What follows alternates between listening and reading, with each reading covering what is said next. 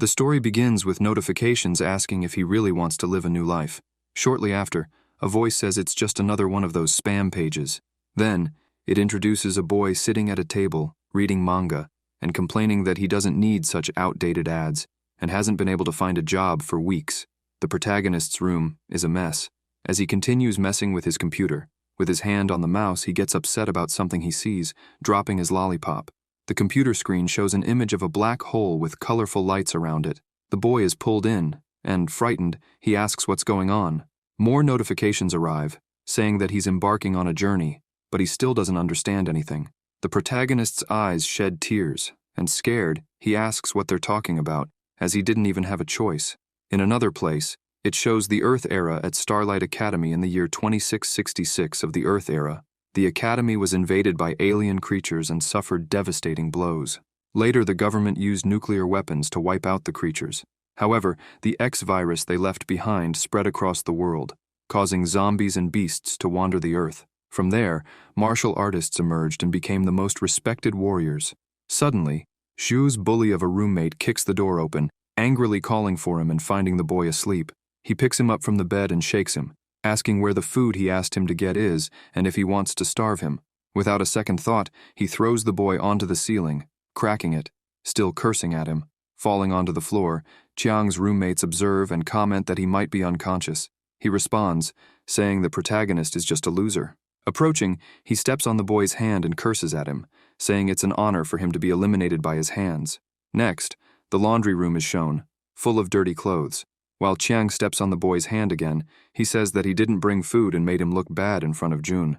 Stepping on his hand again, he continues saying unnecessary things. Shu opens his eyes and tries to complain, but can't speak. Seeing a foot on his hand, he thinks it hurts and becomes confused, wondering if he wasn't just in his room reading manga. Chiang points at the boy, noticing that he's opening his eyes, realizing that he hasn't been executed yet. As the protagonist's hand tingles with pain, he gets up, still dazed, not understanding what's happening. The bully says he has a lot of endurance, kicking him and claiming he will keep hitting him until he's executed. The boy's face is covered in various injuries, with smoke surrounding his fallen body. Shu's eyes shed tears, and in anguish, he wonders who has such bad luck to end up like this. Elsewhere, people attack him physically and psychologically. Even the academy staff humiliates him, saying that zombies are everywhere and that someone like him could be eliminated in 3 days. The protagonist is then shown sitting on the floor, remembering the people who judged him and said cruel things. His mind can only wish for an end. With injuries on his face, he thinks that if he stays there, he won't survive. Shu stands up, with pain all over his body, thinking it's no surprise that the boy doesn't want to survive. He says it's not right to leave such messes in his hands, as tolerance isn't in his dictionary. Chiang notices the boy getting up and tells his friends to look at the defiant look in the little loser's eyes. Angrier, he asks who he thinks he is, punching him in the chest and asking if he's convinced. Racked with pain, the boy answers no. Chiang says he will attack again, claiming he'll keep beating him until he's convinced. He continues to hit him, causing more injuries, and repeatedly asks if he's convinced. The boy, irritated, stands up and says no, because abusers like him, even if he kills him, will never convince him. The bully wipes his face, which is covered with injuries. Still dazed, the boy wonders what kind of reincarnation this is. More notifications arrive, informing him that an accumulation of anger has been detected, presenting Sio's data and asking if he wants to release the accumulated rage. He notices that it's the same system from before. Just as the bully tries to attack him again, he unleashes his anger, blocking the punch, coming face to face with him, and attacking. Chiang's friends notice something is wrong and rush over, finding the bully on the ground, worried. Chiang, struggling to breathe and with various injuries, says he needs the infirmary quickly. Shu approaches and asks what they're still doing there. They, scared and nervous, pick up Chiang and rush out. The protagonist, with several injuries on his arm, says he needs to go too, and can't pretend anymore, stating that the blow has drained the little energy left in his body. Sitting in a chair, another notification arrives, saying he has obtained a roulette spin. He clicks spin, and upon seeing the roulette, he hopes for Linyan coins, as otherwise the money in the body's savings wouldn't be enough to heal his wounds. After the roulette spins, he wins 1,000 Linyan coins. Shu feels relieved. In the infirmary, he enters and says he's there for injury treatment. The nurse asks if he's Lin. Curious, he asks if she knows him. Approaching him, she says it's kind of impossible not to know him. Shu asks her not to call him Lin, as it sounds unpleasant. The nurse asks if he doesn't want her to call him Lin, as she strokes his abdomen, saying they'll talk about it later. Observing, the nurse tells him to take off his clothes and lie down. Embarrassed, he asks if he really needs to remove his clothes. She laughs and says he can keep his underwear on, but if he prefers to take everything off, she doesn't mind.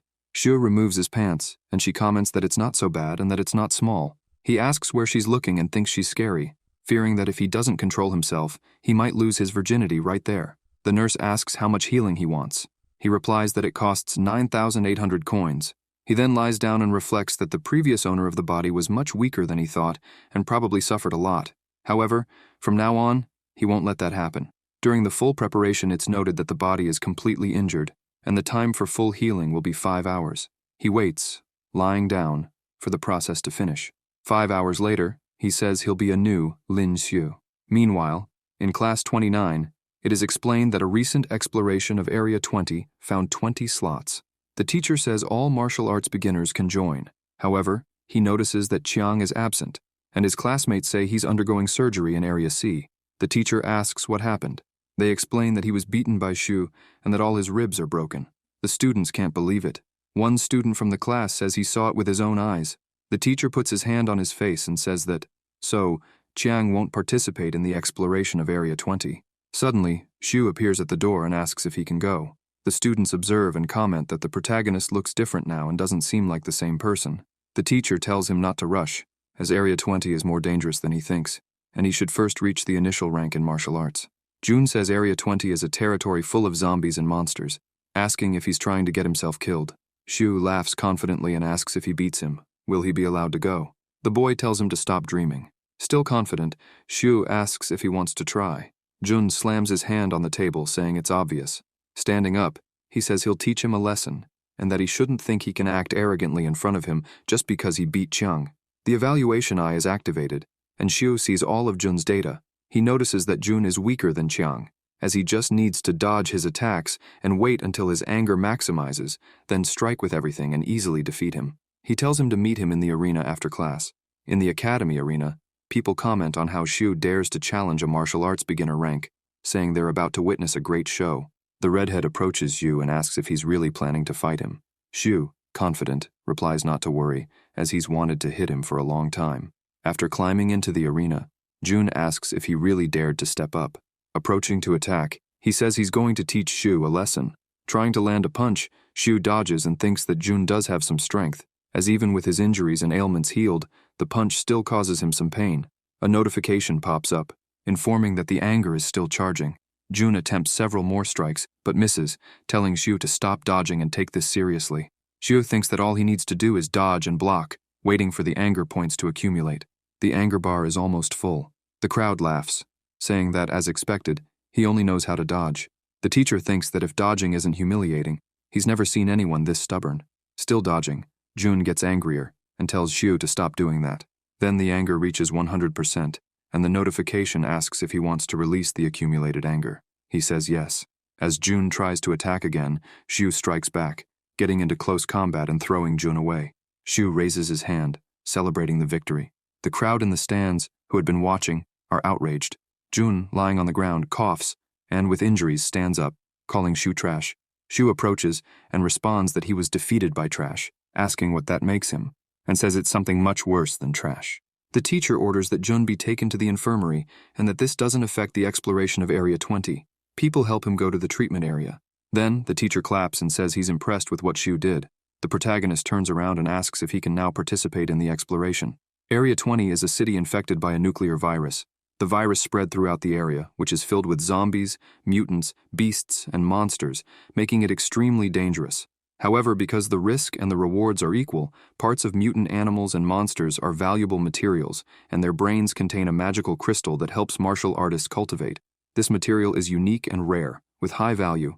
The teacher, with the students in Area 20, says that all of them have received long-term training and should use the weapons and combat suits provided by the academy.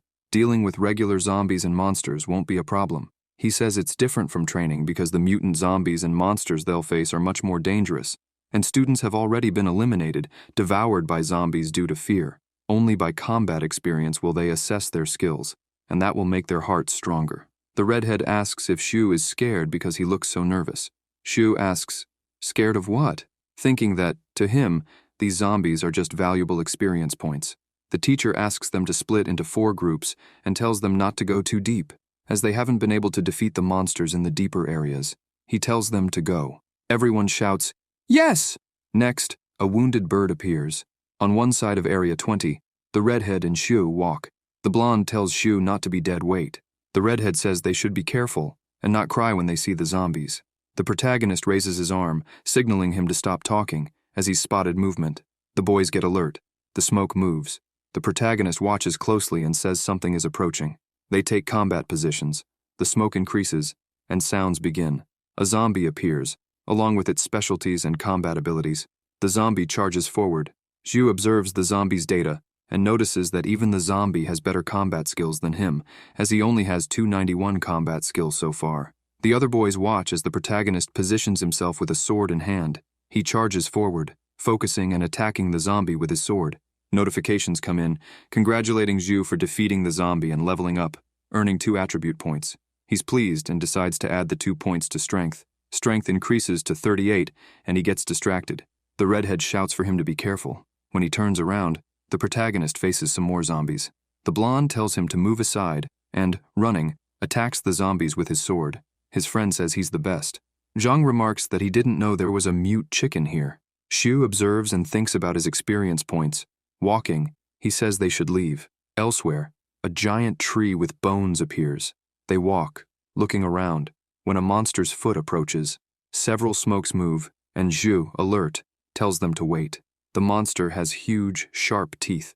The redhead asks if he can kill it this time. The zombie leader looks to the side and notices something. The redhead asks what it is and tells them to go over there. The protagonist tells them not to leave the spot. The zombie moves closer. The redhead calls to it. The leader runs towards him. He looks at it, startled, and asks what that is and why it runs so fast. Soon after, the monster jumps at him, opening its enormous mouth with giant teeth. Zhang kicks it, telling the redhead to get out of there. The leader falls to the ground, and Zhang goes after him, trying to attack with his sword. Shu observes and tells him to wait, as the leader has to be eliminated with a single blow. Otherwise, more zombies will come, and the situation will worsen. Zhang calls him an idiot, and says he doesn't need his help to learn how to kill monsters.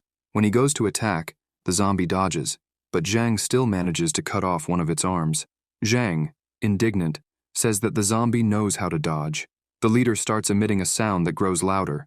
Then, a hand begins to rise from the ground, followed by several zombies of various types. They're shocked at what they see. Zhang says there are too many, and that he doesn't want to die here. Then, he runs away, and the redhead asks him to wait. The protagonist wonders if this is exactly what he wants. If he kills all these zombies, he'll level up several times. He then runs to attack the zombies, thinking that, if a bicycle can turn into a motorcycle, he can surpass himself. The redhead asks what he's doing and if he's crazy. Confident, the protagonist thinks he can do this. He begins attacking the zombies, and the redhead watches, impressed, asking if this is really the guy he knows, and if he has to fight so brutally. A zombie approaches the protagonist, and he attacks it. The two are in the middle of the zombies, and the redhead says he'll stay with him. The leader approaches Shu and jumps at him. The redhead watches and calls for Shu. The monster opens its huge mouth, trying to attack, but Zhu pushes its head away and asks how it dares to attack him like that. More notifications arrive, informing him that he earned more attribute points. He's happy, as he leveled up 3 times in a row and gained 12 attribute points. He adds all points to strength, and strength increases to 50. His muscles also grow. He grabs the zombie's head, dislocating it with his own hands and defeating it, as the monster's neck twists. Shu kicks it, sending it flying. Then, he picks up his sword and finishes it off. More notifications come in, congratulating him for executing the leader. His data is presented. The two look around and notice they've managed to defeat all the zombies there. Shu checks the data and wonders if the system did this on purpose, also reflecting on gene blocking, as he's read about it in some books during cultivation. However, most of the fragments of human genetics haven't been used yet. Therefore, the majority of human potential remains unlocked, and genetic blocking is the body's most basic potential. If the genetic block in the body is fully unlocked, one could become a divine existence. He wonders how strong he can become if he manages to unlock the first gene. He then presses to have the system unlock the first gene. He's excited to have unlocked the first genetic chain, but when he presses, he's warned of danger and told that the host level is below 15. Therefore, he's unable to unlock it. Xiu gets angry but thinks that he just needs to level up more and says he'll soon reach the required level to unlock the genetic chain. The redhead approaches and asks if he's the same person he knows, because he suddenly seems so strong, even killing the zombie leader. Xiu responds that it was just a simple leader. The redhead replies that he complimented him once, and now he's acting arrogant. Xiu then walks away, telling them to continue. While walking, they come across a sign saying that the area is restricted for martial arts beginners, and they can't proceed. Xiu says it looks like the restricted area the teacher mentioned, and the redhead asks if they should go in.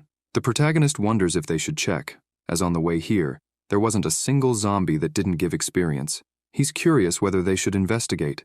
The redhead calls out to him, pointing and saying there's a snake.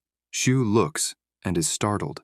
The snake is huge, with color-changing abilities, and its combat specialties and abilities can't be analyzed. The redhead points and says it's a type of giant python. The protagonist, alarmed, says it's an evolved monster, noting that he's unable to analyze it. The monster approaches and opens its massive mouth, trying to attack them, and they need to run. Xiu tells them to run fast. The snake watches and heads in their direction. Terrified, the protagonist runs and wonders why the snake is chasing him. The redhead bends over, panting, and feels relieved that it didn't follow them further. He says the snake wouldn't go deeper into the restricted area, so they should run. In another location, filled with rocks and trees, the protagonist hides and wonders if the snake is gone, thinking it didn't catch up. He thinks he should have been warned, as the snake can change its color to blend with the terrain, so it must be hiding, preparing to strike. Then, a man points a weapon at him and tells him not to move. He asks what he's doing hiding there, and notes that, judging by the clothes, it looks like the Starshine Academy uniform. Xiu raises his hands and says he's just passing through. He realizes these are the people who hunt zombies and mutated monsters for rewards and crystals, and they are officially martial artists. He knows he won't be able to win in this situation. The other guy grabs his sword and says he's always wanted one for so long, taking it and telling Xiu to hand it over so he can leave. The protagonist asks if he's seriously asking for the sword in this place, wondering if he's trying to get him killed. The guy raises the sword to strike and says he'll eliminate him now, but suddenly they notice something strange and look back. They spot the giant snake, and as they try to run, it devours them without hesitation. The team stays alert and says it's a python, and everyone should be careful.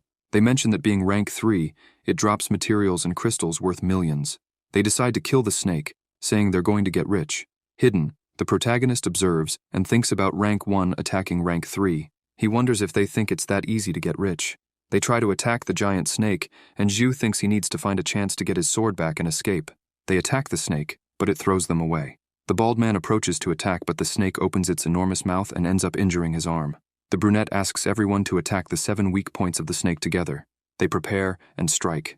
The brunette keeps attacking its head, saying that it's finally eliminated. Xiu approaches, and the guy notices him and asks if he was the one who attracted the snake. He orders Xiu to cut the python's crystal out, telling him not to try anything funny, or he'll eliminate him.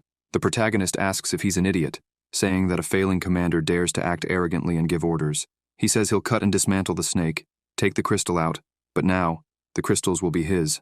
The guy gets angry and asks who Xiu thinks he is, trying to steal from him. He attacks and tells Xiu that this is the end.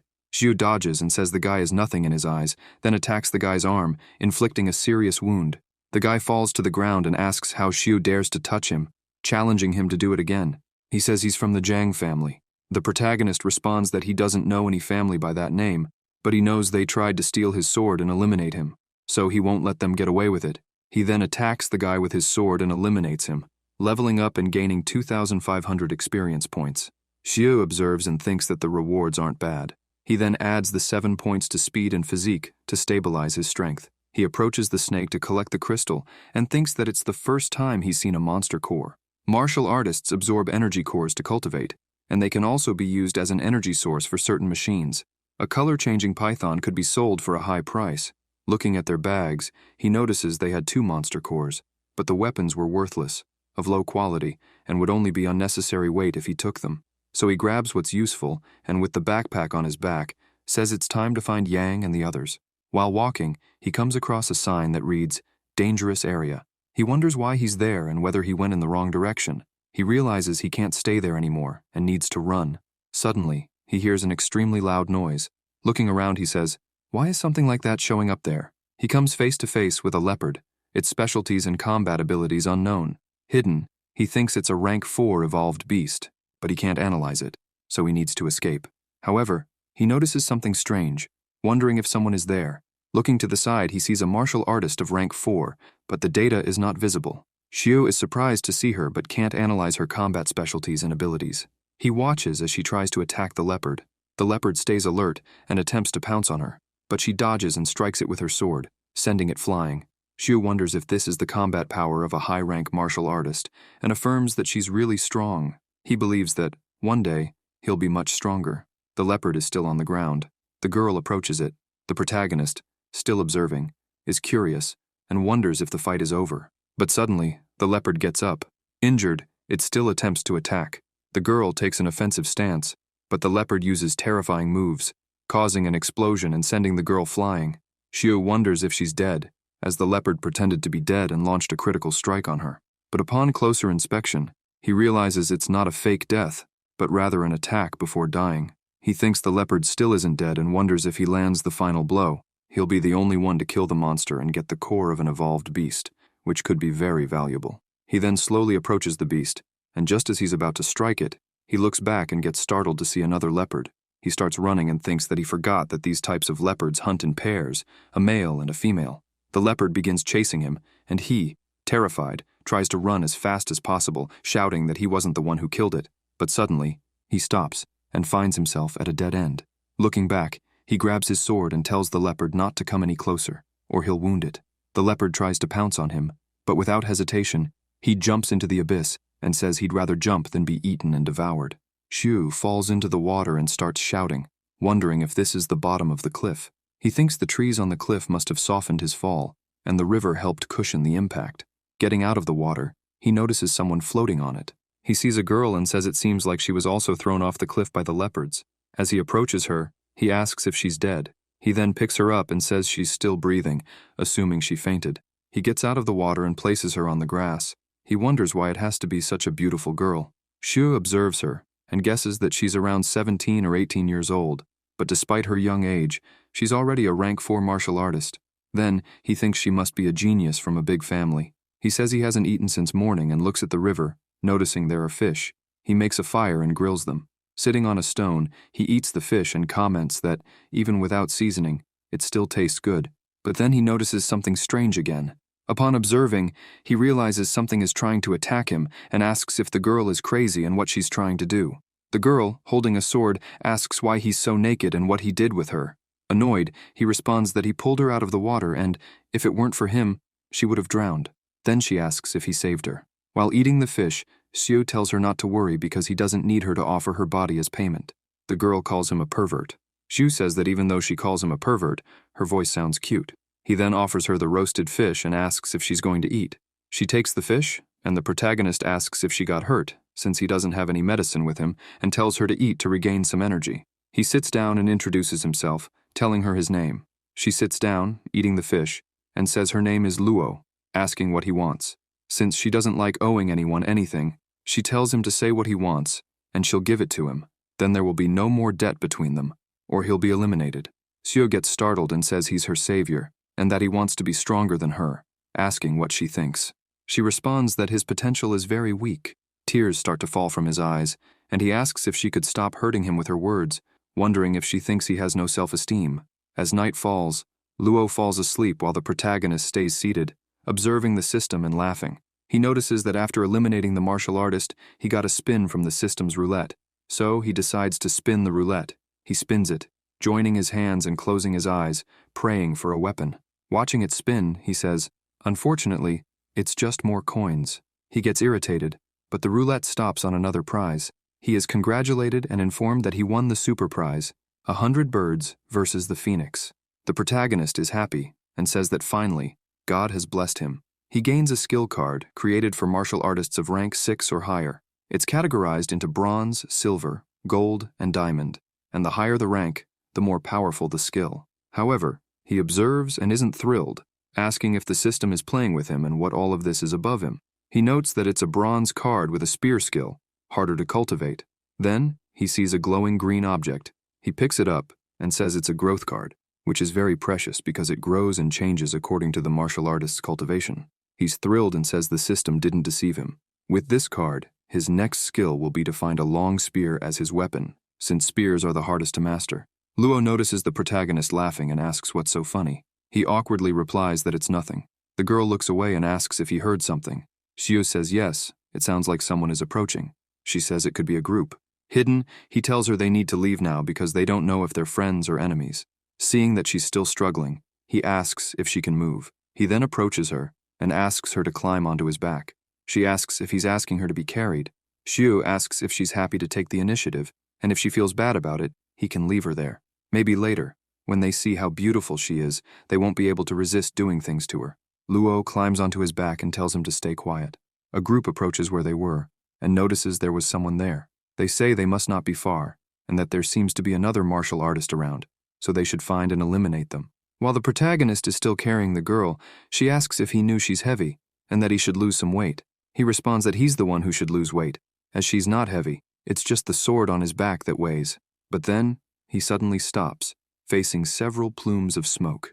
Using his analyzing eye to identify the beast, he notes that it's a red viper, with unidentified specialties and combat skills. He says it's an evolved monster, and as he checks the monster's data, he wonders if this is a bit much. Luo asks him to take her sword. Xiu touches the sword and says it's good. When he picks it up, he thinks it's very heavy and asks what it's made of. He wonders how she can wield such a heavy sword with just one hand, and laments that this is the difference in their strength. Luo asks him to stop stalling, put the sword down, and kill the beast already. So he places the sword on the ground, and the girl says that the sword is very fast and specializes in fighting in the dark, asking him to stay still and await her orders. The viper approaches. Xiu thinks he can't even see its speed because it's too fast, but he realizes it's not that. It's the darkness of the night affecting his vision. He tries to attack, swinging the sword to the left, but misses the monster. Luo tells him to be faster, so he stares hard at the beast and strikes it in the head with a single blow. He laughs and says it was easily killed by him. The girl says that a rank 2 viper, and he still put so much effort into dealing with it. Her lack of potential is so great. He asks if she could stop attacking him with her words. He then flips her off and tells the viper to come bite him, because not only will he eliminate it, but he'll also take its core and sell it for a good price. The snake moves and tries to attack him. He pulls back and wonders why it can do that. Then the viper bites his hand, and he comments that it's the decapitated head attack, smashing its head into the ground and asking if biting isn't enough. Stepping on it, he declares it's over. More notifications come in, congratulating him for eliminating the viper. With his hands soaked, he realizes he was careless and forgot the system's warnings. He then fiddles with the beast's head and asks if the girl knew that the viper's head could separate and why she didn't warn him. She responds that it's because he didn't ask. Xiu complains about pain from his injury. His whole body starts to tingle, and he says the analysis warned him, but he forgot. Starting to scream in pain, he realizes it's too hot and itchy. Luo thinks she forgot that the viper had poison and that it's making Xiu's body heat up. He wonders what to do. Xiu's body is full of allergies. He begins to breathe in smoke from the heat. The girl moves away and tells him not to come near her. The protagonist asks what's going on and what kind of poison it is. He then approaches her and kisses her. She bites his mouth and quickly pulls away. Luo tells him that if he doesn't leave now, she'll eliminate him. With his hand on his mouth, he apologizes and says it wasn't his intention. She points out that there's a lake nearby that might help him calm down. The protagonist runs to it and apologizes again, saying it wasn't on purpose.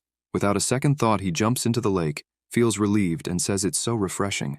Remembering that he forcibly kissed the beautiful cold girl, he thinks she's soft and smells good. Luo, sitting on the ground, asks why he's taking so long. One of the group members observes from a distance and says they've finally found her. The girl stands up and tells the group to leave, or it will be the end for them right there. The group moves closer, and the blonde man asks if she has the strength to do this. He says he saw her fall off the cliff after being attacked by the lightning leopard, and judging by how quickly she killed one of the leopards, she must be the heir of some big family. He licks his lips and says he's wanted to try an heir like her for a long time. Luo calls him disgusting and tries to attack him with her sword, but they put their foot out in front of her to make her fall. Then, the protagonist steps forward and asks if they want to be eliminated. The blonde man asks who he is. He then introduces himself, stating his name, rank, specialty, and combat skills. They are outraged. Zhang, nervous, wonders how that's possible, and if he's using some device to measure skills and how he can do that. The protagonist says he'll give them 5 seconds. Either they disappear right now, or none of them will ever leave this place. Zhang becomes frightened, apologizes, and says they'll leave immediately, running off. The protagonist helps the girl stand up and asks if she's okay. She replies that it seemed cool and asks how he knew their information. He laughs and says it's a secret, adding that they should leave before the group comes back and decides to fight. The group approaches Zhang and says they checked and found no one, probably because they fled after leaving. If it had been a master, they wouldn't have run away so quickly. Zhang punches a tree, splitting it in half, and says, "How dare he deceive me?" He asserts that since she's injured, they'll leave the restricted area directly. They just need to wait there for her to recover. While they're hiding, Luo asks why they're going further into the restricted area, as the monsters there are even stronger and more dangerous. He answers that the more dangerous it is, the safer the place is. He says they saw she was hurt and thought they would leave quickly, but now they'll stay there and wait for her to recover. Luo replies that she never thought he could be so smart, despite being so weak. He asks if she could stop attacking him with her words. At dawn, they're sleeping side by side. The protagonist wakes up surprised, wondering why she's sleeping on his arm and why she's hugging him. As if she finds out, he'll be eliminated instantly. Luo wakes up and he, embarrassed, says the weather's great. She says there's an evolved monster nearby. He asks where, and she says she's not wrong, as she sensed the smell in the air. The protagonist asks if she's a dog. She replies that they should leave. As they walk, he says he needs to prepare for battle. He asks if she's better. The girl answers no, that she still needs 2 more days, and throws the sword to him, saying he will be the one to fight. He gets startled and says that the weakest monsters around are rank 2. She says that with his current skills, if he doesn't fight the stronger enemies, how does he plan to evolve in rank? She tells him not to worry, that she won't let him die. The protagonist ponders. Next, they encounter a rank 2 boar with tusks. He laughs and says it's rank 2 right away. She says its weak spot is its belly. The boar opens its huge mouth and charges at them. On the second day, notifications pop up congratulating him for eliminating a leopard. More notifications arrive, congratulating him for leveling up. The protagonist comments that these were the 30 evolved monsters and thinks Luo is scary because, at her age, she already knows so much about evolved monsters, their habitats, attack methods, and weak points. With her help, he managed to eliminate 2 rank 3 monsters, and his level has now risen to 9. He asks if she doesn't want any of the crystal cores. She replies that she doesn't need them, as she's completely healed. Then she says this is her goodbye. He says he can't leave her there, because those idiots are still waiting for him outside the restricted area. She says that's his problem. The protagonist replies that it was she who attracted them, asking how this could be his problem. Also, she just recovered, and he asks what she's planning, knowing she's about to leave. Luo replies that she's going to find the lightning leopard. He follows her and asks if she still wants to eliminate it. She answers that she won't fail this time and says that the next time they meet, if his ability is weaker than hers, she will eliminate him. The protagonist asks if she's going to take revenge on him. She, asking where he's from, flies and says she's from the Saint area. Upon arriving in the restricted area, she says it's been 2 days, and they should have left by now. But a sword tries to strike him. He turns around and asks who it is. One of the group members laughs and says they finally found him, and luckily, they didn't leave today. He asks where the girl is but says never mind, because first, he'll teach him the consequences of deceiving them. The protagonist thinks that it's just one of them, but since he's still rank 1, he needs to defeat him before the others arrive. The boy attacks him with the white snake explosion. The protagonist defends with a shield, creating a huge explosion, but hides behind a rock, thinking that if he had a long spear, this would be an easier battle. The boy says that a martial artist who doesn't even know martial techniques dared to deceive them. Then, he charges at the protagonist and says that with this ability, he'll see how he'll pierce his heart. The protagonist defends, and his rage is completed. More notifications arrive, asking if he would like to use the accumulated rage. He says yes, and unleashes a full-force attack, almost hitting the boy between the legs. The boy yells that these are terrible tricks while trying to block the protagonist's attack, but he's struck in the groin and screams in pain, sustaining injuries. He kneels in agony, and the protagonist finishes him off. Gaining experience, the protagonist reaches level 10. New notifications arrive, informing him that he unlocked the initiative skill, gaining strength, speed, and energy for the next 10 minutes. After the skill's effect ends, he will enter an extreme state of exhaustion. He's happy to have unlocked another skill and puts all his points into agility. As he's about to leave, he notices something strange and encounters the rest of the group. Zhang asks how he dares eliminate his people. The protagonist asks if they think he is stupid enough to surrender and be eliminated, thinking that he doesn't know if he'll have a chance to defeat the rest of the group. Zhang gives the order for everyone to attack and defeat him. Xiu is left unsure of what to do, scared, thinking that the only option left is to test his new skill causing a terrifying explosion. He feels satisfied as his speed, strength, and physique increase at the same time, making him feel strong and relieved.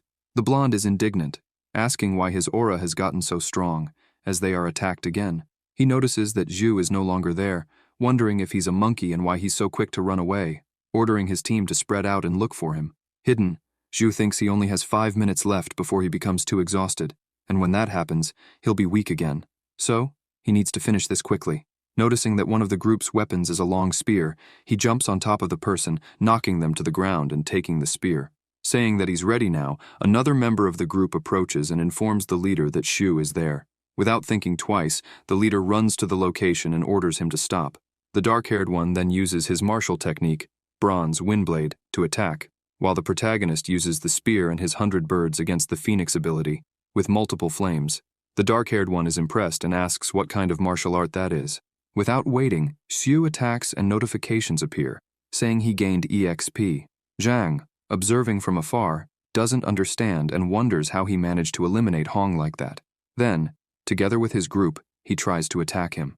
Zhang uses the silver martial technique, Berserk Hunter's sword, and the other two attack as well, while Xu defends and thinks that he never imagined his skill would drain so much of his physical strength, wondering if, with the Fury buff, he could use 2 abilities at once. He continues defending until the Fury is complete, thinking that he must defeat them quickly and use everything he has to take down the rank 2 martial artist. The redhead approaches the leader and asks if Xu is really just an apprentice, and whether he should be able to endure the attacks like this. The leader responds that he must have used some secret technique, but such techniques have side effects, and they just need to prevent him from fleeing again. Then more notifications appear, asking if he wants the Fury energy, as it has been completed. The protagonist says yes. Grabbing the spear, he thinks to himself that he will channel all of his fury into an attack. Then, he attacks.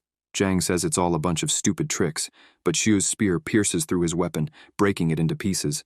The blonde changes his mind and says that the attack is too strong. Xu continues attacking, telling him to feel the taste of his spear now, attacking with his 100 birds against the phoenix skill. Zhang asks if it's a gold martial technique, as the spear strikes him in the stomach, but the spear begins to crack, and the protagonist thinks that this long spear can't withstand the power of the 100 birds and is breaking. Annoyed, he wonders why his spear broke at such a crucial moment, until he realizes that his sword energy is also depleted, and he doesn't even have the strength to draw his sword. Zhang observes and laughs, satisfied, saying, "God, it seems like they want him eliminated." Without thinking twice, he approaches to attack him, but notices someone defending Xu. The nurse approaches and asks how 2 rank 2 hunters dare to touch an academy student, asking who gave them such audacity. Zhang asks who she is. She replies that they are not worthy of knowing, saying she'll count to 3 and expects them to disappear once she stops counting, as she's only there to save people and doesn't care about defeating them, especially someone like them. While they run away, Xu realizes that this doctor is a rank 4 martial artist, because when he first saw her, he thought she was a normal person, which is why he didn't activate the analyzer eye. The nurse looks at him and says that she underestimated him, as she didn't expect him to eliminate 3 rank 1 martial artists and almost 1 rank 2, and says that he is very aggressive, and she likes that. Xu, embarrassed, asks why she's there. She responds that she's the school's doctor, so of course she follows the school's rules and everything, and needs to take care of the injured students. She asks him to take his clothes off to help with his recovery. He feels embarrassed and says no, as they're just scratches, and asks why they always ask him to get undressed whenever they see her. The doctor moves closer to his face and asks if he doesn't need his little sister to help him heal. With red cheeks, he answers no. She grabs his arm and says she'll help him get out of there because they've already started to regroup. He says it's nothing and thanks her. Everyone is gathered and being presented, showing how much each one has achieved. The teacher says it's not bad at all, as after these days of combat, many of them have improved, and even their physical strength has become stronger. Only with combat experience can one become stronger. Looking to the side, he notices that Xu isn't there, and he's the only one missing. He asks if Yang has seen him. Yang replies that they found a rank 3 fightin', and in the panic, Xu ran into the restricted area. The teacher is shocked that he went into the restricted area alone. Zheng says that trash is trash. He went in alone, either died by zombies or got swallowed by some beast. Yang gets angry, clenches his fist, and tells him to say that again. He replies that he's just speaking the truth, asking if Yang wants to fight. The teacher interrupts and tells both to be quiet and wait, as Xu might come back. Jun says that it's almost night, asking if they should stay there, and says they don't have to stay because Shu must have been eliminated a long time ago. Then, a voice asks who's cursing him. Everyone looks, and Shu approaches, saying it seems like Jun wants another beating, asking if he should knock him out again to make him shut up. Yang is pleased to see this. Jun says he thought Shu had been eliminated, and the protagonist walks over confidently. The teacher asks if he's okay, and he responds that he is. Chaeyu says that over the past few days he hasn't just been hiding, and that, at least, he should mention that he defeated a beast, laughing. The protagonist responds that it looks like they've killed a lot of mutant beasts. He says, of course, and that Zhang killed 8 rank 1 beasts. People comment that, as expected of the class representative, he's amazing, boosting his ego. Shu asks if 8 rank 1 beasts are considered a lot, throwing all the cores from his bag on the ground. The teacher says that there are 16 rank 1 cores, 2 rank 2 cores, and 3 rank 3 cores. Everyone is surprised, and someone asks if those are rank 3 cores, and if there are really 3 of them. People can't believe it. Zhang, irritated, says it can't be true, and that the teacher is definitely lying to them. The teacher stands up and asks, lying? And wonders if Zhang is lying to him as well, saying that a rank 3 core costs around 450,000, and asking who among them could afford to buy 3 just to deceive him. Zhang tries to say something, but the teacher interrupts and says that this training is showing more results than expected. Since they aren't real martial artists, they can't sell on the official website yet, but the hotel manager is buying cores. Yang and Shu observe, intrigued. At the hotel, a rank 1 core costs 1,000, and the boy tells the manager that he has 2, which will be enough to live well for a month, while the line to sell cores is long. The protagonist asks why he's being left last. Yang responds that it's because he has too many cores, and if he went before, he asks if the protagonist realizes how many people would get upset. He then places all the cores on the counter. The manager becomes interested, as he has rank 3 cores, and 3 of them. He says he'll give 500,000 for just 1. Yang is impressed, and the people around are too, as with 5 rank 2 and 16 rank 1 cores, it's almost 2 million. The manager asks Yu to send the union card because he'll send the money immediately. Another guy arrives, pushing the protagonist aside and telling him to get out of the way as he's wasting time. Shu observes and stays silent. The bully asks if the brats are from class 29, and Yuan, his buddy, says they're losers, and yet they tried to do a combat training. While Yang is irritated, asking what they said, Shu, observing, notices they're top-tier students, as he's heard about them before. They were once at the initial rank and are now almost complete. This Sun seems to be ranked 18th in the combat ranking. Sun hands over and says that there are 10 rank 1 cores, 1 rank 2 core, and asks them to exchange them for union currency. He asks if they saw that he eliminated a rank 2 beast, calling that power, something people like them can never do. He says that his class still has the trash of trash, and that's Lin Shu, as expected from the trash of the class. The protagonist walks up and says that he's the trash he was talking about, asking why they cut the line and how much nonsense they're talking. He says it's better for him to apologize, or he'll have to let him taste the feeling of being beaten by trash. The bully gets angry and curses, saying he needs to teach him a lesson. Shu clenches his fist, ready to punch. Sun asks if he wants to fight up close and that he's about to experience his end. They start fighting, and the bully wonders why he's so strong, holding his arm in pain. He then kicks him and says he needs to break him. Shu lifts his feet and says he's still nothing, attacking and hitting his face, causing injuries. People scream for him to finish him off. The bully puts his hand on his face and says it seems like he's not that useless, but he managed to make him really angry. He then clenches his fist and starts using his abilities, while the protagonist dodges, waiting for his ability to be completed. Zhang watches, wondering how Shu reached this level in just 3 days of training, as facing a first-class opponent isn't something anyone can do. Sun asks if he's just going to keep dodging, saying he'll show him what a real punch is, attacking him with his ability. People shout for Zhu to be careful. Yuan says he's underestimating him, but the bully realizes that the protagonist blocked his punch. A notification pops up saying the fury energy has been accumulated, asking if he wants to use the attack. Shu thinks he can easily defeat him with his own power and wants to make an example of him so that others won't dare provoke him. Then he twists the bully's arm, breaking it. The bully screams in pain. Yuan gets worried about him. Sun's teammates get angry and say unnecessary things. Yang says they were the ones who attacked first and calls them out. Yuan says it's just practice, asking if what he did wasn't too cruel. The protagonist responds that he used a martial technique just now, and if it were anyone else, they would have been seriously injured by him, so he's just returning what they did. Yuan responds that it was excessive. The hotel manager asks them to stop for a moment and says he's already sent the money for the 3 rank 3 beast cores. asking them to check. Yuan wonders if he heard correctly and if Shu is capable of eliminating rank 3 beasts, asking why he's so strong. The protagonist says he heard that Yuan wants to avenge his friend, as it seems like he wants to fight him, thinking he's got a full-on attack waiting for him. When they face off, a voice approaches asking what they're doing and if they want to fight.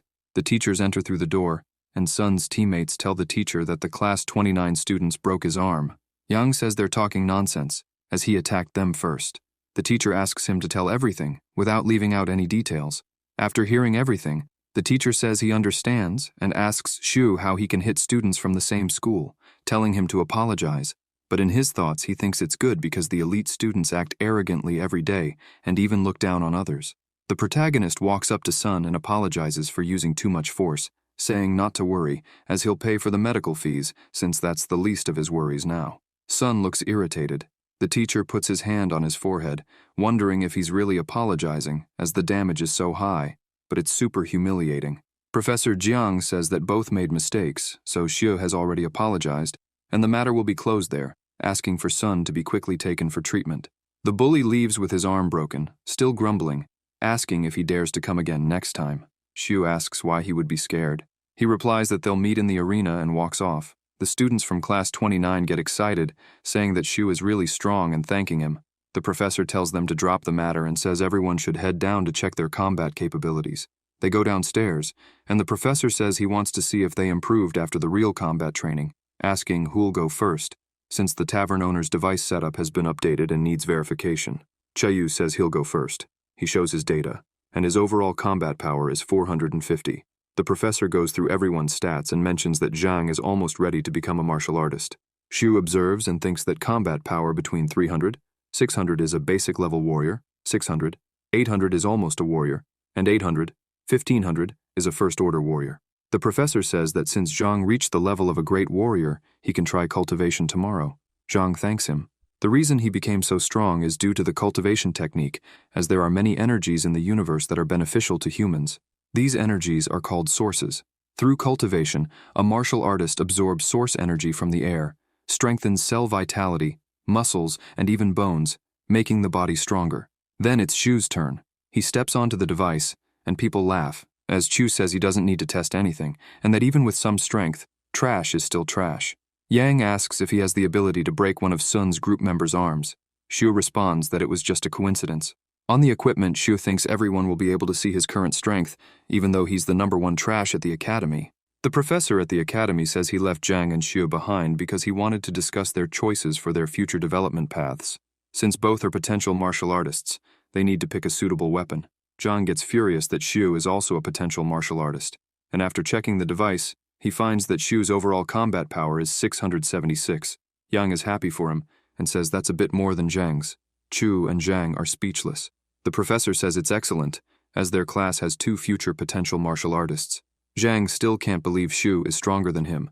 The professor says they need to understand that any evolved beast of rank 3 or higher has mutated skin, and even a bullet or laser-type weapon can't pierce it. But thanks to the hard work of humans, special metals from other planets have been obtained, and weapons made from these metals can damage evolved beasts. He asks them to choose a weapon that suits them, and then a matching martial technique. Xu says he's thought about it for a long time and decided he will choose the spear. The professor says the spear is the king of weapons, and if he masters it, he will become very strong. He adds that spears are one of the hardest weapons to practice and asks if he's sure. Xu replies affirmatively. The professor hands over the card and says his information has been registered. With this card, he can go to the 2nd floor of the library and get basic techniques. He asks why Xu chose that weapon. Xu asks if he knows who the top 10 martial artists in the world are. The professor says he does and starts listing the top 10. Xu slams the table and says that the martial arts ranking is missing a spear user. The professor stops, thinks for a moment, and says that indeed, there is no spear user in the top 10. He's surprised, but Xu walks off, saying he'll see him around. The professor watches and thinks that the boy has great ambition and could become famous and strong in the near future. Xu asks for the spear technique and receives the martial arts technique card. He says that now he just needs a good spear, sighing that since he's not an official martial artist yet, he can't buy anything from the martial union site. He walks toward the martial weapons hall and realizes that he can only try his luck there. After entering, an old man laughs and asks him to speak up, asking what weapon he wants. The protagonist says he wants to buy a spear. The man replies that not many students use this weapon, but he's just made a bunch of long spears, showing them and asking him to take a look. He shows a spear that weighs 20 kilograms, made from extraterrestrial meteorite, and says it's worth its price, costing only 200,000, but with a discount, it's only 50,000. Xiu takes it in his hand and feels that it's too light. The seller shows another, weighing 35 kilograms, listing its details, price, and discount, but Xiu says it's still too light.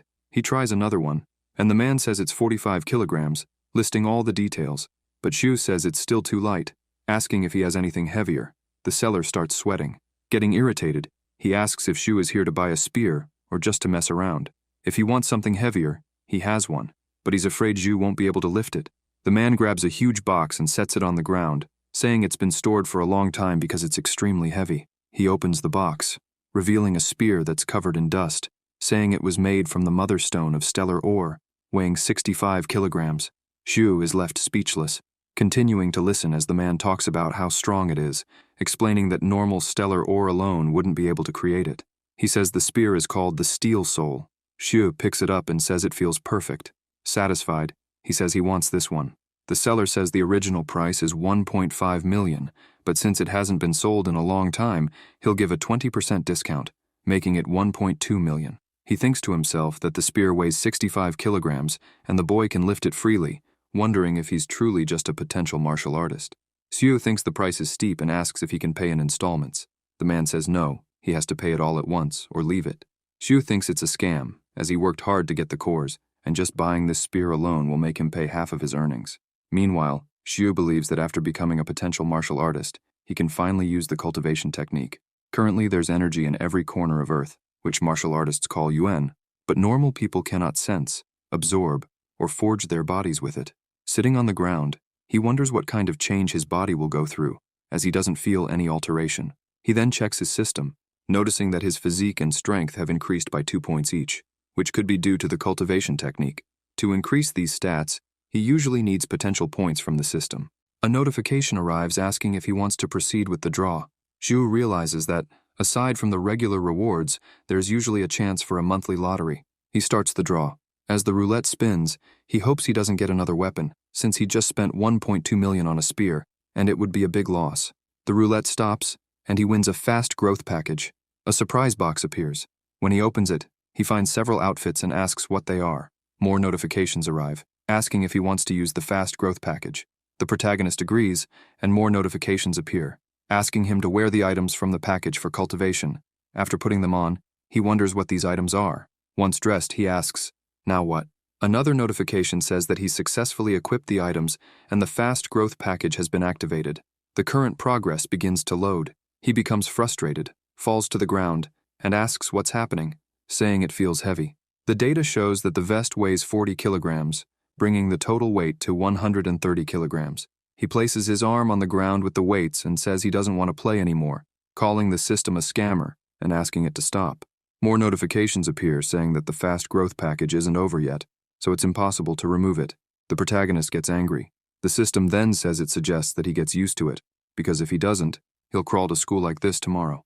After the host completes the progress of the fast growth package, he will gain 25 skill points.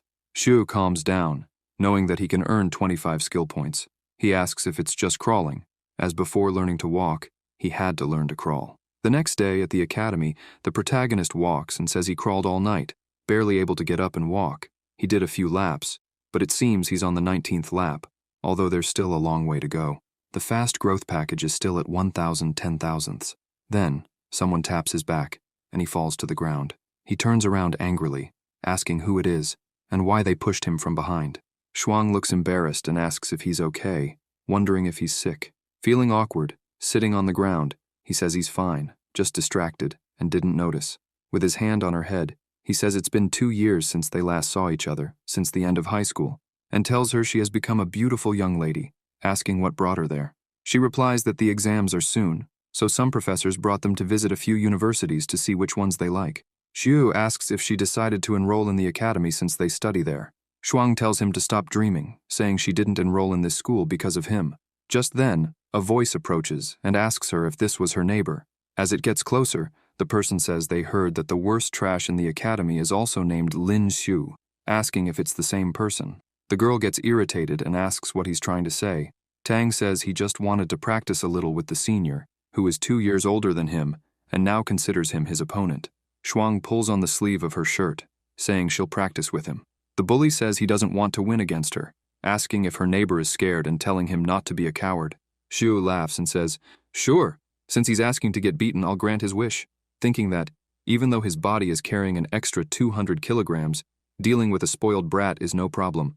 Tang takes his position, and Xu tells him he can come closer. Then, the spoiled brat rushes at him, trying to attack, but Xu blocks and throws him to the ground. Tang says he's not bad and tells Xu to try this, using the bronze martial technique. He charges again to attack, touching Xu's chest. Xu thinks it was fast, but if he were in his normal condition, he could easily dodge. However, with the 200 kilograms on him, he can't avoid the hit. Tang continues attacking. The people watching say Tang will win, and the girl is confident Xu won't lose. The spoiled brat notices he's not making progress and thinks he needs to push him back, but can't. He needs to defeat him in front of Shuang. The onlookers keep watching as Tang continues attacking. He lands a punch on Xu's chest, but Xu grabs it and asks if he knew that if you want to defeat someone, you have to be willing to be defeated. Tang, out of breath, asks Xu to wait. Xu says that as his senior he has to teach him a lesson, so he breaks Tang's hand. Tang screams in pain, kneeling on the ground and complaining about his hand. But the protagonist hits him again with a kick to the mouth, sending the spoiled brat flying. Tang's friends rush to him, asking if he's okay. The boy, sitting on the ground with his face covered in wounds, says he'll defeat Xu. Xu walks forward and tells him to come. But then he notices something strange. He's sent flying by a single punch from Tian. The protagonist gets up, and Tang shouts for his brother to break Xu's 4 limbs. Xu realizes it's the veteran, ranked in the top 100 of the school's ranking. The boy clenches his fist to throw a punch and says that since Xu broke his brother's fist, he'll take care of Xu's 4 limbs. Xu thinks to himself that he's carrying over 100 kilograms and can't dodge at all. He's then thrown to the ground by a punch. Shuang steps in front and tells Tian to stop, saying she won't let him hurt Xu. Tian asks where this spoiled girl came from and tells her to screw off, trying to punch her in the face. But the protagonist defends her, pushing her away to avoid the punch, and the punch hits him in the chest, injuring him and making him fall to the ground. Tian says that Xu is still trying to save the girl, even though he's about to be defeated, and approaches, saying he's going to fix him, climbing on top of him and attacking again, saying that now it's the other hand, and not only will he fix him, but he'll also turn him into useless trash. A voice approaches to stop them. The professor rushes towards them, but Tian continues attacking. The professor uses his skills and thinks to himself that all members of the Tang family are despicable and wonders how they dare to maim someone in front of him. He then separates them and asks what Tian is doing. Tian, embarrassed, says that Xu broke his little brother's fist. Shuang replies that Tang requested a duel, and during the fight, he used a fatal move. She adds that it seems like Tang wanted to eliminate Xu. The professor says that the school will discuss who is right or wrong. Tian steps back and says that Xu escaped today, but he won't be able to hide forever.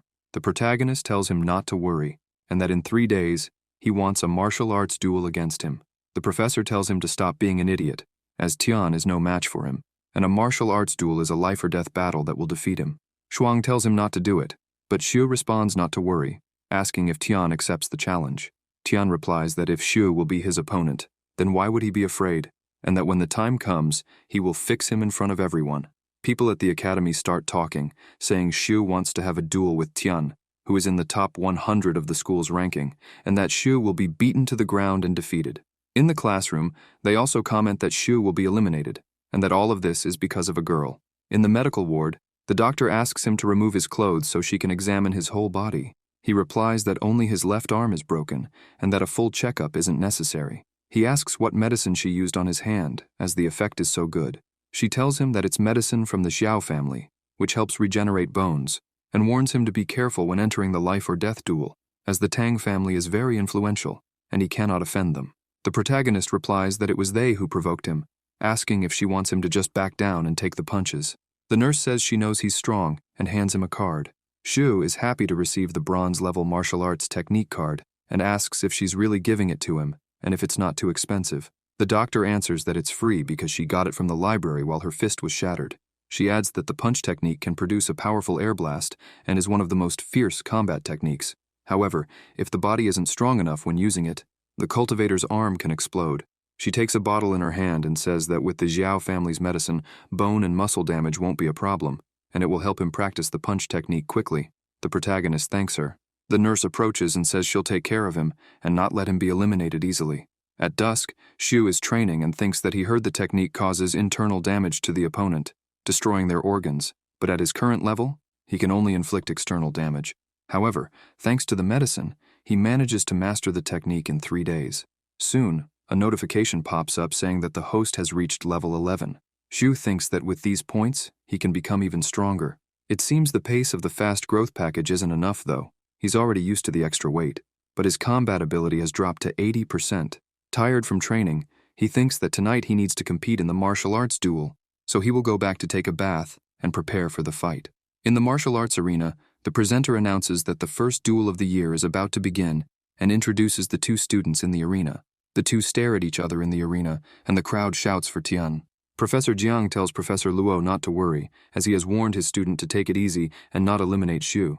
Professor Luo replies that they still don't know who will win. The presenter announces that the battle will begin. Tian asks if Xu is going to kneel and beg for mercy. Xu replies that when he surrenders, he won't show any mercy either. The bully says that if Xu is looking for the end, he'll make sure he gets eliminated, using his blood seal technique. The presenter says it's unexpected, as Tian used a lethal blow right away. Xu blocks the strike, but he's injured. With his hand on his neck, Xu asks, "Is this the power of the sword?" The bully responds that now he understands Xu can't block his sword, and attacks again with it. Xu blocks the strikes, but is severely injured. Yang asks what to do, as Xu seems completely dominated. Zhang says not to worry, as Tian won't cause much damage to him. Tian notices that all his movements are being blocked by Xu, and the power he's unleashing with his sword isn't enough to inflict serious damage. He says he'll see how Xu blocks this one. Xu realizes this attack is too strong for him to block, as his buildup is still incomplete. He can only use one move, but wanted to keep it hidden as a trump card.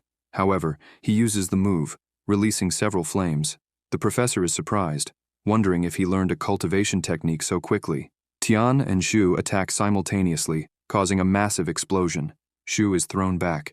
The bully stares at him and says that he was able to force Xu this much, so he should feel honored to have been defeated by him. People watch anxiously, calling out for Xu.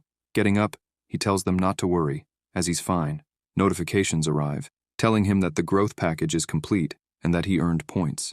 Xu, a bit dazed and with his hand on his head, sees another notification asking if he wants to use the full force attack. He takes off his cold weather jacket and tells the system to add the skill points to strength and physique. Yang asks why Xu is dressed like that, and the professor replies that they are protective training weights for the wrists, legs, and torso. Tian asks how he'd be without the weights, and Xu removes them, tossing them onto the ground. Yang notices the weights are heavy. Xu says that was just a warm-up, as the real battle is about to begin. The bully gets furious, thinking he's been made a fool of from the start, and charges at Xu, saying he'll make him pay for his arrogance. He attacks, but doesn't even scratch Xu. He's shocked, while Xu retaliates with his spear. Tian thinks Xu's strength has increased again, wondering if it's because he took off the weights, while his sword starts to crack. Xu says he felt great attacking until recently, but now it's his turn. The bully replies that he's not afraid. The professor remarks that after removing the weights, Xu seems like a completely different person, and Yang cheers for him. Yuan looks worried. Xu uses the full force attack, generating several flames. Tian says it can't be, that someone like Xu can't possibly master such a powerful martial technique. But the protagonist's skill continues to shine. The bully puts his sword in front of him, but it breaks, and he is thrown back. After hitting the ground, Xu approaches, while the announcer asks if Tian has been defeated, and if the weakest student has beaten the top 100 student. Tian has a badly injured hand. He gets up, telling Xu not to think he's been defeated, as he won't lose. He then removes the top part of his outfit, revealing his toned arm muscles and abs, huge muscles. Xu wonders if he's turning into the Hulk, and asks if Tian is taking banned steroids.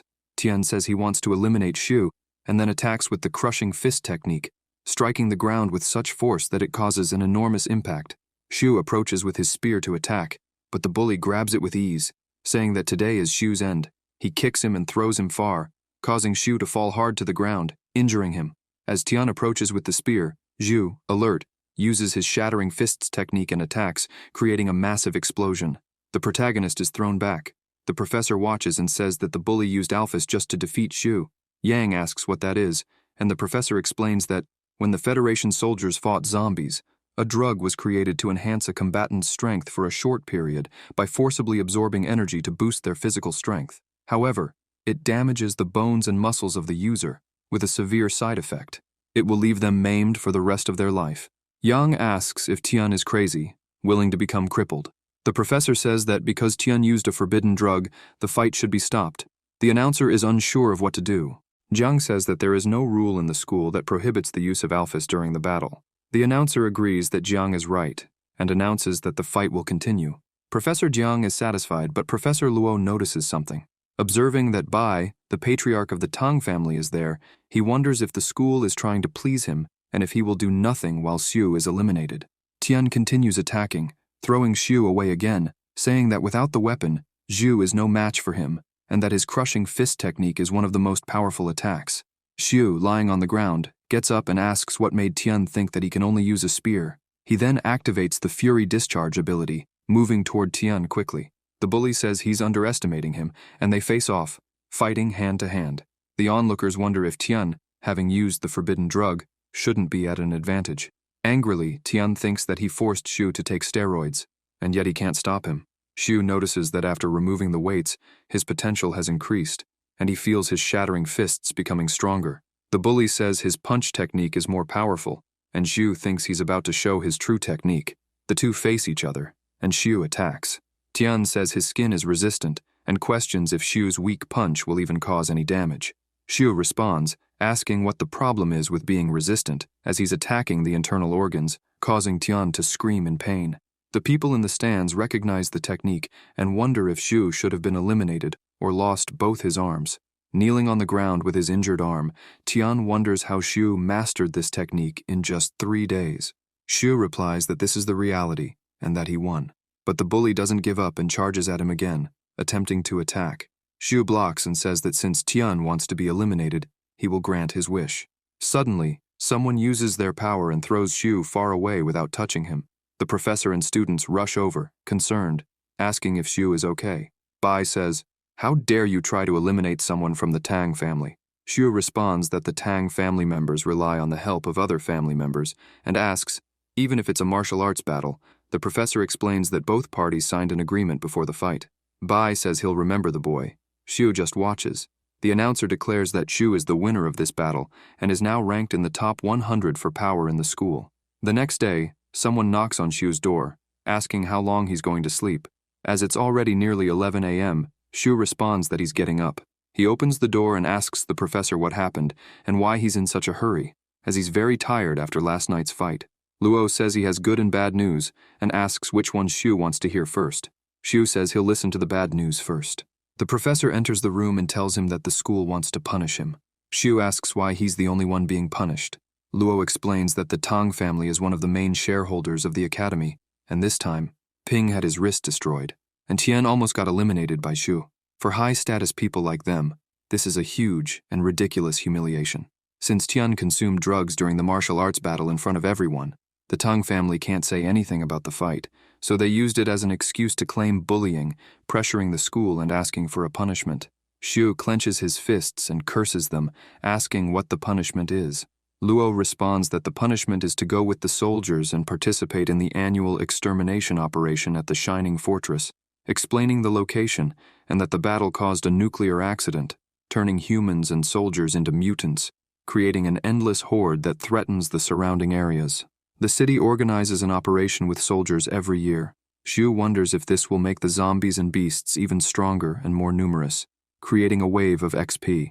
Xiu agrees to go, and the professor warns him that it's no joke, with a defeat rate higher than 70%. However, he reassures Xiu that he will help reduce the punishment. Xiu says he's made his decision and asks what the good news is. Luo stands there with his mouth agape, then puts his hand inside his shirt, saying that he had almost forgotten. He congratulates Xiu for making it into the top 100 in the power ranking, and that the reward is a flux of the explosive storm lance. Xiu is happy, saying it's a silver martial technique and thanks him. The professor explains that this was the last technique created by Rui, capable of attacking 100 times in just 1 second, which is how it got its name. Not everyone can master it. Xiu imagines how incredible it will be to attack 100 times in a second. Luo pats him on the shoulder, saying that he's improved very quickly and has great potential. He stresses that Shu must survive the operation and come back alive. Shu reassures him, saying he'll definitely return alive. As Shu walks away, he thinks that the last battle damaged his clothes, so he'll need to spend some money to buy a new set. He wonders if the military will provide clothes. Suddenly, something approaches, trying to attack him, but he's faster and dodges, crouching down, and asks who's there.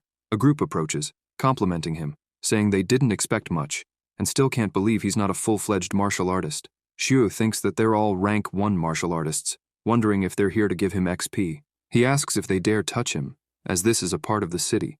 The bald one says, "What's the problem? We're in the city. If we do it quickly and cleanly, no one will ever know." The bald man attacks, using the ability Piercing Gale Pursuer, and Shu responds, saying that they must be confident they can defeat him. He activates Shattering Fist, injuring the bald man's arm, and he screams in pain. Shu tells him that if he wants to eliminate someone, he must be ready to be eliminated himself. He prepares to attack, but the bald man begs him to wait and try to resolve things through conversation. Without hesitation, Shu continues, landing a punch that knocks the bald man to the ground. Notifications arrive, showing XP gains, and the rest of the group is shocked, realizing that Shu defeated the bald man with just 1 punch. The bald man urges them to attack together, and they charge at Shu. He's quick, and in the blink of an eye, defeats 2 of them with a single blow, earning more XP. The remaining 2 are terrified, saying Shu is too strong, and they flee as fast as they can. Shu thinks that they ran off quickly and wonders who sent them to eliminate him. He believes it could have been the Tang family. Elsewhere, someone is furious, throwing things around.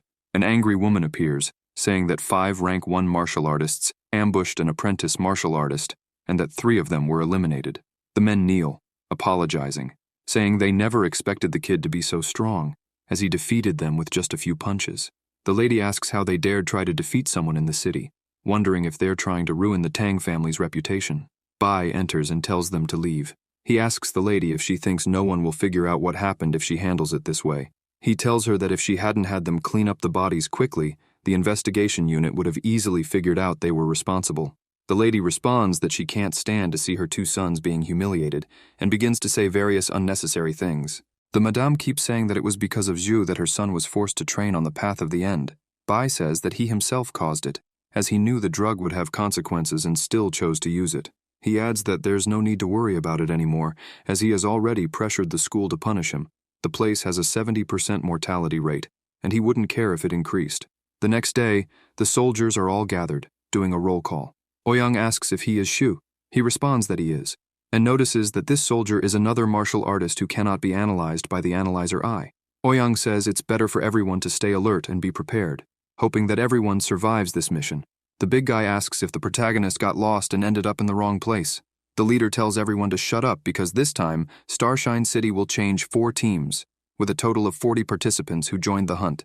The big guy points to Shu and says it's 39 martial artists, because the small one next to him doesn't look like one, and people laugh at his joke. The leader tells him, and those who laugh to step forward, bow, and pay 100. In position, they respond, yes. The leader approaches the protagonist and says that, regardless of whether he is a student from the academy, since he is participating in the mission, they are both the same, telling him to always be prepared. In position, the protagonist responds yes as well. The leader says the rest should get their equipment ready because they will leave in 15 minutes. The transport plane leaves the location. Meanwhile, in the training cabin, the soldiers are training. A girl approaches and asks if he is a student of the academy, as her name is Lee, and she graduated from the academy, saying he can count on her. Sitting on the floor, Shu just observes. The girl sits next to him and says that he is just a student who hasn't graduated, asking why he's being sent with them, as it's dangerous. The protagonist sighs and responds that it's a punishment from the school. Lee becomes curious to know more until cans of Coca-Cola are thrown at her, and she faces the big guy, saying that since she's a newbie, she should be training, not talking to her friend. The girl says that he's her junior, and she's just warning him not to overstep. The bully says she's only been here for a few days and is already arrogant, and that he doesn't need her interfering with his business. He squats down and asks what's in the box, wondering if it's some kind of treasure, asking her to let him take a look. But the protagonist places his hand on the box and asks if his parents didn't teach him not to touch other people's things. The big guy says that he's arrogant. His buddies say they should take a look at the treasure the kid has in the box, and that the boy is arrogant and they're going to teach him a lesson. Shu, still with his hand on the box, asks if he's ever heard that curiosity killed the cat. The big guy pulls the box and tells him to shut up. When he grabs it, he notices it's quite heavy. The protagonist gets up, opens the box with his foot, takes his spear out, grabs it, and aims it at him. Jin gets angry and Shu says he forgot to mention that his silver soul needs to see injuries when it's used, touching Jin's throat, saying that a rank 1 martial artist doesn't seem like much. Jin, with his hand on his neck, asks what he said. The protagonist responds that he said he's fucking trash. The big guy grinds his teeth in anger and tries to strike him, saying that Shu wants to be eliminated. However, Shu strikes him first in the face and says that he's too slow. Jin falls to the ground and runs to try to attack him again, until a voice yells at him to stop, asking if he's picking on the newbies again. The blonde guy approaches and says that the kid took him down in one punch. The leader says that a rank 1 martial artist was knocked out by a student who hasn't even been officially recognized, asking if he isn't ashamed. He adds that if it were him, he would think about the best way to stay alive. At the Light Fortress, the other 3 squad leaders are heading to the central area of the fortress to deal with more threatening beasts. The leader says the rest of them will operate in 4 groups of 10 and infiltrate the south. Shu asks if she has been here before. Lee answers no, and that she only joined them a year ago. Jin says he hopes the protagonist can keep this long life. Shu tells him not to worry, because he will, and wonders if trash like him, who can't even beat a student, will be able to see the light of the next day. A girl approaches, telling Jin to shut up and put aside his prejudices, not wanting their disunity to put the other members in danger, saying they should go. As they walk, a voice shouts, "Zombies!" A terrifying zombie approaches. Wen moves forward to attack, saying that they are 10 people tasked with eliminating evolved beasts and zombies from the city. Jin says they are just a few first-level zombies and that this mission isn't that hard.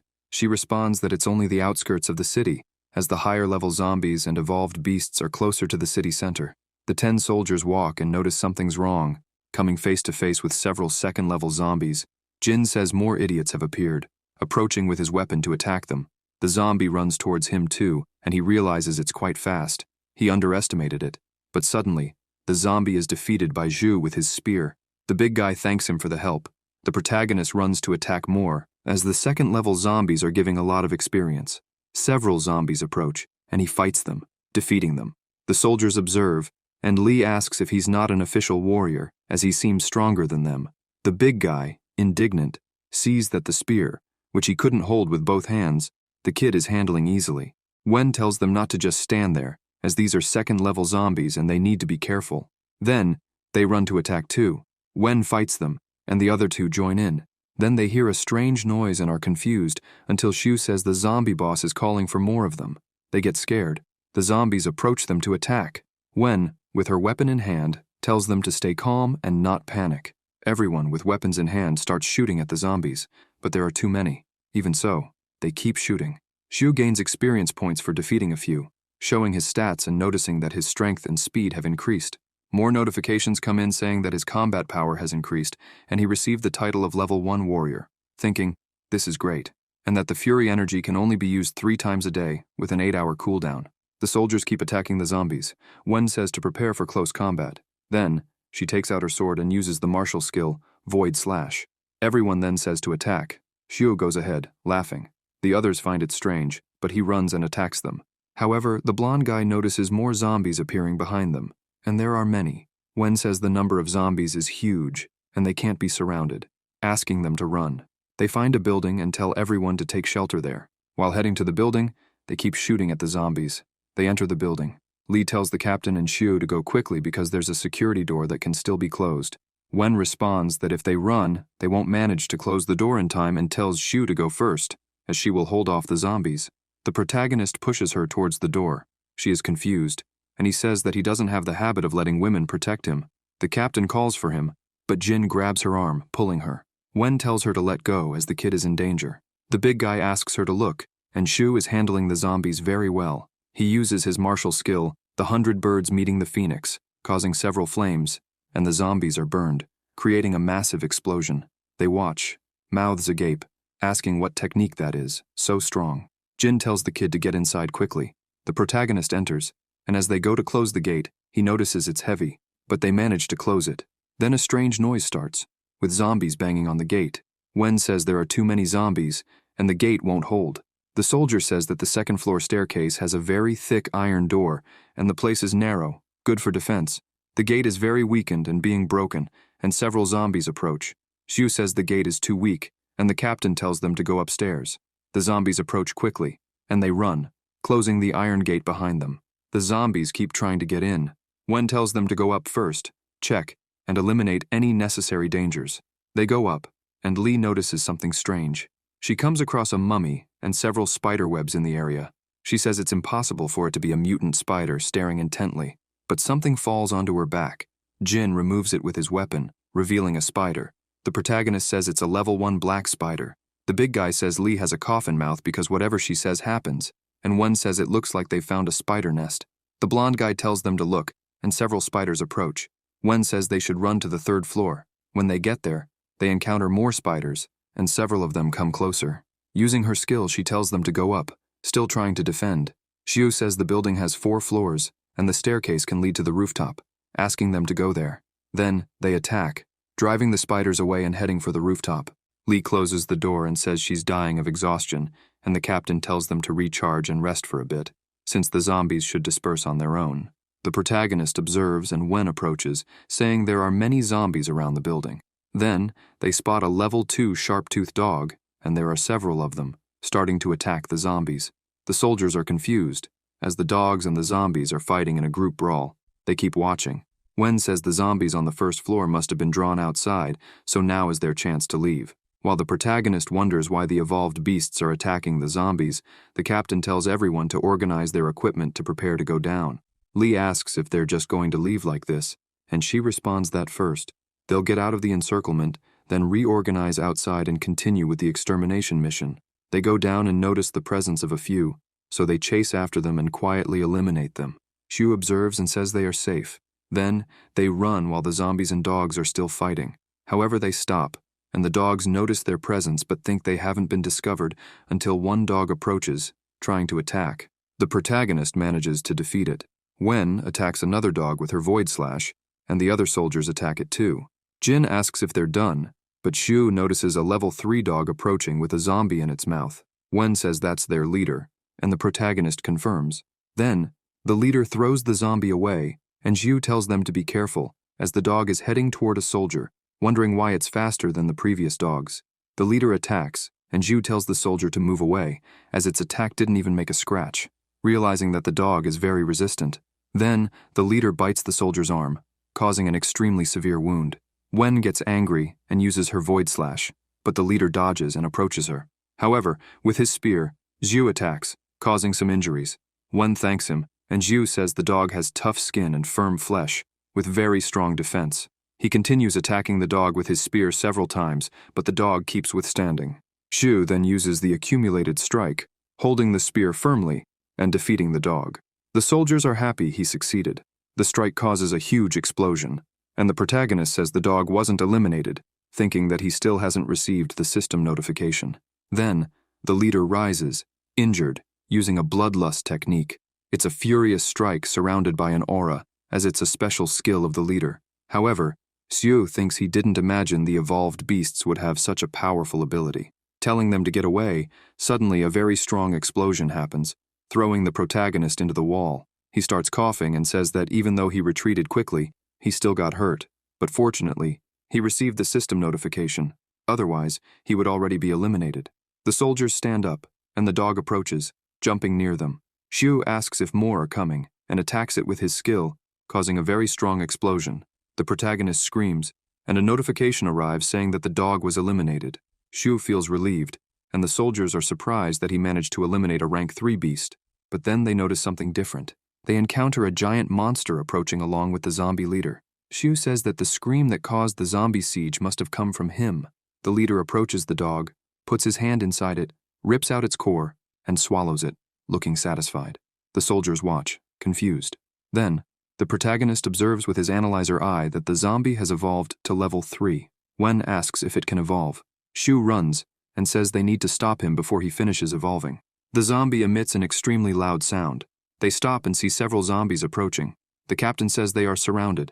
The protagonist asks Wen to hold off the zombies because he will deal with the leader, as only by eliminating him can they disperse the zombie order. Wen tells him to be careful. Then, Xu approaches the leader and attacks with his spear, but its skin is tougher than the dog's, probably because of the core he swallowed. Xu then tries to attack with his skill while the zombies approach. Xu realizes that his accumulated strike is exhausted since it consumes a lot of energy. He needs to find a way to deal with these zombies. He grabs a card in his hand and thinks that, as a level 1 warrior, he should be able to master the technique of this martial arts card. Trying to use it, the soldiers watch and ask if he's crazy for trying to learn a technique now, with the zombies about to attack. He uses the silver martial art technique, launching them away, but says he was only able to perform 3 attacks, which is still too little. He tells himself to try again, and does so, but only manages 3 attacks, which isn't enough. He then manages 4 attacks, but it's still not enough. Jin says that not only does he learn martial arts skills in battle, but he understands them quickly. Wen responds that martial arts skills are improved through constant battles, and maybe it's because of his obsession and determination that he has such strong willpower at his age. He says they can't be outdone by a student, asking them to go all out. Even though they can't compete with this monster, they can't fall behind. Xu continues attacking the zombies and says that 5 attacks are his limit with the spear for now. He says he's already emptied all the flasks, and now it's the leader's turn. Using the skill, the leader tries to defend, causing an explosion, but the zombie remains intact because he completed his evolution. The protagonist says that although the strength isn't as great as that of a level 3 dog, this special skill is annoying because the leader's skin is extremely tough. Using his analyzer eye, he observes that the zombie leader has evolved and says that he has no choice but to go all out. The zombie and he face off, and Xu attacks him with his spear, delivering several strikes. He says that if he doesn't defeat him quickly, the leader will keep calling more zombies. With no other choice, he tries the Fury Strike, taking on a terrifying aura. The soldiers are impressed by his aura, and Xu says that while the leader withstood the normal version of the rain, now he'll see him deal with the Fury version. Still attacking, the leader starts retreating, and Xu says it's working. Thinking that, entering a Fury state with improved abilities, he feels like he and the spear are one. Then, he uses his supreme skill with the spear, causing a storm-like explosion of petals. Wen, indignant, says that although it's just 1 strike, it's more than twice as strong as the 5 previous rapid strikes. An explosion is heard, and a notification arrives saying that he has eliminated the leader and leveled up to level 13, adding 13 strength points to his power. With his last effort, he finishes eliminating the rest of the zombies. Then, he strikes again, and several notifications arrive, saying that he has defeated them, showing the zombies lying on the ground. Jin comments that it's been a long time since he fought so intensely, and Li says that if it weren't for Xu, they would all be eliminated by now, and thanks him. The protagonist replies that now they are all battle brothers. Wen asks if he used any medicine, as his strength suddenly increased. Xu says not to worry, he didn't take any medicine and that it was just one of his abilities. Wen says that during the fight, she was only able to inflict a few wounds on him, asking how his last strike was so strong. He replies that he doesn't know, but at that moment, he felt as if he became one with the spear. The captain asks if he has comprehended a supreme skill, and he is curious to know more. She explains that it is when you train and understand a technique so deeply that you can unleash its maximum power, and even the most basic skill can become as powerful as a silver skill if you comprehend the supreme skill. However, reaching a supreme skill is not easy, as it requires a deep understanding of the technique and a bit of luck. Hundreds of people train the same technique, but only a few will reach the supreme skill. Xu says that it's incredible because if he truly comprehended the supreme skill, then he can use a power comparable to a supreme skill. The captain says that it's already getting dark, so they will spend the night on the roof of the building. At nightfall, they sit around the campfire, roasting the meat of the level 3 dog. The protagonist finds the meat delicious, and one says that he has no experience with expeditions, but the meat from these evolved beasts is tasty, and not contaminated or infected. Xu asks if the captain has ever heard of the sanctuary. She responds that he's probably referring to the Sanctuary Academy, and explains that it's a warrior academy that surpasses the 5 major academies, being the strongest of them all. The protagonist asks if the sanctuary is a university, and Wen says that the minimum requirement to enter is for a student to be at level 2 as a warrior. The blonde complains, saying that he is still at level 1. Xu remembers Luo and thinks that it's nothing. With the system, reaching level 2 is just a matter of time for him, and he can't wait to become a warrior and see the girl's expression. The soldiers walk, and the captain says that they need to clear the rest of the zombies and evolved beasts because they are truly finished. Li points and asks what that is, seeing beasts crawling on the wall. With his analyzer eye, the protagonist identifies them as rank 2 zombies. He says they're good at scaling rooftops. The big guy says that they're crawling like snails. They start shooting, and Shu asks them not to shoot recklessly. The shot almost hits the zombie, but it manages to dodge. Jin says that it barely avoided being hit in the vital spots. The protagonist responds that they are faster than they appear. Lin asks, if they are so fast, why do their movements seem slow? He answers that it's probably so their prey lowers their guard. The zombies notice their presence and approach. The captain asks them to be on guard, and the zombies run quickly. They keep shooting with their weapons, but as the zombies get closer, Wen orders them to eliminate them with their blades. She attacks with her strike, and the soldiers continue attacking.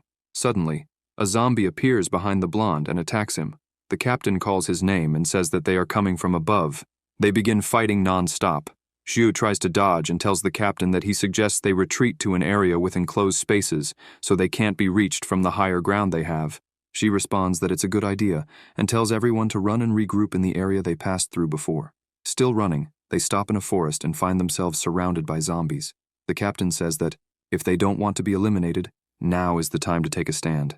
They then run to attack. After a while of fighting, they manage to defeat them. Jin says that he can't believe they managed to eliminate so many zombies, and Lee says that she's sure that this is their last group. Tired, the protagonist drinks some water. Out of breath, he thinks that it was very exhausting, and if it weren't for the experience, he wouldn't even be bothering with it. Suddenly, an attack comes out of nowhere, but he blocks it and begins to retaliate, facing a boy who says that his reaction time is impressive. Xu asks who he is, and the boy responds that there's no need for someone on the verge of collapse to know his name. Wen asks what he's playing at, and if he dares lay a finger on a soldier of the Federation. The boy says that the protagonist is his target and that she has nothing to do with it, so she should get out of the way if she wants to live. The captain responds that he is a soldier of the Federation, and his act of aggression means he's antagonized the rest of the squad. The boy says she will be eliminated, shouting. She gets into an attack position, and the two begin to fight, causing an explosion that throws her back. The rest of the soldiers are concerned and ask how he dares lay a finger on their leader. The boy uses his ability, high-speed whirlwind. The soldiers are frightened by the aura. The protagonist observes and starts running. The boy calls him a coward, saying that he abandoned his comrades and ran, asking if he thinks he can escape him. He chases after Xu. Lin asks if this is ever going to end. Wen stands up and says they can't leave Xu alone with him. Jin asks what they're doing there, and if they can't do more since Xu is dominating the fight to avoid involving them. The captain grabs her sword and says it won't be solved if they just stand there, and that anyone who dares lay a finger on their squadmates will pay. The boy jumps in front of the protagonist and asks where he thinks he's going. Xu asks who said he was going to run away, and since there's no one to bother them, they can finish this. The boy, enraged, says that he's going to be eliminated, shouting. The protagonist asks if he was sent by the Tang family. The tough guy asks, so what? What if I return to the Tang family? Does it matter to anyone that I'll be eliminated soon? He replies that he's right about understanding the situation, but before that, he's going to teach him a short but useful lesson, attacking him with his spear. The boy thinks he was so fast and attacks, but Xu dodges, thinking that this flash of fighting spirit and bloodlust from the boy is enough to give him chills. He notices that the dodge was very unusual, wondering if it's some kind of rare skill. The protagonist grabs his spear, while the tough guy grabs his weapon, and they begin attacking each other. The boy tries to land a hit, but Xu dodges and attacks with his spear. However, both are quite agile and manage to dodge each other's attacks. The boy says that he didn't expect this and that Xu isn't so bad, but still not good enough. Then, he jumps and begins attacking with multiple blades. The protagonist thinks that there were so many attacks in one moment that he remembers his own ability, but some of them are illusions. Not all of them are real. The boy says that he's going to show what it's like to have power beyond measure, causing an extremely strong aura, followed by an explosion, going directly to attack the boy. But the boy uses his ability and attacks, pushing him into the wall and holding him there. He says that it's over for Xu. Xu responds that it's fine, satisfied. The boy steps back, shocked, because his abdomen has a severe wound, and says it's impossible since he knows he dodged 4 of the strikes. The protagonist responds that he always knew the boy was there from the start, thinking that the system notifies him, and it's not like he can turn it off. Pressed against the wall, he says that he's always been able to push up to 5 times and saves the last one just for himself. The boy says that's quite discreet, but is interrupted by Xu, who attacks him with his spear. A notification appears saying that he has eliminated a martial artist, and the system congratulates him for leveling up. Xu asks the system to put 10 points into physics and 4 into strength. thinking that even though he recovered from leveling up, his injuries aren't fully healed. Then, he thinks that it's better to find a way to heal himself. Voices call his name, and the soldiers approach, asking if he's okay. Shu thinks they are brave, as even though he's a level 3 martial artist, they still came after him. He then falls face first onto the ground. As night falls, they are on the rooftop with a barbecue and a cabin. The protagonist is inside the cabin lying down, and when he opens his eyes, he sits up and exits. Wen says he finally woke up and asks if he's okay. Shu responds that it's just a flesh wound and thanks them. Li says she can't believe he defeated a level 3 martial artist, and that he was a criminal who broke the law and has a warrant out for his arrest by Starlight. Li bets that he would be well paid for handing over the criminal's head. The captain says that if he's badly injured, even though first aid was applied, he will need at least one more day of rest before he's back to perfect form. After that, they present several defeated zombies. A month later, they've finished defeating the zombies, and Jin says he's sure they've been to hell and back. He sighs deeply and wonders who the lucky winner of the lottery would be to end up as the chicken dinner. Wen says that without Shu with them, they wouldn't have had a chance. Li approaches the protagonist and says that, as his senior, she's so proud. Jin says that if he needs him, he'll be there. A voice asks if they're from the Alliance, and a group approaches, with a young man saying that now he remembers it's the annual zombie and evolved beast cleaning operation. He says they've made good profits there, and it would be a shame if anything happened to their masters. The captain says he knows they're soldiers of the Alliance and asks if, despite that, they're still trying to rob them. Using his analytical eye, Shu identifies everyone and tells Wen to step back, as there's a level 3 martial artist among them. Joe, the leader, tells Shu to shut up and says they're getting on his nerves. The protagonist notices he's approaching his direction. Joe points his sword and says this is between the two of them, and he'll leave the rest to them. The captain asks if he's a lone wolf. The soldiers are startled, and Wen says that in a fight, many of their comrades were defeated by him. They know they're from the Alliance, and they dare make a move. Joe says that if he sees people like her, he will cut her down. So that's the kind of person he is. The captain says she will eliminate him, but Shu holds her back and says the redhead is his. He asks if the Tang family sent him here and says that this never ends. He also asks if the other guy couldn't defeat him. What chance does this guy have? Joe says he shouldn't be compared to people like him, as both of them are in third place. Smashing his sword on the ground with an enormous aura, he says he can go even further. The ground cracks, and Shu thinks that this sword seems very heavy and is getting bigger every second. They begin to fight, and the captain tells them to be quick, as Shu is waiting for them. Then, they attack the group together. The protagonist uses his torrential flower ability, but the redhead dodges with his sword and says that Shu can't hurt him unless he puts in 10 times more effort per second. He then says he will show them what true martial skill is. Using the ability Silver and Crescent Dark Moon, Shu thinks that this strike was very strong, and at this rate, he'll end up being eliminated. He then uses his Rage ability, and an explosion occurs. The captain watches and is concerned about him. Jin asks the protagonist to respond. Joe says he was completely blown up. His shadow appears in the smoke, and Shu, positioning himself, thinks that maybe he played poorly, and if he hadn't activated his rage at the last second, he would have been eliminated. The lone wolf approaches and says it looks like he's using a forbidden drug, but it doesn't matter because he's feeling motivated. He tries to attack with his sword, but Jiu defends with his spear, thinking that even with his rage he can barely compete with this guy, wondering if he really is elite in the elite class. Joe says that this kid can definitely handle it, but this isn't his true ability, and he causes an extremely strong red aura. Shu thinks he has a bad feeling about this. The redhead keeps attacking, using his martial skill to glide. Satisfied with the first cut, the protagonist tries to hold his ground but is thrown far away, causing a huge explosion. He falls to the ground and starts coughing. As he gets up, he thinks that the force was so strong that his silver soul, forged from Star Ocean minerals, took damage. Joe, still unharmed, uses his 3 bars ability to keep attacking and rushes toward him. Shu says that he didn't want to use his hidden trump card yet, but it seems there's no other choice. He then attacks with his torrential flower skill. The redhead laughs and says he already warned him that one attack is useless against him. The protagonist replies not to worry, as he has more in store. Using his 100 bird skill, he causes several flames. Joe is shocked and creates a huge explosion, throwing Shu into the wall. The redhead says this is bad for him, and unfortunately for Shu, each of his cuts can absorb the opponent's martial ability and grow stronger. He says that Shu's last attack was quite powerful, but his will be even stronger. Using the 3 assassins strike, the protagonist realizes this is dangerous, and he might be eliminated here, but he remains confident and says he won't be defeated here. He has felt this way before, wondering if it's because he's on the brink of death or if it's due to using rage. With all his attributes increased, he feels a mysterious sensation, as if the spear is an extension of his body.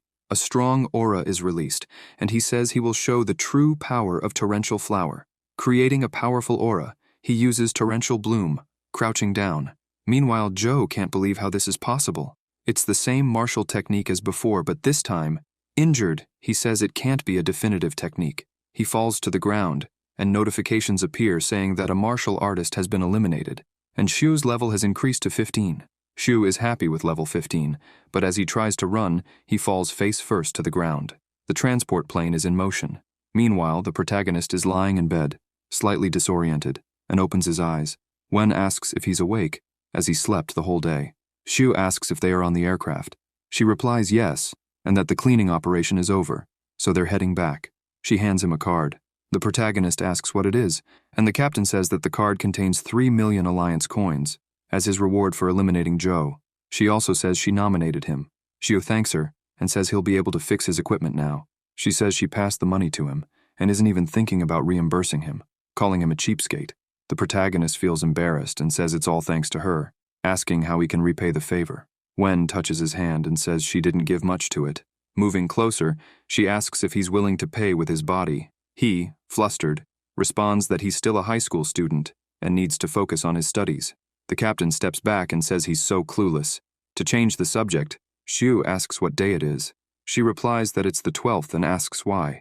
Shu gets up from the bed and says that today is the last day of the exam period, so he needs to hurry. She tells him not to worry, as it's 4 in the morning, and they will definitely make it in time.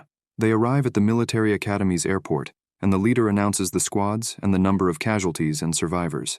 As they approach their squad, he thanks everyone for their hard work during the cleaning operation, and the superior said to award each of them a medal. Shu observes and thinks that he'll receive a military medal from the Federation, and each medal has a unique identification code.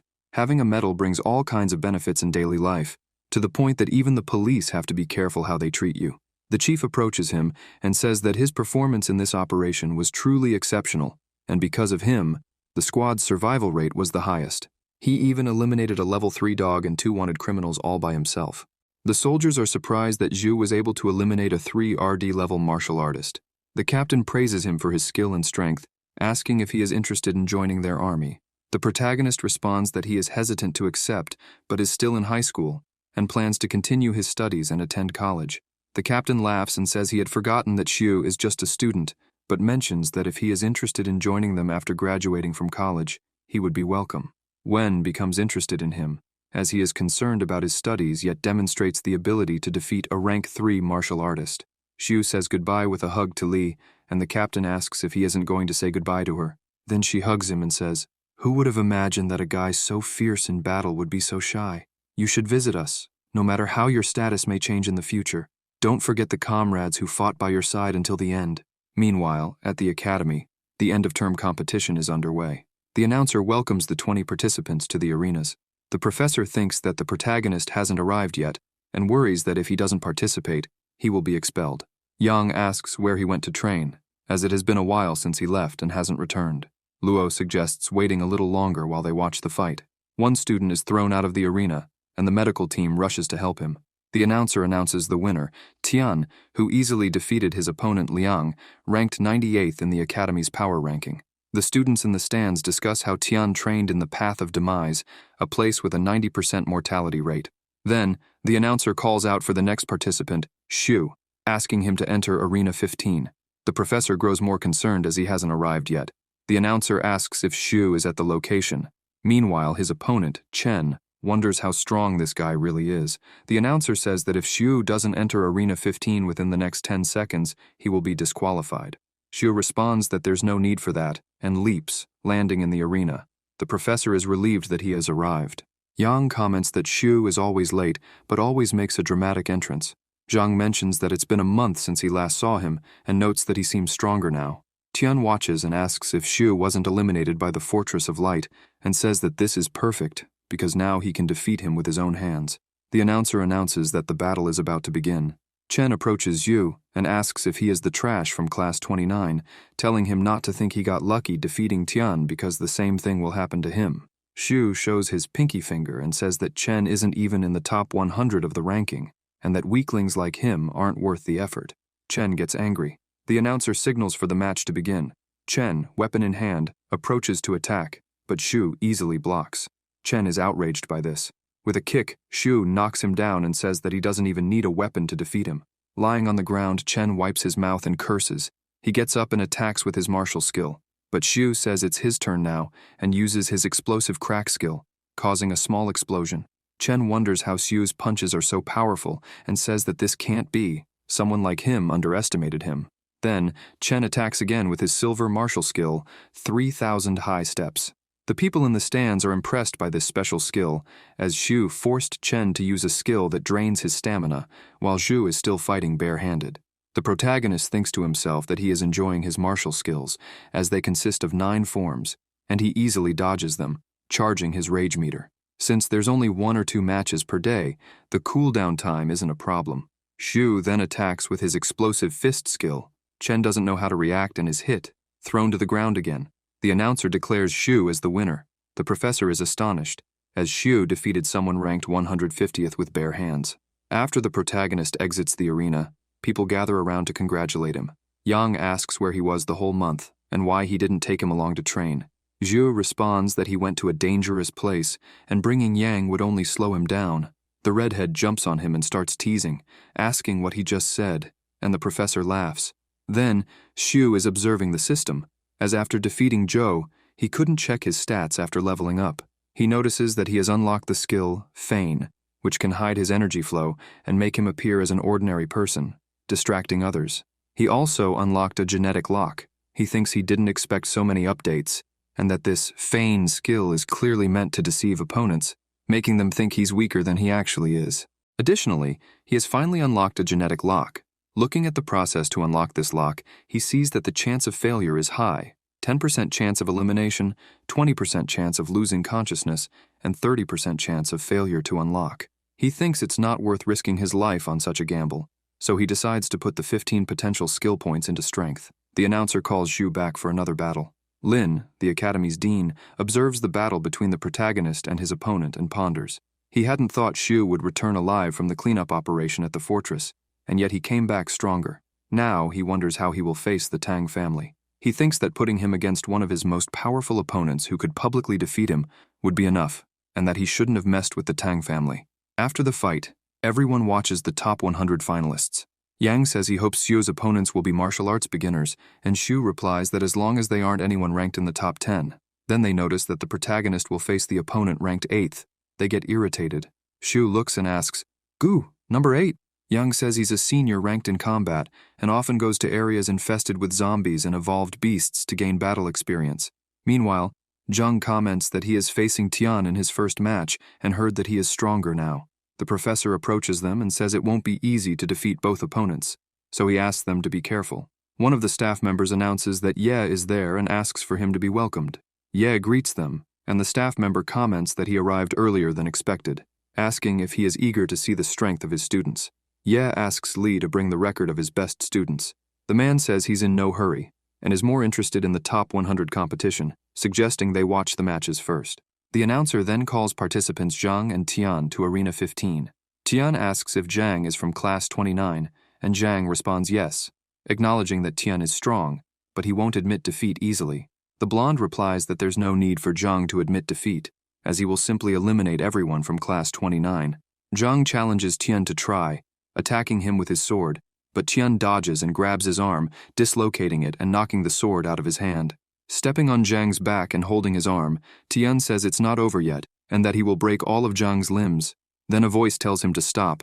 Xu approaches and attacks Tian, saying the problem is with him and that Tian shouldn't hurt his comrade. Tian replies not to worry, as he will destroy Xu the next time they face each other, and Xu will feel extreme pain as he slowly defeats him. The protagonist remembers who tried to eliminate him, and says he has scores to settle with him as well. When the time comes, it won't even matter if it's Tian's father, because he'll make Tian beg for his life. The announcer asks which class Xu is from, reminding him that interrupting a match is not allowed. Xu asks if, as a professor, he would just watch a student get beaten until they are eliminated. The announcer gets angry and says that since neither side has admitted defeat, the match is not over yet, and asks for Zhang to be taken to the doctor. The nurse asks Shu to take Zhang to the stretcher, and the announcer announces Tian as the winner. The protagonist asks why he hasn't seen the doctor in the past few days. She replies that he must have missed her, and since the competition is today, things were bound to get intense.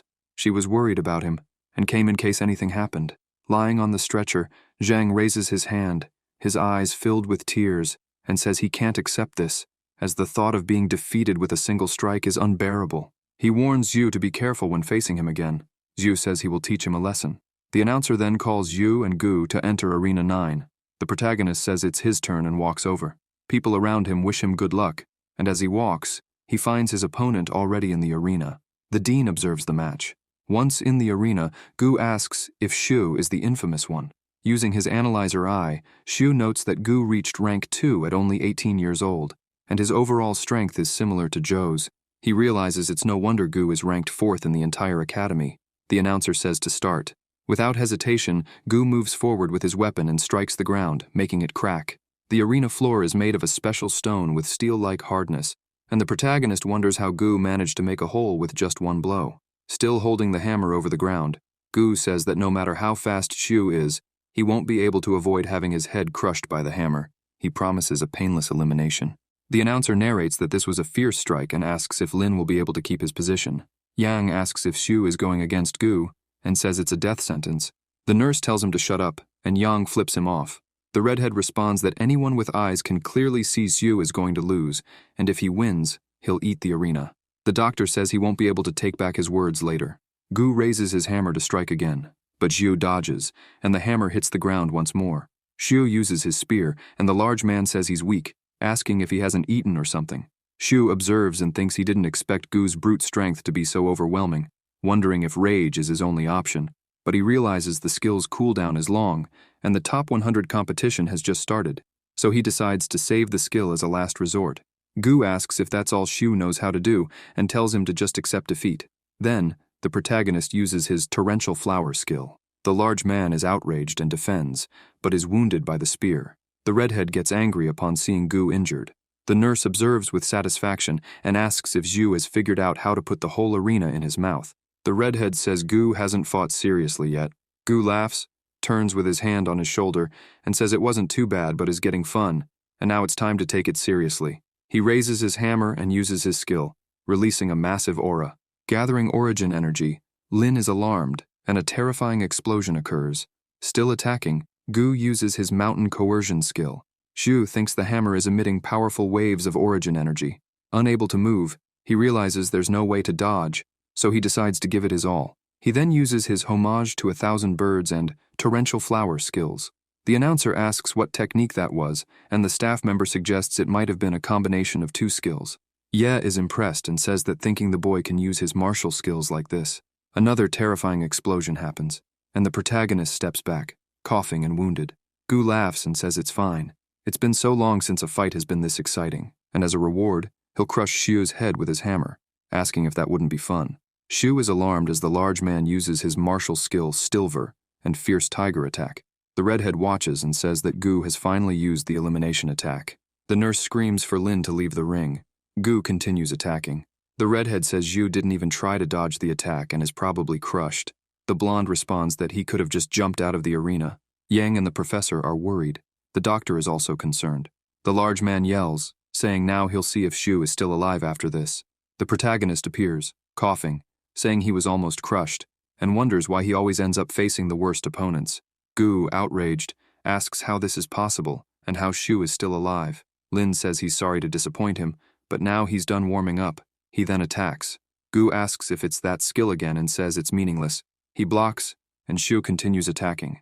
They exchange powerful blows. The large man asks what happened to this kid and why he suddenly got so strong. Using the Stormhammer skill, Gu says he won't lose. Then they keep fighting. The professor observes and says they're both going all out. Yang says it seems like Lin is struggling to keep up with his opponent's pace. The nurse tells him to shut up, saying she doesn't know anything. Still fighting, Gu gets more frustrated and asks if this is possible. Using the Fierce Lion skill, Shu attacks with his blade, saying this is the end for him, using the charged attack. The two clash, and the protagonist stops with his spear at his opponent's neck, saying he's won.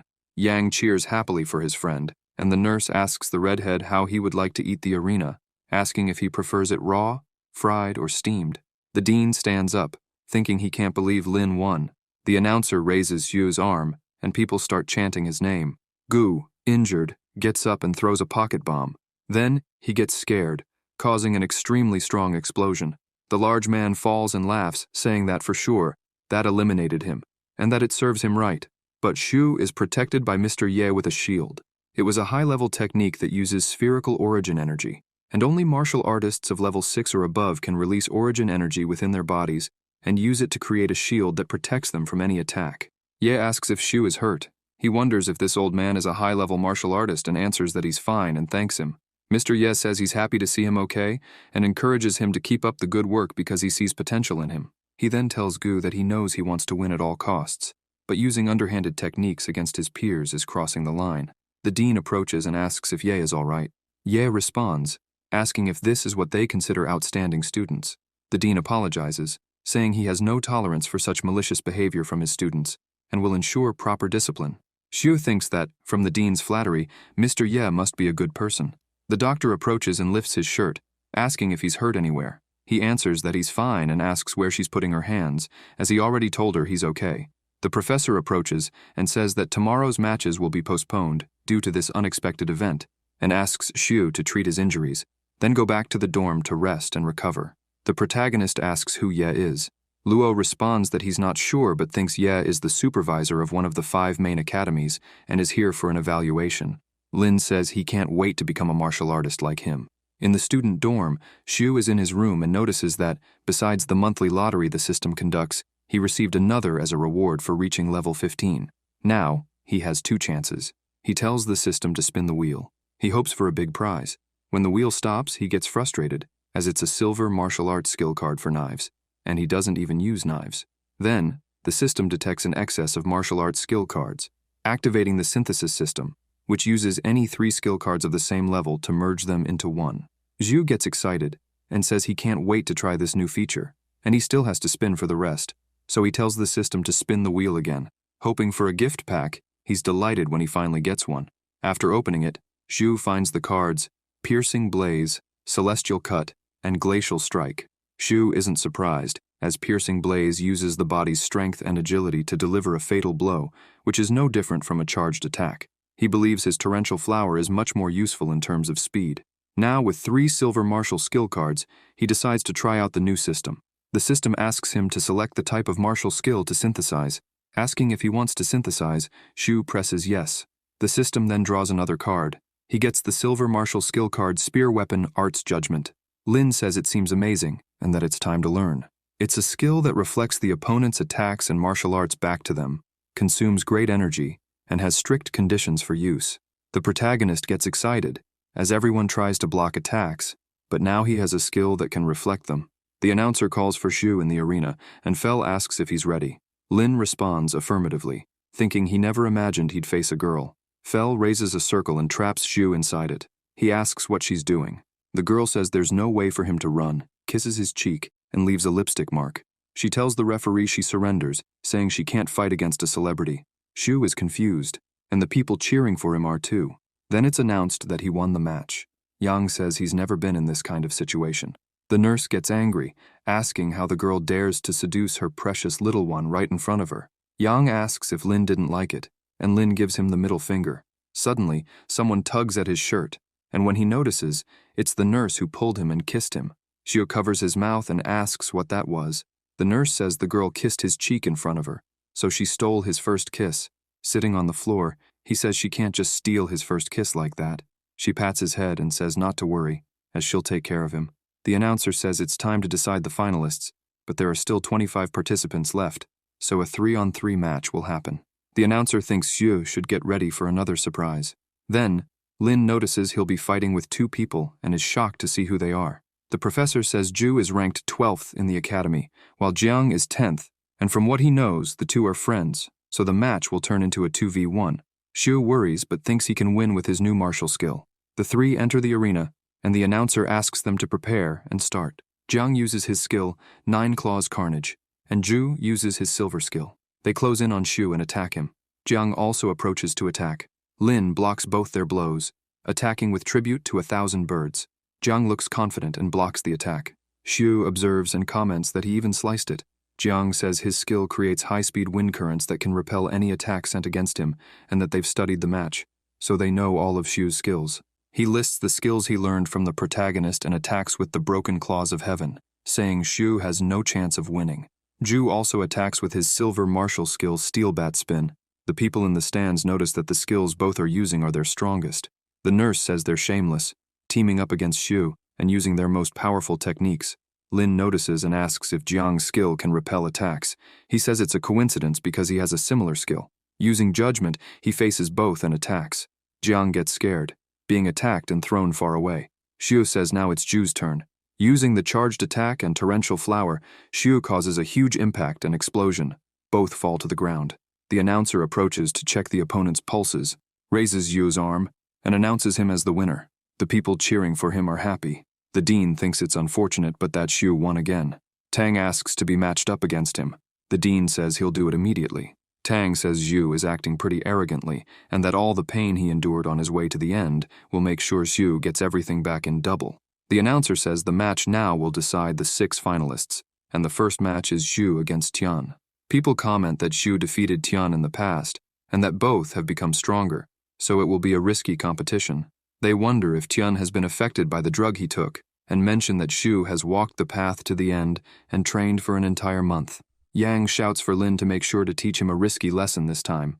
The protagonist looks and gives a thumbs-up gesture. Tang's younger brother says that this time Lin will definitely be eliminated. Yang asks if he came to watch his brother get defeated. Tang's brother gets upset and says they can't imagine the suffering his brother endured on the path, and that he did all of that to defeat Xiu.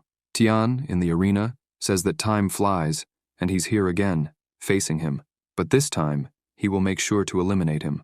With his analyzing eye, Lin observes that Tian is now a rank 2 martial artist, and his overall battle strength is even greater than Gu's. Lin says the same goes for him, mentioning that Tian's father made it clear when he sent assassins after him, and that he won't stop until any of them are eliminated. Tian approaches, standing face to face with Lin. They stare each other down, and Lin thinks that Tian's raw sword power is no joke. The blonde says he spent 100 million coins on his sword, forged from a special metal, and that Lin's weapon is pathetic and worthless compared to his. He claims he spent a lot of money to buy the sword to defeat Lin, striking the blade against the ground. Lin steps forward with his spear, using his skill, Torrential Flower, but Tian uses a body technique. Xiu is shocked. Yang asks the professor if it's a body technique, and he responds that it's impossible, that one would need to be a rank 3 martial artist to practice such a skill. Tang's brother asks who said it's impossible and warns that Lin better be prepared for a funeral. Tian uses his skill, Earth Split Slice, attacking Lin, and says he still has one more attack. He attacks again with Explosive Fist, pushing Lin and causing severe injuries.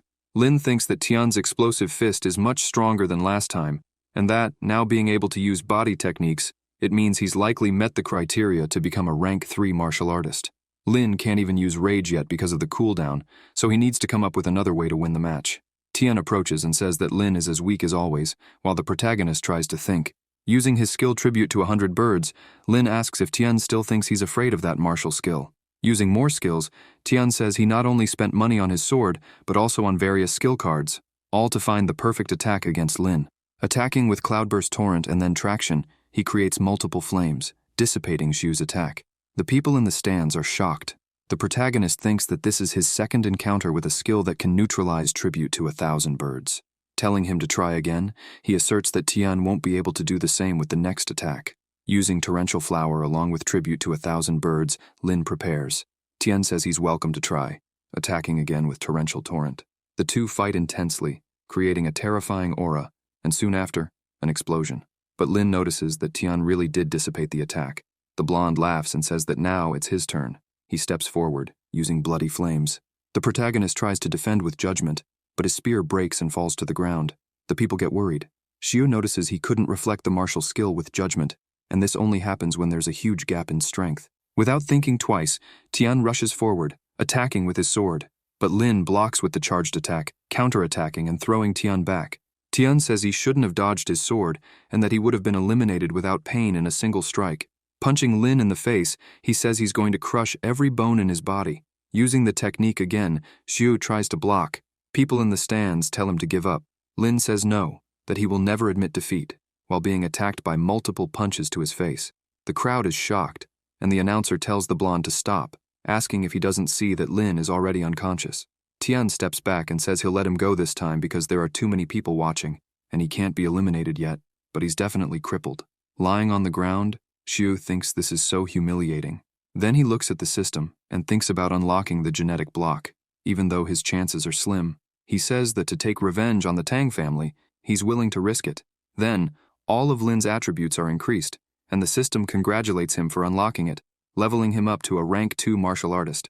The announcer says Tian is the winner, but the people in the stands raise their hands, indicating that Lin is moving. Then, the protagonist gets up, thinking that it feels like every cell in his body is explosively active, and this feels really good. Ye watches and thinks it's interesting because he didn't use any drugs, and there were no fluctuations in terms of martial arts. Before, he was useless, and now he can fight against someone who is almost a rank 3 martial artist. The announcer can't believe it, and Tian says he's full of tricks. Xiu rushes forward to attack his opponent. Tian says his explosive pulse is not afraid of him and attacks, but Lin's strike is stronger, injuring his arm. The blonde asks how he can be so powerful, but Tian's arm starts to disintegrate, revealing iron instead of bones. The protagonist asks if his arm is part robot. The blonde responds that it's because of him that he became half robot, half human. To cultivate, he went to the path and lost all his limbs to a monster there, having to become a kind of cyborg to survive. Although this transformation gives him power equivalent to a rank 3 martial artist, that's his limit, and in this life, he can't get any stronger, and that's all thanks to him, as he approaches to attack again. Lin strikes him in the abdomen and says he's only to blame for himself because he simply isn't as skilled as the others. Tian is thrown back, without his robotic arm. The blonde thinks it happened so fast, and he's attacked again with several strikes. Yang shouts for him to beat him until the end. Tang's younger brother shouts for him to stop. Xiu continues attacking with multiple punches, causing injuries, and still relentlessly continues attacking. The announcer tells him to stop since Tian is already unconscious. The protagonist lets go of him and steps back. The announcer raises Lin's arm and declares him the winner. The nurse says that it happened that he was defeated twice.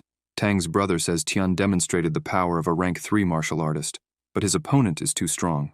The dean is in disbelief. Ye says that's exactly it. Tian, with his hand in his pocket, stands up and pulls out a syringe. Running up behind Lin, Xiu grabs his arm, and the announcer tells him it's over and asks what he has in his hand. Tian responds that it's a gift he brought back from the path to the end, especially for him, a virus, and that just one drop is enough to turn him into a zombie.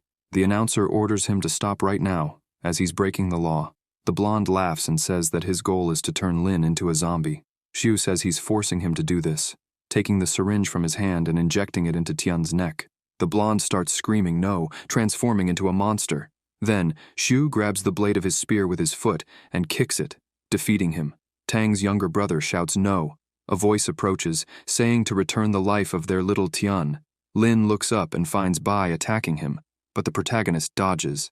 Bai asks if he's dodging, but Ye appears and calls him reckless, attacking him. When Ye moves closer, the senior prevents him. Bai wonders if Ye is a rank 6, and when did they have a rank 6 in the city. He says he will take Lin to the police station because he eliminated his son, and asks him not to interfere. Ye disagrees, saying that from what he saw, it was Zhu eliminating a corpse that had already mutated, for the safety of the academy, and asks if it's illegal to eliminate zombies. Bai stays quiet, and his servant approaches, asking to take Tian's body back. The man says that to prevent the spread of the virus, before the police confirm the situation, doing whatever they want with corpses that turn into zombies is not allowed. Bai just watches. The director arrives and says that this incident happened at the academy, but he can take the body and wait a bit under the stage. When the police arrive to confirm things, they can take it. Xiu thanks him. Ye says it's just a courtesy, as he didn't do anything wrong, and if anyone wants to embarrass him with this matter, they'll have to go through him first. Bai watches, furious. The director and the dean observe. In the Federal Army, people are watching the Academy's broadcast and its students. The soldiers say that he eliminated the young master of the Tang family after returning, but even if it's the family's fault, given their influence and power, they will definitely take action. Wen opens the door and says he heard about the incident, and that they'll receive orders to leave tomorrow and investigate the matter. The soldiers say yes. Jin says that's great because he was thinking of how to help Xiu. Li laughs and says he can go back to his old school. The captain thinks that he wasn't expecting this. Someone knocks on the door. Lin, exhausted, asks who it is so early in the morning. Opening the door, the dean says this is Xu. The commander shows him his phone and says he is suspected of murder, so he has to come with them. The protagonist asks if they're acting against him so quickly, and says he was sent to be eliminated at the Fortress of Light earlier, asking if he's the old man who made that dirty joke. The dean calls him impudent as a student, and asks if this is how he speaks to a teacher. He says that a loser like him deserves to be arrested. Xu calls him an old bastard and says he doesn't deserve to be called a teacher. The investigator tells him to stop wasting breath on him and just arrest him and take him away. Lin says he received a star medal and doesn't believe he has the right to arrest him. If they want to arrest him, the federal army should be the ones to do it. The investigator looks at him, indignant. They speak quietly among themselves, and the dean tells them not to listen to the nonsense from that piece of garbage. Since he's a high school student, there's no way he has a star medal, asking them to take him away. Xu says they better think about the consequences. The army transports position themselves. The soldiers enter the dormitory, and the captain calls him shameless. The dean is confused. She asks how he dares to do this to a federal soldier with a star medal, telling them to take everyone away. The dean is puzzled. The soldiers position their weapons. The dean asks what's going on, and the investigator says he's also doing business. Xu tells him not to say he wasn't warned. The captain says they contacted their superiors, and if it's not abuse of power, of course, they'll let him go. She touches Lin's shoulder and says they've met again. Jin asks how it's going and says they arrived at the perfect time. Lee laughs and says the instructor sent them as soon as they saw the news and knew the Tung family would cause trouble. The professor says that even though it's not his fault, the Tung family is one of the main shareholders of the school, and under their pressure, the school will still punish him for what happened yesterday. Xu asks what kind of punishment. The professor says he was also notified this morning and hands him an envelope, as the school believes that even though the needle had the virus, he deliberately injected it into Tian's body, causing a mutation. So, the school is expelling him. Lin grabs the envelope, enraged, and curses at them. Luo apologizes and says that, as a teacher, he cannot bear this burden and cannot do anything about it, but he is friends with teachers from another school and will see if he can help arrange a transfer. The protagonist, discouraged, thanks him for his help and says that if a student is expelled, transferring to another school is a problem. The captain says there's no need to stay there, and that the instructor asked them to come earlier to formally invite him to join the federal army. Xu says that's right, since he won't be able to finish his last year of school, so he won't be able to go to university. In that case, it's better to join the federal army and eliminate zombies with his partners. Ye approaches and says not necessarily. He says Xu can also choose not to join the federal army, and now, he can go to their school, handing him a piece of paper. The captain says under her breath that she can't believe the old man stole him. Jin says she should hold back as he seems quite powerful, and Lee whispers too. One tells the two of them to be quiet and watches Yu. He reads the paper and says it's from the Sanctuary University. The soldiers ask what Sanctuary University is.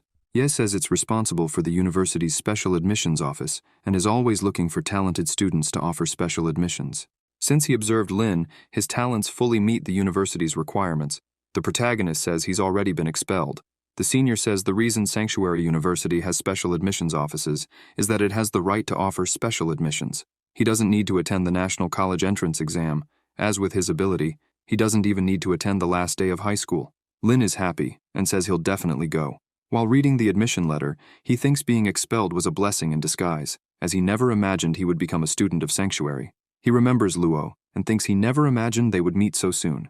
He asks for the university's address, since he already searched the location on Google, and the admission letter doesn't mention anything either. He says he should go to the end of the path of the end, and there will be someone to guide him to Sanctuary University.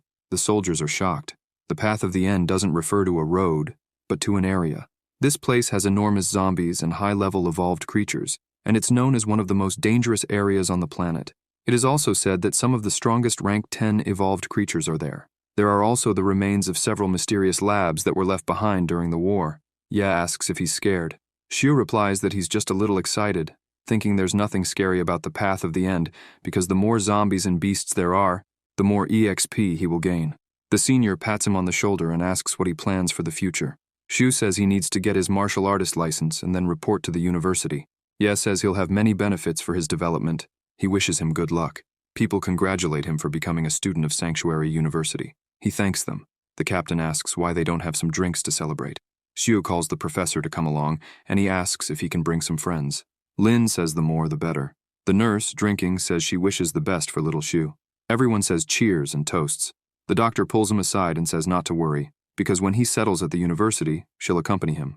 Fel says she'll definitely help him rank up quickly and enter the university early. Yang says he's a role model for his generation because when a girl and a lowly are interested in him, and when, by his side, pretending to be an older sister, can barely wait to go with Lin, just from looking into her eyes. The captain throws some hot food at his head and says that if he doesn't stop talking nonsense, she'll send someone to beat him until he looks like a pig. She stands up and says that's enough, asking when Shu is going to the Black Sea City. Approaching the protagonist, she asks if he wants her to take him there as she drives very well. The doctor glares at her angrily. Shu, feeling suffocated, says he doesn't need it, as he plans to walk there alone and also gain EXP along the way. He says he has to get stronger. On the edge of the City of Bright Stars, the protagonist walks through the forest, sighing and saying that the silver spear broke into several pieces and can't be repaired. He can only temporarily buy a spear in case of emergency. Later, when he gets his license, he will be able to purchase powerful weapons from the Federation's website. The plants sway. Lin thinks there's something around, as he senses the breath of zombies or evolved creatures, so they must be martial artists. He wonders if people are already gaining EXP, until something tries to attack him from behind. He dodges, counterattacking with his explosive fist ability, which cracks, sending the martial artist crashing into a tree. The martial artist is impressed, and the other two approach to attack Shu. The boy says he can't escape this time. The protagonist asks if that depends on him and attacks, throwing him to the ground. The redhead says he's obviously weak and asks why he's so frighteningly strong. Lin laughs and asks if they are from the Tang family, as they're so annoying. The three of them approach to attack together, but Shu uses his 100,000 birds ability, turning it into a huge flame and throwing them to the ground. The protagonist asks, since he's done with the subordinates, if the leader shouldn't appear. Bai appears and says there are so many of them, and they can't deal with a student, making a mess of things, cursing him. He says he'll make Shu pay for his little Tian. Shu says if Bai is worried that Tian is lonely, he doesn't mind sending him there with him. Bai attacks him with a sword, but Lin defends and counters with torrent flowers. The old man dodges and strikes the trees. He thinks the boy is really strong, as 5 strikes were fired in an instant, calling him a piece of cake. Using his crescent slash ability, he attacks again. Xiu dodges and thinks the sword is strong, but the rage ability is still on cooldown, so he needs to survive until then. Bai asks if he's hiding and will see if he can hide now, using the crescent slash ability multiple times. Lin uses his 1,000 birds ability, causing flames and a huge explosion. Bai, in the middle of the explosion, absorbs the energy. Xiu is outraged. The old man thanks for the flames, as they made his movements stronger, using his martial ability of Golden and causing a celestial dancing phoenix. The protagonist says he can't dodge this and tries to hold it with judgment. He notices he's managing to hold it, but Bai can't believe it. Lin's attack object breaks in half and he's thrown far away, causing a huge explosion. Lin starts coughing. The old man approaches and says he has no weapons, asking how he will fight him now, and attacks with his sword. Xiu tries to hold the sword, but his rage ability runs out. Then, he activates his ability again to attack. Bai is startled. Lin says he's waited until now and attacks with his rage strike. The old man wonders why Lin's aura has gotten stronger, thinking he didn't see him take any medicine and didn't sense any specific fluctuation in his arts. Bai is attacked and thrown far away, injured. Shu approaches and picks up the fallen sword, saying that it's not so bad. The old man says he can't be eliminated, as he's the leader, and his family won't let him off. Lin says the Tang family never had his radar, asking if Bai knows the reason he's leaving the academy. He says it's because he received an admission letter from the university. Bai asks if he wasn't expelled, and the protagonist replies that, in the future, he won't be like the Tang family. Then, he eliminates him with the sword, receiving an EXP notification. Tired and relieved, Lin says it's finally over. As expected, the old man was about to reach rank 4, and if he hadn't used rage, he could have been defeated. The protagonist states that he has more journeys ahead. After walking for a while, he finds an abandoned house to rest in. He sits down and checks his stats, noticing that with a little more effort, he'll reach Warrior Grade 3 when his combat stat hits 2,000. He also realizes he's accumulated 4 lottery chances. Looking at the roulette wheel, he notices the prizes are marked with question marks. A system notification congratulates him for finding a special lottery event where all prizes have a chance to be multiplied. As the roulette spins, he waits anxiously to see what prize he'll win. When the wheel stops, it congratulates him on acquiring a large amount of heterocrystals. Shu is impressed, saying he's obtained a lot of them, though he comments they're not very useful but can be sold for a good amount of money. He decides to keep spinning. When the roulette stops again, he obtains the legendary item Crimson Moon. Holding the item in his hand, He marvels at its soft, metallic texture, acknowledging that legendary weapons truly stand apart. He equips the glove and remarks that he only knows punching skills, but it will work well with his explosive fist, especially since his spear broke, and he's not accustomed to swords.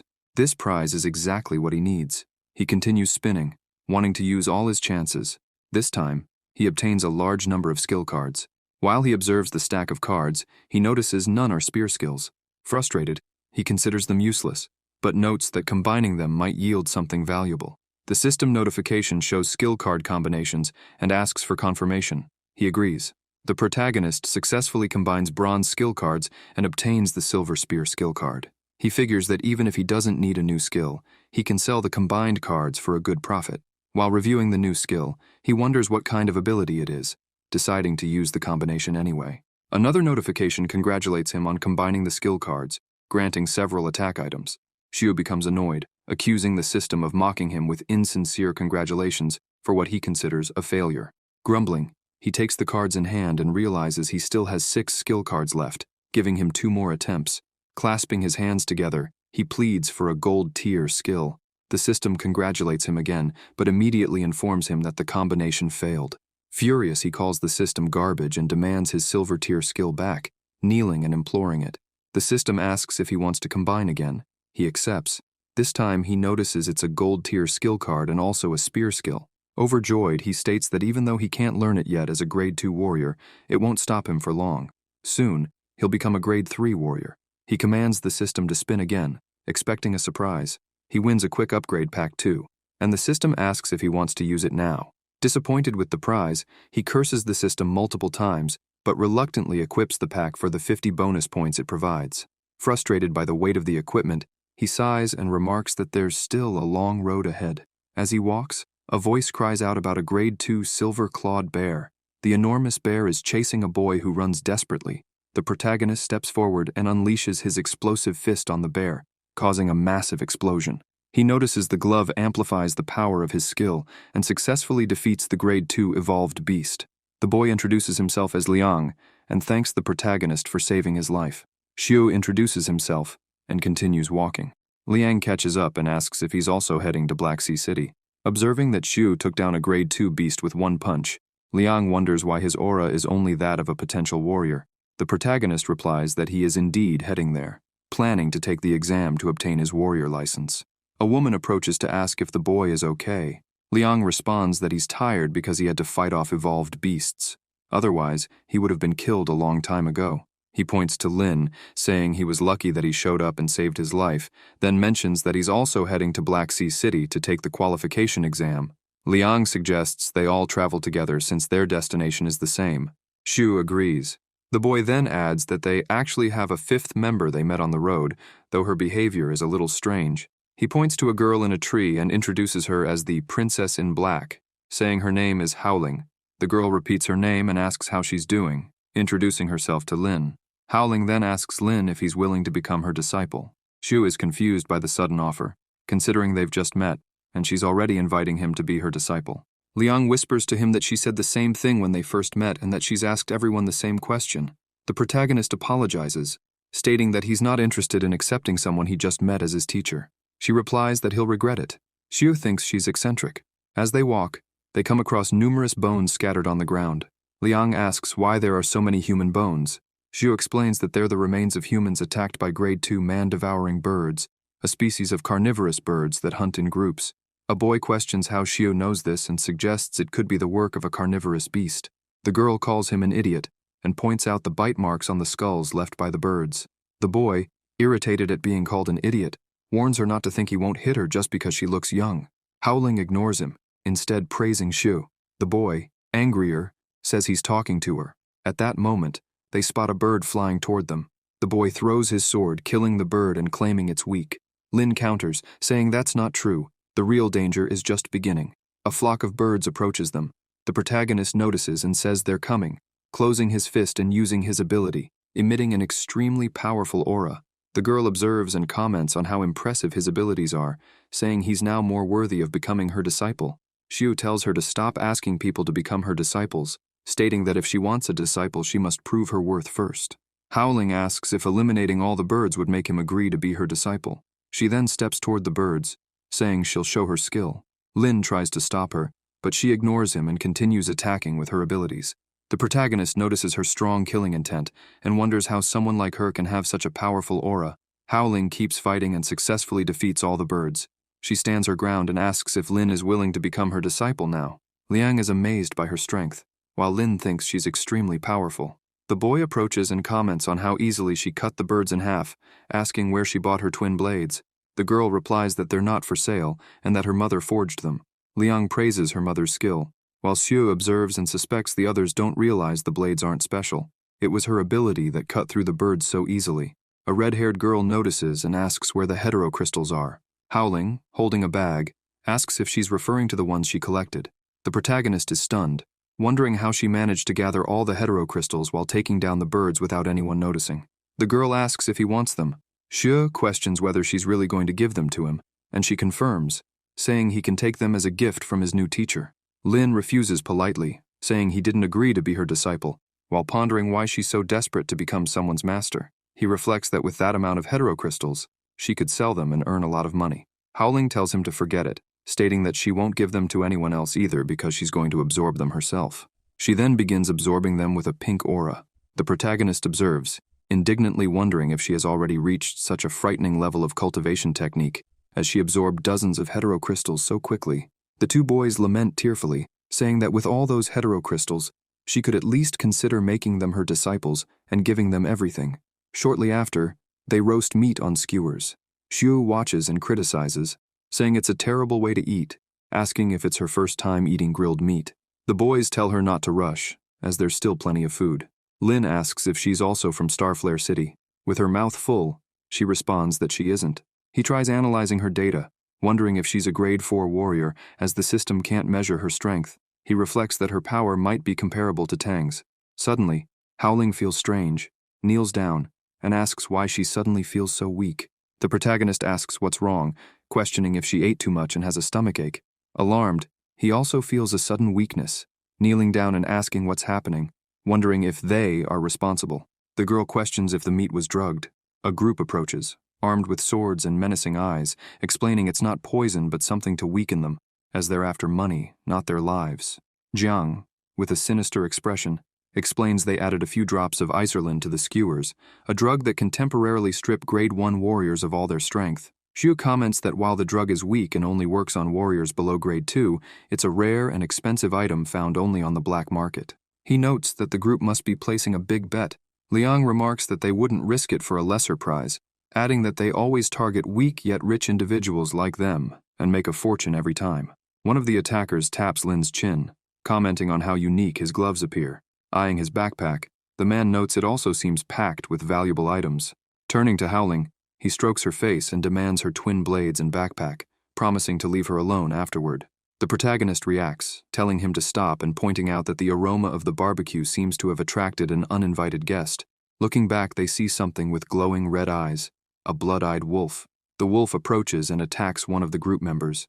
Liang remarks on the bad timing. The group tries to fight the wolf with swords and abilities, causing an explosion, but the wolf dodges and counterattacks. Liang observes its agility and suggests they team up to fight it. However, he starts panting, realizing they stand no chance. Thinking quickly, he comes up with an idea and begins to run. The wolf chases him, but he shouts at it to go after the others. Liang approaches the protagonist, apologizing for using him as bait and stating that once the wolf finishes him off, they'll take his equipment and bags. As the wolf gets closer, Xiu stands up, smiling, and attacks it. He notes that, as expected of an evolved beast, the wolf is incredibly resilient, with its head still intact after his explosive fist. One of the boys questions why Xiu wasn't affected by the drug. Xiu explains that it only affects grade 1 warriors and that he is grade 2. Liang argues that if he were grade 2, he should have obtained his license long ago, and asks why he's heading to Black Sea City. The protagonist responds by asking if he'd believe that his family is too poor to have gone earlier. At that moment, the wolf attempts to attack him from behind, but Xiu reacts faster and blocks it.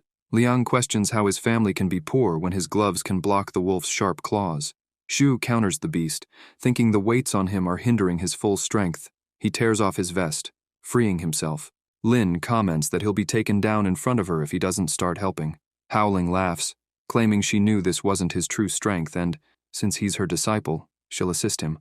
Liang watches and asks why she seems unaffected, wondering if she's also a grade 2 warrior. The girl stands up and explains that they seem mistaken. She's not heading to Black Sea City to take the exam, but as an examiner. Xiu can't believe it. The wolf spots them again and approaches.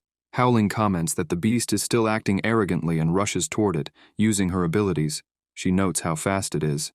The protagonist asks why she attacked its tail instead of aiming for its neck. The girl replies that it was just a demonstration and tells him to watch closely. She then uses her skills Silver Difference and Autumn's Chill, causing a massive explosion.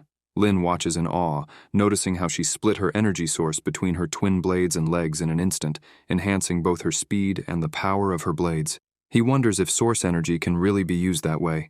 Howling declares that it's time to settle the score. Terrified, the boys begin to make excuses. Liang claims they're only after treasures and never hurt anyone, begging for forgiveness and proposing to turn over a new leaf. The girl observes him for a moment before eliminating Liang with her blade. His companions, horrified, plead for their lives on their knees. Howling says she has no intention of eliminating them, but explains that Liang repaid kindness with hostility. Her disciples saved their lives, but Liang tried to lure the beast toward him with malicious intent. She orders the two to leave and never appear before her again. Without hesitation, they run off. Xiu looks at Liang's lifeless body and sighs, saying it's a shame. The girl approaches and states that since Liang wanted to kill him, there's no reason to show mercy to assassins. Lin retorts, saying he wasn't lamenting Liang's death, but rather regretting not being the one to eliminate him, thinking she stole his experience points. Howling announces that now it's just the two of them, so it's time for training. The protagonist quips that it's too late for tea. The girl slaps him and orders him to shut up, reminding him that she's his master and deserves respect. Xiu replies that he never agreed to be her disciple. Howling asks if he has any skill that suppresses cultivation, saying she feels he's stronger than he lets on.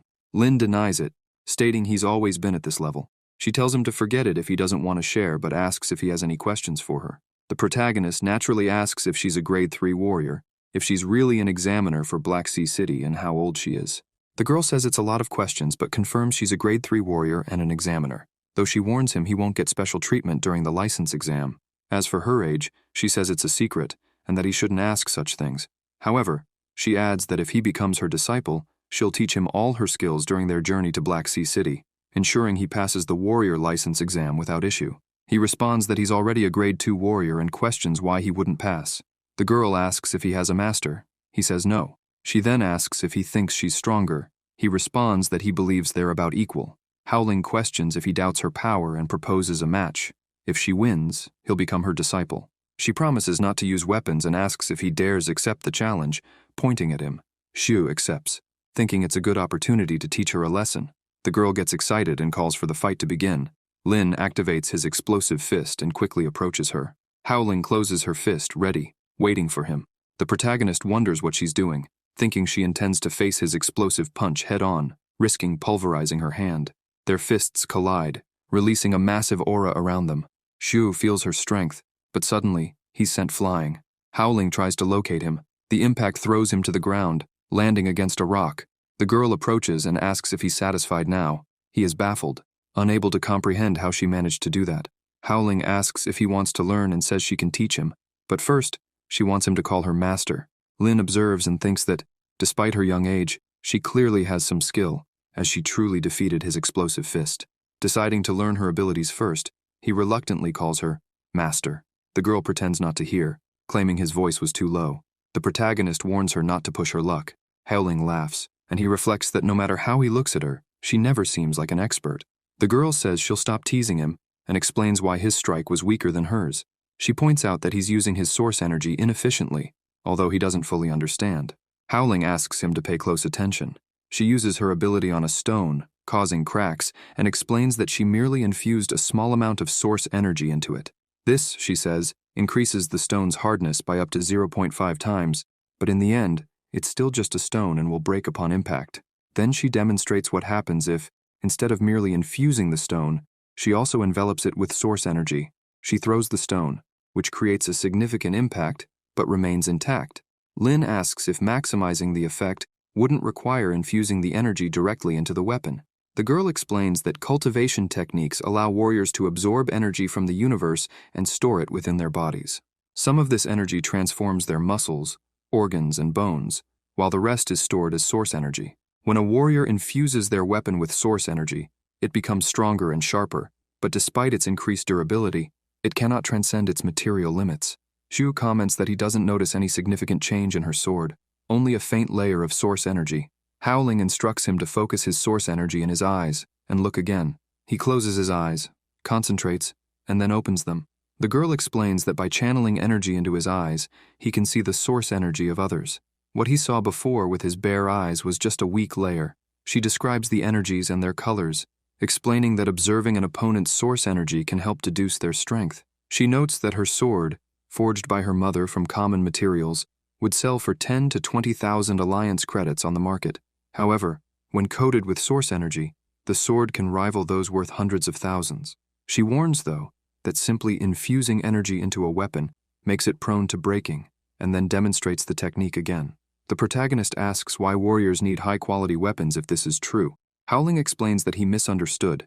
It's not just about coating the weapon with source energy, but achieving a balance between coating and infusion. Each weapon has its own quality, and lower-grade weapons suffer internal damage from the external energy coating and shock waves of each strike. Xu then remarks that she previously mentioned suppressing her level to that of a Grade 1 warrior, but infusion and coating of source energy aren't things a Grade 1 warrior can do. He asks if that's correct. The girl coughs and admits he's right.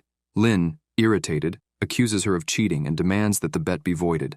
Howling retorts that he already called her master, and that can't be undone, assuring him she won't look down on him as her disciple. She hands him her sword and asks him to try coating it with his source energy. The protagonist takes the sword, examines it, and tries to coat it. Breathing heavily, he comments that he can only cover a small part of the weapon and is already exhausted, admitting he never imagined coating a weapon with source energy would be as difficult as infusing it. The girl tells him he won't master it so easily, as even for a Grade 3 warrior, coating a weapon evenly is challenging. However, she thinks to herself that he managed to cover a fifth of the sword on his first attempt, considering him a genius. Lin reflects that if even Grade 3 warriors find this difficult, it's no wonder Tang didn't seem to use this technique when he fought him. Holding the sword, he promises to keep trying and master the technique no matter what. Elsewhere, Xu is lying down with the girl on top of him. He opens his eyes, confused. Howling is startled to see him waking up. Xu moves away and asks what she was trying to do and if she was attempting to wake him. The girl explains that she noticed his clothes repaired themselves automatically and became curious, discovering that he was wearing weights underneath. She praises his effort, stating that even with weights, he performed well. She announces that today's training will begin now, saying that since he's using weights, the method will be perfect. He must reach the top of a hill before sunset. Xu protests, pointing out that the map shows the area is full of cliffs, over 100 kilometers away, and asks if she's trying to eliminate him. Howling replies that she won't make him run alone. She'll accompany him. Lin questions how that's fair, since he's wearing weights. As he looks behind him, he notices a flock of birds approaching and remarks that they're the same as yesterday. He grabs his sword and starts attacking them, using his source energy. The girl warns him not to stop and says she'll deal with the birds while running. The birds keep closing in, and she informs him that for the next 6 miles, he'll have to handle them while running. The birds head toward Xu, but he cuts them in half. Howling explains that this is a test of speed, precision, and reaction, and he must strike the birds where the heterocrystals are located and extract them. Lin questions if he really has to kill the birds, open the part with the heterocrystal, and extract everything while running, saying it's impossible. He warns her to be careful. The girl, unfazed, eliminates multiple birds simultaneously, retrieves the crystals, and asks who said it was impossible. She explains that as long as speed, precision, and reaction are aligned, it's easy, showing the crystal in her hand.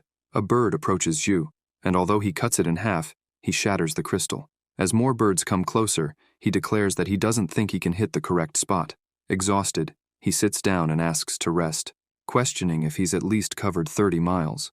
Howling replies they'll take a 10-minute break. The protagonist asks why the birds are targeting only him. The girl explains it's simple. While he was sleeping, she rubbed a bit of scent on his clothes, which attracts the birds. Xu, shocked, says that can't be true and notes that there is indeed a strange smell. Howling says it's for his own good and declares that the break is over. He has to run to the mountain's summit without stopping. Lin indignantly complains that only 2 minutes have passed, but when the sword points toward him, his attitude shifts. With the blade aimed at him, the girl asserts that 10 minutes have passed and that he'd better start running unless he wants to be cut down. The protagonist gets up and reluctantly agrees, thinking that after running all morning, his progress has improved, and at this rate, he'll complete his growth mission before reaching Black Sea City. He notices the birds approaching again and reflects that, while the girl's methods are extreme, they're undeniably effective. He resumes attacking the birds, collecting intact crystals, and realizes that his speed and precision are improving. Later, as his breathing becomes labored, he comments that he finally made it. Sitting on the ground, he reflects that, with weights all over his body, and while eliminating monsters along the way, he managed to cover a full 60 miles. His master asks if he's already reached his limit, boasting that in the past, she could run more than 600 kilometers. She points to a clearing ahead and suggests they rest there for the night. However, they notice something approaching. Xiu grows desperate. The girl draws her combat tool and attacks. Lin doesn't understand what's happening. Howling explains that they've been followed since 5 a.m. and asks if their pursuers are finally going to make a move. Two young men approach and admit they've been waiting for the boy to get tired before attacking him. The protagonist reflects that he truly hadn't noticed they were concealing their presence and following him for so long, and that if it weren't for his master, he would have been eliminated. The girl reveals that the two men are the Yang brothers, Yang and Luo, known for taking out warriors and claiming territories in the mountains near the city. She asks if she's correct, and mentions that their wanted posters distributed by the Alliance offer rewards of 50 million credits. One of the men asks if she knows who they are, and upon realizing she does, demands she hand over her belongings in silence. Using his analytical eye, Lin examines their data and discovers they're grade 4 warriors. Realizing it will be difficult to face them, the girl instructs her disciple to watch carefully, as she'll demonstrate how to use source energy to defeat them. Xiu notices her source energy is far more intense than that of her opponents. Luo charges toward her, but Howling doesn't back down. She counters, striking him and sending him flying. Yang moves in to attack her, but she parries and strikes his arm, asking if that's all he's got. Luo shouts to his brother, suggesting they use their combined skill. The two rush together, declaring that when united, their power rivals that of grade 5 warriors.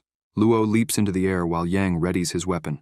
Together, they unleash their combined skill, emitting an incredible aura. From above, Luo launches several weapons in their direction. Xiu observes and comments that this must be the combined skill, a powerful technique that requires more than one person and acknowledges its impressive force. Howling dismisses it as a mere parlor trick. She creates a shield bubble to defend herself. Lin is impressed by her agility and power, wondering if the rumors he heard were true, that some high-level warriors can condense their bodies after reaching a certain level, allowing them to appear youthful. He ponders if she could actually be an old woman. Yang, confused, asks what's happening, and Luo remarks that this road to Black Sea City shouldn't be filled with rookies taking the license exam. Howling declares it's her turn now. She charges to attack. The two men prepare to defend themselves, but Howling uses source energy to strike them with a bar, sending them flying. The protagonist, indignant, questions if this is the strength of a grade 6 warrior facing two grade 4 warriors. Approaching the two fallen men, he sees they're still alive and considers that if he eliminates them now, he could gain experience. He steps forward with his sword and finishes them off. Howling watches and asks if he really has this kind of hobby. Xiu wonders why no notification has appeared, questioning if the experience won't be counted. Then, notifications arrive informing him he eliminated the two and earned over 3 million experience points, increasing his grade and granting him 16 power points. He smiles, thrilled. The girl asks why he's grinning like an idiot, and if his brain has cooled down from all the running. Lin replies that he's fine and asks if, when they encounter more high-level warriors, she could avoid finishing them off, leaving them near defeat so he can take them out.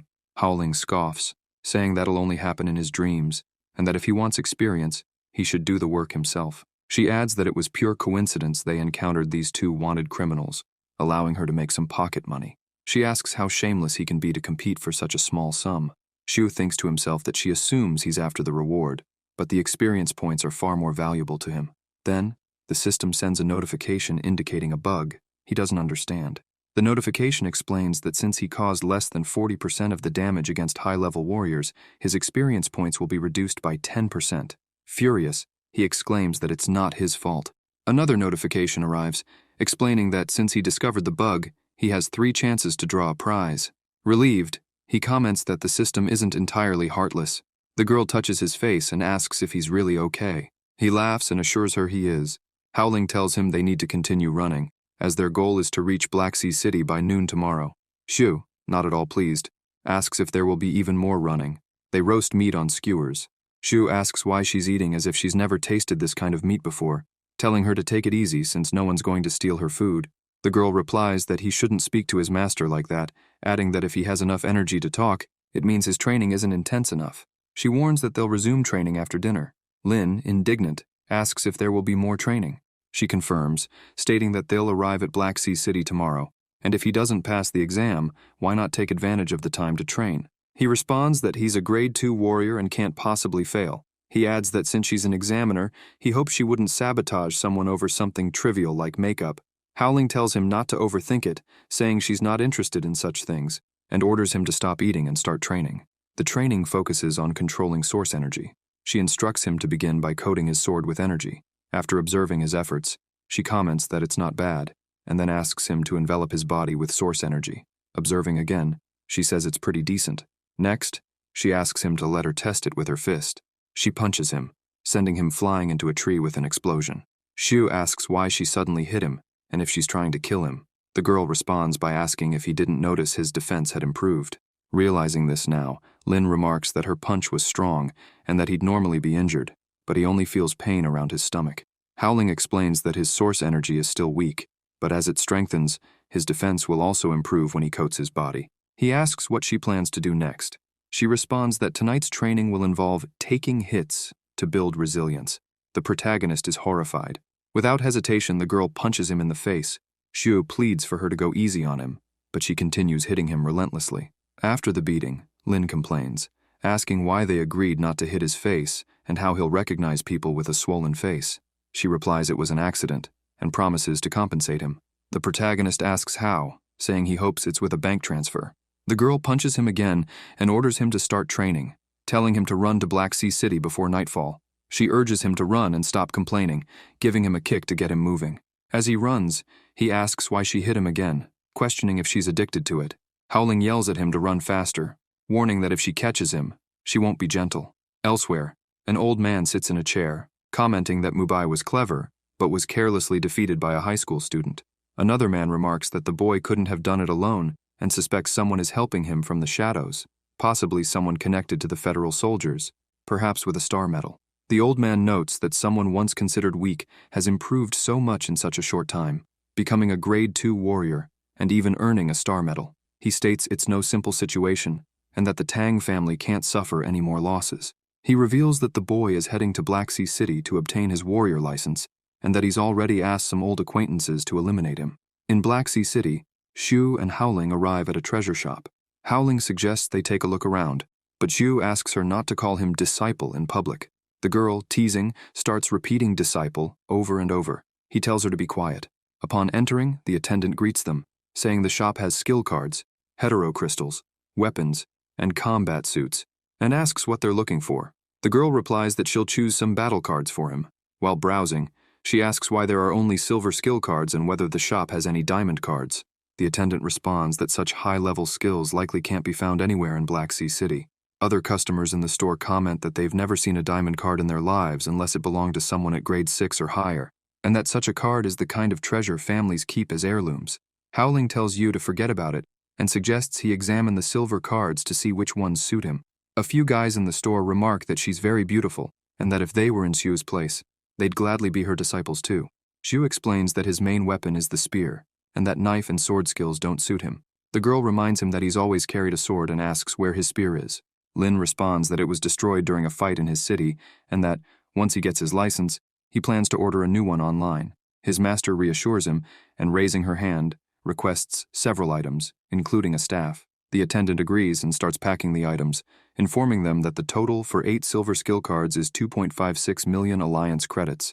Howling hands the cards to him, saying it's a welcome gift. The protagonist notices the skills include Tiger Force Punch, Chain Kicks, Flaming Claw, and 5 spear skills. He remarks that it feels like too much, and that these skills seem better than the ones he already knows. Howling says she's never looked at spear skills before and picked them randomly, but if he doesn't like them, he can sell them. As they leave the store, she comments that none of the weapons caught her eye. She promises that once he gets a new spear, she'll prepare a big gift for him. The guys in the shop, impressed, comment on how she gave away skill cards worth over 2 million credits and wish they had a generous master like her. Xue, lost in thought, wonders what kind of backstory she has. noting that she reserved 2 rooms costing over 150,000 credits each. He jokes to himself that if he keeps following her, he might be able to retire early, and wonders how old she really is. Sitting on the floor, he decides to learn 3 of the martial skills while using the others for combinations since they were free. Looking at Silver Difference, Chain Kicks, and Flaming Claw, he reflects on how these skills could complement each other. He plans to combine his Explosive Fist with Tiger Force Punch to enhance its destructive power, or switch to Flaming Claw mid-attack to surprise the enemy, potentially destroying an opponent's arm in one strike. Hearing someone at the door, he notes that it's already late, and wonders who it could be.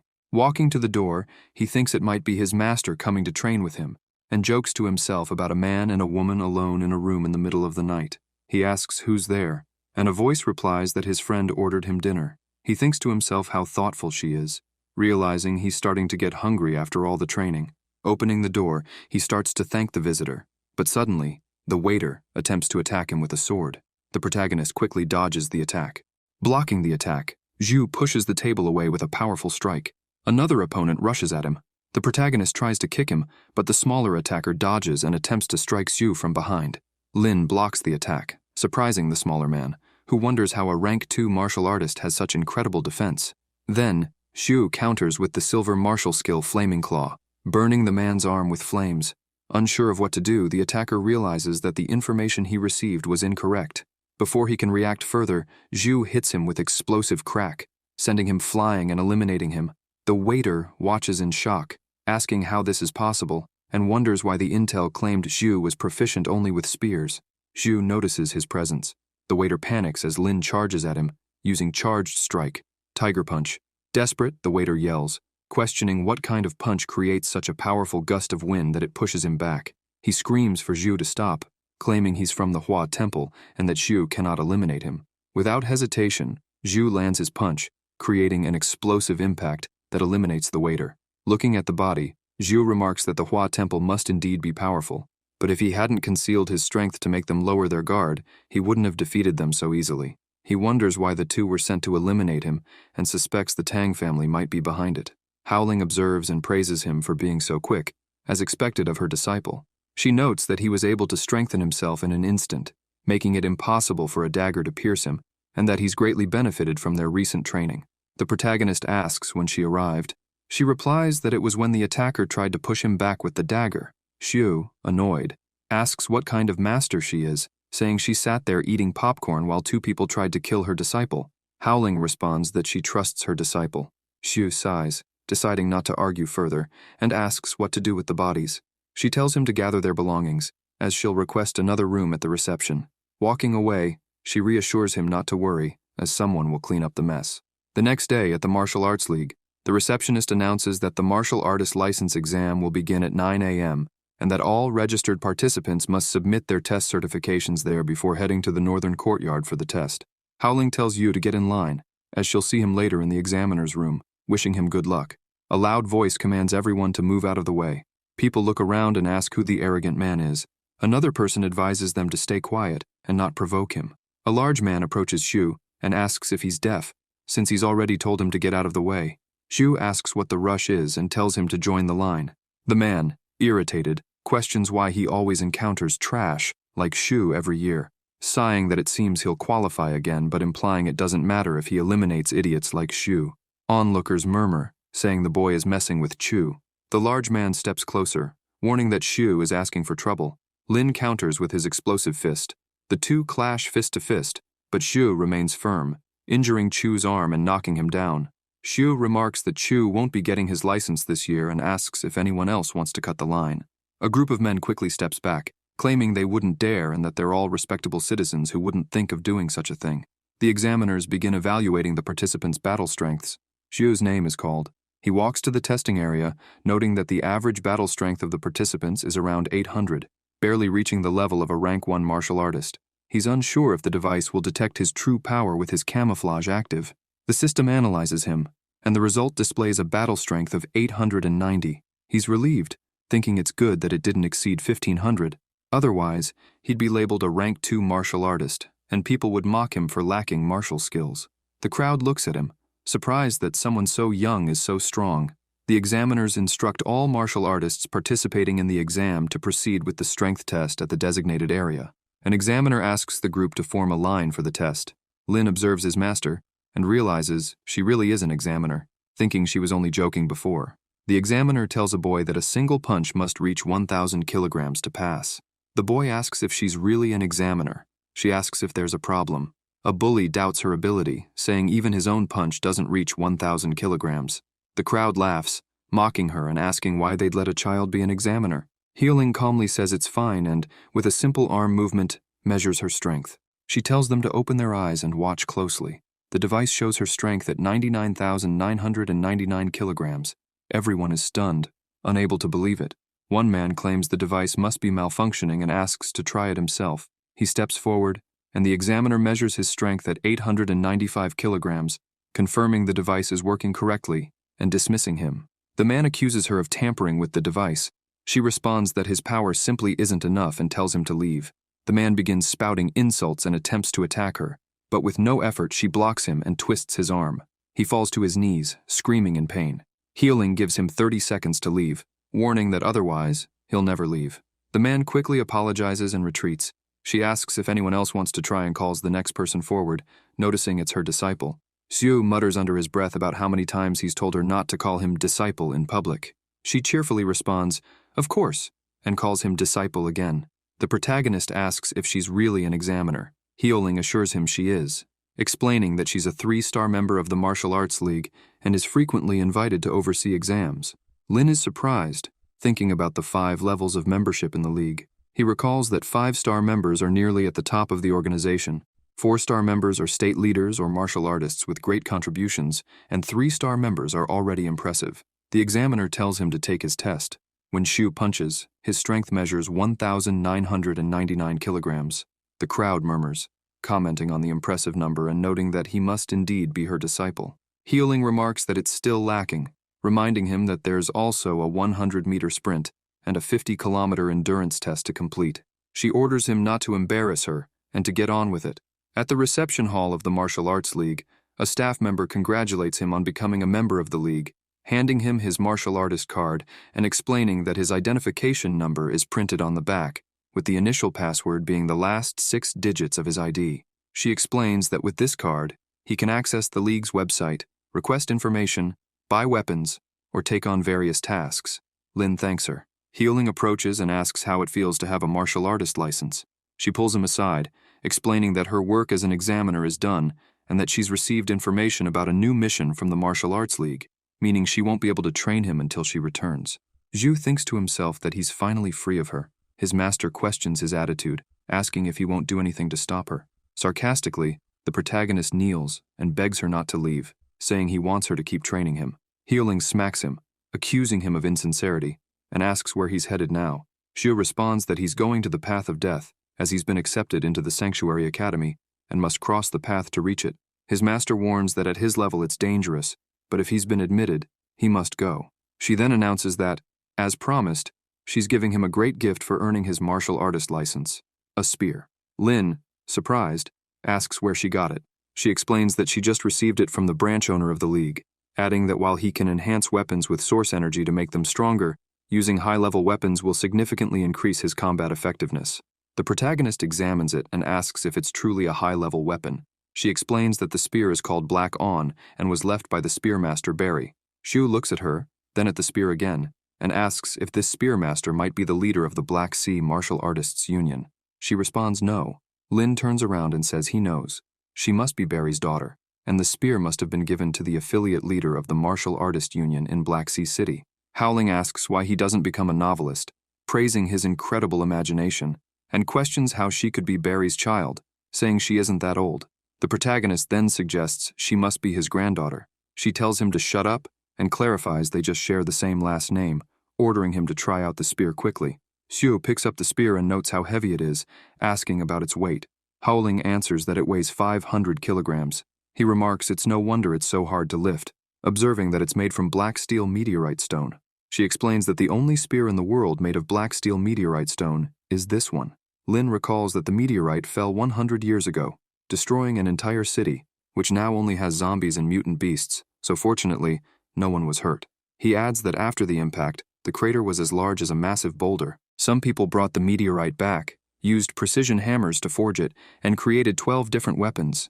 These weapons aren't just the sharpest, but also the most durable in the world. He asks if something so precious is really being given to him. She replies, of course, and assures him she only promises what she can deliver. She mentions that she has been assigned another mission, and wonders if they'll part ways here. As she walks away, she says goodbye and tells him to visit Skyspace City if he has the chance. The protagonist asks about Skyspace City. She explains it's the largest city in the world, built using floating technology that makes the entire city levitate. She adds that only martial artists of rank 5 or higher, or people with significant achievements in technology, can enter. Lin muses that she's clearly a wealthy woman, and jokes that maybe he should consider following her. It might be worth working hard for fewer years. Elsewhere, a voice says, "So much incompetence. 2 rank 2 martial artists couldn't even eliminate a rank 1 martial artist." A kneeling subordinate replies that the boy is incredibly strong and can't possibly be just a rank 1 martial artist.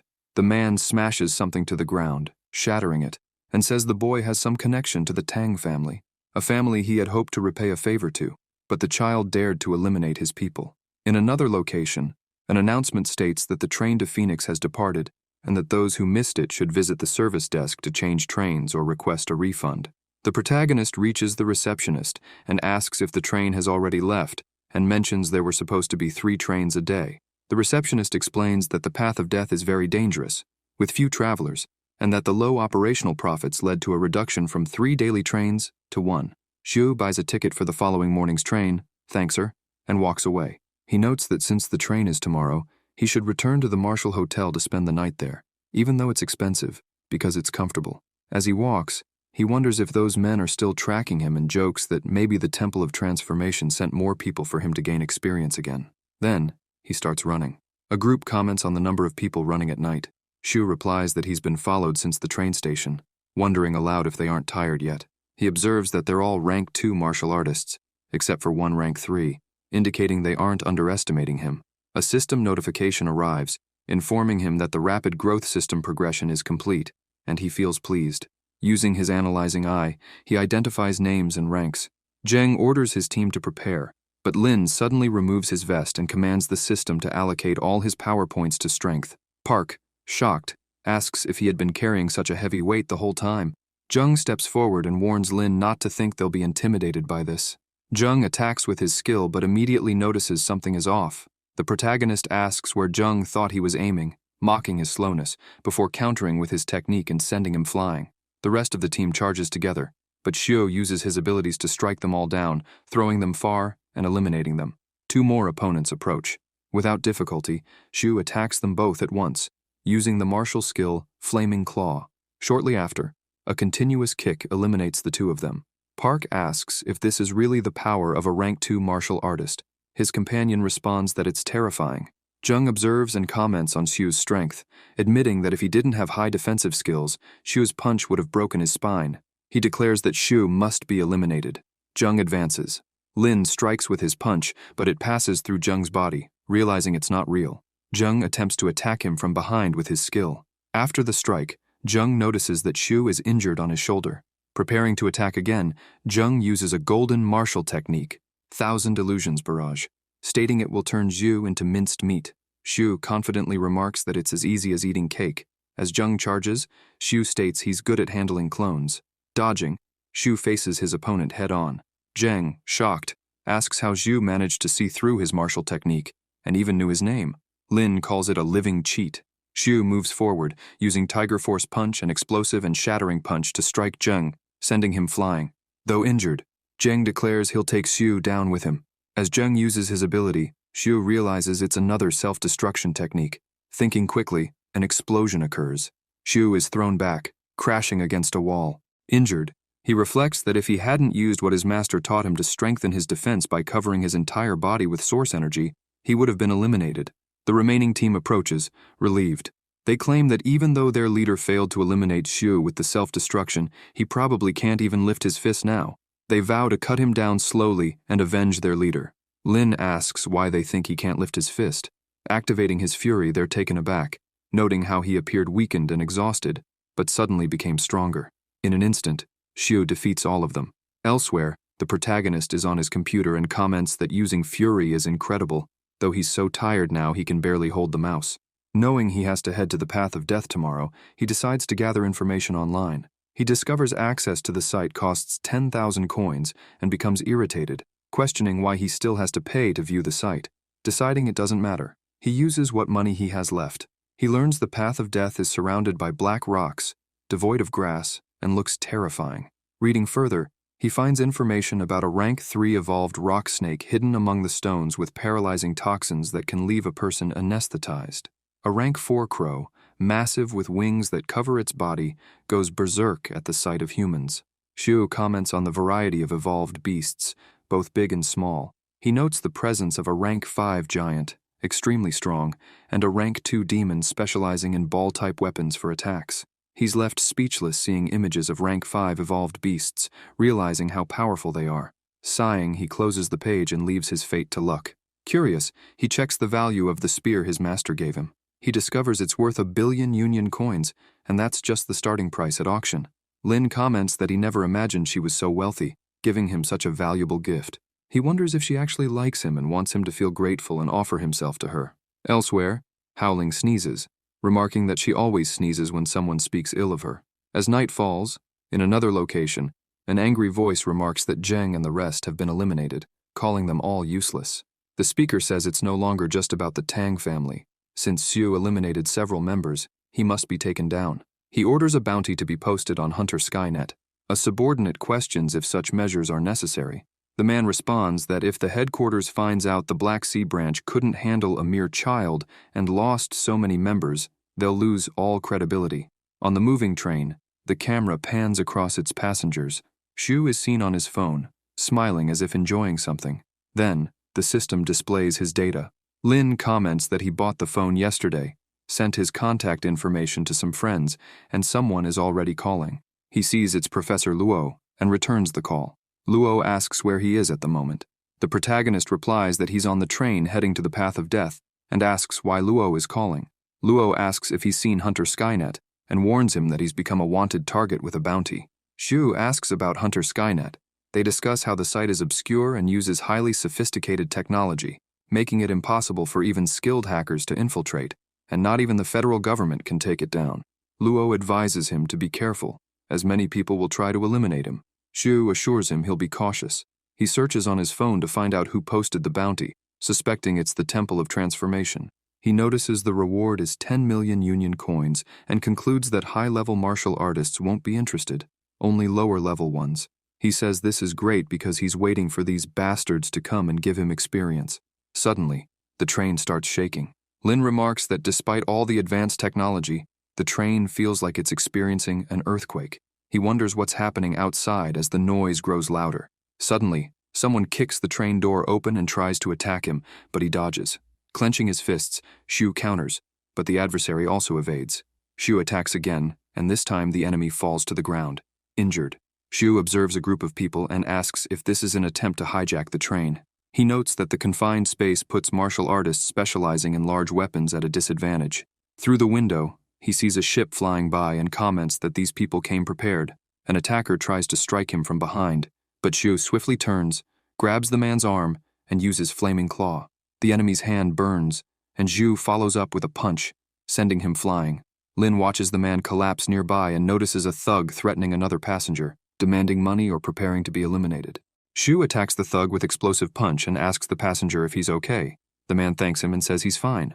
Xu asks who these attackers are. The man explains they're the Black Gang, a group of thieves who rob travelers, and advises Xu to stay behind him and wait for them to leave. Without hesitation, Lin charges forward, attacking the gang with a series of strikes. The man, surprised, wonders why young people today are so strong. Multiple planes approach. The gang notices and comments that it's the Union Army, deciding to retreat. As they flee, their ship is attacked and explodes. The man remarks that the Union Army has arrived and asks where Xu is headed.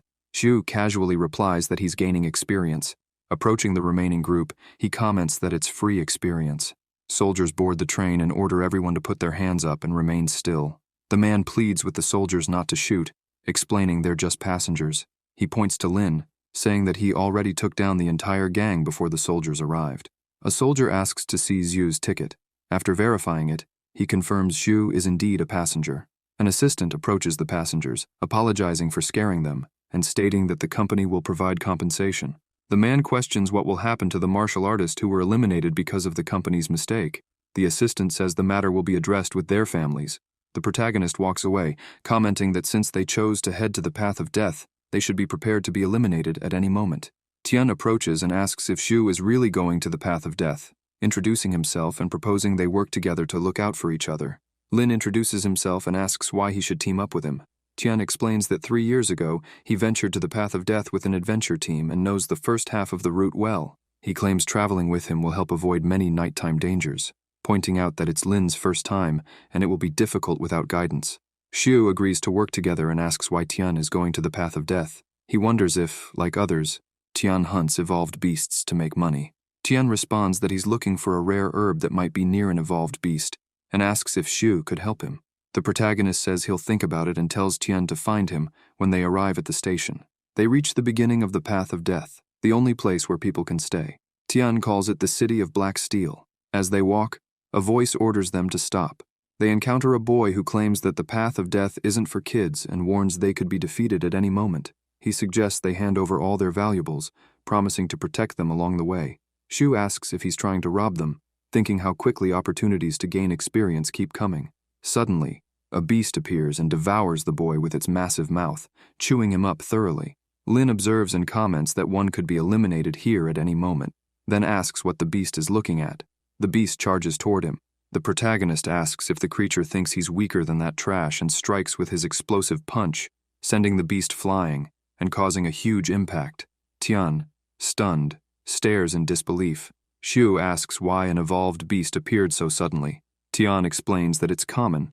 Sometimes an evolved beast destroys the wall and enters the city, and it happens frequently. Lin remarks that despite this, people still dare to live here, saying they should abandon the place. Onlookers notice Xu and comment that his aura is only that of a rank 1 martial artist, yet he managed to eliminate a rank 2 beast with a single blow. A red-haired man mentions how many geniuses join the academy. A girl expresses her surprise at his strength and says she wants to team up with him. An older man comments that he can't understand why young people are so eager to seek the end. A bald man questions if the old man is cursing them and asks if he knows what kind of evolution the beasts around the path of death possess. The old man responds that he can't remember, saying his memory is poor. The bald man hits him, telling him to stop acting like a fool. Tian remarks that these people have issues, noting that the old man isn't as simple as he seems. Xu wonders if everyone in the city is strong, concluding that they must be, or they would have been devoured by beasts. The old man picks up his pipe from the ground. The bald man kicks him, asking if he dares to ignore him. Lin steps in and kicks the bald man, asking if he doesn't know how to respect his elders. The bald man asks if Xu wants to cause trouble. Xu retorts, asking if he isn't the one causing trouble, and gives him 2 choices: leave on his own or be eliminated. The bald man and his group back off, saying they'll go, but warning Xu to watch his back. The protagonist approaches the old man and asks if he's okay. The old man says he's fine and thanks him. Xu says they're leaving and bids him farewell. The old man asks them to wait. Puffing on his cigar, he comments that people like Xu are rare these days and says he hates seeing respectful individuals eliminated too soon. He advises them to change their path after walking 500 meters. Lin thanks him. Tian observes, thinking the old man must have known their combat ability all along and deliberately helped them, finding him frightening. As they walk, they notice the shadow of something. A massive beast appears, followed by several evolved beasts that attack the bald man, leaving him as nothing but a skull. Another member of the group starts running, but the beasts catch up to him and he begs for salvation. Xu and Tian watch. Tian comments on how terrifying it is and feels grateful they listened to the old man and changed their path. The protagonist agrees, saying that, as the old man said, some people who appear weak should never be underestimated. They continue walking. Xu comments on the stone pillars and that they still haven't found the path. Tian reassures him, saying people often leave marks behind, and asks for time to look. Then, 2 people come running. A red-haired girl with torn clothes angrily asks if they knew something was there, and why they didn't warn her. Lin comments that they're strangers and asks why he should care if they were eliminated. The girl, indignant, begins to argue. Tian shouts that he's found the path, and everyone begins walking together. The red-haired girl decides to follow them, saying they seem familiar with the area. The protagonist comments that if it weren't for him, they wouldn't have gotten out so easily. She thanks him for the compliment, and he explains that the people who came before them left marks behind. Observing ahead, Shu asks what that forest is.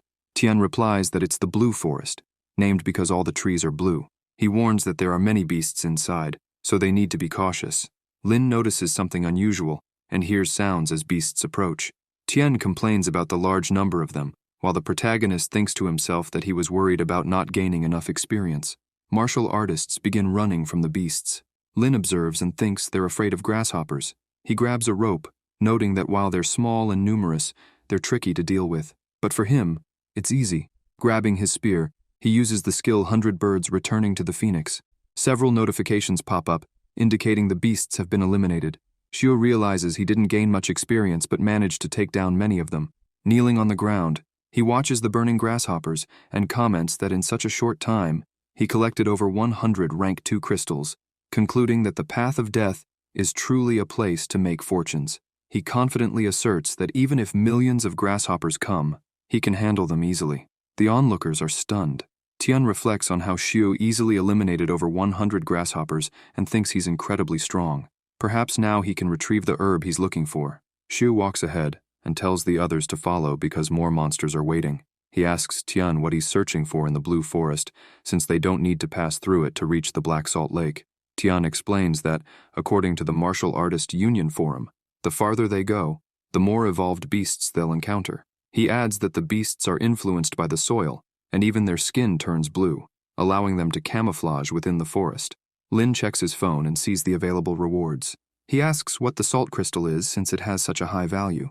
Tian explains that the crystal is found at the bottom of the Black Salt Lake and that every 10 years, the lake produces one. He emphasizes that it's extremely rare. The protagonist comments that his destination is Black Salt Lake and says it's fascinating, suggesting they go there to try their luck and that he'll accept the mission first. He thinks about how he's eliminating with purpose. Something tries to attack them, but they dodge. Shu, wielding a sniper rifle, continues taking shots at their attackers. He comments that he's already figured out the shooter's position. Climbing a tree, he confronts his opponent, who looks terrified. Shu eliminates him with his spear, but realizes there are more enemies and decides they all need to become his experience. Meanwhile, Tian is still dodging attacks and comments that the attackers are gang members. He grabs his weapon and uses his lightline skill, sending his opponent flying and causing a massive impact. Another attack comes his way, but he dodges, breathing heavily. He looks at Shu and thinks how terrifying he is since, while Tian has only eliminated one opponent, Shu has already taken down 6. Lin approaches Tian and asks if the bandit gang operates in this area. Tian explains that many martial artists pass through the Blue Forest attacking others and stealing their belongings. Shu asks where they should go next, noting that all the trees look the same, making it impossible to find their way. Tian reassures him, saying he has a device. Shu observes and asks if it's a compass. Tian replies that it's not, as the magnetic force in this area disrupts compass functionality, rendering them useless. He explains that this device measures the direction of the magnetic force, and that the deeper they go into the Blue Forest, the stronger it becomes. With this tool, they won't have to worry about getting lost. He points out the correct direction, but they notice something strange. Shu comments that there seems to be an evolved beast in the area. As they continue walking, they notice the ground is wet. Shu asks if it's been raining heavily. Tian responds that it occasionally rains in the path of death, but only in small areas. Lin notices something and approaches, coming face to face with a rank 3 beast. He asks Tian if he has salt, recalling that he once heard leeches are afraid of salt. Tian says he has some salt, but not much. The protagonist grabs the salt container, approaches the beast and throws it at it. The beast rises quickly, letting out a loud noise but soon calms down. Then, it strikes a tree, releasing a green goo that cracks the tree and topples it. The beast remains still for a moment but soon charges at them again. Shu uses his 100 Birds returning to the phoenix technique, unleashing multiple flames and burning the beast. He wonders if he's defeated it, reasoning that losing such a large amount of fluid should be fatal, and the flames should have burned it completely. The beast burrows its face into the sand. Lin observes, noticing it sinking. Tian asks if it's over. The protagonist warns them to stay cautious, stating that the beast is still there. At that moment, a man approaches them. Tian explains that he's a hunter who ambushes people in the Blue Forest. Tian asks the hunter what he intends to do. The hunter replies that it's obvious, to kill them and steal their belongings. Using his analyzing eye, Shu feels a chill and warns the hunter that if he takes one more step forward, he'll lose his legs. The hunter remarks that it's the first time he's ever felt fear toward prey, but promises to make Shu's end less painful. As the hunter walks, he steps on the buried beast, startling him. He realizes it's a Tyrannosaurus. The beast bites his legs, and he struggles to escape but can't. Shu watches and comments that the hunter was eliminated so easily. A notification informs him that the beast was also defeated, but he notices numerous larvae on the ground and becomes alarmed. The larvae swarm the hunter. He tries to shake them off, but there are too many, and they overpower him. The larvae wriggle and ultimately defeat him. Tian suggests they leave the area. Lin comments that these blood larvae are small, but all of them are rank 3 evolved beasts. Shu charges at the larvae and uses his storm ability, followed by Pear Blossom. Multiple notifications pop up, indicating accumulated experience. He remarks that he never thought he'd gain so much EXP. He continues attacking with his skills, eliminating all the larvae. More notifications confirm their defeat. Soon, all the larvae are gone. Tian watches in amazement, thinking how the protagonist wiped out all the blood larvae in just a minute. Shu notices that they're not entirely defeated as the main beast charges at him again. Dodging, he counters with flames, burning it, but notices one escaping. He chases after it, asking who it thinks it is to try running away. Using 100 birds facing Phoenix, he unleashes another barrage of flames, eliminating it as well. More notifications appear, rewarding him with experience, and he happily comments about how much he earned. He notes that the crystal can be sold for a high price. Checking his phone, he sees that the bounty for the leech was 10 million and celebrates, saying he's rich. He notices his stats have increased and commands the system to allocate all points to strength. Calling Tian to continue, Tian responds that the Black Salt Lake is just ahead. Walking further, they arrive at the lake. Lin asks if this is the lake, and Tian confirms it. Shu observes and comments on how strange it looks, frozen like that. Tian kneels and asks for Xu's help to find the plant he mentioned earlier, showing him a picture. He explains that his daughter was infected with a virus, which developed into a terminal illness that gradually weakened her immunity. In the final stage of the disease, even mild cold exposure could be fatal. For years, he traveled in search of a cure and discovered that at the bottom of the Black Salt Lake, the black salt coral could save her. He mentions that the lake is home to a strong evolved beast, but it shouldn't be stronger than rank 4. Tian adds that he has already defeated many beasts along the way and implores Xu's help to retrieve the plant. The protagonist reflects for a moment and comments that he wouldn't have made it this far without Tian's help, deciding to dive in and search for it. Tian, deeply grateful, hands him protective goggles and a mini holo scanner to help him see underwater. He warns that the coral isn't always present in the lake, so finding it will depend on luck. Shu puts on the gear, assures Tian he'll try, and tells him not to worry, promising he'll retrieve the black salt coral. Entering the lake, he comments on the cold but uses source energy to neutralize it. Swimming, he observes the vastness of the lake, noting its emptiness. No fish, no salt crystals, and no black coral. He notices something white and wonders if it's a salt crystal, but as he approaches, he realizes it's not. Suddenly, he encounters a rank 4 evolved beast. The beast charges, and Shu tries to attack it but realizes it's too fast. Activating his fury, he strikes again, but the beast remains unharmed. Observing closely, he decides to use his explosive punch, hitting the beast and pushing it back with an explosion. He realizes that being underwater limits his ability's power. Hesitant, he notices the system hasn't shown a notification indicating the beast's defeat. Looking around, he sees something shining. He wonders if it's the salt crystal and notices the black salt coral nearby. As he moves closer to grab the items, the beast reappears. In disbelief, he wonders if his skills are useless against it. He tries attacking again, but the beast dodges and retaliates. Shu concludes that his abilities are too restricted underwater and decides to wait for his fury to subside before counterattacking. Realizing he needs to leave the water, he swims up, but the beast chases him, attempting to bite him. Frustrated, he abandons his suit. The beast bites into the suit, mistaking it for him. Satisfied with his strategy, Shu begins pulling the suit, hoping it's durable enough to withstand the tension. He exits the water while pulling the suit. The beast leaps out of the water, attempting to attack again. Tian watches, stunned. Shu throws the suit to the ground, baiting the beast to pounce on it, causing a massive impact. Approaching the fallen beast, Shu sarcastically asks if it still thinks it can eat him now that they're out of the water. He uses his ability and eliminates the beast. Tian runs over and asks if he's okay. Shu replies that he found both items and emerges from the water holding them.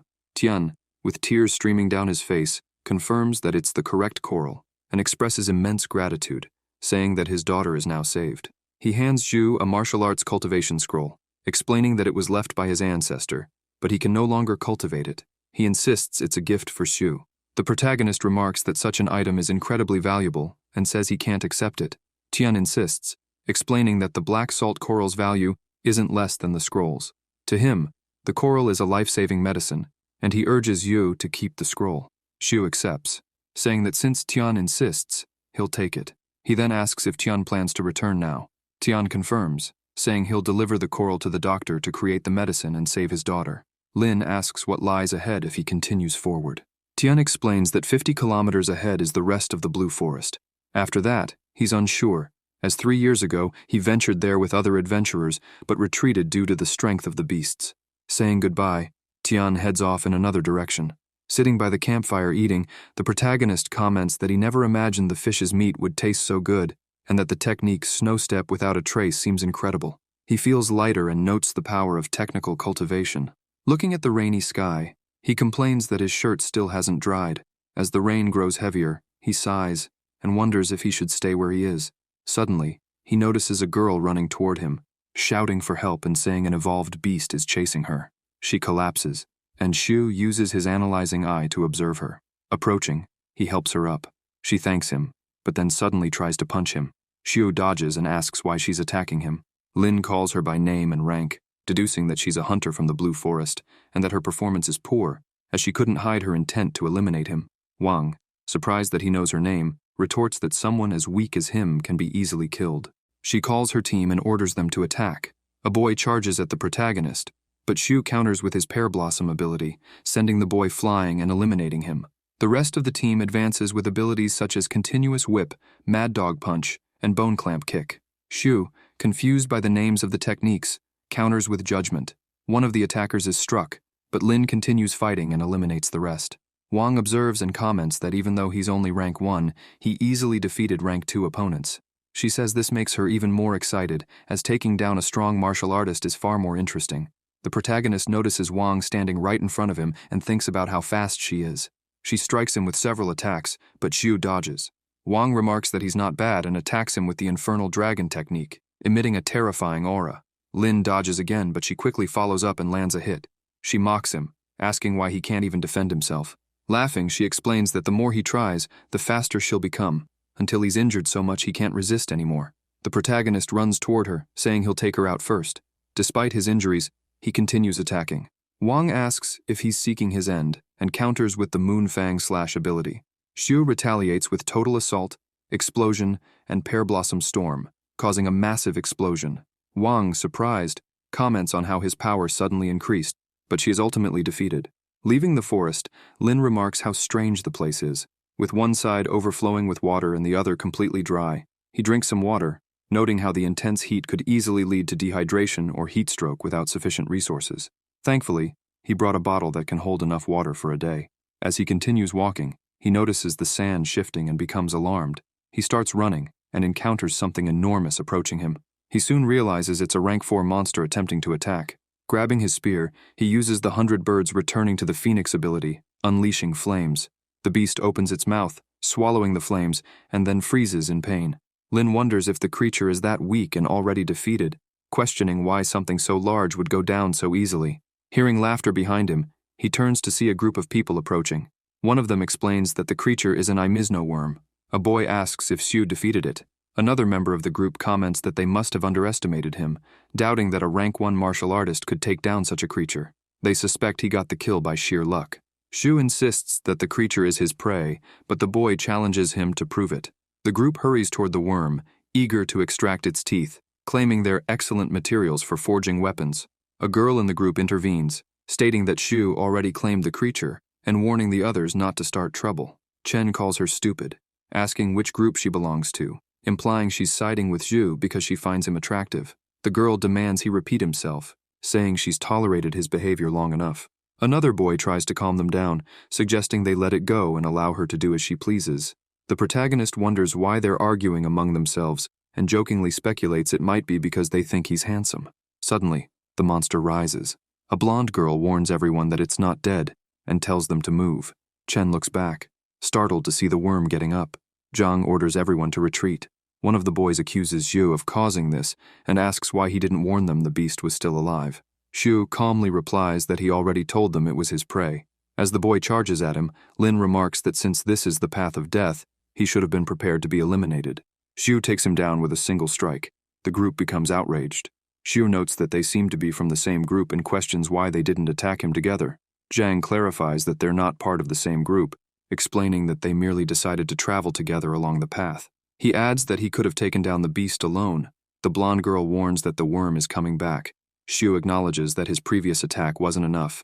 Grabbing his spear, he unleashes flames with his 100 birds returning to the Phoenix ability. The monster is struck and falls to the ground. The blonde girl watches in awe, commenting on Xiu's incredible strength. Zhang admits he's never seen anything like it. A notification appears, confirming the beast's defeat. Xiu approaches and collects the crystal. Zhang remarks that it's strange. Xiu's aura feels weak, yet he's incredibly powerful in battle. The group reminds Yu that the beast's teeth are valuable. Zhang approaches him to negotiate, asking for a few teeth and explaining that they're essential for the group. She offers to exchange them for other materials. Lin starts walking away and says he has no use for the teeth, telling them to just take them. Zhang is surprised, thanks him, and instructs her team to retrieve the teeth. The blonde girl teases that Xiu gave up the teeth so easily because he must be infatuated with their leader. Zhang tells her to shut up and help extract the teeth. As they work on removing them, they notice Xiu leaving the area. Continuing on his way, Xiu encounters something strange again. He begins to run but trips and falls into an empty space. Holding his head, he asks if he fell into a hole. Spotting something shining, he remarks that it looks like a hidden passage. Touching the wall, he wonders if this is a ruin from the last century, possibly a remnant of the battle between humans and alien invaders. Noticing holes in the wall, he deduces they might be some kind of switches. Suddenly, he senses something approaching and mutters, "Something's coming." A rat appears, followed by a swarm of others. Xiu positions himself and starts attacking with Pear Blossom and Explosive Storm. Notifications pop up, indicating the rats have been eliminated. Breathing heavily, he comments that while the rats aren't a threat individually, in large numbers, they're exhausting to deal with. Still, he says the effort was worth it as he continues walking with several crystals in hand. Noticing how the rats seemed frightened, he wonders aloud if there's something else in this place. As he moves forward, he spots a sword but stops and asks who's there. Zhang appears and asks if it's him. Xiu remarks that it's them again and questions why they're there, wondering if the rats were afraid of them. Zhang explains that they were wandering, fell into the same area, and encountered the rats as well. She suggests that since they keep crossing paths, they should introduce themselves. She shares her name, introducing the blonde girl as Lei, the large man next to her as Jiang, her boyfriend, and the slim man as Peng. Lin introduces himself and proposes that, since they're in the same situation, they should travel together. They agree and start walking. Zhang comments that there must be a hidden passage and asks if there are any other paths. Xiu speculates that the place is likely a ruin from the year 2554. Zhang asks if that was over 100 years ago and how he knows. Xiu explains that he saw the date etched on the wall and, approaching it, mentions that he feels something familiar about the markings. Zhang asks what he means by familiar. Xiu gets an idea, pulls out a crystal from the rats, and Zhang asks if it's an evolved beast crystal. He explains that he defeated some rats and believes the golden yellow rat's crystal is the key to the hidden passage. Placing the crystal into the glowing slot, his suspicion is confirmed as a door opens.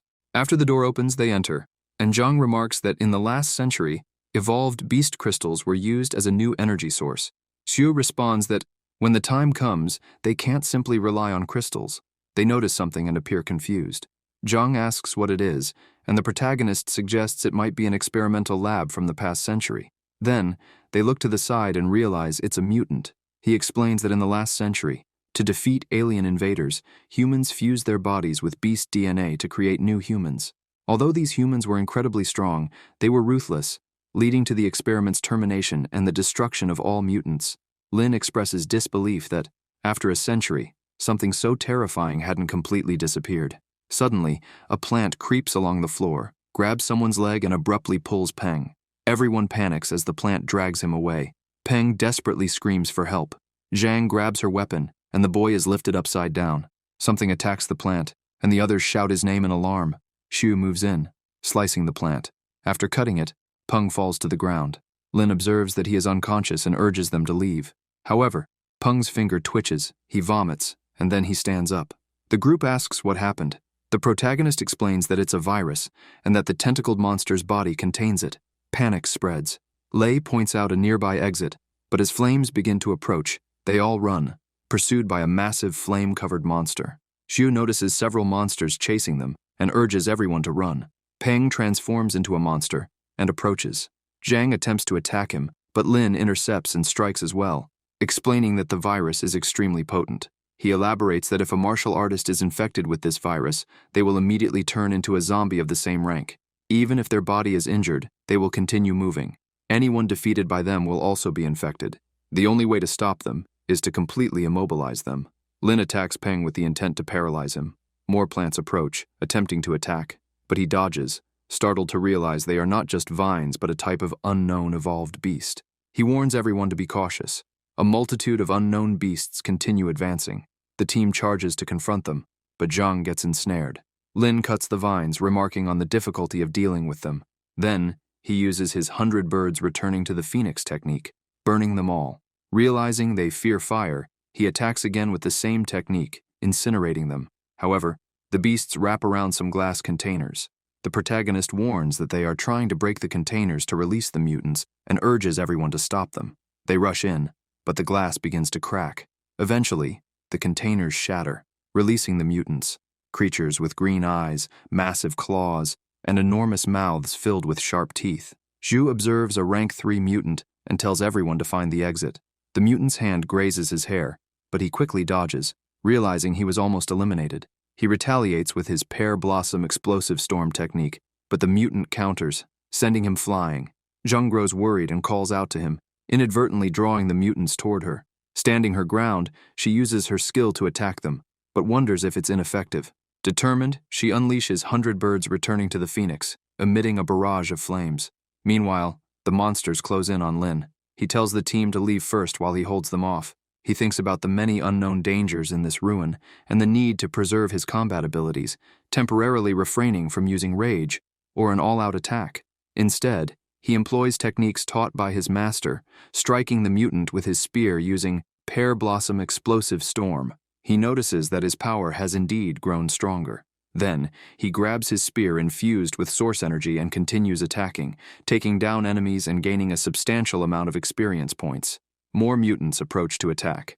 Lin reflects that, although these mutants have tough scales, feel no pain, and are hard to deal with, they grant a lot of experience. In this narrow tunnel, it's dangerous to get surrounded, but fighting so many mutants presents a great opportunity to accumulate experience. Another notification pops up, indicating a mutant has been eliminated. Lei observes and remarks that Lin is really strong, joking that he's only cool for 3 seconds. Zhang rushes forward, attacking alongside them. They keep battling the mutants, and the protagonist receives notifications informing him that more have been eliminated. He asks to allocate the earned points to his stats, continues defeating the mutants, and comments that he feels stronger now, and that his spear feels much lighter. Zhang watches him and asks why he seems so energetic, looking even more motivated after the fight. Suddenly, they hear a loud noise in the distance. Lei asks what it could be. Xu suggests there might be an explosion on the other side of the tunnel, and that the sound could be coming from a strong, evolved beast. Meanwhile, the mutants continue emitting sounds and retreating. Zhang wonders if the mutants are fleeing, but Lin responds that something is summoning them and suggests they ignore it and keep moving forward. They enter another section of the tunnel and find a large cache of weapons. Jiang is impressed by the stockpile. Zhang comments that they're all old laser weapons and bombs, adding that if they could get them out of there to sell, they could make a lot of money. The protagonist retorts, saying they first need to figure out how to escape the area. Lei urges silence, noting that it sounds like there's fighting nearby. Everyone falls quiet and presses their ears to a door. Jiang asks if the sound is coming from behind the door. Zhang speculates that other martial artists might have entered there. They try to open the door, which is incredibly heavy. After managing to do so, they are met with a blinding light and a massive explosion. Stunned and confused, they look around. Xu observes the scene, noting there are many martial artists and mutants there, and wonders why everyone has gathered in that place. He realizes that the mutants they encountered earlier were summoned by an evolved beast. A boy is about to be attacked, but Lin steps in to defend him. The boy thanks him and asks if he's new there. The team seems to recognize the boy, and Qin Feng calls out to them, indicating he knows them as well. Zhang asks what happened there, and why there are so many mutants and people in that place. Qinfeng explains that he and his attack team accidentally entered the area, which is a tunnel leading to the surface, but a rank 6 beast is blocking the exit, preventing them from leaving. Everyone is left speechless. The boy describes the rank 6 vine beast as an enormous creature, 10 meters long, detailing its terrifying features. Zhang questions how they dared to fight such a strong creature. Qinfeng responds that the evolved beast has sealed the exit, and unless they eliminate it, they have no choice but to wait for their end. Xu comments that fighting a rank 6 beast sounds reckless. The boy suggests taking the risk to defeat the vine beast, mentioning that a rank 6 crystal is extremely valuable. He adds that Luo used a level 2 scale grenade, which should have injured the beast. At that moment, another explosion occurs. They are warned that the vine beast is emerging and that everyone must be cautious as it's injured. Lin points out that the vines are part of the experiment and belong to the beast. He observes that the vine's tendrils extend so far that it seems the entire ruin is under the creature's control. The mutants begin approaching. Luo proposes splitting the group in two. One team will handle the mutants, while the other will focus on defeating the vine beast. A group confidently moves to confront the mutants and starts their attack. Lin warns everyone to be careful, explaining that the mutants are being controlled by the vine beast. He ponders why he feels such an overwhelming urge to fight at that moment, commenting on how strange the sensation is. The beast watches them and moves in to attack Lin, but the protagonist counters, throwing it far away. Zhang laughs and attacks a mutant, joining the intense battle. Xu walks, listening to the attacks around him, and wonders if the team is behaving like those he encountered in the lobby. He reflects that when people are overly energetic, their combat ability increases. He strikes a mutant with his spear, looks around, and notices all the mutants have been eliminated. Zhang points to the vine beast, which is on the verge of being defeated. The others shout to keep attacking, declaring that victory is near and that they're about to win. However, they begin arguing about who will claim the crystal. Zhang calls Lin to join them, but he holds her shoulder and asks if she hasn't noticed any changes in herself. She looks confused. The protagonist explains that since they entered the lobby, everyone has been overly energized except for Qiang. He comments that the grenade might have released an adrenaline-inducing gas. This type of gas stimulates adrenaline, temporarily boosting combat ability but harming the body. He concludes that this is why everyone is recklessly attacking the beast. Zhang accuses Lu of using everyone as cannon fodder. Lin responds that Lu is manipulating them to exhaust the beast while he takes the loot without much effort. The beast remains alive, and the group continues attacking, but suffers injuries. A boy notices something wrong and sees a teammate mutated by the virus. They scream for everyone to be careful.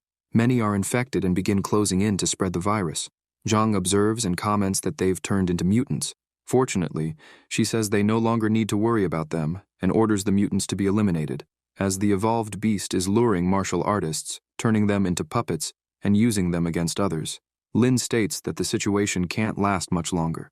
Liu declares they aren't his allies and orders them to be killed. He attacks the beast with his powerful swing skill, delivering a blow that knocks it down and defeats it. The group sees the rank 6 crystal and rushes toward it, shouting that it belongs to them and starting another argument. Liu attacks and orders everyone to be eliminated. Zhang asks Lin if they're going for the crystal, and he replies that they are because Liu shouldn't get it. Liu declares the crystal is his and that no one can take it. Xu approaches to attack Liu. As he's about to strike, Liu turns and asks if he dares to take the crystal from him. The two begin fighting. The protagonist accuses Liu of using adrenaline in the grenades to turn everyone into cannon fodder so he could claim everything for himself. The others overhear this, grow furious, and close in to attack Liu. He mocks them as weak and arrogant while counterattacking. Zhou notices Liu must be using some energy source but doesn't seem as strong as before. He attacks with his judgment skill, throwing Liu far and causing an explosion. Furious, Liu tries to retaliate, but the rest of the team steps in to defeat him. They attack and confront him for his betrayal. One of them tells the protagonist to step aside, claiming the crystal as his, and warning that if Xu dares to take it, he'll be eliminated too. Xu uses his Pear Blossom Tempest skill, but notices the beast is moving again. Confused, he wonders if it wasn't defeated. With renewed determination, he sees it as another opportunity, and attacks with 100 birds returning to the phoenix, finally defeating it. A notification of experience gained appears, and Xu questions why a rank 6 beast granted only a little over 8 million points. He reflects that his damage contribution was less than 40%, which is why he only received 1/10 of the experience. As he moves to claim the crystal, Liu rushes forward, shouting for him to leave it, claiming it as his.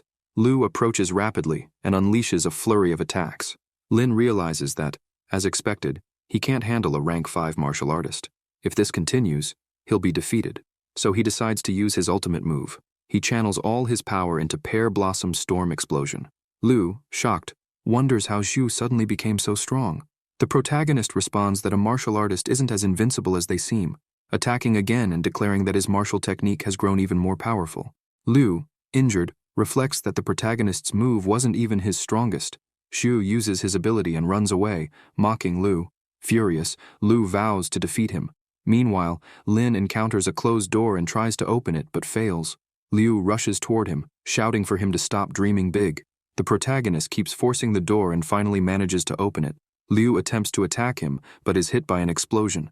More notifications come in for Zhu, who comments that his whole body aches and admits that without the bomb he took from the weapons depot, he wouldn't have been able to defeat a rank 5 martial artist. He asks the system to allocate all points to power, strength, physique, and agility. Zhang and her team approach, asking if he's okay. Lin replies that he is. Zhang questions him about the rank 5 martial artist she saw chasing after him. Zhu explains that he was bombed and eliminated. Everyone is left speechless. The protagonist suggests they leave and abandon the ruins. As they move forward, they come across several fallen people and comment that they seem to be the only ones left. Lin suggests tending to the injured first. While drinking water, he notes that the corpse of the vine beast contains many useful materials and that other martial artists might have left something valuable behind. After an hour, Xu asks if everyone is ready to leave. Lei responds affirmatively. Jiang asks if continuing forward will lead them out of the ruins. Chen Feng says he believes so since he wandered through the area and reached this point. Beyond this place, there doesn't seem to be another path. Lin encounters another steel door and jokingly comments about the lack of creativity in door designs. He asks everyone to push the door together. Upon opening it, they're left in awe at the sight of a control room. Zhang recalls that Feng had learned some technological knowledge and asks if he can activate the control station. He replies that the equipment is old, he's unfamiliar with it, and they'll need to figure out how to activate it. The protagonist suggests that this underground ruin likely uses crystals as a power source and says they need to find a device to insert crystals into. He opens a compartment and identifies it as an energy source box. Looking inside, he sees several empty slots and begins placing the crystals he has into them. Irritated, he wonders why it consumes so many, and continues until all the slots are filled. Frustrated that nothing happens at first, the crystals suddenly start emitting light beams. He observes that the system has been activated. Zhang approaches and asks if he found the switch. He replies that he located the power box and used 20 crystals to activate the control room. Chunfeng explains that this is the central teleportation station, and that they can finally leave. Lin asks if he knows how to operate it, and Chunfeng confidently says it shouldn't be a problem. He pulls a lever, revealing a circle surrounded by a blue aura, and boasts about being a genius, stating that this teleportation station can take them out. He warns that the crystals won't last long and urges everyone to get into position on the teleportation pad. They step onto the station, which emits a blue light and transports them to another location, where they collapse on the ground. Chunfeng exclaims that they've finally left that place. Jiang remarks that they've lived to see another day. Xiu suggests they part ways there. Zhang asks where he plans to go next, and the protagonist replies that he'll keep moving. Lei teases that their leader can't stand to see him leave and suggests they chase after him. Zhang tells her to shut up. At nightfall, Xu makes a campfire and comments that he never thought spending the night in the desert could feel so refreshing. He mentions that in his rush earlier, he hadn't examined the rank 6 evolved beast crystal. When he opens his bag, he finds the larger crystal devouring the smaller ones. He wonders what it is, and if the rank 6 crystal has become a living thing. The crystal then stops consuming the others and sits down. Lin observes and remarks that the rank 6 crystal seems to understand emotions, like embarrassment and fear, and that it has truly come to life. He picks up the crystal and asks what the hell it is, and if it's an evolved beast that secretly crawled into his bag and ate his rank 6 crystal. He threatens to eliminate it and open its stomach to retrieve the crystals. The crystal appears frightened, and Zhu realizes it can understand him. He takes a picture of the crystal and comments that he'll search online to figure out what it is, but finds nothing. He wonders if it's a creature that just looks like a crystal. Touching it, he notices it's soft and fleshy. He decides not to eliminate it, but warns it not to eat his crystals or run away without permission. Xu remarks that being alone would be boring and decides to treat it as a pet, naming it Roller. As they travel, they defeat a beast, and the crystal runs to grab the leftover crystal. The protagonist comments that since it helped him find crystals along the way, it's a fair reward and lets it eat. He reflects that this small creature is fat, but very fast. Every time he defeats an evolved beast, it digs out the crystal and gives it to Roller, saving him effort. It seems Roller really enjoys eating crystals. After walking further, they come across a forest and a sea. While washing his face, Xiu comments on how amazing the sight is but is suddenly attacked. He blocks the attack, but gets injured on his leg. Realizing the strike was sharp, he concludes it's an expert. Looking closer, he sees Luo, who is injured. The girl recognizes him, nearly collapses, but he catches her and asks if she's okay. Noticing her injuries, he says he has medicine and offers to apply it. When he turns her around, Luo screams at him to let her go. The protagonist asks what else she expects him to do, pointing out that he's using his precious recovery medicine on her. While applying the medicine, he uses his analyzer eye and thinks he never imagined she was a rank 4 martial artist with combat skills far superior to others of her rank. Luo asks why he's there. Lin tells her to guess, promising a reward if she's correct. The girl responds that she's not interested and tells him not to say. Xiu reflects that she's still as annoying as ever. He explains that he's heading to the Sanctuary Academy, having been accepted by the Saint Territory Academy. Luo, indignant, asks if he really got accepted. Xiu clarifies that she shouldn't misunderstand. He didn't join the academy because of her. She retorts that he overthinks things. Xiu senses someone approaching and comments that it's not just one person. Luo says they're there for her and orders him to leave quickly. Lin asks how he could abandon a girl there and simply flee. He crouches and tells her he'll carry her. The girl climbs onto his back. The protagonist starts running and tells her to hold on tight, taking a bottle from his bag and instructing her to drink it to speed up her recovery. Luo asks if Roller is an evolved rank 6 beast. Xiu replies that it's his pet, called Roller, and warns her not to think about killing it for its crystal. The girl simply replies that it's a rank 6 crystal. Lin says he forgot to mention that the bottle she's holding is one he already drank from. Luo sighs and comments that he's not even remotely charming. As he carries her, Xiu notices he can't run fast. A squad approaches, and Luo warns him they're already closing in. The leader remarks that she eliminated many of his group and asks if she thinks she can just walk away. One squad member orders her to stay behind and throws an attack tool. Running forward, the protagonist stops and sees the tool falling in front of him, but dodges it and keeps moving. The squad surrounds them. Xiu notices they're all rank 3 and thinks that even while surrounded by these people, Luo managed to eliminate many of them, questioning if she can still get out of this situation. The leader tells her to save her energy, declaring that she can't escape. Luo retorts that they'll be eliminated. The leader counters, saying they've already attacked her before, and now she's gravely injured. He mocks her, asking if she truly thinks he's afraid and taunting her for being accompanied by someone so weak that he can't even help her. He suggests she go to Big Brother so he can pamper her. The girl murmurs softly for Xiu to put her down. Lin comments that he's being underestimated. The leader calls his companions and orders them to eliminate the boy, but leave the woman alive for their amusement later. The squad advances to attack the protagonist. Xiu tries to defend himself, dodging and positioning for an attack. He grabs his spear and uses his 100 birds facing the phoenix skill. The woman is startled, asking what that is and whether it's a martial technique. Meanwhile, flames continue to strike the enemies. On the other side, Luo is fighting the rest of the squad. The leader watches, intrigued, thinking that even gravely injured, she is still difficult to handle. One of the men warns that the Big Brother is arriving. He approaches with a weapon to attack her, but is blocked by Lin. The protagonist asks if she's okay. Luo replies that she is and asks if he can fight. He retorts that a man cannot be weak and suggests they finish this quickly. The squad advances against him. The old man, noticing Lin also uses a spear, says he will teach him how to wield it. Xiu watches closely as the old man uses his falling star skill. Lin replies that he will teach the old man how to use a spear himself, activating his 100 birds facing the phoenix skill. An explosion occurs, and the old man admits that Lin is very strong. The protagonist says he only used 10% of his power. Suddenly, 2 enemies leap to attack him. Xiu reacts quickly, using his judgment skill to eliminate them.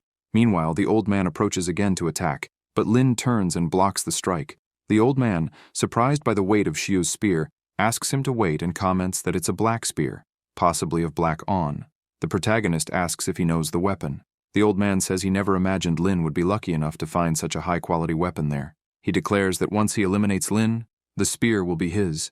Xiu attacks him, asking if he likes the spear, and saying he'll give it to him. He throws the spear, but the old man can't catch it due to its weight. Lin calls him an idiot and kicks him, sending him flying and causing a massive impact. He retrieves his spear and says that trash like the old man isn't worthy of using it. Another opponent approaches to attack. On the other side, the leader pants, saying Luo is terrifying. A sudden attack comes, and Luo reacts by striking the opponent with her autumn flower skill. The protagonist shouts for her to be careful of someone behind her, suggesting she avoid fighting that way, as it would be bad if her face got cut. Annoyed, she tells him to shut up.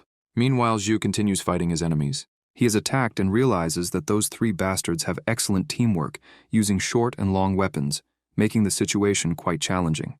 The old man approaches again, saying time's up, and uses his skill. Lin, startled, sees multiple spears and opponents closing in around him. He thinks it's too late to dodge and that he can only use his rage. Then, he activates his rage. The old man asks why he suddenly became stronger. Xiu replies, "Come at me," and uses his explosive Pear Blossom Storm skill, attacking and sending the old man flying. A notification of the elimination arrives. One opponent is terrified, while another activates his Flame of Fury skill. The protagonist asks if that's a fire technique, saying he knows one too. He uses his 100 Birds Turning to Phoenix skill, unleashing flames. Another elimination notification appears. Another enemy tries to use a skill to attack, but Xiu blocks and counters, taking him down. Yet another notification of elimination arrives. He comments that it's done. Meanwhile, on the other side, Luo is still fighting. The leader says she's doing well, but after his companions eliminate the boy, she'll be doomed. Lin approaches, leaping onto the leader and attacking him. He tells the leader to open his eyes and see where his companions are.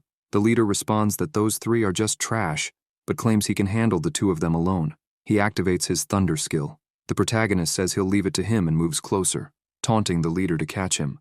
Xiu attacks Kong with his spear, and a new elimination notification appears. He approaches Luo, asking if she's okay, and she responds that she is. Xiu pulls a bottle from his bag and tells her to drink, assuring her she doesn't need to worry since he's never used that bottle before. Luo comments that she never expected him to become so strong so quickly. Lin replies that he's a natural genius. He asks where she's heading, and she replies that she's going to the Saint territory. The protagonist asks her to wait, pointing out that he helped her, and his energy is depleted. He suggests they rest a bit before continuing. Noticing that she keeps walking, he runs after her, asking her to slow down. As they enter a forest, Xiu remarks that he's finally found a more normal-looking forest, and that the Saint territory seems to be ahead. A voice suddenly interrupts, saying they won't let him enter the academy so easily. They look around. Zhang asks why they're doing this. Kong replies that the academy announced a test for newcomers to ensure only the strongest pass, and insinuates that eliminating the competition would be more efficient. Zhang asks if he intends to eliminate them. Kong says they're classmates and insists he just wants them to return to where they came from. Qin Feng asks if that isn't the same as eliminating them. Luo asks if Xiu knows Kong. The protagonist responds that he does and, walking forward, greets Kong, commenting that he never expected the place to be so lively. Zhang perks up upon seeing him. Xiu states that he's also a freshman at the academy, asking if it seems like he'll have to turn back as well. Zhang says she didn't know he was a freshman and reveals that she is too. Kong remarks that Xiu is quite clever and notes that the girl beside him isn't bad either. He says he'll let them pass if she agrees to be his girlfriend, asking what they think of the idea. Luo draws her sword. Kong mocks her, but she attacks, slicing his fingers.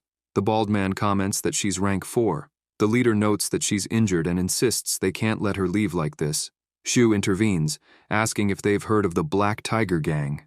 Kong retorts, asking what difference it makes if they have, and whether they think he'd be scared because of that. Lin replies that those who offended the Black Tiger Gang have disappeared from this world. The bald man is left speechless, and others in the group murmur that it's best not to provoke them. Kong says he doesn't believe it. The protagonist asks if he wants to test it, and encourages him to go ahead. The leader calls Xiu brave, grabs his weapon, and declares he'll try. Xiu approaches with his fist ready, and warns that if he does, he'll get hurt. He uses his explosive fist style to strike the leader.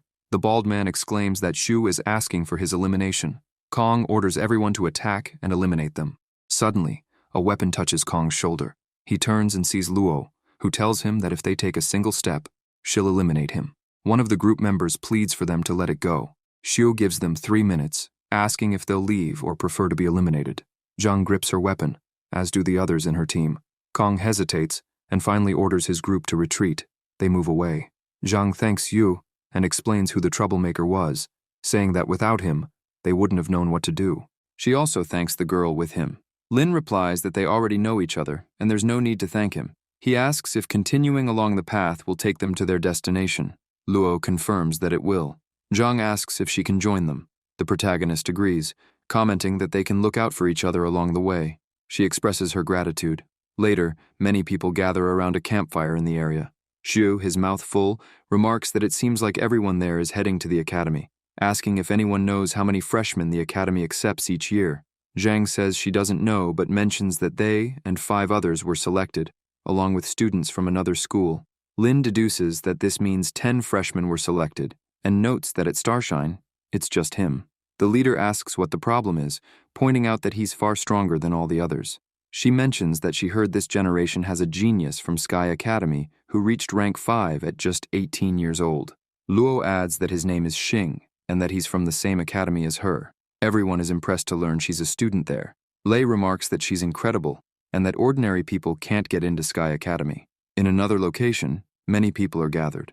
The protagonist observes and notes that there are over 1,000 freshmen, even the lowest among them being Marshall Peak rank 3, all around 18 years old. Zhang points to the end of the path, a cliff, and asks where the entrance to the territory is. Lin replies that there's probably a teleportation mechanism, but realizes he guessed wrong when a dirigible approaches and positions itself nearby. Chung disembarks, introducing himself as the first-year instructor of the academy and responsible for escorting them there. He announces that he has something to share. The academy lies at the end of the elimination path, and the test was designed to disqualify the weak. The crowd becomes angry, shouting that they risked their lives because of the academy's lies. Chung asserts that the academy doesn't accept trash, and that the weak must be disqualified. A boy tries to attack him but is struck down and eliminated with a single blow, falling to the ground. His friends, stunned, immediately back off. Chung calls his team and orders them to attack any disobedient individuals. The attacks begin. The instructor warns that anyone who doesn't follow the rules will meet the same fate. He instructs everyone to bring out their admission notices, tear off the back layer, and apply it to themselves, explaining that this will be the final task of the test. Lin mutters that it could have been something else but doesn't finish his sentence. Chung announces that anyone who collects 3 admission notices will qualify to board the dirigible. Xu applies his notice and remarks that he already expected this. The instructor declares the trial has begun and wishes everyone good luck.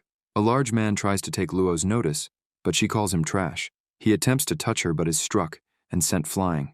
The crowd watches in frustration. Luo hands notices to the protagonist, but he declines, saying he doesn't need them. She then gives the notices to Lei, who is overjoyed. A boy tries to attack Zhang to steal her notice, but Lei intervenes, saying she has enough for all 3 of them. Zhang asks where she got them, and Lei explains that Luo gave them to her. Zhang refuses the notices, insisting Lei give them to Feng and Jiang instead, as she wants to earn her own. Kong approaches, commenting that Jiang seems to have many notices and orders her to hand them over or face elimination. Zhang blocks his attack. Meanwhile, Luo and another boy are already nearing the dirigible. The instructor, surprised, remarks that they were quick and confirms that those with 3 notices can board. They hand him their notices. Zhou appears, saying it's been a long time since he's seen Luo. She doesn't respond, leaving him hanging. He remarks that she still doesn't like talking but says they'll meet again at the academy. The instructor tells her she can board now, but Luo replies that she'll wait for her friends. Meanwhile, Kong continues trying to take Zhang's notices. Jiang calls out to her. Xu intervenes, attacking Kong with his 100-bird skill. Kong tries to dodge, but Lin takes advantage of the moment to grab his and his team's notices. They continue attacking using the snow step without trace skill.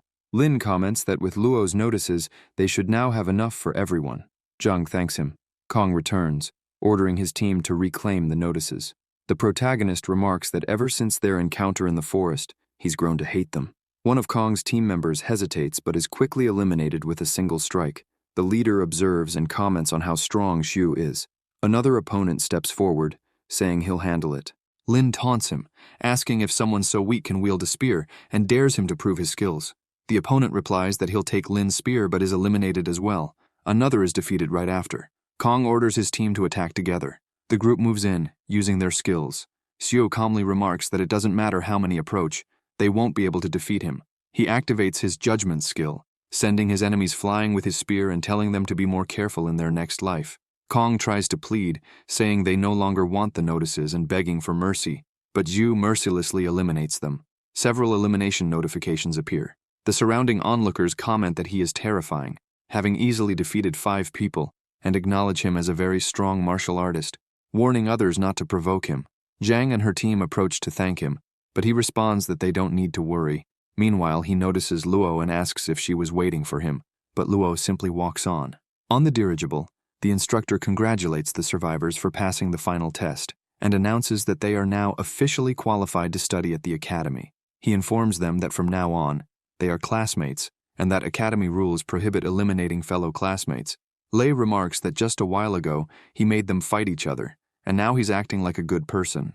Chung explains that it will take approximately 3 hours to reach the academy and that they can rest on the dirigible.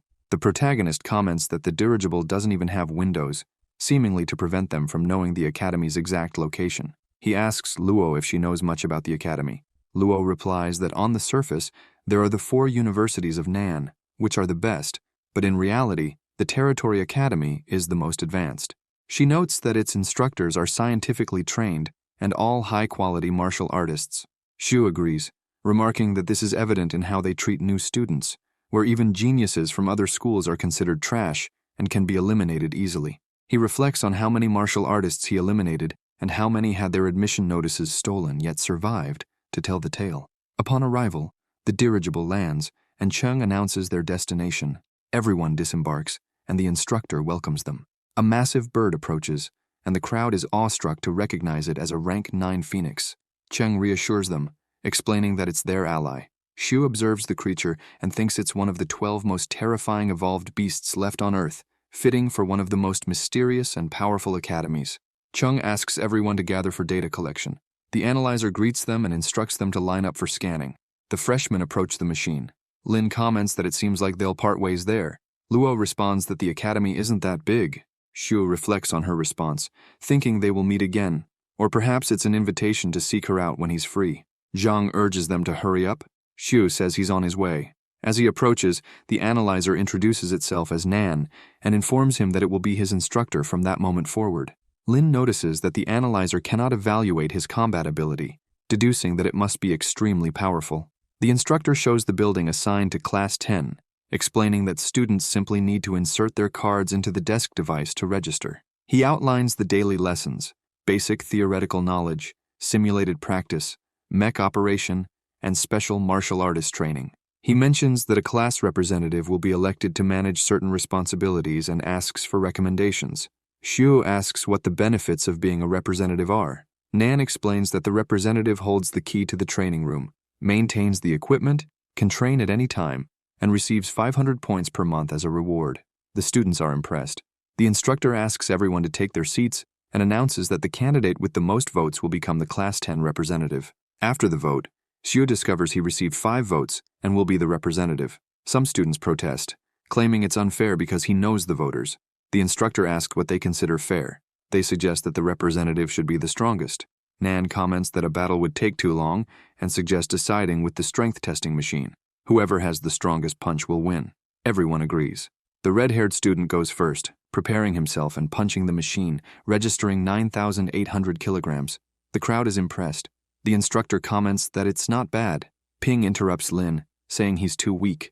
Lin tells him not to worry and asks if he'll have to pay if the machine breaks. The instructor assures him he won't. Ping laughs, calling him stupid for worrying about breaking the machine. Then, Xiu steps forward and uses his Tiger Force Fist technique. The impact is so strong that it destroys the machine. Ping, dumbfounded, asks if Xiu is even human. Nan suspects that the boy must have secretly used martial techniques, but even so, the machine shouldn't have been destroyed so easily, and his power shouldn't be underestimated. Zhang shouts that she knew he would be number 1. The instructor declares that, unless there are objections, Xiu will be the Class 10 representative, adding that he just needs to scan his card to access the school's website, which contains his profile and a map. Wrapping up the session, he announces that they will meet at 6 a.m. Zhang asks where the dormitory is. Nan explains that the academy doesn't provide accommodations and that students need to use points to rent rooms, choosing what they want from the registration office. Outraged, the students complain about having to pay rent. In another room at the university, Zhu is sitting on a sofa, commenting that the environment is really different and worth spending points on.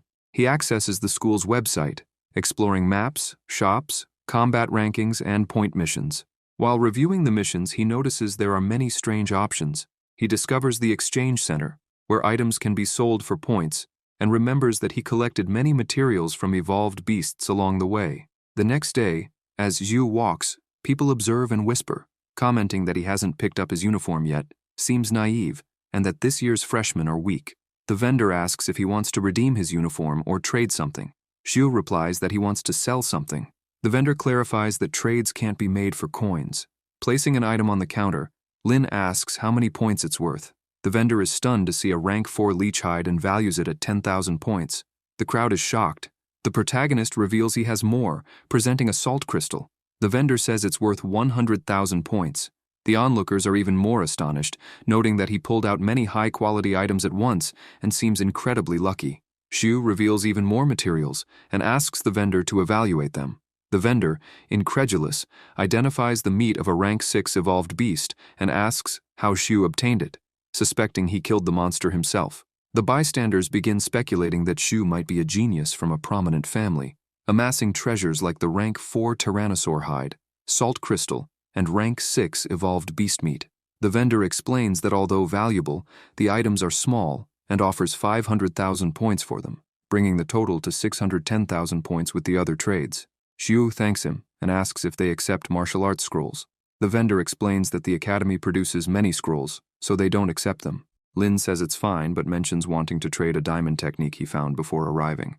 The vendor offers a rank 6 crystal for 80,000 points, deducting it from Xiu's total. While walking, the protagonist sighs, complaining about the lack of excitement.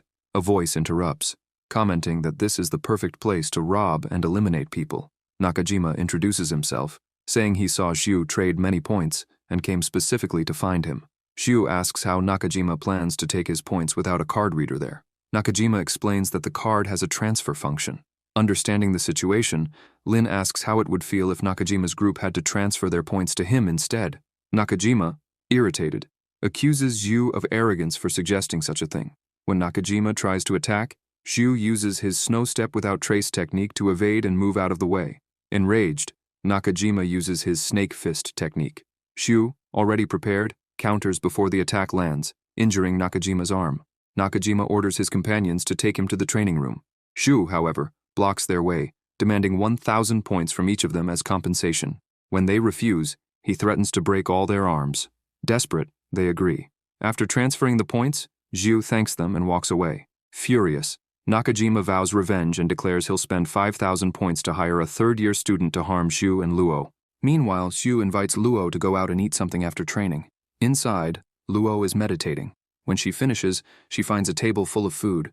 Xiu remarks that since they arrived, all they've eaten is terrible beast meat. Luo notes that the feast must have cost at least 100 points and asks where he got so many. The protagonist teases her, saying he'll tell her if she gives him a kiss on the cheek. Annoyed, Luo draws her sword and challenges Xiu to repeat the provocation. He steps back, insisting he was just joking, and asks why she always carries a long sword. She counters his teasing, asking who he thinks he's calling Big Brother. The protagonist kneels and says it's okay, asking not to be called older sister. Luo kicks him, causing an impact. Then, with her sword in hand, she challenges him to a duel to test his strength. Xiu retorts that she has already bathed and asks if she still wants to train, wondering if she will act like her master, using sparring as an excuse to hit him, and reflecting on why the girls around him are so violent. The girl accuses him of getting distracted during sparring, points her sword, and says he's asking for a beating. Lin steps back with a wound on his mouth. Luo, confused, asks when he got injured. The protagonist explains a previous situation that left him with minor injuries. The girl tosses him a remedy, instructing him to take 2 pills daily to heal scars and wounds. Xiu says he's not sick and doesn't need the medicine. Luo retorts, pointing to her head, saying he's sick there, and tells him to rest well for tonight's fight. He wonders if she likes him or not. Elsewhere, he sits with his eyes closed, marveling at the incredible sensation of energy flowing endlessly into his body. As he continues absorbing it, his experience points increase, but he feels the rank 6 energy is overwhelmingly strong, almost tearing his body apart. He realizes that a martial artist's body is like a container. It must grow stronger to hold more energy and increase combat ability. Observing Luo jump over a wall, he wonders if she's sneaking out for a secret rendezvous. Leaning by the window, he gets discouraged, thinking he should focus on cultivation instead. In another setting, Nakajima asks if Kaito could help them. Kaito replies that he already asked Chuan to find the senior. Chuan appears at the door, saying the senior has been invited. As Kaito approaches, he's called an idiot by a freshman. Someone kicks him, causing him to fall to the ground, and he angrily demands to know who dared kick him. Luo replies, "Freshman." The burly man grumbles about freshman again, declaring he'll crush her regardless. As he moves to attack, Luo strikes with her sword, warning that any movement will end him. Nakajima reminds her that the territory forbids killing, but Luo taunts them to test whether it's true. The burly man recognizes her as the genius freshman of the year, and others whisper that she's from Sky City. Nakajima, realizing she's from the Luo family, kneels and pleads for mercy, swearing never to provoke her again. Luo watches, and then walks away. Kaito, sitting on the ground in relief, mutters about how terrifying her aura is, questioning why they provoked her. He explains they were planning to rob a freshman, and didn't realize she was connected to him. In Class 10, Shu observes and calls them a group of idiots. The teacher praises Yu's accomplishments, and asks if he still has friends from the second year. Lin confirms, mentioning he met 3 familiar friends at the exchange center who offered him help despite his protests. Nan hands him a notice, informing him about an upcoming freshman conference in a week, where the top 5 will be selected to compete with other classes. The students assure him they'll work hard and won't disappoint. In the training hall, everyone is busy practicing. While Shu trains, Ping approaches, challenging him to a spar.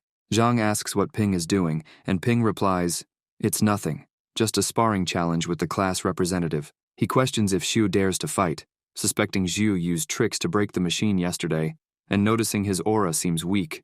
Lin says he's so weak yet dares to fight. Ping, irritated, attacks him and says he's asking for his end. The protagonist blocks the attack, saying Ping is too weak, and that it's now his turn. He then approaches with his pear blossom technique. Ping tries to block but fails and is sent flying. His classmates rush over to help him. Zhang calls them shameless and summons Jiang to assist Lin. Xiu tells them not to intervene, saying it's enough for him to deal with these weaklings. He thinks he can use these bastards to demonstrate his power as the class representative. Ping and his group approach to attack Xiu, but as they get close, Xiu counters with a series of strikes, sending them flying. Xiu steps forward and asks if they still want to fight. Ping wipes his face, stares at Xiu, apologizes, and admits defeat. Zhang says he knew Xiu could handle everything on his own. Lin shouts, asking if anyone else is dissatisfied, and says that just because they were assigned to Class 10 doesn't mean they should slack off. He tells them that if they don't want to embarrass themselves during the freshman competition, they need to train hard. In the gravity room, Zhang mentions they'll need to swipe their cards to enter. The protagonist reflects that gravity training is unique because the body's cells are in a state of intense consumption in the room. Using cultivation techniques to absorb source energy there, or engaging in other training is highly beneficial for strengthening the body. They enter the room. Qinfeng remarks that it's his first time seeing something like this. Zhang notes that using the gravity room costs points. Qinfeng says he doesn't have enough points for the training. Xu asks if they still have the skin and flesh of the vine beast, noting that such items are valuable. Besides exchanging them for points, the official website has many posted missions that offer points as rewards. Xu adds that those wanting to stay in the gravity room should start with the simplest level, twice the gravity. Everyone is delighted and thanks him. They swipe the card, and the 2 times gravity training begins. Inside, they struggle to endure. Lei, sitting on the floor, asks if this is really just twice the gravity. Lin thinks that under the effects of gravity, the body's cells seem to be in constant wear. Using cultivation techniques to absorb energy from crystal sources is most effective under such conditions. They begin meditating. After an hour, one student says they can't take it anymore. Ping observes and thinks that it's already been an hour, and the representative still looks relaxed. Others rise, saying they can't go on, lamenting the significant gap in ability despite all being freshmen. After 3 hours, Xu realizes he's the only one left, and wonders why not try 3 times gravity. He swipes his card for the 3 times gravity setting, thinking he spent a lot of points but that it's worth it. Afterward, he leaves the room. Zhang notes his exit and asks if he's okay. Lin replies there's no reason anything should be wrong and instructs them to continue training, saying he has something to do. Qinfeng remarks that Xu stayed in the room for 5 hours and came out as if nothing happened, adding that it's just as expected of him. At the exchange center, the protagonist sighs, noting that 80,000 points for a rank 6 crystal isn't even enough for many exchanges. He realizes he can't keep spending points recklessly and needs to find a way to earn more. Observing the tallest building, he deduces it must be the arena tower mentioned on the school map. If he ranks, he could earn points daily, so he decides to check it out. The arena tower has 100 floors, and the academy ranks students according to their combat ability. If someone defeats the host of the first floor, they become part of the academy's top 100.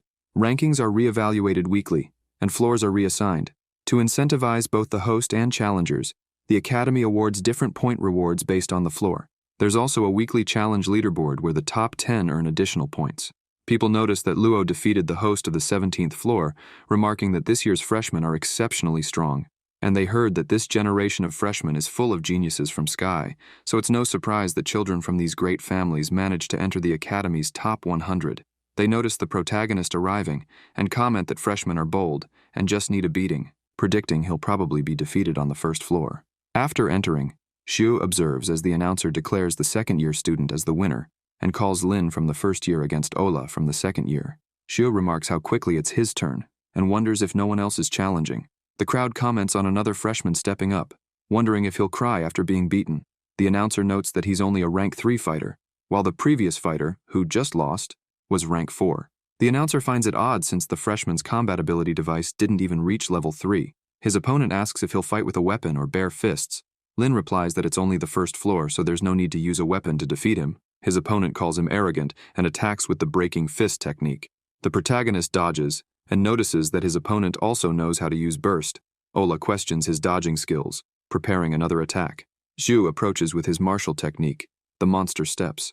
The opponent wonders how someone carrying such a large box can move so swiftly and demands he stop dodging.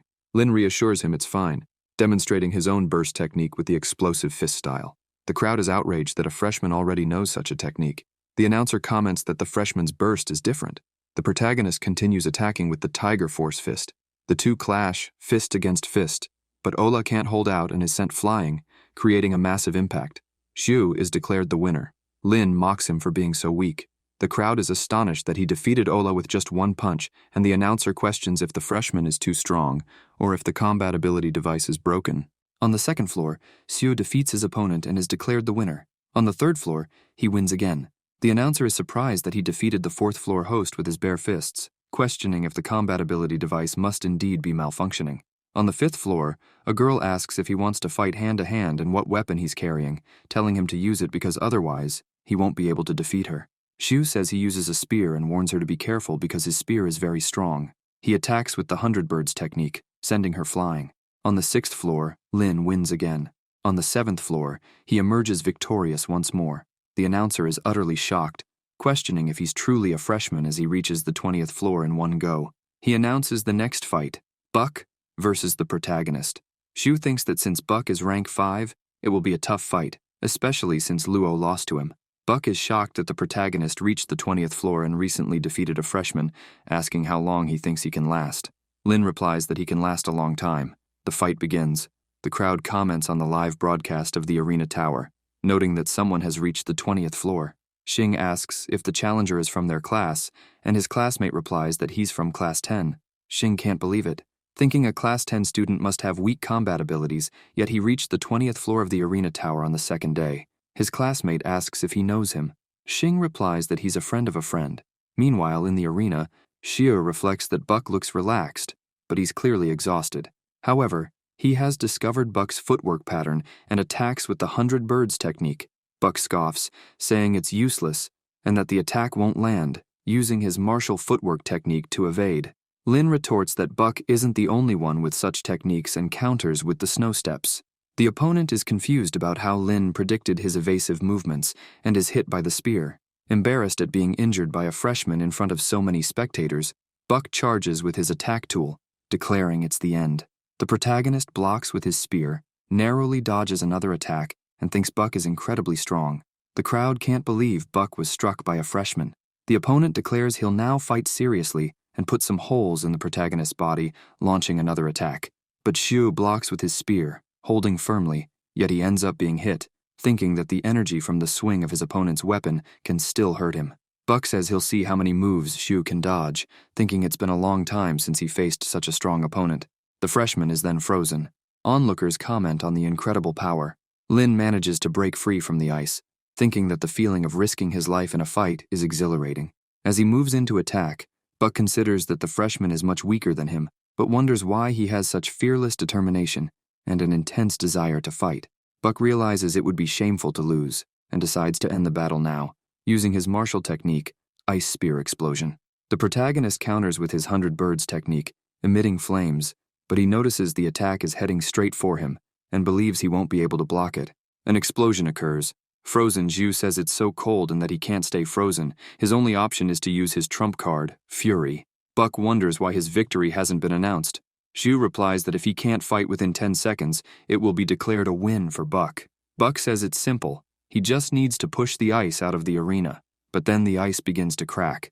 Buck is outraged at the sight. Zhu melts the ice with his 100 birds technique again. The crowd is amazed that he can still use martial techniques after being frozen. Lin reflects that he used Fury along with Phoenix Fire to melt the ice. He then approaches with his 100 birds technique, confronting the Phoenix, emitting numerous flames, and striking his opponent. Buck can't understand how Zhu melted the ice so quickly. The protagonist closes in with his spear and bids him farewell. Buck tries to block, but Zhu strikes again, defeating him. The announcer declares Zhu the winner once more. The crowd comments that it's insane how strong this year's freshmen are. The announcer asks if he plans to challenge the 21st floor. Lin says no, and that he'll challenge it another day. He walks away, noticing that he's now ranked first, wondering if it's because he defeated the master of the 20th floor and will earn 1,000 points as a daily reward. A boy questions how someone like him was assigned to Class 10. Ching replies that this guy is interesting and worth keeping an eye on. As Lin walks, he thinks about how that bastard Fury's side effects are leaving him utterly exhausted. A voice approaches, commenting that it looks like he used up all his energy in the arena and complimenting his performance, but asking why he's acting like a dog. They mention that Buck fought continuously against 2 freshmen, was exhausted, and only won because he took advantage of the situation. The protagonist asks why, even after his fight, his opponent insisted on teaching him a lesson. The boy replies that, as someone older, it's his job to teach a lesson. He says he's already investigated all the freshmen and discovered their histories, but Zhu is someone with no history, just from Starshine. Zhu responds that he has no story, and they've made him their target to vent their frustrations, asking how they're so sure he lacks experience. One of the other team members grabs his shirt and asks why his friend is wasting time with Zhu, saying he made him lose 5,000 points, but someone grabs his arm. The boy demands to know who it is. Luo tells him to let Zhu go. The exhausted protagonist says he already told them he has a story. Luo twists the boy's arm and asks if he didn't hear her tell him to let go. Billy steps forward to attack, saying she's asking for trouble. The girl replies that no, they're the ones asking for trouble. Zhu watches and thinks he never imagined she'd be so strong even without using weapons. Luo continues attacking them with explosive and shattering punches, sending them flying. Lin observes and asks if she can also use burst, noting that her power seems even stronger than his. The 3 injured boys run away. The protagonist thanks her and asks how she knew he was there. Luo says she saw the video from the arena tower and came to find him, noting that he stayed in the gravity room, and then went to the arena to challenge, asking if he's not afraid of being beaten to a pulp. She then asks if he can walk on his own. Shio sighs and says he's exhausted but needs to rest a bit to recover, thinking that this girl, even though fierce, still cares about him. The girl picks him up on her back and says she'll carry him. Lin protests, saying he's a man and can't let a girl carry him. Luo tells him not to overthink it, saying she's just returning a favor. As she continues walking, people notice and ask if they're a couple, commenting that the boy deserves a beating for letting a girl carry him. But Luo keeps walking. The protagonist thinks she looks so beautiful from the side, with a light fragrance emanating from her, and notes how good she smells. Then he kisses her on the cheek. Shocked, he wonders what he just did, thinking he's done for this time. He apologizes, saying it wasn't intentional. She asks how he dared to kiss her and throws him to the ground. Furious, she approaches. Zhu, lying on the ground, admits his mistake and begs for mercy. Elsewhere, the girl attacks him with her breaking explosion fist, sending him flying and telling him not to rely on what he sees, but to use his energy to feel. He, lying on the ground, complains that it hurts. Luo throws another punch, and he wonders if this is really a girl's punch, deciding to use energy to sense her moves while dodging with the snow steps technique. The girl notices his significant improvement, thinking that when she first met him in Area A20, he hadn't even become a martial artist yet, and in just a few months, he's reached rank 3, successfully joined the academy, and defeated a rank 5 on his second day. Lin steps forward, thinking it's his turn now, announcing that he'll show her the broken and styled fist. Luo watches. The protagonist asks why she's not reacting, saying his fist is about to hit her. He tries to stop his punch but fails, accidentally touching her chest. He apologizes, asking why she didn't dodge, and nervously says it wasn't intentional, begging her not to hit his face, but she keeps hitting him. Xiu mutters that this is domestic violence. The next day, Zhang asks what happened to him. Lei jokes, asking if it was Miss Luo. Jiang advises not to use force when dealing with girls, offering to share his experience. Lei pulls Jiang's ear, asking if he has a lot of experience. Jiang replies that he was just joking with the class representative. Ping congratulates Xu for taking first place in the tower and apologizes for underestimating him in the past. A girl asks about the academy tower, and a student confirms that the representative reached the 21st floor, adding that he's so incredible he might surpass Zhou. Ping asks Xu to teach him how he cultivated. Lin tells them to go to the gravity room at 2x gravity and train for 5 hours with weightlifting. In the gravity room, they struggle with the training. Ping says that at 2x gravity he can't even move a finger, wondering how the representative does it. Noticing that Xu can easily swing his spear, the others complain about the pain. Xu notes that 5 hours have passed and asks if anyone plans to continue. The group makes excuses, saying they forgot something or need to use the restroom, and leave. No one remains. Xu remarks that they can still walk and run and decides they'll train at 3x gravity tomorrow. A voice announces that the class representative, Miss Luo, has come to see him. He asks why she's there. She explains that her card is out of points. Lin wonders if she ran out of points and came to find him, thinking he's not her husband. People appear at the door, teasingly asking if she's his wife. The protagonist tells them to shut up, asking if they have too much free time and why they're not doing 3x gravity training. They quickly reply that it's unnecessary and shut the door. Xiu starts training at 5x gravity. Lin falls to the ground, asking if she's trying to kill him. Luo replies that it's just 5x gravity, questioning if he can't handle it. In year 1, class 1, in another gravity room, Zhou asks if a student has seen Luo. The student replies that she's in room 10. Zhou wonders if she went to see that guy again. The student asks if he wants help teaching the boy a lesson. Zhou says not to act hastily and to first find an opportunity to gather some people to teach class 10 a lesson, specifically targeting their representative. Meanwhile, in the gravity room, Xu thinks that 4x gravity is manageable, but 5x gravity has already exceeded his limit. Luo calls him weak and pulls a lever, introducing a 100,000-volt training session. Lin notices it's not only 4x gravity but also two 10,000-volt currents, and he exclaims that she's not human. Luo replies that her home has a similar gravity room and that she has been training like this since she was young, asking if he just said she's not human. Embarrassed, the protagonist tries to find an excuse, but she straps the currents to him. Xu, wrapped in the currents, starts screaming in pain. Jiang observes from outside and comments that they're fighting again in the room.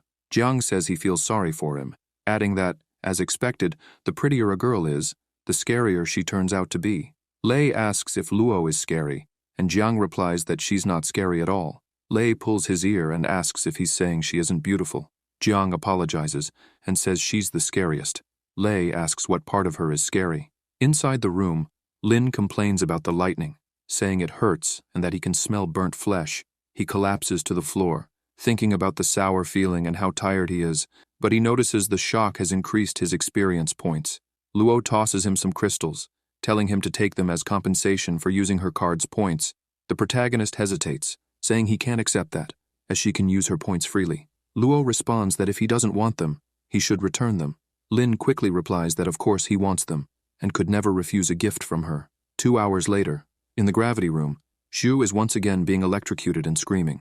More notifications arrive, stating that he has leveled up, gained new skills, and earned the title of Rank 4 Martial Artist. He tells the system to allocate all 20 potential points to his physique and wonders about the use of his devouring skill. Checking his stats, he feels satisfied with the results. As he walks away, he reflects that the freshman competition is approaching and that tonight they will learn martial techniques before heading to the exchange center. Outside, a voice yells for everyone to stop. Ping asks what's going on. Park says it's nothing serious, just that trash from Class 10 isn't allowed to walk there. Ping, injured, argues that the path doesn't belong to Park and is the only way to the exchange center, which they need to use to trade items. Park responds that if they want to use the path, they'll have to crawl under his legs. Suddenly, someone kicks Park between the legs. Lin, who asks if Park doesn't mind. Park cries out in pain, collapsing to the ground, while Class 10 cheers for their representative. Park's allies approach to attack, using Wolf Fist and Golden Martial Technique. Xu counters with his explosive and broken fist. The two clash, fist to fist, and Lin injures his opponent's arm. Park attacks from behind with his ability, claiming his palm strike can easily eliminate a rank 3 beast. The protagonist finds it refreshing, and a notification appears detecting an external energy attack. It states that the devouring skill only slightly increases his experience points because the opponent's attack is too weak. Another notification explains that the skill isn't bad. The opponent's attack is just trash. Park attempts to hit him, but Lin asks what he's trying to do. Park, outraged, asks if he's okay. Shu strikes him, declaring that it's because his skill is trash, and Park collapses. An academy staff member intervenes, telling them to stop fighting because it's forbidden. Park recognizes the staff member as his teacher and explains that while they were provoked first, they'll accept the consequences, urging the teacher to take him to the medical room quickly. Ping thanks the class representative. Lin becomes curious about how the conflict started. Ping explains that he's unsure but recounts the events. The protagonist listens quietly. In the medical room, the teacher asks who told them to provoke Class 10. Park admits he simply doesn't like them. The teacher calls them idiots, revealing that the person who fought them is currently ranked number 1 among the freshmen. The group is outraged, saying they didn't know and blaming Xiao for lying to them. In another location, Shu mentions wanting the card and thinks he also owes this wind god kick, reflecting that he has recently been forced to train his lightning resistance and now knows how to use burst. He notes that in 2 days, the freshman competition will take place, and tonight they'll learn new martial arts techniques together. While walking, Joe calls out to him. Lin asks why. Joe states that defeating Buck shows he's not weak, but that doesn't mean he can be with Luo, as they're from 2 different worlds. Joe warns him to leave her alone if he's smart. The protagonist asks if this is a threat, and accuses Joe of sending Park, who was beaten, after him. Joe denies it's a threat, claiming it's just a fact. He says that after investigating, he found out Lin's parents passed away, and he comes from a poor family. Unless Lin reaches rank 9 as a martial artist, he won't be suitable for her. Xiu tells Joe to mind his own business and remarks that in 2 days, the freshman competition will decide things. He warns that if anyone messes with Class 10 again, they'll regret it. Joe's companions call Lin arrogant, but Joe assures them he won't be arrogant for long, as he plans to teach him a lesson. As Lin walks away, he reflects on a family capable of nurturing such powerful martial artists, concluding that the Luo family must be extraordinary. He questions why he's even thinking about this, since he doesn't plan to propose to her anyway. Upon entering, Luo approaches him, asking if he's eaten, and saying that what's left is his. Lin mentions hearing that after the freshman competition, students will have 2 training areas to choose from. He asks if she's decided which one to pick. Luo replies that she'll decide when the time comes. The protagonist wonders when she started talking like that. 2 days later, the arena fills with students, and a teacher announces that the freshman competition will begin shortly and asks everyone to line up. Zhang calls for the representative of Class 10. The teacher introduces Luo as a new transfer student to their class, noting that she was originally part of it. Luo interrupts, saying there's no need for introductions. Nan instructs everyone to get along with her and forbids anyone from intimidating her. The crowd starts chanting her name. The announcer explains that there are 2 fields to choose from for the competition. The class that collects the most crystals will win, earning rewards and special cards. The first area is the Emerald Forest, which, despite containing high-level evolved beasts, isn't very dangerous. The second area, G17 Ruins, is infested with high-level zombies and terrifying high-level evolved beasts. It's a ruined city and very dangerous. Each class must send 7 participants. Ping comments that the ruins are extremely dangerous. Lin asks if he knows the location. Ping explains that a terrible virus once emerged in that area. Some martial artists were sent on a cleanup mission, but were all infected, turning into high-level zombies, and all the beasts there are rank 4 or higher. The crowd becomes frightened. The teacher asks Xu to allocate members for the G17 Ruins and the Emerald Forest. The protagonist tells everyone to quiet down as he assigns the teams. When he asks Luo if she wants to go to the ruins, she responds that it's obvious. Xu then asks who else is willing to join them, emphasizing that the G17 ruins are dangerous, but that high risk means high rewards. He assures them that no one will be forced to go. Zhang volunteers to join. Lin decides on the 7 who will go to the ruins while the rest head to the Emerald Forest, encouraging them to work hard and achieve good results. They assure him they will. The plane departs. On board, Xu notices something wrong with Ping and asks what it is. Ping replies that it's nothing. Others tease him, saying he's scared and that Class 10 is full of cowards. Ping admits that he's been to the G17 ruins before. Zhang is surprised. Ping, distressed, explains that he used to have a bad temper and would easily get hot-headed. He once made a bet with his classmates, claiming they wouldn't dare train in the G17 ruins. In the end, his competitiveness drove him to go with some friends. On the first day, all his friends were bitten by an evolved beast, got infected, and suffered terribly. He was the only one who escaped. Lin explains that his friends mutated after being bitten by the evolved beast, asking if the beast carries a virus. Ping confirms, saying that if bitten by an evolved beast, one becomes a zombie within 24 hours. All the students arrive at the G-17 ruins and are instructed to gather beneath the airship. They take their positions as the instructor announces an important warning. In addition to zombies, evolved beasts also carry the virus. If bitten by an evolved beast, students must return to the airship within 24 hours to receive treatment and can be saved. The instructor wishes them good luck. The students are shocked to learn that the beasts also carry the virus. The protagonist leads his team along the predetermined path. As they walk, a rank 4 zombie approaches, and Luo quickly attacks it.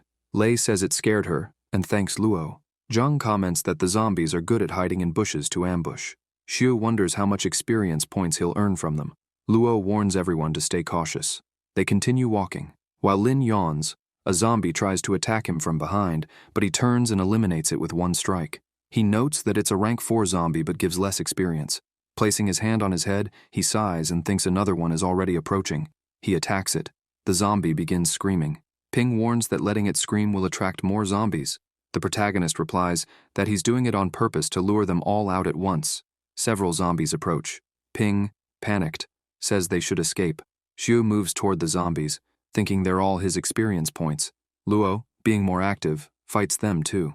When asked why she's so proactive, she responds, saying she doesn't understand why Lin is always rushing toward danger. He teases her, saying she's worried about him. She tells him to shut up.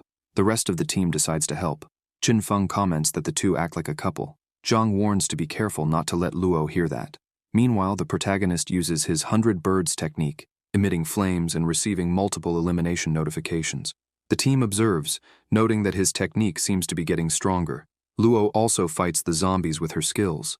Jiang remarks that compared to the class representative, Luo is even stronger and calls them a golden couple. While Ping walks, a zombie approaches to attack him, and he starts screaming, but the zombie is swiftly taken down. Xiu tells Ping that if he wants to be eliminated, he should go farther away since they don't need companions who will become a burden. Reflecting on this, Ping runs off, declaring he won't let anyone look down on him. Later, someone comments that this area should have the highest number of evolved beasts, wondering why they haven't encountered any. Lin suggests only one possibility. The area must be home to a very strong beast, and the other evolved beasts don't dare enter. He tells the team to look ahead, as something is approaching. They hear noises. Luo states that it's right in front. Lin responds, noting that the roar is strong and likely from a rank 4 evolved beast. Then, they see it, a rank 5 bull. The protagonist is startled by its rank. The beast charges. Luo attempts to attack but realizes it can't be cut. The bull kicks her, sending her flying. Concerned, Xiu rushes to catch her, asking if she's okay. Luo says she's fine and used source energy to dissipate 90% of the impact. The furious bull quickly charges again. Luo pushes Xiu aside, telling him to get out of her way. The protagonist warns her to be careful. Luo grabs her sword, evades the bull's attack, and counters with her blade. Xiu comments that his little Yue is the strongest. The bull begins stomping the ground furiously. Zhang observes and marvels at her strength, asking how they should approach this. Lin advises staying back and using long-range attacks. The protagonist unleashes his 100 birds technique, saying they'll see how he turns it into roast beef. The team is impressed and declares it's their turn now. They use techniques like Earth Rupture, Crescent Moon Strike, Consecutive Blows, and Firefly Piercer, hitting the beast with multiple attacks and injuring it. The bull rises and charges toward them again, prompting a warning to be cautious.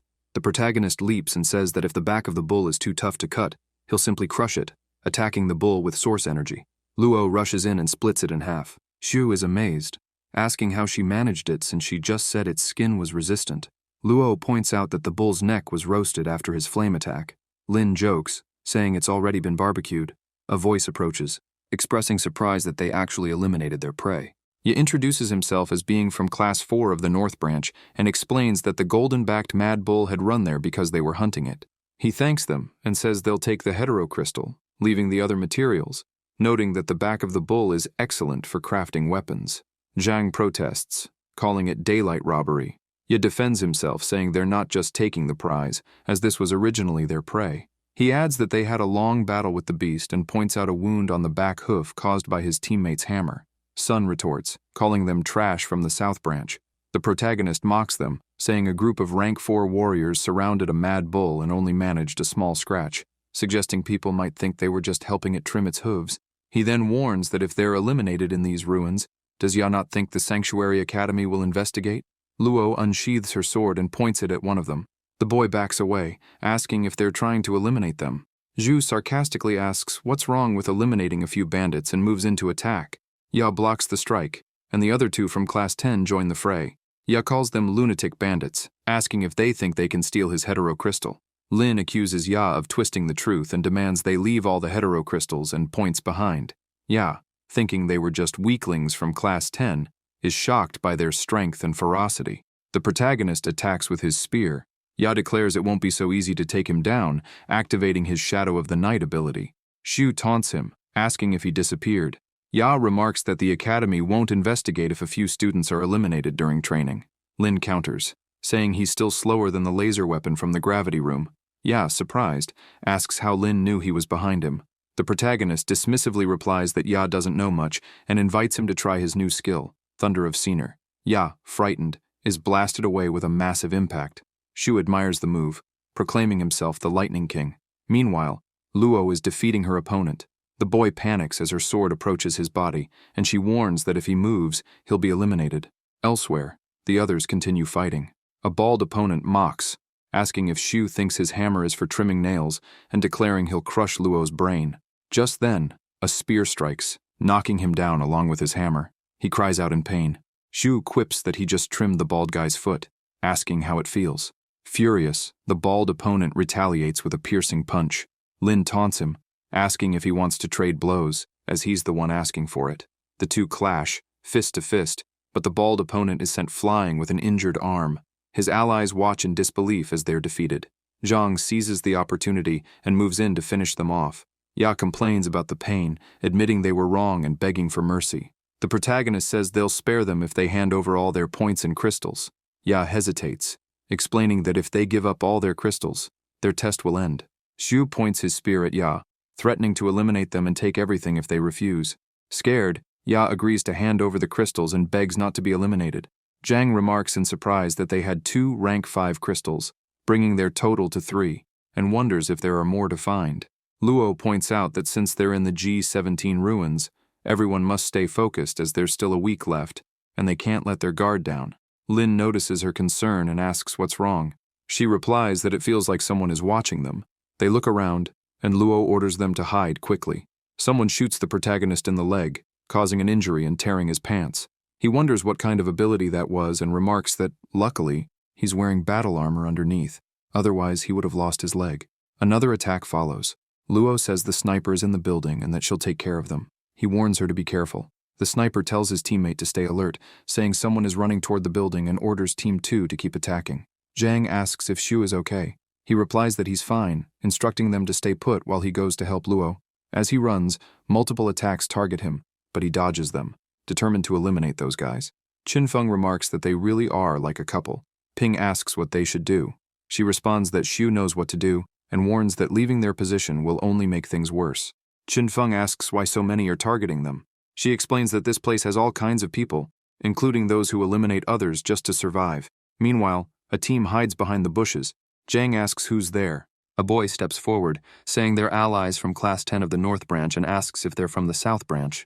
Qinfeng laughs, saying he feels a sense of camaraderie with him. Zhang asks what they're doing there. The boy explains they just arrived but saw people shooting laser weapons, so they hid. He mentions seeing 2 people running into the building and asks if they're with them. Qinfeng confirms, saying the class representative and his girlfriend went to teach those guys a lesson. The boy is outraged that they went to face a team armed with laser weapons, but then they hear a scream and see a sniper falling from the building. Zhang proudly declares that Class 10 is strong. The sniper tries to hit Luo, but she dodges and closes in. The sniper panics, wondering why he can't hit her. Luo strikes him, sending him flying with her attack.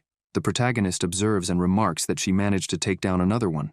Then another sniper shoots at his leg again. He dodges, thinking there are so many of them that he can't handle it if they all fire at the same time. He finds himself surrounded by multiple snipers and notices they look well-equipped and trained, suspecting they might be there to claim a bounty on him. He comes up with an idea. He begins attacking with his abilities, causing a massive impact. The snipers, shaken from above, are confused, asking what's happening. Lin approaches and declares that they don't call him the Lightning King for nothing. Using his Painform Fury ability, he knocks them all down to the ground, creating a tremendous impact. People watch and are impressed by the protagonist's strength. The sniper begs for his life and offers all the heterocrystals in his bag as a trade. Shu, without hesitation, eliminates him, stating that the crystals would be his either way. He notices the sniper's phone fallen on the ground and realizes they were there for the hunter site reward. Searching through the backpack, he finds 3 grade 4 crystals and 10 grade 3 crystals. He approaches Luo, asking if she has finished cleaning up. She confirms and shows the bag she managed to collect, containing 2 grade 5 crystals and several of grade 4 and grade 3. He remarks that they now have 8 grade 5 crystals and will surely avoid finishing in last place. Zhang approaches, asking if he's okay. Lin responds affirmatively, adding that his main concern now is to find more grade 5 crystals. Zhang then asks about the boys nearby. Lin explains they are from Class 10 of the Northern Branch. The protagonist finds it a coincidence since he is also from Class 10. The boy proposes a trade, to which Shu inquires about the kind of deal he is offering. The boy says he wants to exchange crystals for important information. When asked what kind of information is worth the crystals, the boy reveals that he knows the location of a dimensional rift and offers to disclose it in exchange for 2 grade 5 crystals. Lin comments that this is valuable information since dimensional organisms or precious treasures could be found there, but wonders how they can trust him. The boy explains that he will hand over his student card, and once they verify the rift is real, they can return it to him. He also acknowledges that they are stronger and do not want to end up in last place during the test. The protagonist, recognizing their determination, agrees and asks if the boy is the class representative. He confirms. Shu decides to keep the boy's card and offers 3 grade 5 crystals. The boy is indignant, but hands over the card. Lin reassures him, sharing that, as a fellow Class 10 member, he knows what it's like to be underestimated. He encourages the boy to lead his class and grow stronger together. Moved, the boy thanks him and shares the coordinates. As they walk away with the crystals, Zhang asks if they can trust the boy. Lin replies that he believes in their determination and suspects they wouldn't lie, especially since their willingness to grow stronger speaks volumes. He suggests they head to the dimensional rift to uncover its treasures. When they arrive at the coordinates, the protagonist notes that the dimensional rift should be there. Zhang points out the lack of evolved beasts and wonders if there could be a powerful dimensional monster nearby. The protagonist thinks it's possible. Luo asks if he can sense anything, and he confirms feeling a dense energy source typical of dimensional rifts. They discover the rift in the middle of an abandoned shopping mall and caution everyone to proceed carefully. Upon entering, they encounter numerous spider webs.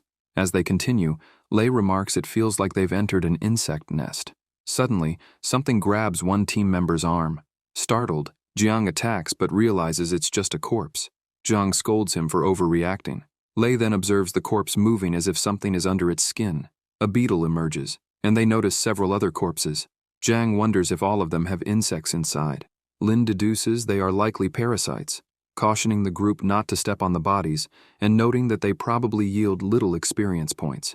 They proceed further, as Lei complains about the grotesque scene. Shu reflects that if there are insect larvae, there must also be an adult insect nearby. He speculates that the presence of the blue-winged beetle could explain the absence of other animals. Looking up, they finally see the dimensional rift. Zhang comments it's his first time seeing one. Lin notices something unusual and spots a grade 6 blue-winged beetle. Although it looks intimidating, it is asleep and hasn't noticed them. Lin suggests they move quietly, finish their investigation, and leave quickly to avoid unnecessary risks. Zhang calls the team over to examine a stone, wondering if it fell from the dimensional rift. He taps it with his sword and notes that it must be some sort of extremely hard metal. The protagonist, using his flame spear, comments that it's also heat-resistant and speculates that if they take it back for forging, it could be made into a weapon. Zhang asks if the rift only dropped a few stones. Shu points to another area and suggests they check it out, saying his fire attribute energy senses something there. Zhang asks why it suddenly got so hot. Shu replies that there's something in the area. They come across something resembling a burning plant. Luo identifies it as a crimson lotus flame. Shu asks what that is. She explains that it's a rare energy cluster, similar to a common flame lotus, but with energy far superior to the typical crystal. Shu wonders if he can absorb it, feeling a massive surge of energy from it. Luo warns him not to, explaining that the energy is too strong and violent, potentially reducing him to ashes. Lin asks if they can harvest it, and suggests taking it back to figure out a way to absorb it gradually. Luo agrees but notes they need special tools for the job. The protagonist laments that without the tools, their trip might have been for nothing, and he worries that someone else might arrive and take it before they do. At that moment, a voice announces they've found something. The team realizes someone else has arrived and questions how they discovered the location. Zhang identifies them as members of Class 2 from the northern branch. A red-haired boy calls over a friend and instructs him to prepare the equipment to transport the item. Xu notices they've indeed brought tools and remarks that they arrived first. The red-haired boy, with a defiant tone, points out the tools and insinuates that even if they handed over the flame, they could easily take it back. He mocks them, calling them the trash of Class 10 from the southern branch, and offers them a few Grade 4 crystals so they don't finish last in the test. Lin retorts, accusing him of daylight robbery and asking if he expects them to settle for that. The red-haired boy challenges him, asking what he plans to do about it. Luo steps forward, declaring that they'll eliminate them. The red-haired boy blocks her attack and sarcastically notes how viciously they're starting the fight. He commands his team to attack. Zhang vows to take them down. The red-haired boy fights Luo, and despite her strength, questions why someone as capable as her is hanging around with Class 10. Luo strikes him, knocking him down. The red-haired boy looks at the protagonist and realizes he's also strong, regretting underestimating them. He decides that even if they manage to defeat the team, they won't emerge unscathed. He orders Ming to hold off Molly's opponent so they can harvest the Crimson Lotus flame. Ming complies, rushing toward the flame. Xu warns him not to touch it, suspecting that the blue-winged beetle on the ceiling is guarding it and will attack anyone who takes it. Ming dismisses the warning, asking why else they would be there if not for the Crimson Lotus flame. Molly, while fiddling with the flame, gloats about how rich they'll be once they have it. He successfully harvests it and rejoices. Lin notes that this isn't good as the blue-winged beetle wakes up. Molly calls out to his representative, announcing his success, but the beetle attacks and kills him instantly. The team is horrified, realizing that the beetle took out a Grade 4 warrior in a single strike. More beetles begin to swarm. The red-haired boy panics, acknowledging that they can't win even if they combine their forces. He orders his team to retreat, abandoning the flame, and urges them to flee quickly. The protagonist tells his team to retreat as well, deeming the area too dangerous. However, as they attempt to leave, they find their path blocked by numerous stones. The red-haired boy, still fleeing, reveals that they deliberately destroyed the entrance to trap them, saying he'll leave them as insect food.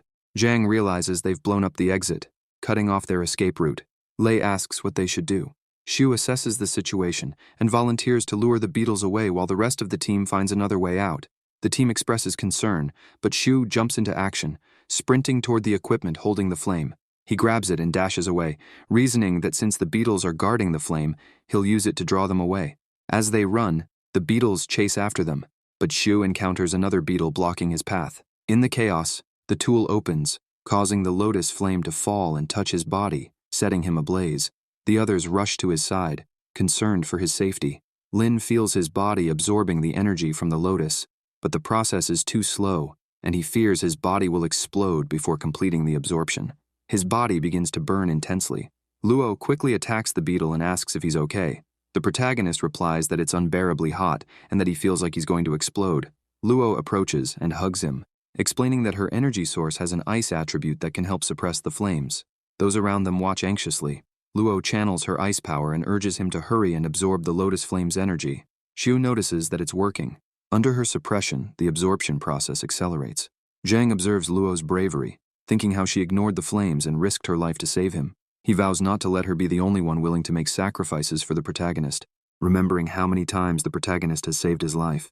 Determined, she begins attacking the beetles, resolved to buy him more time even at the cost of her own life. The beetles close in on her. Ping watches and asks what Luo is doing. Chenfeng explains that she's drawing the beetles' attention to give the class representative time. He insists they need to help her, as she won't last long alone. Ping hesitates, pointing out that the beetles are all rank 6. Chenfeng acknowledges the risk but argues that it's necessary. Meanwhile, the protagonist notices the absorption is almost complete, but the flame's energy is destroying his flesh, organs, and bones. His system continuously repairs his body, and his strength grows exponentially. As the process concludes, he realizes he's gained over 300 million experience points and instructs the system to allocate all points to strength. He checks on Luo, who responds weakly, saying she's exhausted much of her energy source. Xu advises her to drink a supplement to recover her stamina and quickly absorb more energy, promising to help the others. Luo protests that he can't handle it alone. Lin observes the others struggling to distract the beetles and realizes that, even with the lotus flame's power, the violent energy still threatens to overwhelm him. Jang collapses to the ground and tries to crawl away. Suddenly, the protagonist arrives and attacks the beetles. He asks if she's okay. Jang confirms she is and asks about him. He reassures her and tells her to fall back, vowing to handle the beetles. Internally, he struggles with the lotus flame's frenetic and violent energy, finding it hard to control. The others shout for him to be careful. Xiu's aura becomes terrifying as he focuses. He senses that the flame possesses enough power to burn even a star. He activates his stellar nullification ability, attacking the beetles and annihilating them in one strike. Lin is elated, having gained over 10 million experience points, an increase of about 1 million. The others are left speechless, astonished that he eliminated 2 rank 6 monsters with a single blow. The protagonist continues his assault, inspired by a sudden flash of insight.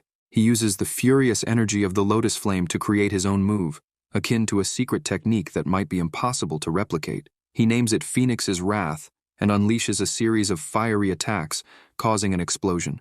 He observes that, despite his increased internal energy, he still can't completely burn the beetles but can target their wings to deprive them of their aerial advantage. He presses on, realizing that after using 2 techniques, the violent energy within him has significantly calmed. With his spear, he notes the beetle's shells are exceptionally tough. The flames cause damage, but the black spine on his spear only created a small hole. Deciding to inflict as many holes as possible, he conserves his energy while using techniques like Phoenix's Wrath and Stormflower. Qinfeng comments on how powerful the class representative is, marveling that he's fighting multiple rank 6 monsters alone. Ping adds that this is the kind of strength a level 4 warrior should possess. Zhang observes that the protagonist's condition is strange. He isn't defending himself, only attacking viciously, full of adrenaline, and the energy he's using doesn't seem to come from his own source.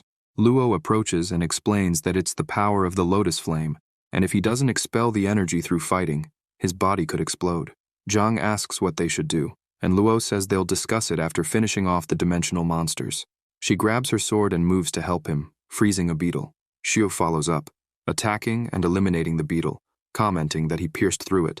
Luo notes that the shell becomes fragile after being burned and frozen, and Xiu replies that he noticed. He suggests it's time for the husband and wife duo to combine powers and exterminate them.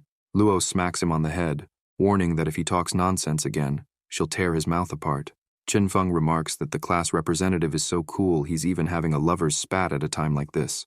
The protagonist continues attacking with his Phoenix's Wrath ability, burning the beetle, while Luo freezes it. Xiu then eliminates the beetle, but numerous larvae begin to swarm. He realizes the beetle was female and warns everyone to be cautious. Zhang states they'll handle the smaller ones while he and Luo focus on the larger ones. They move in, attacking the beetle larvae. Lin notices a beetle approaching Ping and yells for him to watch out. Ping panics, but the protagonist throws his spear, striking the beetle. Ping shouts at him to be careful and asks if he's really abandoning his spear. Xiu responds that a warrior never abandons his weapon, and if the beetle dares to bite the black spine, it should be ready to lose its mouth. Flames ignite inside the beetle's mouth, defeating it. Xiu remarks that he didn't expect it to work but decides to burn them all from the inside since their shells are too tough. He charges forward, noting 3 more adult beetles. After some time, he presents the fallen beetles on the ground. Zhang feels relieved that they've eliminated all of them, and comments that somehow, they survived fighting rank 6 beetles. Lei attributes their success to the class representative. Lin asks why everyone is sitting so far from him, saying he won't eat them. Qinfeng replies that he's like a furnace, and they feel like they'll get burned if they get too close. The protagonist drinks a supplement, retorting that no one complained while he was saving them. As he exhales, smoke escapes his mouth. Luo tells him to stop wasting the supplement and assures him she'll continue using her ice magic to suppress the lotus flame. She declares that they've rested enough and tells everyone to move on. Xiu suggests heading to the city center, where he needs to face strong opponents. They proceed cautiously, noticing the mist around them and wondering why it's there. Lin warns them to stay alert, as evolved beasts might be hiding nearby. Suddenly, something coils around Zhang's leg. Confused, she calls for help. The protagonist grabs her hand and cuts the creature binding her, asking if she's okay. She confirms she is and asks what it was.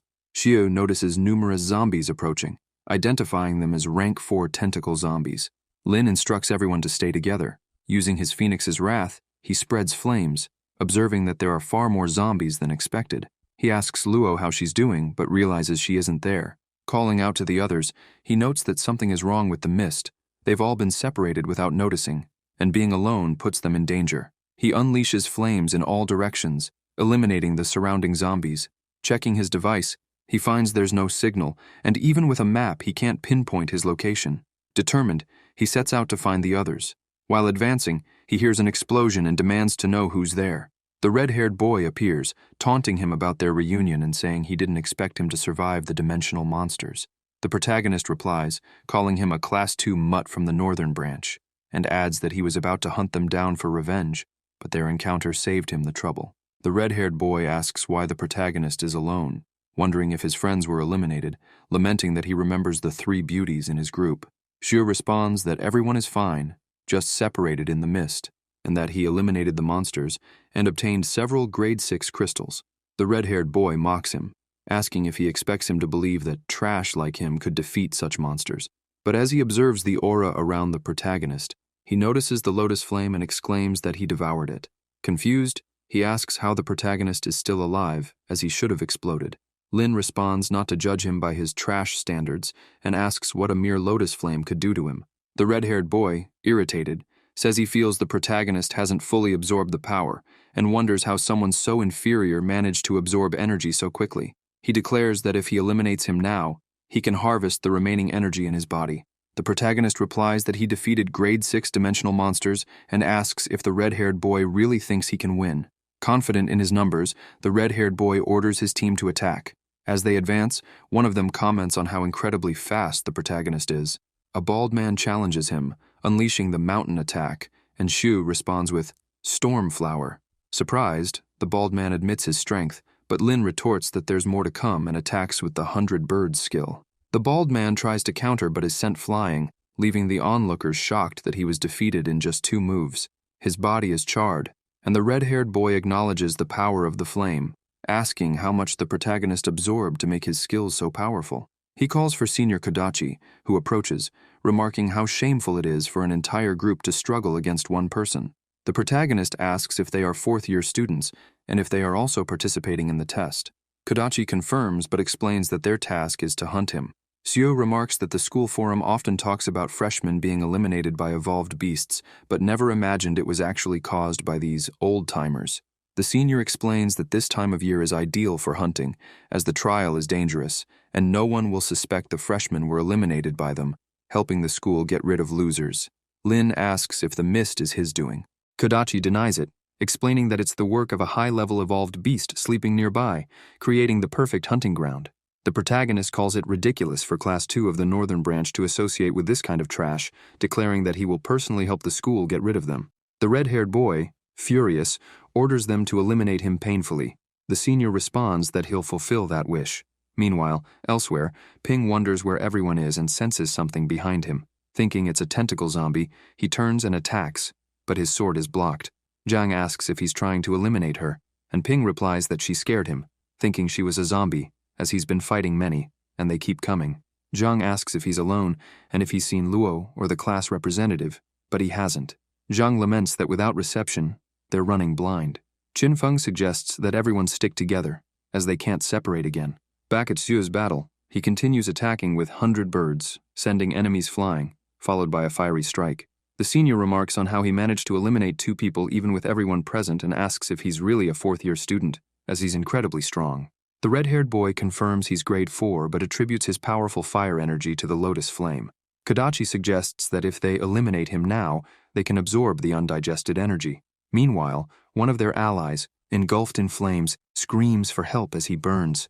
The senior observes that the protagonist is using combat to expel the lotus flame's energy and that they're only aiding him. He suggests waiting, as his body won't withstand it, and when he's eliminated, they can absorb the leaking energy. Lin realizes they've figured out his condition and knows he needs to end this quickly before his body collapses, and then find Luo to help suppress the energy with ice. The senior accuses the protagonist of bluffing and orders an attack, but Luo arrives to suppress the energy. Xue attacks the senior with his spear while feeling the energy being suppressed by her presence. He jokes about feeling like a cornered weasel. Luo responds that he's no hero, just weak, to which the protagonist teases that she always finds a way to belittle him. Kodachi notices Luo and remarks that his companion has arrived and that she's a real beauty. The red-haired boy comments that this is bad since her energy source can suppress the flame. The senior silences him, observing that Luo's icy demeanor matches her ice attribute, and sarcastically claims he's a romantic person, asking to melt her frozen heart. He then orders everyone to eliminate them. One of the allies attacks Luo, but she easily defends herself. The senior, watching her, realizes she's much stronger than that opponent and sees her quickly defeat and eliminate the ally. Calling the fallen ally an idiot, he warns the group that she's at least at the peak of the 4th grade and extremely powerful. He commands everyone to focus on eliminating her first, or they'll all be defeated. They rush toward her, but a spear flies in, knocking an attacker away and protecting her. Shu and Luo stand back to back, ready for the onslaught. Kodachi observes them and finds their teamwork remarkable, realizing Luo intentionally left an opening to draw enemies toward Shu. He hadn't expected their coordination to be this good. Lin leaps forward, announcing that he'll use Kodachi to test a new skill he just learned. He unleashes his golden technique, Milky Descent, causing a massive explosion. The senior, stunned, asks how a golden skill can have such destructive power. The protagonist replies that it's his turn, and thinks to himself that no one knew the power of the lotus flame would amplify the Milky Way descent so much. He follows up with a strengthening strike and Phoenix's wrath. The senior, overwhelmed by the sudden surge in power, panics and apologizes to the red-haired boy, using him as a shield against the attack. Meanwhile, Luo eliminates another ally, and the senior realizes they're doomed, unable to win even with superior numbers. Shu approaches the senior, asking if he still believes he can defeat him, and strikes with his flaming claw. Mocking the senior, he offers him a chance to use the Lotus Flame's energy, taunting him for not taking it. The senior screams that he's part of the Lunar Wing Legion and warns that if he's eliminated, everyone there will be hunted down. Lin asks what that is, saying he's never heard of it. Kodachi, enraged, curses, cuts off his own arm, and flees. The protagonist, holding the severed arm, comments on how quickly he escaped, but adds that perhaps he's not entirely a coward since he had the courage to amputate his own limb. He approaches Luo and asks if she's heard of the Lunar Wing Legion. She explains that it's the strongest mercenary group in the world, specializing in missions like eliminating targets and attacking small nations. Shu, intrigued, asks how they manage to attack nations and how strong they are. Luo clarifies that the group isn't exceptionally strong, but is led by a level 9 warrior and is infamous for their relentless pursuit of vengeance when one of their members is killed, hunting down the perpetrator until they're dead. She recounts a case of a small African nation that killed a Legion member and was destroyed within a week. Lin, alarmed, exclaims that they've now offended a level 9 warrior. He asks why Luo seems so calm, given the dire situation. Luo confidently responds that if the Legion dares to come, they'll be eliminated. The protagonist questions her courage to fight a grade 9 warrior. Luo replies that with his current condition, he'll be dead before the Legion even arrives, as the Lotus Flame's power has exceeded expectations, and her ice energy can't suppress it for long. Shu asks what they should do, and she suggests finding an evolved beast with water or ice attributes, whose crystal could help suppress the energy. Lin recalls hearing that the mist was caused by a high-level evolved beast, and reasons that if it can create mist, it's likely water or ice type. Luo agrees, suggesting they head toward the mist to search for the beast. The protagonist warns them to be cautious as something is approaching. They encounter a grade 5 red-eyed hound. He advises Luo to be careful, noting that these are dangerous beasts, and they move to attack. Meanwhile, a man near a dirigible, injured and frustrated, remarks that he didn't expect the boy to be so strong. With his arm wounded, he decides to attach a mechanical arm and throws a bomb in their direction, declaring it a gift to eliminate them all once the target awakens. The explosion creates a loud noise, drawing Xue's attention. He senses something unusual and wonders what might be under attack in the mist. Another explosion occurs, followed by smoke. A massive blue bird with an enormous beak, a grade 8 beast, emerges, letting out a deafening sound. Lin questions if such a powerful evolved beast could really be in this area. Luo observes that the mist has dissipated and deduces that the bird was releasing the mist while it slept, and someone deliberately attacked it to wake it up. She notes that the beast's heterocrystal is perfect, and Lin asks if she's considering eliminating it. The students observe the bird, and a voice asks its grade. Joe answers that it's grade 8, far beyond what they can handle. He adds that he's already spread the news in the hunters group, so someone will arrive soon to deal with it. The bird continues emitting intense sounds. Luo notices the presence of numerous zombies and evolved beasts, suggesting they retreat. They run into a building and watch the beasts from the rooftop. Xu assesses the situation, doubting that anyone near the mist's center could have survived, worrying about the rest of the group and wondering if they're okay. They see several dirigibles approaching. Luo notes that they must be here to hunt the bird. A team descends from one of the dirigibles and encounters the students, explaining that the academy is using the area as a training ground for freshmen and that the news of the ice bird awakening was spread by a student. However, it seems the situation is spiraling out of control. Lin questions whether the man in the group is a grade 7 warrior, realizing he can't analyze him. The old man assures him there's no need to fear, as his goal is the bird and not the students. He asks how long it's been since the bird appeared and whether anyone has fought it. The protagonist explains that the bird was sleeping and was awakened by an attack from a jet. The old man, surprised, asks if someone deliberately woke it up and then orders his team to attack together. Xu observes the large team and comments on their numbers. The bird lets out another deafening screech. The old man commands the laser cannon to fire, and the attack hits the bird. Lin is astonished to see the military's K-17 laser cannon being deployed. A massive explosion follows, and the old man declares the bird gravely wounded and orders its elimination. The protagonist doubts that a grade 8 beast could be taken down so easily. Luo comments that only Alliance troops can mobilize the K-17 laser cannon, describing them as a group that relies on technology. The bird, seemingly unfazed, lets out another loud cry, causing the hunters to struggle to remain standing. The old man grows irritated, accusing the beast of feigning weakness, and orders the attacks to continue. The cannon fires again, emitting powerful rays that cause more explosions. Luo remarks that the Alliance's weapons have been destroyed, and that the real battle begins now. The protagonist asks if there are other warriors besides the Alliance troops present. A man approaches, declaring that this is their opportunity as he prepares to attack. Others leap into action with tools in hand, while one of the hunters instructs the group to keep attacking, stating that even the bird's feathers will fetch a fortune. The bird reacts, increasing its speed and striking down one of the men with a massive impact. Xu comments on the destructive power of the grade 8 evolved beast. Luo explains that this will be a prolonged battle, as defeating such a strong beast will take at least 3 days. Another explosion occurs, and the protagonist asks if it will really take that long. Luo confirms, explaining that when she was 10 years old, she watched her family fight a grade 9 golden flame terrestrial beast, and the battle lasted a week. Lin is impressed that she witnessed a grade 9 beast fight at such a young age, but she clarifies that she only watched to gain experience.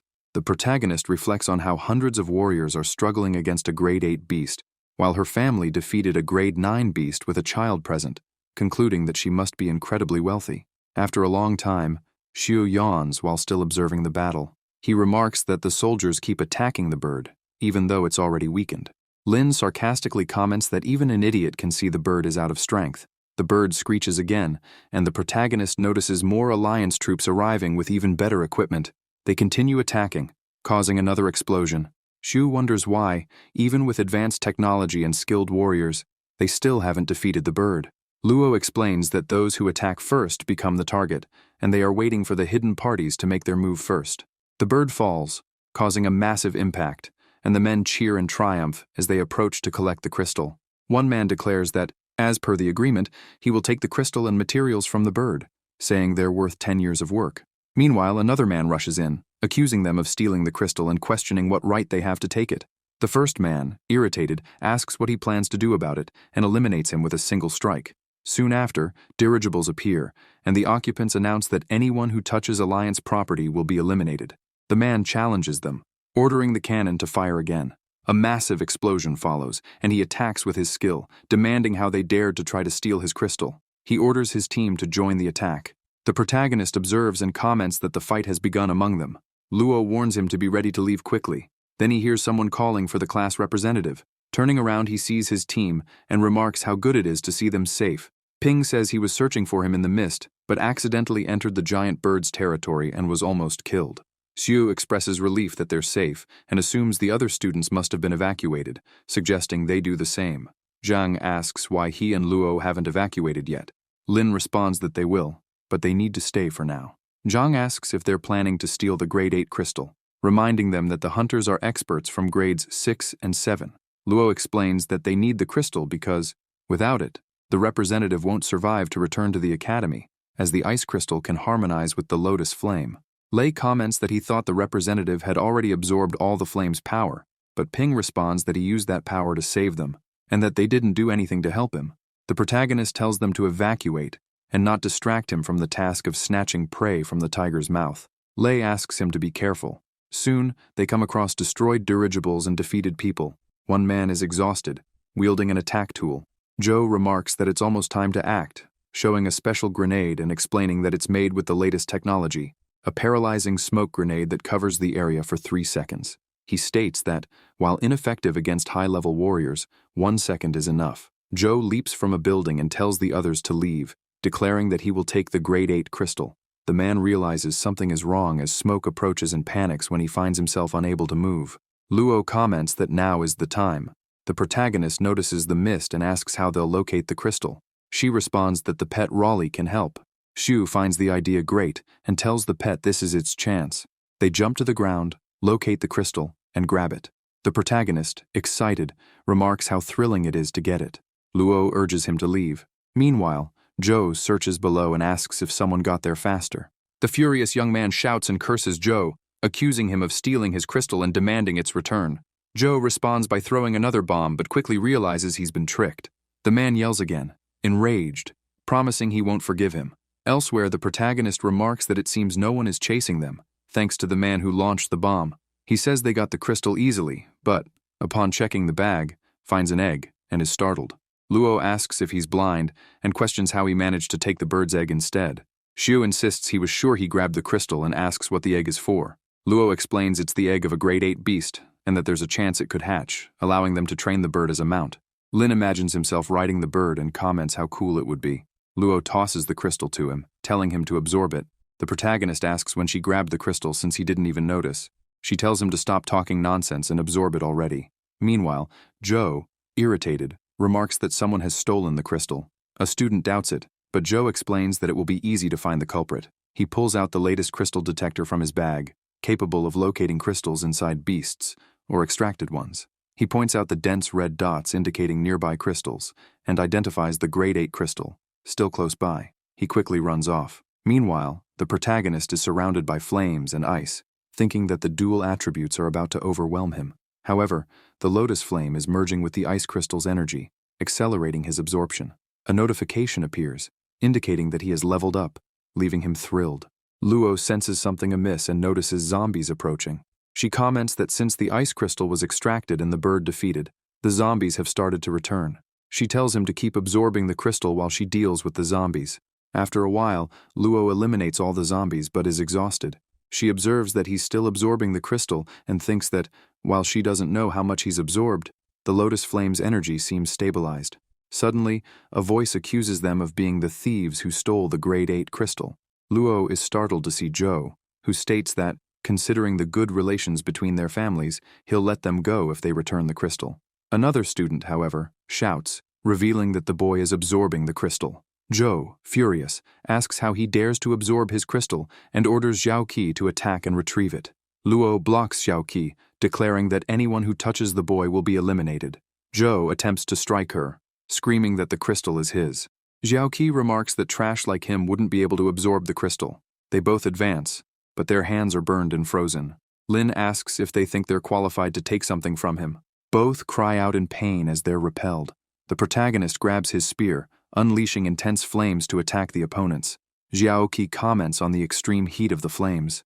Zhu uses his ice-type Stormflower skill, causing cracks in the rocks, and takes the opportunity to pull Luo and escape the area. After some time, they stop to recover, realizing they've gotten away. Zhou, frustrated, questions why the crystal isn't appearing on the map, realizing it's due to the absorption. Xiao Qi asks what they should do. Zhou throws the locator to the ground and storms off, visibly enraged. Elsewhere, inside a house, Lin is finishing absorbing the crystal. He realizes the absorption has given him enough experience to level up 3 times and instructs the system to allocate the points to strength. Soon he receives a notification informing him that he's now a Grade 5 warrior. He reflects that his combat stats have finally surpassed 5,000 and that he can now unlock Stage 2 of his genetic lock. He requests the system to update his title to Grade 5 warrior, even though it reduces his constitution by 50 points, reasoning that damage reduction could save his life. Luo approaches, asking if he's completed the absorption. Surprised, she remarks that a normal person would take at least 3 days and 3 nights to absorb a Grade 8 crystal, yet he managed it in just 1. Shu says it's due to his natural talent. Luo, after confirming that he has completed the absorption, calls him, saying it's the last day. They begin walking, and Lin asks if she could give him a small compliment since he's putting in so much effort. As they approach a location, on the other side, the rest of the team encounters their opponents. The protagonist arrives and asks what happened. Zhang, looking relieved to see him, says those guys stole their crystals. A boy notices him and asks if he's the one from Class 10 of the Southern Branch who took first place in the battle tower. He introduces himself as Hang, and the girl beside him as Tian. Xiu comments that he remembers now, as Hang was originally ranked second and Tian third, but both are now below Lin. Hang says Lin only managed to take first place by luck, and challenges him to a match right then and there. He proposes that if Lin wins, he'll return the crystals, but if Lin loses, all his crystals will belong to them. Lin rejects the offer, saying he has nothing to gain and asking if Hang thinks he's an idiot, as losing would mean handing over all his crystals. He states that if Hang refuses, he'll take his crystals by force after defeating him. Hang asks if Lin thinks he's qualified to defeat him and moves to attack. The protagonist, noticing that Hang also wields a spear, comments that it has piqued his interest. Meanwhile, Tian taunts Luo, saying she's heard Luo is from the Southern Branch and questioning why she volunteered for Class 10, asking if she's eager to be friends with trash. Luo, serious, replies that if Tian keeps provoking her, all that awaits her is elimination. Hang remarks that he remembers Lin as a grade 4 warrior in the battle tower, but now he's grade 5. Xiu asks what's wrong and comments that Lin is improving quickly, telling Hang not to compare him to trash like himself. Hang attacks with the golden skill Earth Destroyer, causing a massive impact and sending Lin flying. Hang remarks that even though both are grade 5 warriors, the disparity in power is immense. Lin, recovering, asks if that's Hang's true strength, saying he gave him a chance but that he's truly worthless. He approaches and declares that it's now his turn, attacking with his skill. Hang, shocked, asks how Lin can land so many strikes in a single second. Wounded by the spear, Hang becomes furious, asking how that trash from Class 10 dares to injure him and promising to send him flying. Hang uses Earth Destroyer again, but the protagonist counters with Storm Flowers. Hang, confident, comments that the skill won't work on him twice. Xiu, smiling, replies that he'll use a different skill, launching Storm Flowers with an ice attribute. Hang, confused, realizes that Xiu isn't just a fire user and wonders how he's managed to hide his ice attribute all this time. After being attacked, Hang is impressed by the ice energy as his leg feels like it's about to freeze with just one strike. Xiu, surrounded by fire, says he will treat him with a combination of fire and ice.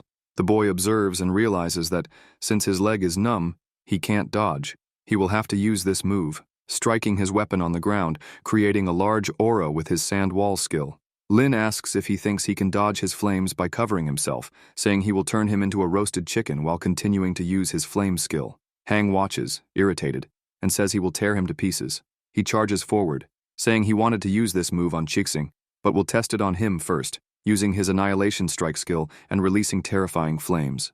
Zhu watches, feeling a strange sensation, and wonders if it's an arcane skill, thinking that maybe he wouldn't be able to reflect it with his verdict. He then leaps and realizes he will have to use it, thinking his power increased after absorbing the Crimson Lotus Flame and the Grade 8 crystal. Now, it's time to test it, using the Milky Way Descent skill, creating a huge impact between the two abilities.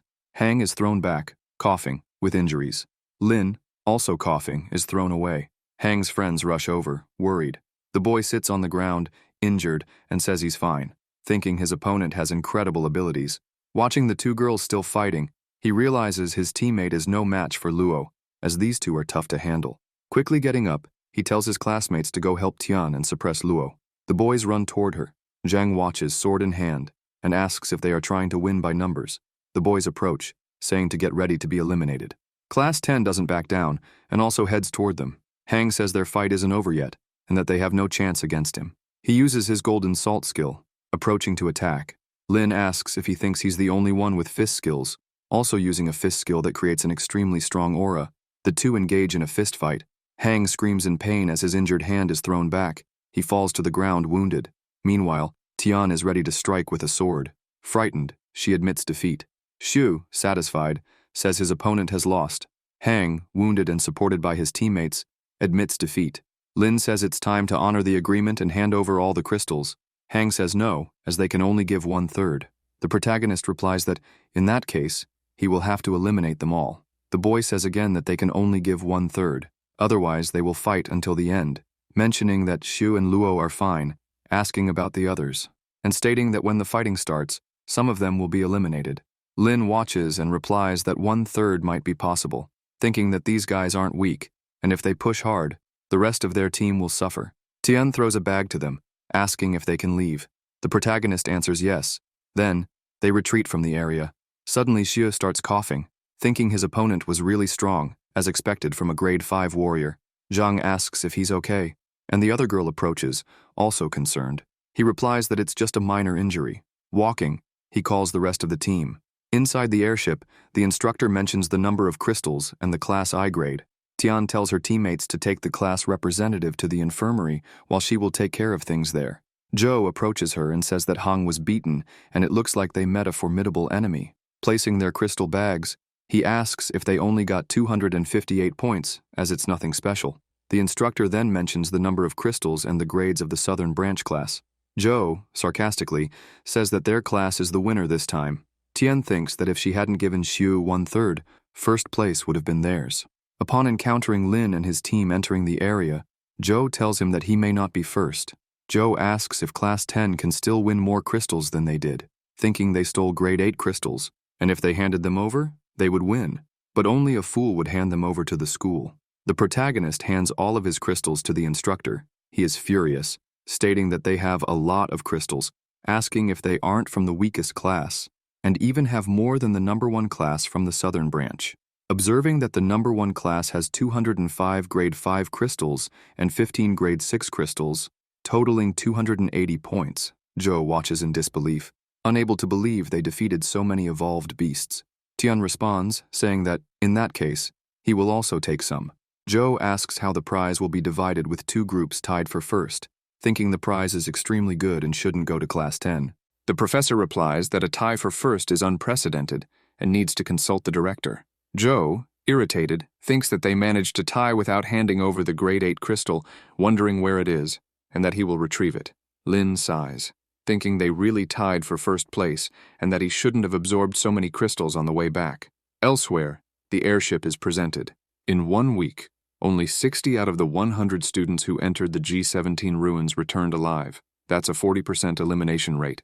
The professor approaches, saying everyone returned alive, which is a relief since they were worried. He explains that the G17 ruins are extremely dangerous, and it's even harder to eliminate grade 5 beasts, noting that the lush forest wasn't bad, and they ranked 16th, with everyone earning 10,000 points. Xu asks if they are so weak in his eyes, as he didn't even ask about the results. The professor asks what their position is, and if it's 10th, he responds that he can aim higher. The professor asks if he made it into the top 10. Lin answers that they came in first place with 280 points. The professor and the surrounding students gasp in astonishment and celebrate, saying it's incredible. The protagonist says it's a shame they tied with Class 1 and earned the same points as them. The professor, overly excited, says that, in any case, they are first. While everyone is gathered, the results are announced. First place, Class 1 from the Northern Branch, with rewards of 50,000 points and a gold skill card. Second place, 40,000 points and also a skill card. And in 16th place, Class 10, with 10,000 points. People comment if Class 10 isn't the last place, and if they aren't the weakest. One person says he heard the group that entered the G17 ruins did even better. Then, the results for the G17 ruins are announced, and upon looking they say, it seems there are many talents in this freshman ceremony, and first place goes to both Class 1 and Class 10, each with the same number of points. Class 10 celebrates enthusiastically. People watch and can't understand how they managed to get first place, especially in the dangerous G17 ruins, wondering how many grade 5 evolved beasts they had to defeat. The announcer says he only prepared 1 prize and asks, now that there is a tie, how will the prize be divided? Zhou challenges the representative of Class 10 from the Southern Branch to a duel, and the winner of the duel will take the first place title. His classmates cheer, supporting the duel, as the other class must have used some dirty tricks. Xu says he is not afraid and supports the duel, with his classmates also backing him. The announcer wonders if it's a duel between Class 1 and Class 10, and that this is the first time it's happened since the school's founding. Asking what he thinks, the professor responds that he has no objections. He asks what happened to Nan, and if he is afraid, telling him not to worry, as he will ask Xixing to be careful with Lin. Nan responds that since Lin agrees to this, he won't interfere, and will ask his student to use all his strength. The announcer says he will give the stage to both of them, and they will see who has the ability to win. Joe, with his sword in hand, calls out to his opponent. The protagonist asks Luo if she thinks she can defeat him. She replies that if he can't win after absorbing the Grade 8 crystal, he can go back to Starflare City. Climbing onto the arena, Xu asks if she can't say something kinder. His classmates cheer, supporting him. Tian observes and asks how he dares to challenge Qixing. Hang responds that the winner of this battle is still undecided. In the arena, Zhou says that Lin not only stole his crystal, but also teamed up against him, and he will make an example of him in front of the entire school. The protagonist says that so many people were fighting for the crystal, asking since when it belonged to him, and even if it did, if he wants something, he will take it. Qixing, irritated, curses at him and tries to attack, but Xu defends with his spear, and Zhou says that his opponent just became a grade 5 warrior, so his strength is nothing special, and it's too soon to think about winning. Lin uses his 100-bird skill. Qixing asks if his flames are really that strong, remembering that it wasn't this hot in the battle tower, and he could get burns if hit. He tries to dodge but can't. The protagonist asks what it feels like to become a roasted pig. Zhou, even more enraged, asks if he dares to deceive him, moving in to attack with his radiant blade skill. Xu notices that his opponent is fast and can't dodge, so he decides to use his own skill, creating a massive explosion. The two stare each other down. Qixing asks what that skill was, and if he really reflected his divine radiant blade. He can't believe it and says it was just luck, but when he uses a movement skill, his skill will become useless. The announcer says that Zhou comes from a prestigious family, so he has access to abundant resources, but Xu is from humble origins and was below average back then, wondering how he managed to become a grade 5 warrior in less than a year. The announcer says he doesn't use drugs or practice forbidden arts, but used his own talents to grow, and if that's the case, his talent isn't normal, but that of a genius who only needed to be in special conditions to realize his potential. Observing his spear, he notes that it's made of black thorn, asking what his relationship with Howling is and why he gave him the spear. Meanwhile, Lin continues attacking with his Stormflower skill. Qixing says that his spear is too slow and can't pierce him, closing in to attack. The protagonist observes and thinks that he doesn't know what kind of movement skill that is. It's so fast that he can't hit him, so he needs to disable him more. He continues attacking with the Ice-type Stormflower skill. The announcer observes and becomes even more indignant that the boy can use the Ice attribute. Zhou, trying to dodge, asks if that's the Ice attribute, and if all skills aren't supposed to be fire-based. Then, Lin approaches using his 100 Birds fire skills, hitting him and sending his opponent flying. Qixing manages to hold himself, noticing the Ice attribute, tries to say something, but is interrupted by Xu, who says that he guessed right, and that he already absorbed the Grade 8 crystal. Zhou becomes furious that he absorbed the crystal, calling it a waste of resources, grabbing his sword and releasing a strong aura. The protagonist asks why his power increased suddenly, and if he has a skill similar to Rampage. He notices that this is the hidden origin art, explaining that by compressing a large amount of energy and hiding it within his body, once released during combat, it's as if he accesses a force beyond his own. And the more source energy is compressed, the greater the force released. It's a demanding cultivation method, impossible for a normal person. Qixing, confident, says that this time he will definitely eliminate him, closing in with his soul cutter strike, attacking and sending him flying. The students become worried, and Luo tells them to be quiet, as he hasn't been eliminated yet. Tian observes, asking if he's going to be eliminated like this. Hang responds that it's impossible, asking if she can't feel that his aura is still there. Zhou tries to hit him with his sword, but his opponent dodges. Observing, he becomes confused, asking if he disappeared, and affirms that it was a clone. Xu approaches, thinking that a clone is useful, using his Stormflower skill. Qixing tries to defend, but can't see him. He only feels the spear on his shoulder, watching in shock. He faces Yu attacking him. People are surprised, saying that Lin is winning now, and that they didn't expect a weak Class 10 student to defeat a Class 1 genius, and that it's still too early to decide who the winner is. Zhou touches the spear on his shoulder and pulls it away, telling Xu not to think he can defeat him so easily. The protagonist is left speechless. Trying to take his spear back, Qixing says that he's using poison, laughing and saying that as long as he can win, he'll do anything. He takes the spear in one go, plunging his sword into the ground, throwing the spear far away, saying that since he lost his weapon, he won't intimidate him too much and will use only his fists to defeat him. He uses the Black Dragon Annihilation Punch, hitting Xu. Xu notices that the poison in his body isn't life-threatening but is draining his energy, as he can't dodge his attacks and is thrown away. Zhou says he will finish him with this punch, using the Annihilation Punch. causing a huge explosion. People are surprised by how powerful the fist skill is, as they knew he had incredible sword skills, but didn't know his fist skills were also impressive. Chingsing says that after taking a punch from him, even if he's not eliminated, he'll be in the hospital for at least 6 months. Lin, still lying on the ground, thinks he can't lose, as he's representing the entire class, and wishes to unlock the next stage. He knows this could eliminate him, but he'll have to seize this chance. He then unlocks it, thinking that it's not surprising that the system doesn't warn of the risk, as this level of pain is enough to eliminate an ordinary person. Joe observes and can't understand what's happening, saying that this pain seems to be driving him crazy and that his poison isn't like this. Nan, scared, asks if they need to go in and save him.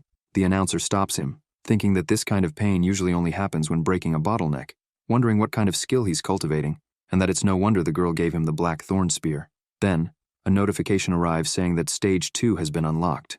Lin stands up and asks if he had fun attacking him because now it's his turn. He quickly approaches to attack. Qingxing, furious, says that enough with the tricks, and that he'll eat his Black Dragon Annihilation Punch, causing a massive explosion. Zhou is thrown far away, while Lin watches his opponent lying on the ground. Qingxing can't believe it. Standing up, he says he won't lose to someone like him, and calls him to continue the battle. The protagonist quickly approaches and says he won't stop until he defeats him and turns him into pulp, using his Divine Wind Kick, and shortly after the Tiger Strength Fist and Claw skill, hitting and throwing him far away. People watching are left speechless, and the announcer declares that Shu is the winner. The students are overjoyed, and Nan says that now he is the best freshman and the pride of the class. The announcer approaches and says the fight was spectacular, tries to say something, but ends up not saying it. The Class 1 teacher gets furious and says he suspects Lin used forbidden drugs and that the results should be revoked.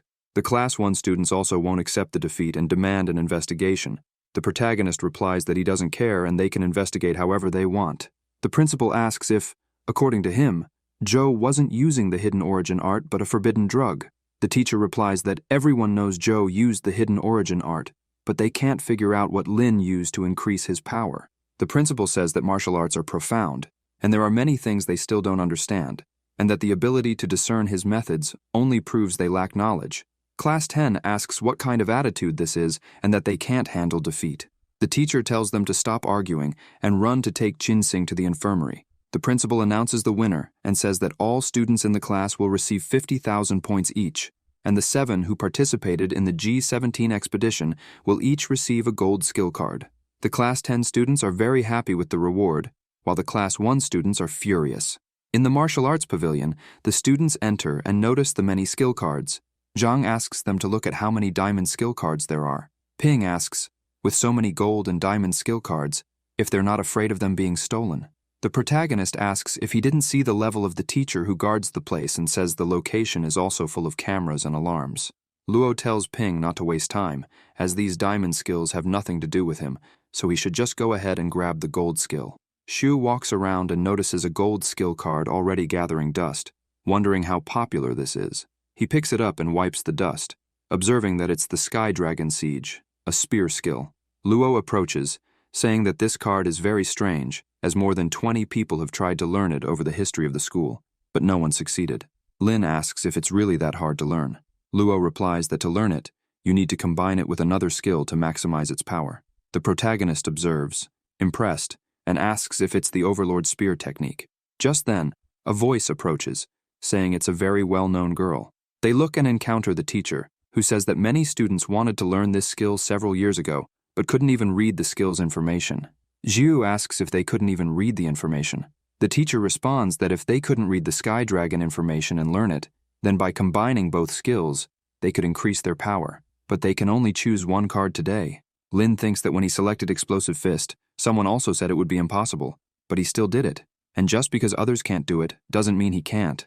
So, he says he has already decided and wants the Sky Dragon skill card. At Shu and Luo's residence, the protagonist will try to see if he can learn it successfully, watching as the card moves and hits his face. He picks it up and notices that it's the Overlord Spear technique. He looks back, and Luo says it's for him. Lin asks if she picked this card for him, where is hers? Luo replies that none of the cards caught her attention. Shu wonders what kind of formation she has, and if none of the skills caught her attention. He says he thanks her then. She tells him not to overthink it. She would just be embarrassed if he was too weak. The protagonist finds her arrogant, wondering if she will be eliminated if she doesn't get any enjoyment from him. He then places the card on his forehead and says he will learn this one first. Closing his eyes, he tries to learn the Overlord's spear technique. He focuses on a fixed point and says that the spear is domineering, and all the spear techniques he learned before were a combination of attack and defense. The Overlord spear technique uses attack as its core, and there's no defense, as it is a pure attack skill. The essence of this spear technique is either you eliminate or you're eliminated. He realizes that Luo said this technique complements the Sky Dragon Siege. Since he just learned it, he figures he might as well try Sky Dragon to see if it's really that difficult to learn. He places the card on his forehead and activates it. He keeps the card on his forehead. 1 minute later, he wonders if he's still getting a response. 10 minutes later, he notices that there's still no response. He wonders if his method is wrong. He changes positions, standing on his head, thinking that maybe this will work. He changes positions again, spreading his legs. He places his head on the floor with the card, saying this should work. He continues in the same position, getting frustrated, slapping the card, asking if it's trolling him. Then, a notification arrives, saying an unknown power has been detected. He looks and wonders if it's an unknown power. Then he places the card on his forehead and devours it. The system starts counting the devouring percentage, until he notices something, encountering various flames around and people lying on the ground, with a horse approaching. A man in armor and with an attack tool getting closer, tying him up. He watches in shock, breathing heavily, wondering if he just had an illusion, and notices that the card has turned gray. Then, he realizes he absorbed the information of the skill. He asks if it's a skill card with an unknown power, a diamond skill card that cannot be compared, wondering if the illusion he had was the essence of the skill. With his spear, he starts training, staring intently, using his Sky Dragon Siege skill, causing an attack on himself and injuring himself. He notes that the skill is very powerful and that he couldn't even condense the dragon, and he's already close to being eliminated. Just then, someone knocks on the door, asking who will visit him so late. He opens the door, unsure of who the person is. A man asks if he is Shu. The redhead watches and is confused, asking if he's hurt. He asks if he's a victim of domestic violence, and heard from Class 1 from the southern branch that Luo is a beautiful girl with a violent temper who beats people in the blink of an eye, asking if he should have already taken his fair share of beatings. Lin asks why he's visiting at this hour of the night and realizes that this guy is from the committee that mediates family disputes.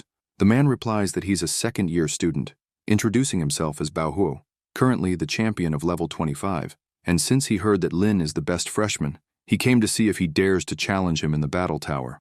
The protagonist asks if he's crazy, and if he's the champion of level 25, which is closer to level 250. Bao Hu says that as a warrior and one of the best freshmen, he can't refuse a challenge request, as only the weak do that. Shu replies that he's originally weak in Class 10 anyway. The redhead thinks it's a despicable provocation, but it's useless against his intelligence. He says there's no reason to refuse if he defeats him, as he shows him the diamond movement skill card and says he'll give it to him. Lin, excited, replies that as a warrior, he must always strive to improve skills through battle, so he accepts and says it has nothing to do with the card. Bao Hu thinks he can't show any self-awareness and says he'll be waiting for him on the 25th floor next week, and that the battle tower resets every week, so the previous records are erased, and he'll have to start again from the level tomorrow, and if he doesn't, he may not even see his shadow. The protagonist thinks that this rule really exists, but doesn't say it out loud. He tells him to forget it, as he'll work a little more to win that diamond card. Meanwhile, elsewhere, Bao Hua walks, and a young man asks how it went and if Shu agreed.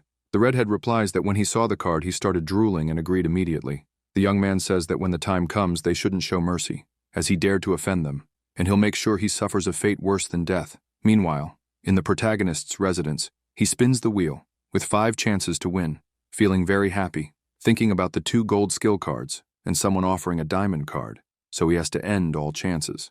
Shouting for the wheel to stop, he gets a gold skill card, very satisfied, saying he's very lucky. Noticing that the card is the XX team skill, he says it's a useless employee skill, but he can sell it. He asks the system to continue spinning, noticing that the other cards are useless skills. Spinning again, he lands on a silver skill, getting irritated as he doesn't like the results. He spins once more and wins 1,000,000 alliance credits, getting very upset with the system and noting that it's his last chance, and he wants a big prize. After spinning, he finds a big mysterious gift and is curious, asking to open it. He finds a large bag of recovery pills, grabs it with his hand, but is unsatisfied with the result. He asks what the hell this is and says that the system is so eager to see him hurt and that there's no product description, wondering what kind of third-class trash this is. After opening the jar, he smells something good and says he'll test it, since, in any case, he's already injured now. Thinking that even though the system is terrible, it shouldn't try to defeat him, he takes a pill. He notes that the effects are good, and the injuries he received from practicing the technique have healed. Feeling ready to go again and continue training, he keeps using the Sky Dragon Siege, being thrown away and injured again, admitting that he still can't do it, but with so many recovery pills, he'll surely master Sky by night, continuing to try. Meanwhile, in the bathroom, Luo notices something strange, asking if he's trying to destroy the house, saying that at least he's a hard worker. Then, she hears notifications, fiddling with her laptop, checking the research, which says the people she's looking for are heading to the dark forest. Luo says she finally found them. The next day, Shu opens his eyes. On the floor, he realizes that he really fell asleep. He yawns, saying he trained all night, used up all the pills, and finally mastered the Sky technique. He goes to the bathroom, remembering the second-year student, and says that he'll challenge the battle tower today and test his new ability on him. In the kitchen, he notices that breakfast is ready, saying that having a wife is the best, putting his hand over his mouth and thinking that his tongue slipped, and if she hears, he'll be beaten again. Looking around, he wonders if she left early for school again. Meanwhile, at the university in Class 10, a voice says good morning to the class representative. Joe also greets him. The protagonist asks if anyone has seen Luo, noticing that she's not in the classroom. A student says that the two have been separated for some time, asking if he already misses her. Xu hits him on the head and tells him to be quiet. Zhang says it will be the end for him if Luo hears him. In the afternoon, Lin is still looking for Luo, as he didn't see her all morning, thinking he's so used to training together that without her, he feels lost. Jiang approaches and teases him, saying it looks like someone's been abandoned. Lin, irritated, pushes him, saying that he's going to the battle tower to climb the rankings, asking if they're coming. Jiang replies that of course they are. In the Sanctuary Academy's battle tower, people observe and comment that they heard Xiu defeated Zhou in the freshman ceremony and took the position of best freshman, wondering when Class 10 became so powerful, and that he's not strong enough to fight against a second year. The protagonist asks why it's so crowded today. Ping replies that they checked the school forum, and the whole school knows he's challenging Bao Huo. The redhead says someone spread the news on purpose to gather a crowd. Xiu asks if they're trying to embarrass him in front of everyone. Zhang says it's not over yet, and that he's rooting for him. In the battle tower, people comment that the Class 10 student has arrived, asking what level he will reach today. They comment that they bet he'll be forced to go back before even reaching the second-year student. Lin makes a gesture with his hand, saying that last time it took him 2 hours to reach level 20, asking how long it will take him to reach level 20. His classmates support him. Then, he reaches level 1. At level 2, he throws his opponent away, winning. He wins several times. At level 15, Zhang says that he's flying, like an airplane.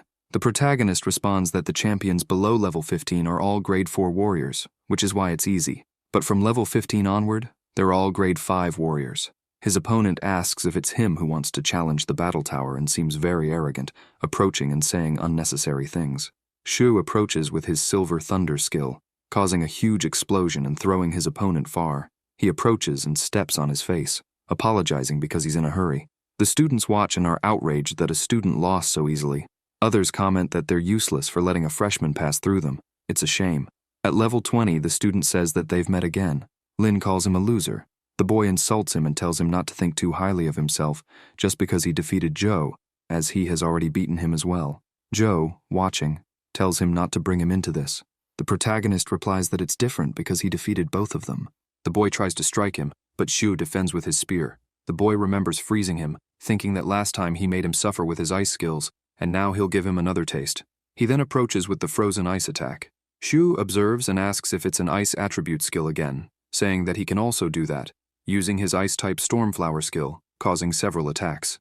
The boy is outraged, asking if this is an ice attribute, unable to believe it, as he thought his skills were fire-based. Lin asks if he's talking about this move, using his Phoenix Fury skill, throwing him far away, causing a serious injury to his opponent. The boy, lying on the ground, is surprised that he has both attributes, saying that he managed to fight last time and can't believe he lost so quickly. It is then announced that Shu is the winner again. The teacher asks what he means by quick, as he lost almost instantly, and the boy tells him to shut up, saying that this is only the 20th floor, and he has to defeat 4 more, and more people will reach the 25th floor. From the 21st floor onwards, everyone is an expert, until he notices that the protagonist is already on the 25th floor, asking how the champions from floors 21 to 24 lost so quickly and if they can still call themselves men. People watch and say that he still has the nerve to criticize others, as they all lasted longer than he did. Bao Hu thinks that just after one night, Lin already feels stronger. He hands the diamond card to the teacher. People, impressed, ask if it's really a diamond skill card, thinking it's extravagant to use a diamond skill card as a betting token, and that it's no surprise Lin challenged the battle tower, as they doubt anyone will be able to resist the temptation. Bao Hu, holding his attack tool, approaches, trying to strike, but Xu dodges. He thinks he didn't expect someone of this size to be so fast, noticing that his skills are flashy and powerful. Bao Hu tells him not to think about using movement skills to avoid his attacks. The protagonist asks who said he will dodge, using his Overlord Spear technique, causing massive impacts. The redhead notices that his spear wasn't as violent in the battle videos he watched, and this is a totally new type of spear. He barely dodges, asking if Xu is trying to prove he's more domineering. He says he'll show him what true domination is, using his gold skill. Lin dodges and already attacks with his technique. The two attack tools clash, causing a massive explosion. People comment that Xu is just a grade 5 warrior, but he's demonstrating so much power. The two are pushed apart, and the students continue commenting that a grade 5 warrior is facing off directly against a grade 6 warrior, and it's no wonder he's the best freshman. The protagonist cleans his injury and tells them to continue using his Phoenix Fury skill. Bao Hu is impressed with how hot the flames are, activating a barrier. The students watch and say that it's a defensive skill that only grade 6 warriors can use, and it really stopped the Phoenix Fury. Xu says that his shell is indeed very resistant. Bao Hu asks if he sees the difference between them now, and says that he'll never beat him if he can't break his barrier. He can even compress it to surround his body, and it won't affect his movements at all, telling him that he lost. Lin responds that the shell consumes a lot of source energy, especially when it's under constant attack. It will break when the source energy runs out, and his spear focuses on constant attacks. Using his Overlord Spear technique and Ice-type Stormflower, he tries to strike his opponent. Bao Hu says that the ice flames are extremely powerful, and despite the barrier, his movements are slowing down. The protagonist keeps attacking, using empowered attacks and Stormflowers. Bao Hu notices that his barrier was really broken. Without thinking twice, Xu continues attacking with Stormflowers, approaching with an intense aura to defeat him. Bao Hu, startled, asks how many variations of Stormblossom he has, as the barrier shatters into pieces, causing an explosion. People are surprised that his barrier was actually broken and notice that Bao Hu's weapon fell off the stage, wondering how he'll fight now, as he's taking a major blow this time. Tian observes and says that they're a bunch of idiots, while Hang says that his strongest weapon isn't the hammer. Xu says that his weapon is gone, so he's lost. Bao Hu laughs, getting up, saying that the hammer isn't his main weapon, and comparing it to his fists, he prefers the impact of his fists on flesh. After putting on gloves, he says that now the real game begins, using his monkey fist skill. Tian observes that he's increasing his combat power without any medicine, and this is the first time she's seen something like this. Hang responds that it's a rare skill, not seen anywhere else, but his family has been passing it down for generations. Meanwhile, in the arena, Lin thinks that the skill is similar to his rampage, wondering if there's a time limit or side effects. He uses his spear, putting it against his opponent's fist. He's surprised, asking if he really used his fists to strike his black thorn spear directly, but just with his fist, Bao Hu throws him far, jumping and hitting him again, causing an explosion. He attacks again with the punching skill, hitting him once more. Class 10 students are worried about Xu. Bao Hu, without thinking twice, throws him far, causing severe injuries. He uses his Iron Fist Fury skill, causing large wounds. Ping notices that a hole has been pierced in the representative's chest, and Zhang can't believe it, asking if he forgot about his unique skill. Xu disappears. Bao Hu is confused and faces something attacking him from behind, asking if it's a clone. He says that Xu really can make a clone, and it's the first time he's seen such a strange skill.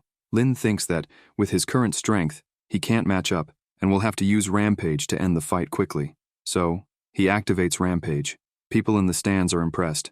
Tian asks if he didn't say that combat-enhancing skills are rare.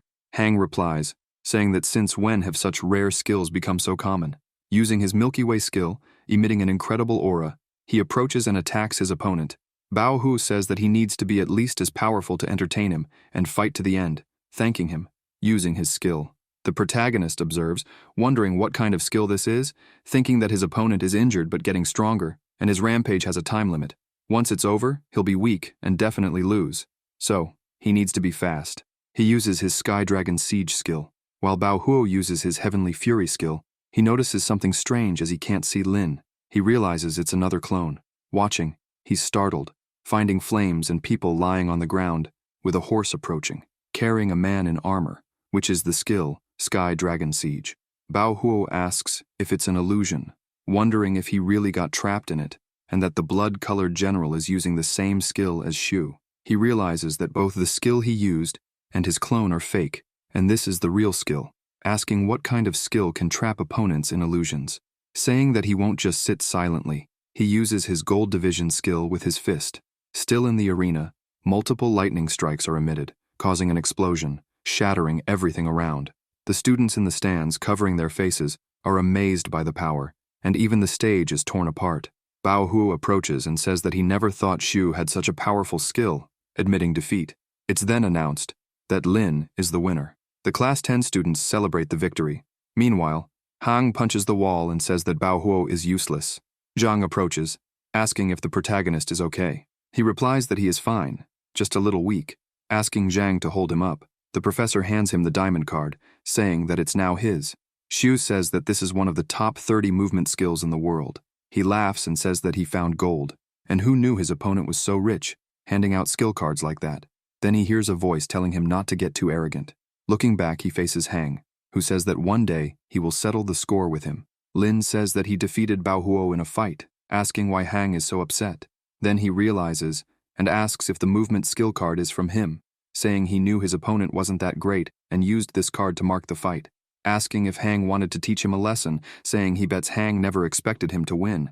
Sarcastically, he says that next time Hang wants to give a skill card, he should just say so directly. Hang gets angry and walks away. As night falls, Lin walks along a small path at the Sanctuary Academy when Tian calls out to him. The protagonist asks if Hang is giving him another skill card and if he's there to challenge him.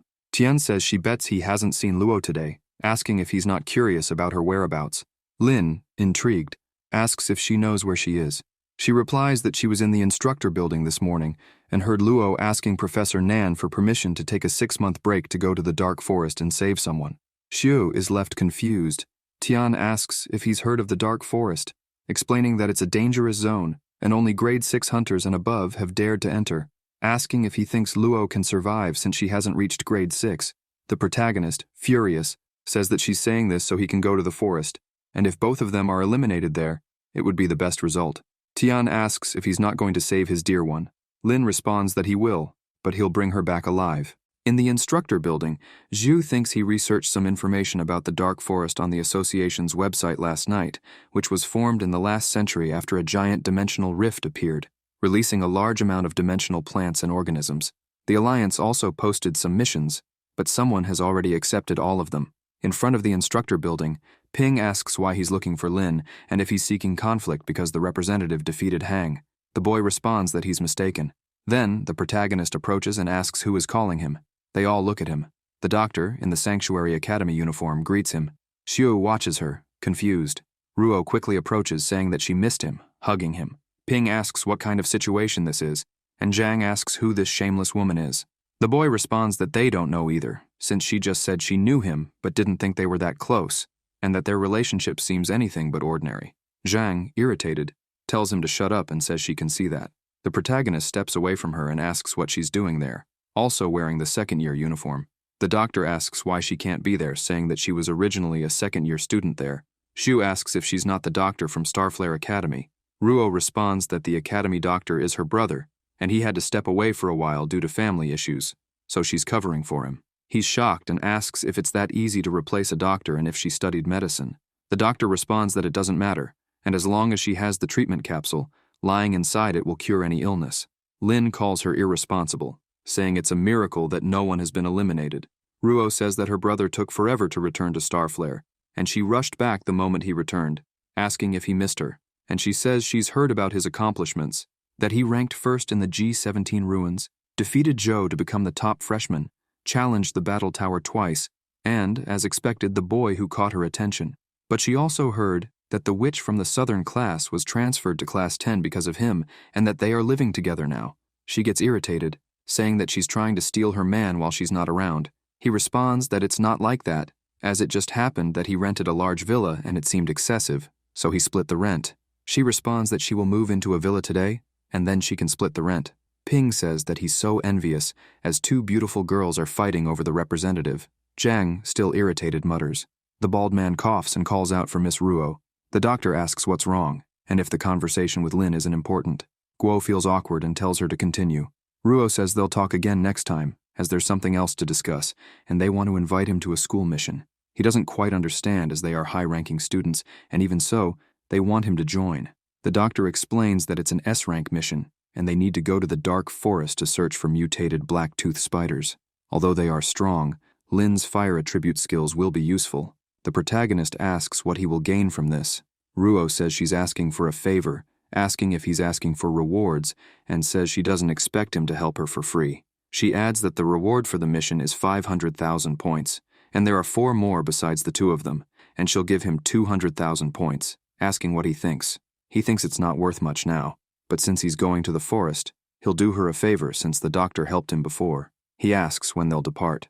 Ruo is excited that he agreed and responds that they'll leave the next day. At noon, they'll meet in front of the school gates. He walks and says that it's settled, and they'll have to make some preparations the following day.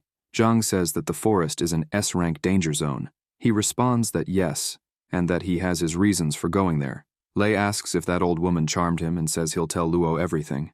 Lin says he'll hand over the keys to Zhang and tells them to train diligently and not slow down. And when he returns, he expects everyone to be at grade 4. Ping is shocked by the proposal. In the instructor building, a desperate voice asks if it's a mission to the dark forest, facing the professor, who says it's a very dangerous mission, and he is against it. The protagonist tells him not to worry, as he'll be fine, and will go with 5 second-year students, all grade 6 warriors. Nan, irritated, asks if he knows what kind of place the dark forest is. Xu asks if Luo didn't go to the dark forest. The professor is surprised and responds that her circumstances are different, and she directly appealed to the director, so he didn't have the power to stop her. Lin explains that he heard Luo went to save someone, and she's in trouble, so he has to help her, asking him to trust him, as they'll all return alive. Nan takes a deep breath and says he has to be careful. Lin thanks him. At the front gates of the Sanctuary Academy, some second-year students are gathered. Ruo calls out for Lin. The protagonist approaches, and upon seeing Bao Huo, asks if it's him again. Ruo says he's taking care of him and never thought there would be problems because of a diamond skill card. He pulls Bao Huo's ear and says he's punishing him.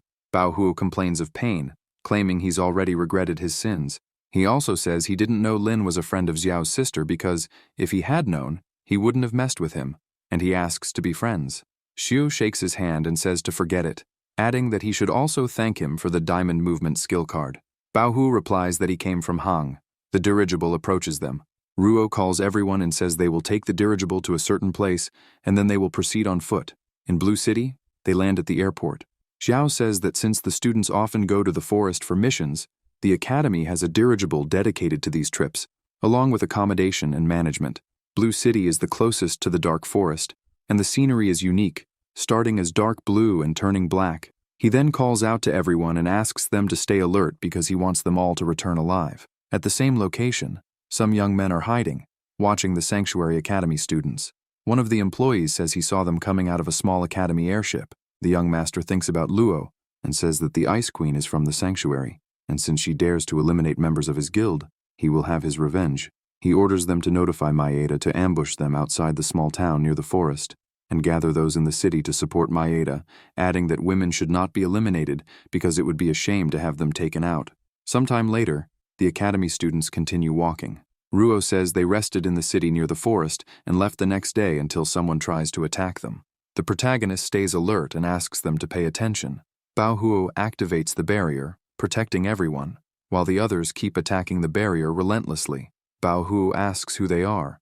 Ruo realizes that his barrier won't last long against these attacks, so he asks them to choose a direction to attack. Then, the barrier bursts. Ruo quickly runs with his ability, while Lin uses his Phoenix Fury. The girl uses her Flame Fists. The boy uses the Crescent Strike, and the bald man uses the Earth Chi Sword, creating a huge impact as he tries to strike them. However, all the attacks are evaded. A voice says that the rats have been expelled. Ruo throws his fan and orders them to eliminate them. Then, they rush to attack. One of their opponents says he's been burned, Shu uses the silent snow steps and says that compared to training with the sixth-floor gravity laser weapon, this is nothing, hitting him and knocking his laser weapon away. The man in black, irritated, grabs his hidden swords and says that his moves are strange because he can't hit him. He then jumps, using his crossbar skill, while Lin uses his overlord spear technique. The man in black tries to defend himself, but he can't, and is thrown far away. He notices something wrong as he falls, feeling the spear hit him in the middle of his legs and eliminating him. On the other side, Ruo is handling two opponents, but stays alert to Lin, saying he's so aggressive and that she loves it. The protagonist thinks she couldn't say such strange things in the middle of the battle. On the other side, Bao Huo hits his opponent with his fist. A man in black, frightened, asks his partner why they are so aggressive. He replies that they don't need to fight them head-on. They just need to buy time for the young master to bring reinforcements. Ruo overhears and says it's too late. They get scared and say not to approach. Meanwhile, the young master arrives with the reinforcements. Yosai says that Maeda brought 10 people, and they are already fighting with the academy's people. The young master says they don't even need to do anything since Maeda should be able to handle them. Yosai replies that Maeda said they won't be able to hold out much longer. The young master becomes irritated that they can't stop a group of students and asks them to wait 3 more minutes, as they will arrive soon.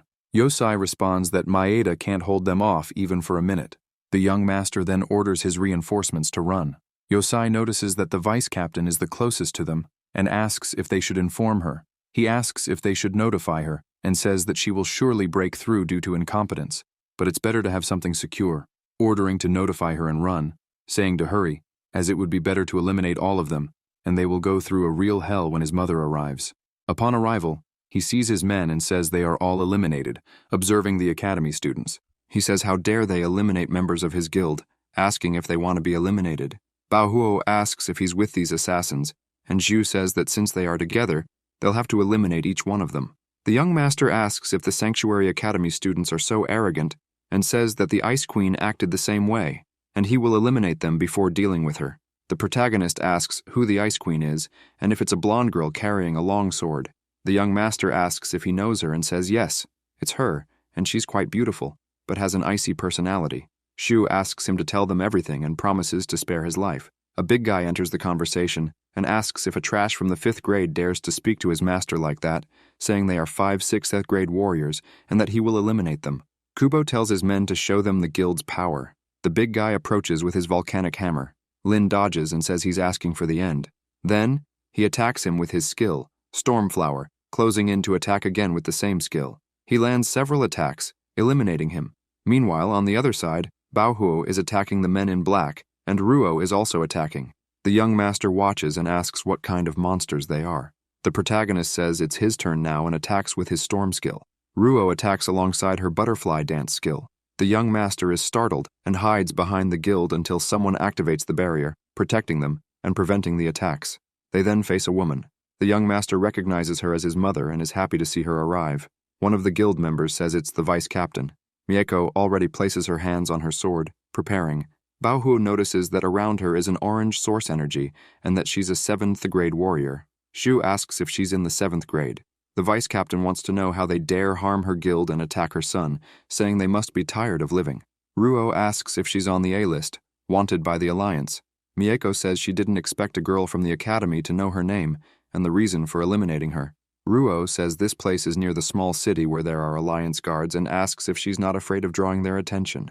She replies that if she were afraid, she wouldn't have set up the guild's base in Blue City, and anyway, eliminating her is like stepping on ants, and the soldiers won't save her. She then drags the sword along the ground, trying to strike them. Ruo asks everyone to be careful. They jump and dodge. The vice says they have good reflexes, which makes it more fun, trying to strike them again, but they dodge again. Ruo says that Shu, Bao Huo, and she will hold her off, and the remaining ones will take care of the rest. The girl replies that she understands. While the 3 surround the vice, the others head toward the guild. The young master takes something from his pocket, relaxed, as his mother is there, holding something in her hand that emits light while noticing the students approaching and trying to attack them. He calls them idiots, as this barrier device is made with the latest technology and doesn't need the user's source energy, and they could try for 3 days and nights, and nothing would happen. The girl says that since they want to be cowards, she will leave them in peace and help Xiao take care of his mother. Meanwhile, on the other side, Mieko is using her abilities, causing an explosion, and an extremely strong aura, making them close their eyes and cover their faces. The vice captain says that if they were peak 6th grade warriors, she might feel some pressure, but they are nothing more than a group of 5th grade losers. All the students gather around her. She laughs and says she will eliminate them all at once, and just thinking about it excites her. She will start with Ruo because she loves destroying beautiful things. She then attacks and throws her away. She moves closer to attack again. Ruo asks everyone to be careful. Then, they all activate their barrier. The vice captain continues attacking the barriers, destroying them easily and throwing everyone away. Xiao and Lin are thrown into a tree. Xu helps her up, asking if she's okay. She replies yes, and asks if Mieko destroyed all the barriers with a single attack and if this is the gap in their abilities. The protagonist thinks that Rampage can increase his power to grade 6, and if he uses the powerful attack with another ability, he could land a fatal blow. But Rampage can only be used once, and he will need to catch her off guard to get better results. He observes the guy beside her and realizes he must be her son.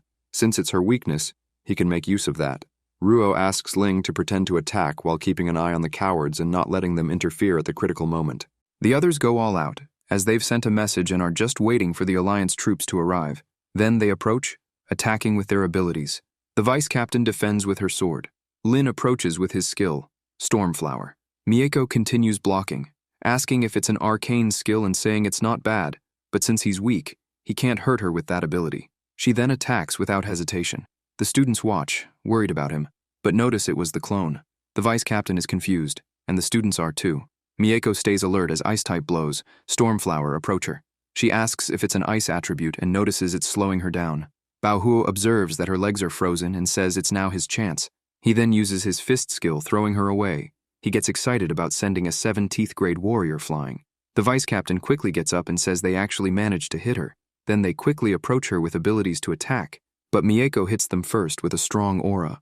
The protagonist watches and approaches with his spear to attack. The vice captain says he wouldn't be able to hit her with the arcane version of the skill, let alone the normal one, but she doesn't understand anything and starts to see two of him. Irritated, she asks if he's using that damn cloning technique again, trying to hit him, wondering if he's taking her attacks head on and getting closer, saying she's going to split him in half, but she misses again, asking how many clones he can make, getting even more irritated while Lin is above, surrounded by flames, trying to strike her. Mieko is confused, asking if he uses ice attributes because he's also using fire. Dodging, she wonders how a 5th grade warrior can conjure such intense flames. She realizes it's too late to dodge, so she'll have to defend. She then emits a yellow light. Ruo notices that she's going to use a barrier for defense and that they need to stop her. She then uses her butterfly dance skill. The vice captain can't use the barrier and blocks with her sword. Then, she causes a massive explosion of flames. Inside the barrier, the young master is concerned about his mother. Mieko plunges her sword into the ground and says she never thought a 5th grade warrior could humiliate her like this, and it seems she'll have to take her seriously. The young master feels relieved that his mother is fine, and the guild gets excited. Xu observes and says it's true, and since she's an A-rank criminal, the reward must be very high. The young master replies that his mother's reward is 100 million credits. Lin is impressed by the amount and says that if everyone works hard, they can divide the 100 million. Ruo says she was eyeing a new weapon. The vice captain asks if he thinks he can eliminate her. They approach and say they won't know unless they try. The protagonist uses his Phoenix Fury skill. Mieko observes and asks where he's aiming and if he's already tired. Lin laughs and says he wasn't attacking her. The vice captain looks beside her and sees the flames approaching the barrier where her son and the guild are. The rest of the students surround her. Meanwhile, Xu approaches the barrier, surrounded by several flames, and says that small turtles, even if their shells don't break, can still roast them with their flames. He then attacks the barrier. The young master panics, saying it's very hot, and asking what kind of flame this is. He says he can't stand it anymore, as it's too hot, and the guild members, also in despair, say they're going to be roasted there and eliminated. Without thinking twice, his mother starts attacking everyone around her. Ruo blocks, and tells her to wait for everyone. Meanwhile, inside the barrier, the desperate young master says they need to escape quickly. Ling says that the turtles are coming out of their shells. They then approach to attack. The young master asks if they weren't fighting his mother, and why they are suddenly attacking them, but they continue attacking. Ling jumps on him to attack. The vice captain approaches furiously and tells them to get out of there. The protagonist notices that she can't control her anger anymore, and says that now is their chance, asking what the redhead is waiting for. Baohuo replies that he's coming. Then, he approaches with his fury skill. Mieko doesn't understand why their powers suddenly increased, asking if they have abilities that temporarily boost their power. Then, they jump, using their skills with a terrifying aura. The vice captain asks if an attack from a 5th grade brat is really at the 6th grade level. Activating her barrier, she says she's already at the 7th grade level and can't believe it. She notices they continue attacking her barrier non-stop, and it starts to crack, eventually breaking. The redhead approaches with his skill and throws her away. Xiu touches his shoulder and says they should take this woman down together, and the secondary mission is all set. He then shows a place all red, with eliminated people on the ground. The vice captain, scared, quickly looks around, asking if it's an illusion, while it's actually the Celestial Dragon siege skill that Lin is using, and Bao Huo is using Celestial Fury. Mieko, irritated, says she'll fight until the end, and they both attack together. Meanwhile, she attacks with the Tyrant's Roar, causing explosions, cracking her sword, breaking it into pieces. The vice captain is thrown far away, creating a huge impact and being eliminated. Ruo asks if it's over. Lin tells her not to worry, saying it's done. Ling, excited, says she can't believe it, asking if they defeated a 7th grade warrior. The boy replies that they were just the extras and that Xu and Bao Hu are the real MVPs. Ruo says that those two will get so close after just one fight that she's starting to feel jealous. Coming across a dirigible, Ruo notices that it's the Alliance troops, asking if they're arriving now that the battle is over, sighing deeply. The soldiers descend and ask if they were the ones who made the report, saying they're fine and asking if the report was false. Ruo replies that they can see for themselves and decide if they're lying. The soldier approaches the vice captain and is surprised to see that it's her, asking which organization they are from. Ruo asks who else is there besides them, and Ling says there's no need to be suspicious, as they themselves eliminated her. They are students from Sanctuary Academy and are here for training. The soldier says he heard that Academy students are all monsters, and now he understands why. He then tells one of his team to register the corpse and send it to headquarters, asking if anyone can give the card number since he will transfer the reward. Ruo asks the protagonist to give the card number, as they'll split it after receiving the money. He responds with his card number, and shortly afterward, the transfer arrives. He gets very excited and satisfied to have completed a secondary mission and transfers the money to everyone. The soldier calls for him, and then hesitates about the corpses of the rest. Xu says he'll have to bother them to take care of the bodies and not touch their equipment or backpacks, guessing that the guild must be quite rich. The soldier says that these kids really know how things work, and that they can ignore the bodies since the evolved beasts will take care of them, and they can only take the valuable items. After a while, a voice says that the vice captains and the young people's corpses are there. Daiki watches in indignation and orders his men to search for them, and that they must find them at all costs. In a small town near the dark forest, Ruo tells them to find an inn, as she and Lin are going to gather information at the bar. Meanwhile, at the bar, the two sit down. Xu says he thought only 6th grade warriors could enter the dark forest, asking why he's seeing so many 5th grade ones. Ruo replies that the place doesn't usually have many people, but their numbers have multiplied recently, and she's heard of the Ice Lotus Flame. Scrolling on her phone, she says she found it, and the Warrior Alliance forum has the latest news about the dark forest. It's noted that the rare Ice Lotus Flame appeared in the depths of a frozen lake deep within the dark forest, and it looks like a flame, but is cold and unique. The formation of the flame is related to the dimensional energy emitted by the dark forest, making it extremely rare, and there's a family willing to buy it for a high price. Lin thinks the Ice Lotus Flame could benefit Luo, wondering if he should fight for it since he's heading to the depths of the forest anyway. Ruo says that everyone there is after the flame, and there will definitely be a lot of fighting. She sighs, saying that it looks like the forest won't be peaceful, until some guild members open the bar door. Ruo observes and recognizes them. The protagonist responds that it looks like they're looking for someone, asking if they're looking for them. Ruo replies that she doesn't think so, as there were no witnesses, and they didn't take the items, so it will be hard to locate them. Xu says she's right, as it looks like the trip to the forest won't be peaceful. On the second day, they walk toward the forest's entrance, and a young man says that even Riffraff is arriving at the dark forest, asking if he's also there for the Ice Lotus Flame and if he thinks he will be eliminated before leaving the city. Lin replies that he doesn't know if he'll be eliminated, but he knows that the next time the guy opens his mouth, he won't leave the city alive. The young man asks if a nobody from 5th grade dares to speak like that. Xu approaches, and the young man also steps forward, saying he must be tired of living. But when they face off, the spear is already at his forehead. He freezes, thinking he's just a 5th grade student, wondering how he's so fast. Lin says that if he moves, he'll hurt him. The young man, scared, admits he was wrong. A voice tells him to have mercy and spare the life of his dog. The young man closes his eyes, thinking that the protagonist's gaze is terrifying and that he feels like he'll fall if he looks into his eyes. Xiu tells him to get lost, puts away his spear, and steps back. The young man, extremely frightened, thanks him and says he'll leave immediately. Walking, Bao Hu thinks he's very reckless. Lin asks if he thinks so. Ruo says he did that on purpose, as everyone there has hidden intentions and is eager for action, and by showing their power, they will have fewer problems in the future. The redhead says she's right.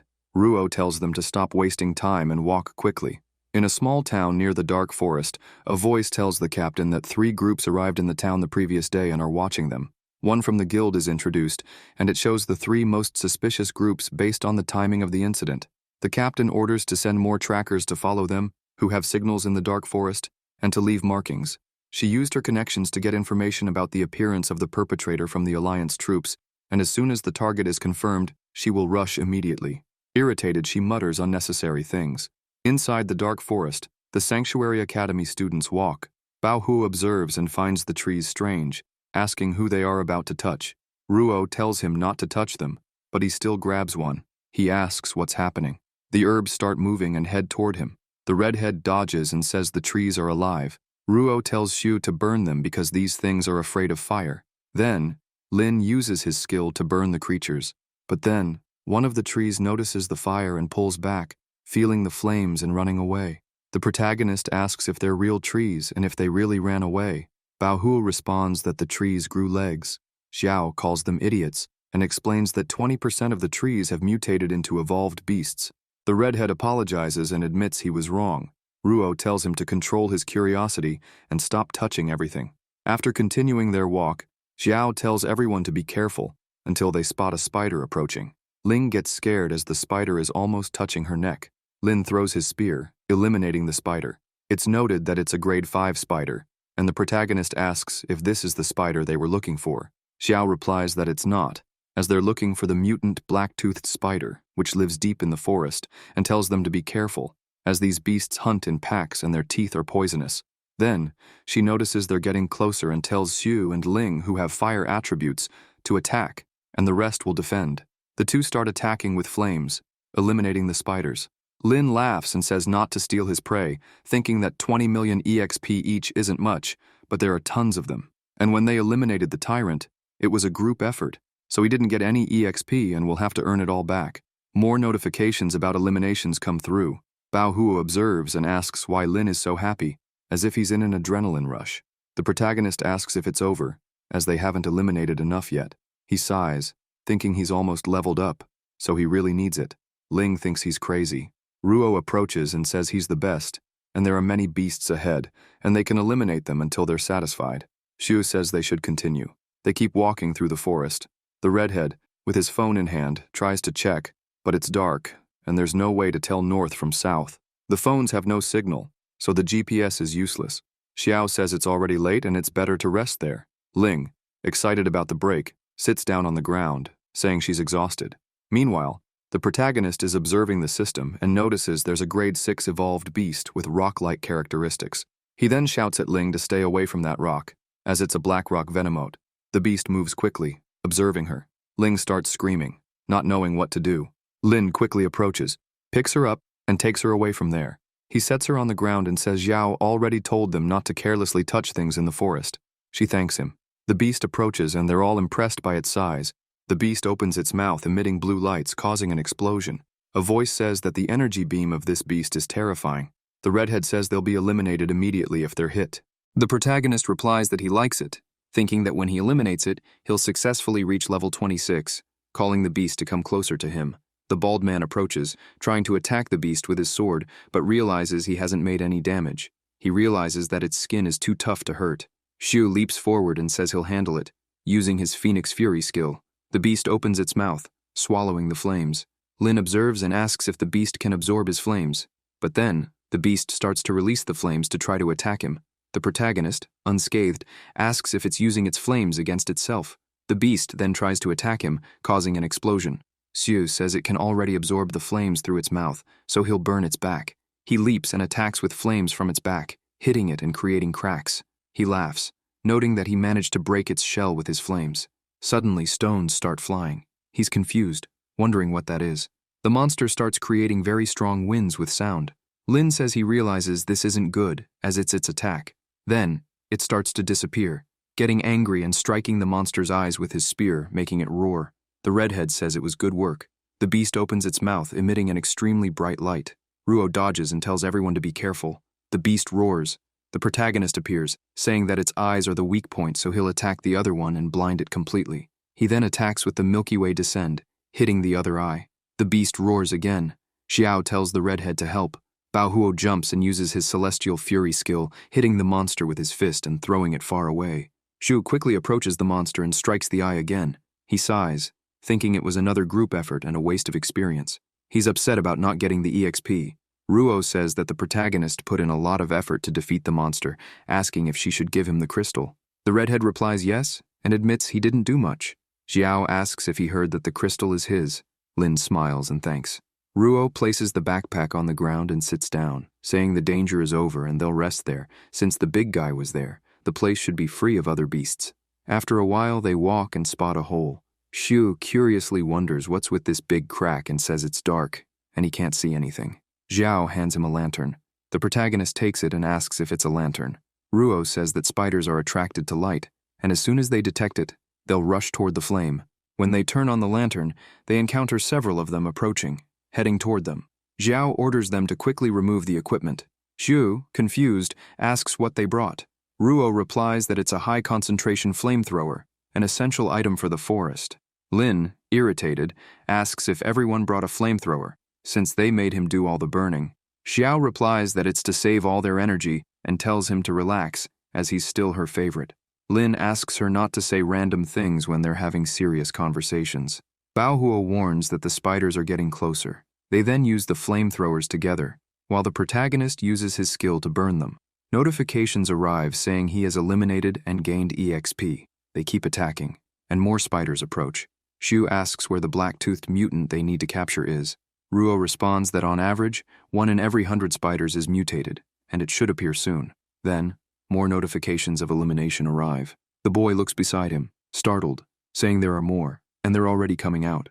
Lin says he'll stay on the right side, thinking that all these EXP points and he's just burning them. More notifications of elimination and gains arrive. He gets excited as his EXP points keep piling up. The redhead notices he's excited again and doesn't understand why. Then, a giant blue spider approaches, jumping. Xu asks what's up with this spider, as it's huge, fire-resistant, and very fierce. He asks if it's one of those mutated spiders. Xiao replies yes, but since it's been mutated for a long time, it grew a lot, and they can't capture it alive, only those recently mutated. The protagonist replies that if he can't capture it, he'll disassemble it. As the spider gets closer, he realizes this one will give a lot of EXP. The fire in the weapon starts to decrease. The boy says they're almost out of fuel, and if the smaller ones don't show up soon, they'll have to fight with their hands. While Xu is attacking the spider, he tells him not to worry. As with him, the flamethrower is human. The bald man notices another black-toothed mutant spider, but it's small. Lin says he and Ling will hold off the spider swarm, and they'll catch the mutated spider. Ruo tells them to be careful and says they'll catch the spider and return to support them. Then, they surround the spider. The guild approaches hidden and says they seem to be the people the president described, and it seems that 2 of them are missing, and they should notify the president quickly. A woman approaches saying there's no need to bother the president with these matters, as she can handle small fries on her own. One of the guild members says these are the ones who defeated the vice president, and they shouldn't underestimate them. Keiko replies that none of them eliminated the president, and who would believe that? And if she takes care of these people for the president, maybe he'll be very happy and elect her as vice. And besides, I never said I was going to run and fight directly, because the strength of a ninja lies in assassination. Meanwhile, the redhead hits the spider with his fist, knocking it down. The boy and the bald man run with an item, trapping it.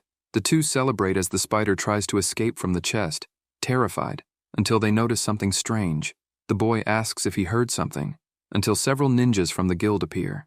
The boy realizes it's an ambush from the guild, as the ninjas try to attack them, dropping their attack tools and leaving them with no escape. Bao Huo calls out to them and runs toward them, only to encounter more ninjas. Ruo tells him to be careful until the redhead is attacked. He then retaliates, saying how dare they ambush him. Xiao tells everyone to gather and maintain a defensive formation. Meanwhile, on the other side, Ling observes and asks what's going on, saying she thinks the rest of their team is fighting someone. Telling them to run and check, Xu tells her not to panic, as there are plenty of helpers around. He then asks for her lantern.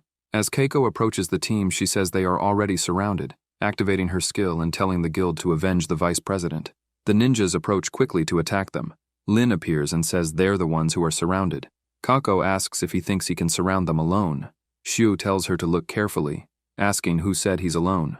With 2 lanterns in hand, the spiders approach the area, and he says he brought some friends, throwing the lanterns at the ninjas. He says his friends like bright lights. The ninja is confused about what to do until the spiders jump on him, knocking him down. They then toss the lantern and run away. Kako orders one of them to use the fire skill. Then, Araki activates his skill, but is immediately attacked by Xu. The guild is worried. Kako calls him despicable for attacking from behind. Lin says he calls it assassination, asking if that shouldn't be her specialty. Using Phoenix Fury, he tells Ling to follow the black-toothed spiders for a while, and that the others can run and handle their wounds. Then, the rest of the team takes healing potions. Kako, irritated, approaches, saying that if they're going to be eliminated, she'll take them down, ordering the guild to run toward them and lure the spiders. The ninja says yes, and that everyone will be eliminated together. The protagonist asks if that's all they thought of, sighs and says they're a bunch of idiots. He then leaps, attacking with his flames and causing an explosion, with notifications of the spider's defeat coming through. More explosions follow. The rest of the team approaches, telling them to eliminate these little pests. They begin to fight the ninjas. The bald man grumbles, attacking the ninja, while notifications for Lin keep coming in with EXP gains from the spider eliminations. Then, the system notifies that he leveled up, showing his stats. He asks the system to add the points to strength. He gets excited, saying this is great. Keiko watches and asks what's up with him, as he doesn't look tired at all. The protagonist calls out to her, saying they're in for a good fight. Keiko gets scared, telling him to stay away from her, starting to ask for help. After a while, she presents the guild and the woman eliminated, with the students sitting on the ground. The redhead starts laughing, satisfied. The bald man says fighting both the spiders and the guild at the same time seems like the best achievement of his life. In the rift of the dark forest, Ruo notices that the guild left plenty of crystals and materials for them. Baohu says that with the crystals from the spiders, they're going to have a great haul. Xiao says they will also get good weapons from the guild, and when they return to the academy, they will divide everyone's share. The redhead says the mission is complete, and they can head back now. They are excited about their success, and the fact they can return. The protagonist says he has something to do, so he won't go back with them. Ruo asks what he has to do. Baohuo asks if he's not planning to get the Ice Lotus Flame. Xu responds that he doesn't care much about it, and that he's going to find someone. The redhead becomes curious. Xiao asks if he's not going to find the fox, saying that the kids from his class already told her. Lin thinks they're gossips and that he'll go back to deal with them. Ruo tells them to move forward, as she won't be going either. Baohuo asks why. Xiao replies that she needs to keep an eye on him so he doesn't get eliminated because of the fox. The protagonist says she doesn't need to do that, as he's not as weak as she thinks. Ruo tells them to go ahead and be careful on the way back. The redhead calls out to her. Ling says it's useless, as no one can change her mind, and calls for them to go. While the two walk, they come across eliminated bodies. Xiao approaches and says there are no signs of beasts, and it looks like a battle between warriors. Lin turns over a body and notes that the attack was relentless and decisive, with the wounds clean and showing signs of ice. He remembers Luo and asks if these people were eliminated by her, as the wounds on the bodies are the same. Looking to the side, he notices something, asking if it's Luo's sword. Ruo asks if he's sure, and he replies yes, that it's very important to her, and she always keeps it by her side. He takes the sword and says she must be in danger to leave it behind. Without her weapon, she's in even more danger, and they need to find her quickly. Xiao says it seems like he cares a lot, and that he didn't seem so anxious when he was ambushed by the guild. He replies that this is different, and that they were in numbers, while Luo is alone. Ruo says she won't provoke him anymore, and points out the tracks all over the place, saying she may have been chased in that direction. Zhu asks if she has a tracking skill. She replies yes, and that she knows many things. She sighs and says it's a pity that young people don't value their elders, and treat the younger ones as treasures. Elsewhere, some strange noises are heard, along with voices. Lin says someone is fighting there and that it's better to check it out. Xiao asks if it wasn't the roar of a beast, and says it's not a fight between warriors. He says it's better to talk to them, as they might have seen something. When they look, they spot a man being attacked and thrown far, with a beast chasing him. The protagonist pulls him out of the way, causing the beast to hit its head on a tree. The young man thanks him, and he replies that it's no problem, he was just passing through. The beast approaches. Then, Xiu uses his Phoenix Fury skill, burning the beast. The people nearby are impressed by the type of skill, as it instantly burned the bull. Lin continues attacking the beast with the same skill. The young men tell them to stay back, asking how the fire can be so hot. The protagonist throws the beast away, thinking that this beast is really pretending to be eliminated. The young man thanks for the help but says they worked hard to weaken the bull and appeared to reap the benefits. Shu doesn't quite understand and asks if he wants the crystal. The young man replies yes, and that he's quite smart, as they worked hard for it, so they can't just give it away for free. Since he helped a little, he asks what they think about giving him some of the beast's skin. Lin thinks that anyone who tries to steal his crystals ends up eliminated, and says that since they've wrecked it, they can have the crystal, but he won't fight over it. The young man approaches the bull and says that at least he knows what's good. Then, he says it's a grade 6 evolved crystal, and when he goes to touch the bull, the beast opens its eyes, throwing him away and charging toward him. The young man grumbles as the protagonist approaches to attack the beast, striking its eye and eliminating it. The injured young man curses him and asks if he did it on purpose, since he knew the bull wasn't eliminated. Xiu says it's his fault for being careless, and who knows if it's eliminated or not. San gets irritated, and the other young man holds him back, telling him to treat his wound quickly and saying it was Lin who eliminated the crazy bull, but he really needs the crystal and the beast's horn. So he swaps the crystal from his hand for the bull's crystal, saying it's from a fire attribute evolved beast, so it will surely be useful. The protagonist replies that it's fine and that he can keep the bull, taking the sword he had stored, asking if they've seen a girl with silver hair and a cold attitude. One of them says he's seen the sword before. Desperate, Xiu runs to the boy to ask what happened when he saw it and where he saw it. The boy replies that he saw a silver-haired girl with a cold gaze using the sword, and she was being chased by many people, led by a woman with a mechanical arm. Lin asks about the woman, wondering if she's an enemy of Luo. The boy asks why he has the sword and what happened to the girl. The protagonist sighs and says he's also looking for her. He thanks the boy for the information and leaves.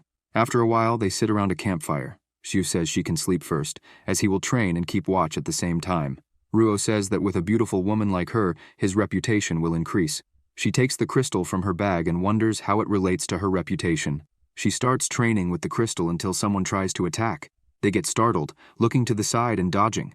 Xiu asks who the person is. The captain approaches and says he finally found him. Lin asks if he's from the guild and notices he's a 7th grade warrior. The captain introduces himself as Daiki Kubo, the guild president, and says they dared to eliminate his wife and child. The protagonist asks if he's the leader, and if he's not on the bounty list, and if he knows how much the reward is. Kubo looks confused. Xiu says that, since they're deep in the forest, he bets even the Alliance army wouldn't dare seek his corpse, but he could take a photo of it and claim the reward when they leave the place. The president calls him arrogant. Lin thinks he's an idiot for getting excited over just a few words. Then, he activates his Phoenix Fury skill, and Zhao activates her butterfly dance skill. Kubo asks how these ants dared to ambush him. Using his celestial dragon strike, attacking with an extremely strong aura, Ruo watches in shock as she observes the flames and the president's skill. The protagonist wonders if he divided his flames with one attack. Kubo approaches, attacking again with his skill. Xiu is impressed with the skill and notes that he can't dodge it at all. The president attacks with his Earth Dragon strike, but notices the barrier, asking if it was blocked, observing that it's an even stronger barrier than a normal one.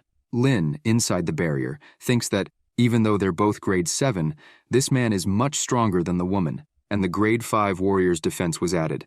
Otherwise, he would have landed a hit. Zhao tells him to be careful. The protagonist uses his skill again. His spears pierce through his heavenly dragon skill and he manages to dodge his strike. The president watches, attacking again, thinking he'll see how many hits he can block, wondering how a grade 5 warrior can resist his attack with all his strength. Indignant, he asks if he was eliminated so easily, and where all that impressive defense went. He watches him disappear and realizes it was a clone. He's disappointed. Then, Xiu approaches with his skill. Kubo is confused by the ice attribute. After being attacked, he asks if he wasn't using fire just now. Ruo says it's an opening and attacks with her butterfly dance skill, hitting him with her fan on the arm. The president yells and asks how they dare hurt him. Furious, he curses them, attacking with his crossbar skill, but notices it was another clone. He looks to the side and says he knew it was a clone, asking if he expects him to fall for the trick twice. He attacks again with his skill, hitting him. He laughs and tells him to explain his sins in hell, but notices it was a clone again. He's angry and asks what kind of martial art this is, and how can he clone twice in such a short time. He quickly looks around and gets confused, asking if it's an illusion. Lin approaches. The president asks what kind of move that is, saying it's powerful. Then he activates his diamond skill, saying the skill may be strong, asking what a weak grade 5 can do against him, attacking with the Black Dragon Frenzy skill, causing several impacts followed by an explosion. The protagonist falls to the ground. Xiao gets worried while watching him fall, causing injuries. Xiu says, as expected of a grade 7 warrior, he broke the dragon's siege easily. Kubo says that for a newbie like him, being eliminated with his diamond skill is an honor. Lin says unnecessary things and thinks that the rampage cooldown has ended. If he activates it and attacks him with Empower Strike, even if he doesn't eliminate him, he'll injure him badly. He prepares to activate Rampage when a voice approaches, asking where he found that sword. The protagonist asks who's there. The boy takes the sword from his bag. Xiu says that sword is his and tells him to return it. The president asks who he is and tells him not to interfere with his business. The boy asks for answers. Holding the sword in his hand, he approaches and asks where he found it. Lin, irritated, tells him to take his dirty hands off it. The boy grabs the spear and says he wasn't so angry when he was beaten before. The protagonist is indignant for having let him grab his spear with one hand. The boy, with the sword in hand, says it seems like the sword is important to him. Kubo watches from a distance and notices the boy is mysterious and very strong, feeling like they've met before. He then decides to attack first to gain the advantage, activating his skill. The boy observes and asks if a mere insect dares to ambush him. The boy prepares to attack. Kubo watches, startled, and the boy attacks with his Starbreaker skill. The Prota stands there, mouth agape, with the president being defeated in one move. Thinking that it's no surprise the system couldn't display any information about him, wondering if he's an 8th grade warrior. The boy asks what he thinks, since he helped solve the problem, and asks if he can talk about the sword now. Xiu responds that he never asked him to help, thinking he stole the experience points. With the phone in his hand, he thinks he was a 7th grade warrior worth tons of experience. The boy, somewhat confused, asks what he's doing. Lin responds that he's a high-quality wanted criminal. Then he's going to take the photo and claim the reward from the Alliance troops. The boy calls him strange and thinks that since he was the one who eliminated him, the reward should be his. He asks if his name is Lin, and if he's from the Sanctuary Academy. The Prota asks how he knows his name, since they don't even know each other. The boy responds that the owner of the sword told him. Xiu asks if he knows her. The boy coughs and introduces himself, saying his name is Huantian, and Luo is his sister. Lin says that then he's his brother-in-law, but realizes he's said too much, and he says he's her older brother, and that they really do look alike. However, Luo never mentioned having a brother, asking if he's also looking for her. Huantian responds that he went to the academy, but heard she went to the forest alone, so he came to the location. The Prota comments that he heard from some warriors that she's being chased by a woman with a mechanical arm. Huantian is still trying to figure it out. Xiu says that since they are siblings, he must know some of her enemies. He responds that he trains outdoors and rarely goes back home, and asks what he thinks about them searching together, because with him around, no one would dare provoke them. Lin asks if he knows where she is. Huantian responds that he has no idea, but from what he understands about her, she's making trouble to get away from her enemies, and will definitely go to a place where warriors gather. The Prota asks if Luo is then heading toward the Ice Lotus flame, and how does he know where the flame is? Huantian shows his flame detector. Xiu looks thoughtful, somewhat confused about her brother, wondering if he's here for her or for the flame. Then they walk. Lin asks if the device can really know the flame's location. He responds that it can, and notices someone ahead. The Prota asks if the device shouldn't be detecting the flame instead of people. He responds that any warrior in that place is there for the flame, so it must be in that direction. Xiu says that, since they are all there for the flame, they will see them as competition and try to eliminate them. He responds that, if they try to attack them, they will simply eliminate them. Lin remembers Luo and says that tone really reminds him of someone. A team walks, and a young man asks if more people are arriving. His teammates respond that it's only 3, and their auras don't seem strong. The Prota approaches them and greets them, saying he's not there for the flame and asks if they've seen a girl with silver hair, cold as ice. The young man responds that in their world, you have to pay for information. Xiu says he's not asking for free, but first, he needs to see if the information is worth something. The young man says his bag looks full, asking what he thinks about showing what's inside, and if something stands out, he'll give the information. Lin sighs and says he'll ask someone else, but the young man blocks the way, asking if he's bothering him, and if he just wants to leave. The Prota asks what else he should do, attacking with his spear. The young man tries to block but is thrown far away. His teammates joke, saying he can't handle a 5th grade kid. Asan responds that the boy doesn't fight fairly. Getting up, he says that a few crystals won't fix this now. Then, he approaches to attack. The two continue fighting. The others watch and comment that he's just a 5th grade warrior, but can fight like a 6th grade one. Hwantian observes and says that it's not bad, and that his sister really has an eye for talent. Ruo asks if he won't help, and if he didn't say that no one would dare mess with them. Hwantian replies that his help wasn't requested, and besides, he can say that the Prota won't lose. He asks what her relationship is with him, and why she keeps following him, saying that he understands she likes him too. Xiao replies that actually, she is his girlfriend, and that his sister stole him from her. He answers that that's her problem, and that being rivals with his sister is dangerous because even he himself has to block her when she's angry. Meanwhile, in the fight, the weapons are facing each other. Asan's teammates say that he looks a little weak, asking if he doesn't need their help. Asan replies for them to do whatever they want, just finish it quickly. Then, the boys rush to attack, surrounding the Prota. Ruo gets furious seeing this, and asks if he's just going to watch his future brother-in-law get eliminated. Hwantian sighs and replies that he seems so calm that he wanted to wait, and there's nothing he can do if it's his future brother-in-law. Xiao activates her butterfly dance skill, trying to hit one of them, but the boy is already preparing, blocking. Ruo takes her fan back and asks if they look invisible to him. The boy replies that he was planning to leave her for last, but since she's so impatient, he won't hold back. Then, Hwantian activates his skill.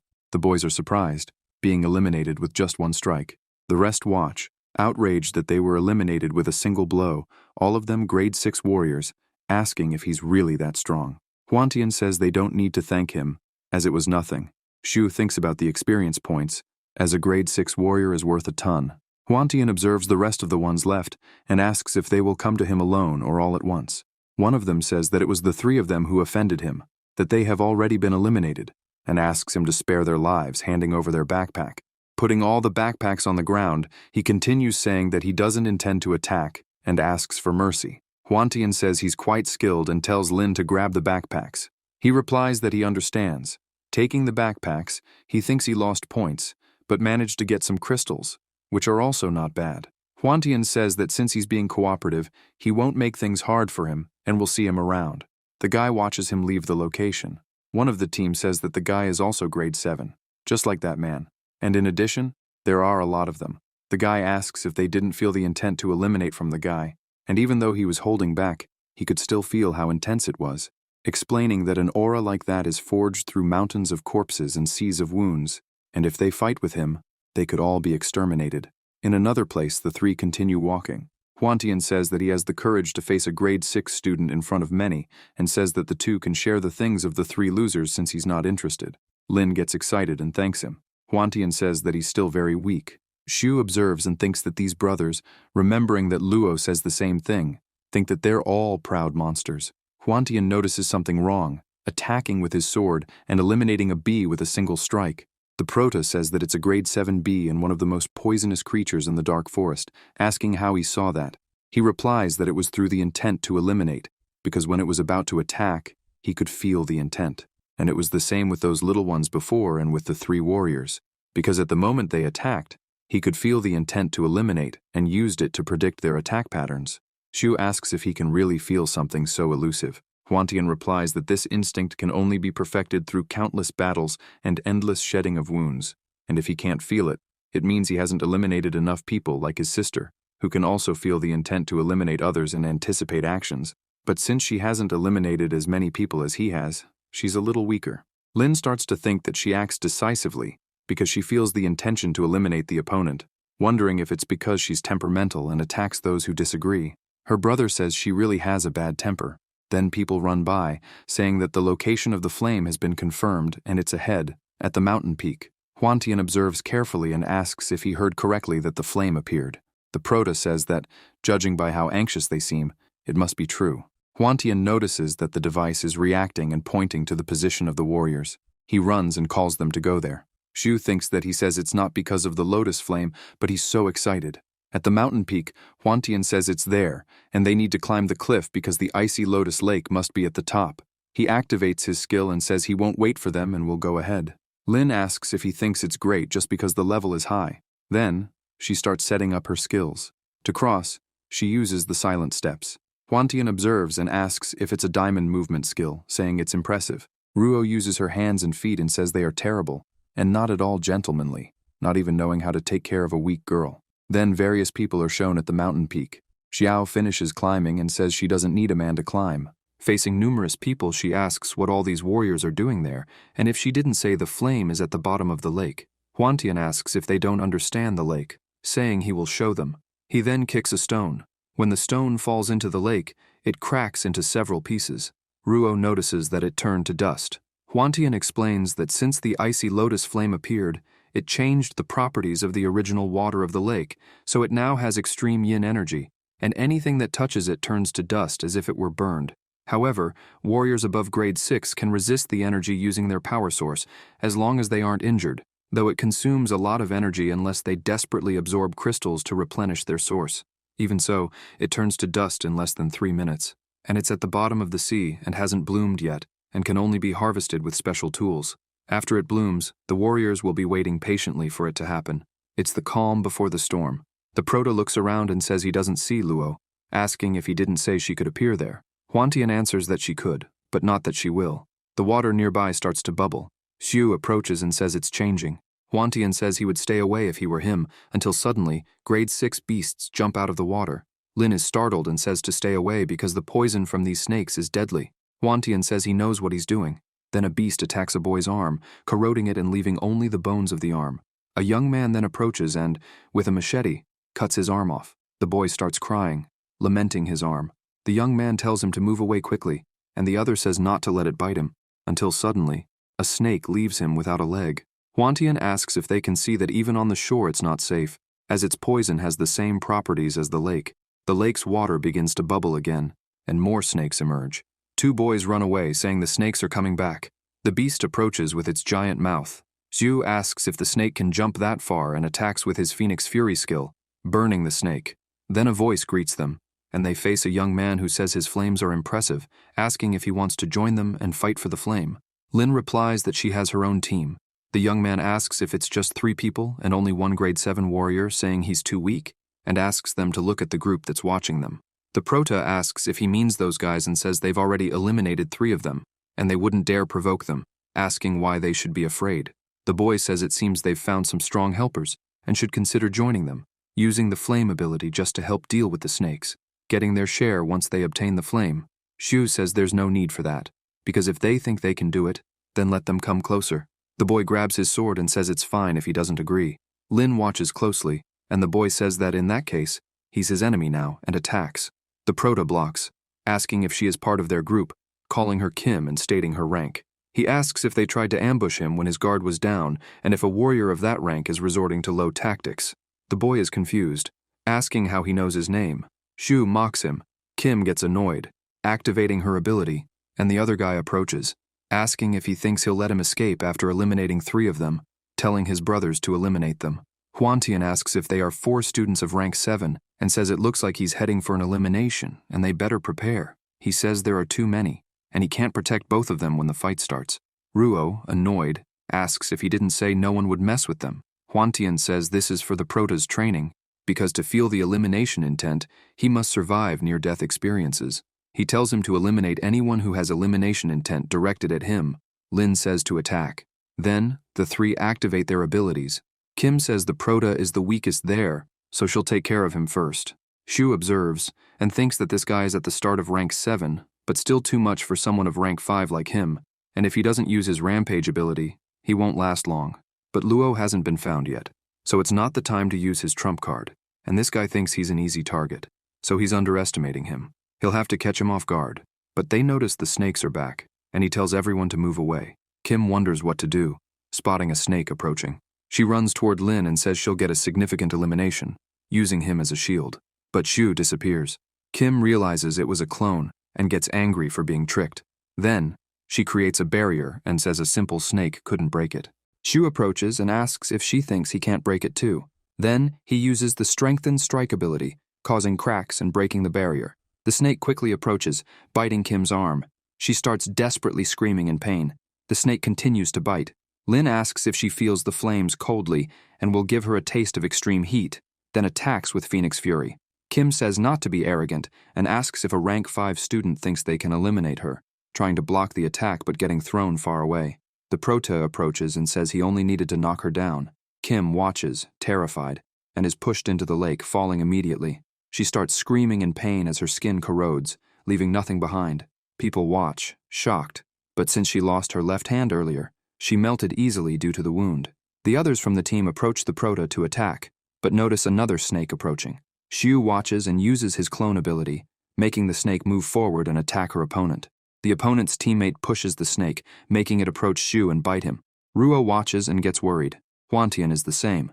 Lin doesn't fully understand, asking if he's really okay. He looks at his hand and wonders if it's because of the fire and ice attribute. People watch, even more shocked, not understanding how his skin didn't melt from the bite.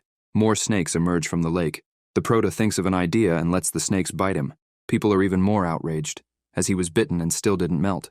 While the snakes bite him, he says it doesn't melt him, but it hurts. Then he laughs as if he thought of something and starts running after the people with the snakes, who panic and beg for help. People even doubt if he's human, saying it's cheating, using the snake's power, but it's better not to mess with him. The water in the lake stirs and more snakes emerge, but with a larger one. Lin is impressed by the size, while the giant snake devours people with its enormous mouth and ends up using its body to attack the Prota, throwing him far away and making him fall into the water. A young man laughs and says he was carrying the snake's children, and of course, he's being hit, receiving what he deserves. Xiao immediately approaches the lake, concerned about him. Huantian tells her not to go and to be careful with the giant snake, and since he didn't melt when the snakes bit him, he'll be fine. Meanwhile, the snake continues attacking and people run in desperation. Underwater, Lin is lying with his eyes closed.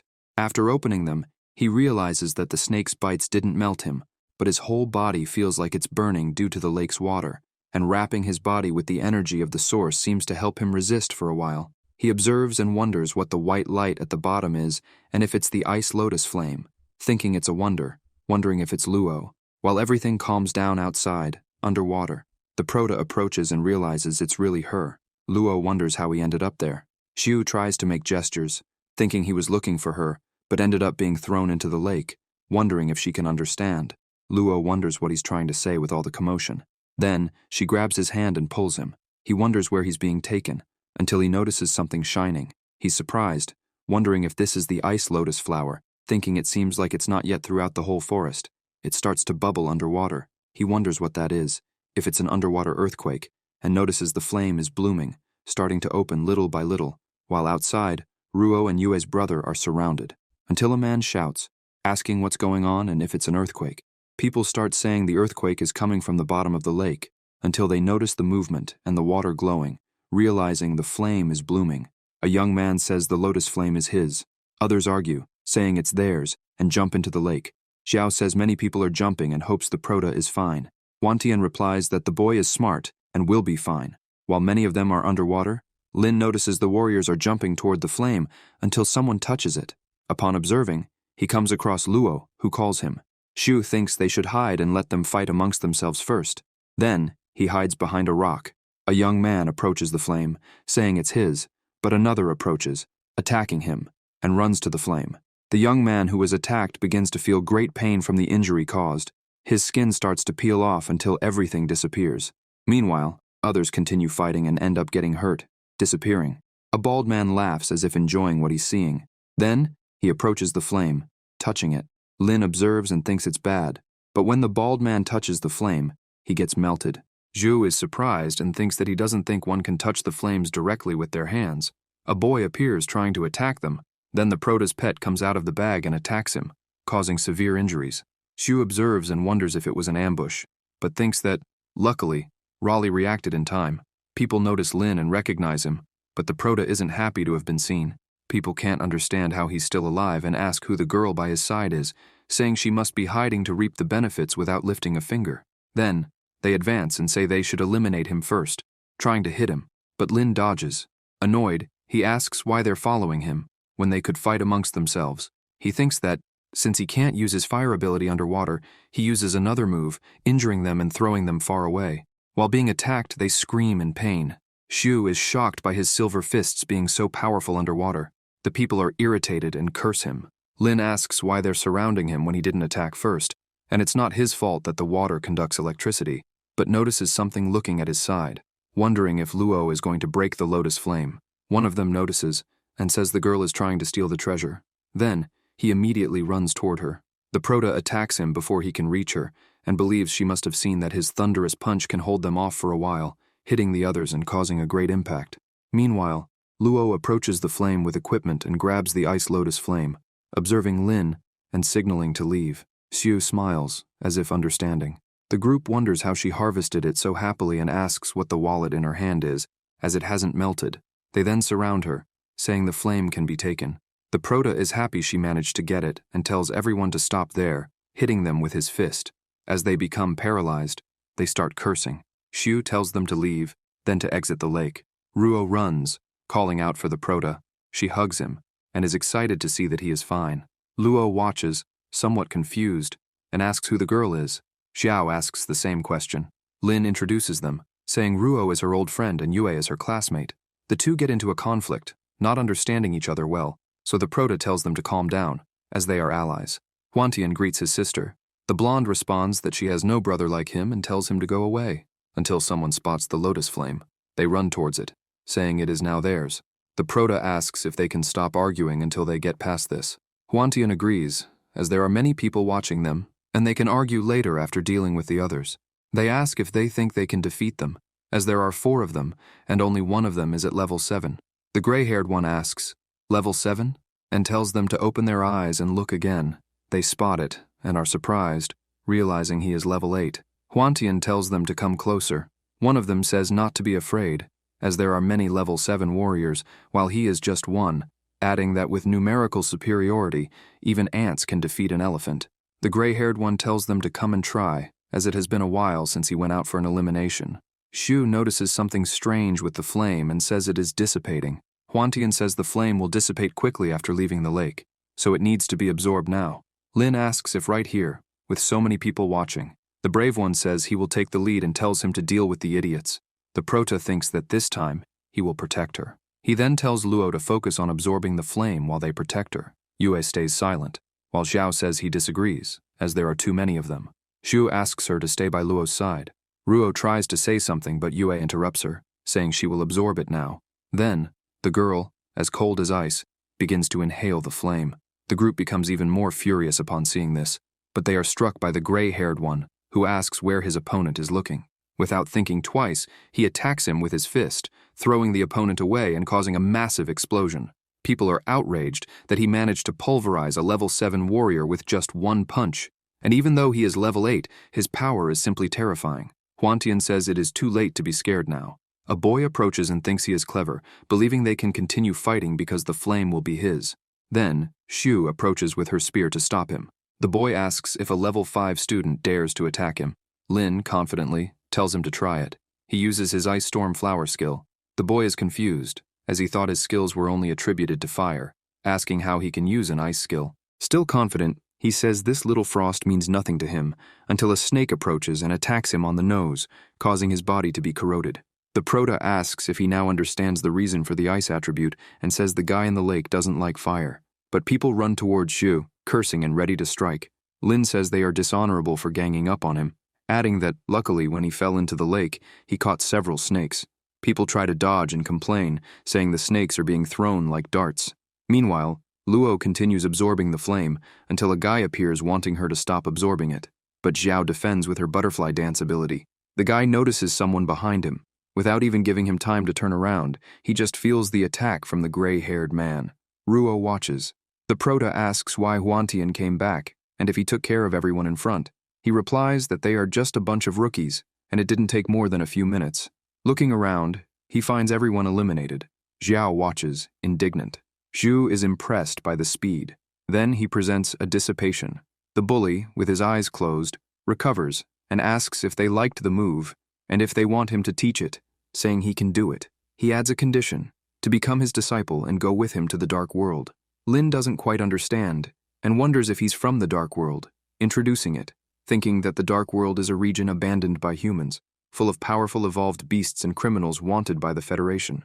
A voice approaches, saying not to listen to him. Facing Luo, still absorbing the flame, She says the prota won't go with him and won't follow his steps. The gray-haired man asks if she isn't going to focus on absorbing the flame properly, asking if she can still worry about her boyfriend. Yue tells him to shut up. She notices something strange and soon starts coughing, becoming surrounded by an even stronger aura. Xu worries. Huantian says that if she gets distracted while absorbing such a powerful energy source, she'll turn into an ice sculpture. Lin asks if her brother is just going to stay there and watch, what they should do, and how they can help her. The gray-haired man asks what he can do if he doesn't know any fire skills. The prota understands that he needs a fire skill and says that he has it, the crimson lotus flame inside him. He activates his lotus flame and extends his hand. Xu touches Luo with the flame and thinks it consumes a lot of origin energy, but it's fine because he has crystals to absorb. The bully realizes that Lin doesn't hesitate to use the grade 7 crystal for his sister and realizes that he really loves her. After a while, some crystals are absorbed and Luo, still with her eyes closed, feels relieved that she has finally finished absorbing. Yue thanks him, and he replies that she doesn't need to thank him for something so small, asking how she feels after absorbing. The girl replies that yes, she absorbed completely, adding that now she can release white flames. The prota says that he can do that too and shows that his are crimson flames. Luo continues with her white flames while Xu has his crimson ones. The flames collide, and Lin asks what's going on. Huantian calls them idiots and tells them to hurry and retract their flames, asking if they don't know that fire and water don't mix. Yue closes her hands, retracting, and the prota makes the same movement. The gray-haired man explains that the two flames are powerful and opposing energy sources, and if they collide, the resulting explosion would be too much for even a grade 8 warrior to handle. The girl watches thoughtfully. Xu is impressed by the strength, asking if this means they can fight a grade 8 warrior. The bully replies that yes, and that this will be their trump card from now on, adding with a fusion technique. The two girls get angry and tell him to shut up, then attack him, throwing him away. After a while, Huantian says that since his sister has finished absorbing the lotus flame, the mission is over, and he bids everyone farewell. Lin says she remembers him arriving empty-handed, with a giant person. The gray-haired man replies that he just took from the corpses of the warriors, and these are all his war spoils. The prota, curious, affirms that the crystals are good, and asks what happens with all the random weapons, and how a level 8 warrior still cares about these things. He replies that it's called being frugal, and that he can't leave empty-handed. Luo asks if he came here specifically to help get the lotus flame. He replies that yes, and because she's his sister. The bully says goodbye and tells them to be careful. Lin says that her brother seems cool and asks why she was so harsh with him. Yue explains that her brother was sent to the dark world at the age of 7 to defend himself, but he survived and became rank 8, though he sacrificed his soul to the darkness and became a beast thirsty for wounds. Even though she tries to control him, one day she won't be able to. Ruo says that her family sent him there so young, which is very cruel. The girl responds that this is why her family remains strong, as weakness is a sin. As it gets darker, the prota warns that they can't delay, as the warriors will be looking for the flame. He observes the eliminated people and adds that her brother eliminated everyone, so while they leave, no one will know they have the flame. Luo says that they can't leave yet. Xu asks why and says she heard she came to save someone, asking if she hasn't found the person yet. She responds that this was a lie she told the school and adds that she's not there to save anyone, but to eliminate someone. Lin doesn't understand very well, so the girl explains that 3 years ago, she joined 6 companions to hunt an evolved rank 8 beast in the ruins of the End. She adds that they worked together to eliminate the evolved beast, but then she continues that Haojia, a woman from their team, attacked them to take the rank 8 crystal for herself. She goes on to say that her 5 companions were eliminated, and she barely survived. Then, with everything that happened, she swore in front of her companions' bodies that she would eliminate the woman to avenge them. She adds that she received news that Haojia was seen in the dark forest and didn't expect her to become the leader of a warrior organization. She continues explaining that she was outnumbered, so she deliberately led them to the Lotus Lake and pretended to fall. A warrior with an ice attribute can survive for a long time in the lake, so she used the air pockets between rocks at the bottom to hide and wait for an opportunity, which was when she saw him. She adds that Haoji thinks she's eliminated, and she didn't join the fight expecting the warriors to eliminate each other so she could participate and reap the benefits. So, she will definitely return to this place. Xiu asks if she plans to wait there. She answers yes. Lin says that then she will stay and help. Ruo gets angry, saying the woman might not show up, but other warriors will, and they could be rank 8 or lower, asking how she plans to fight against them. Yue replies that she absorbed the flame and is at rank 7. The Prota says that fighting high-level warriors is his skill. A day later, people pass by. The three, hidden behind the bushes, Shu asks if it's them. She replies yes. Lin says to ambush them near the Lotus Lake, adding that they will hide among the corpses for an ambush. Xiao says that he has some extreme preferences. Yue says she won't hide under a corpse, adding that they should hide in the bushes, and she notes that they are getting closer. Heoji arrives at the location and is surprised to see several eliminated bodies, adds that she sees a blue-haired guy and says she knows him. He's a rank 8 warrior. The woman observes and says that from the way their injuries are placed, they weren't fighting among themselves, and someone eliminated them. So she asks who could defeat so many warriors. She adds and orders her men to dive and check if the lotus flame is still there. They try to say something, but she doesn't let them and says that as long as they're not injured, they can use the energy from the source to protect the body. They observe and stay silent and follow the order, jumping into the lake.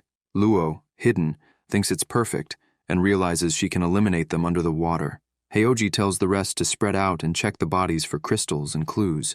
The bald man observes the bodies together and says that these bodies are starting to smell, holding his hand over his nose. The bald man spots something shiny and, being very curious, approaches the bodies together and goes to investigate. A colleague of his spots him and comes closer to see what's happening. Suddenly, he is hit by a spear, getting eliminated immediately. Meanwhile, at the bottom of the lake, one of them with a lantern searches for the lotus flame and notices that the place is empty, until two young men make gestures pointing to the side. Yue suddenly appears, attacking him. Without thinking twice, she executes him. Luo watches the other two, wondering if they're trying to run, thinking it won't be that easy. She runs toward them and attacks. One of them tries to escape. The girl quickly moves towards him. He tries to call for help, but is eliminated with just one blow. The team notices something strange in the lake and informs the boss. Meanwhile, Lin is hiding behind the bodies, sighs, and notices that she exposed herself too quickly. Then, she has the idea to catch them off guard and use a big attack to eliminate a few more.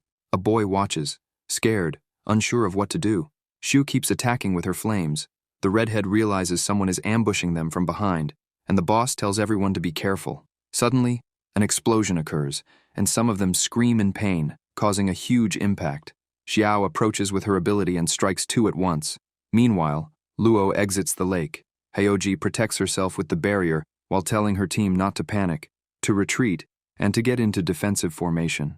The three approach and take attack positions. The boss notices them together and asks if Yue thinks she has a chance with low-level people supporting her. The girl replies that it's more than enough to eliminate her. Then, Heoji runs and says she will take care of the woman in the middle, leaving the other two with them. Then the rest of the team moves closer to attack. The two girls start fighting, until, suddenly, a huge impact happens while Shu fights two opponents. She notices something and thinks that even though Luo has reached the 7th rank, she's still fighting against an 8th rank, so she needs to get rid of these people quickly to help her. With her spear in hand, she takes an attack position. She uses her ability and throws them far away. One of them looks and asks why he's so strong if he's only 5th rank. Xiao approaches the Prota and tells him to go help the girl because he can handle these guys. Shu asks if she can do it alone. Ruo tells her not to worry. Then, he runs to help Yue and attacks with his spears. Heoji notices and asks how a simple ant dares to ambush her.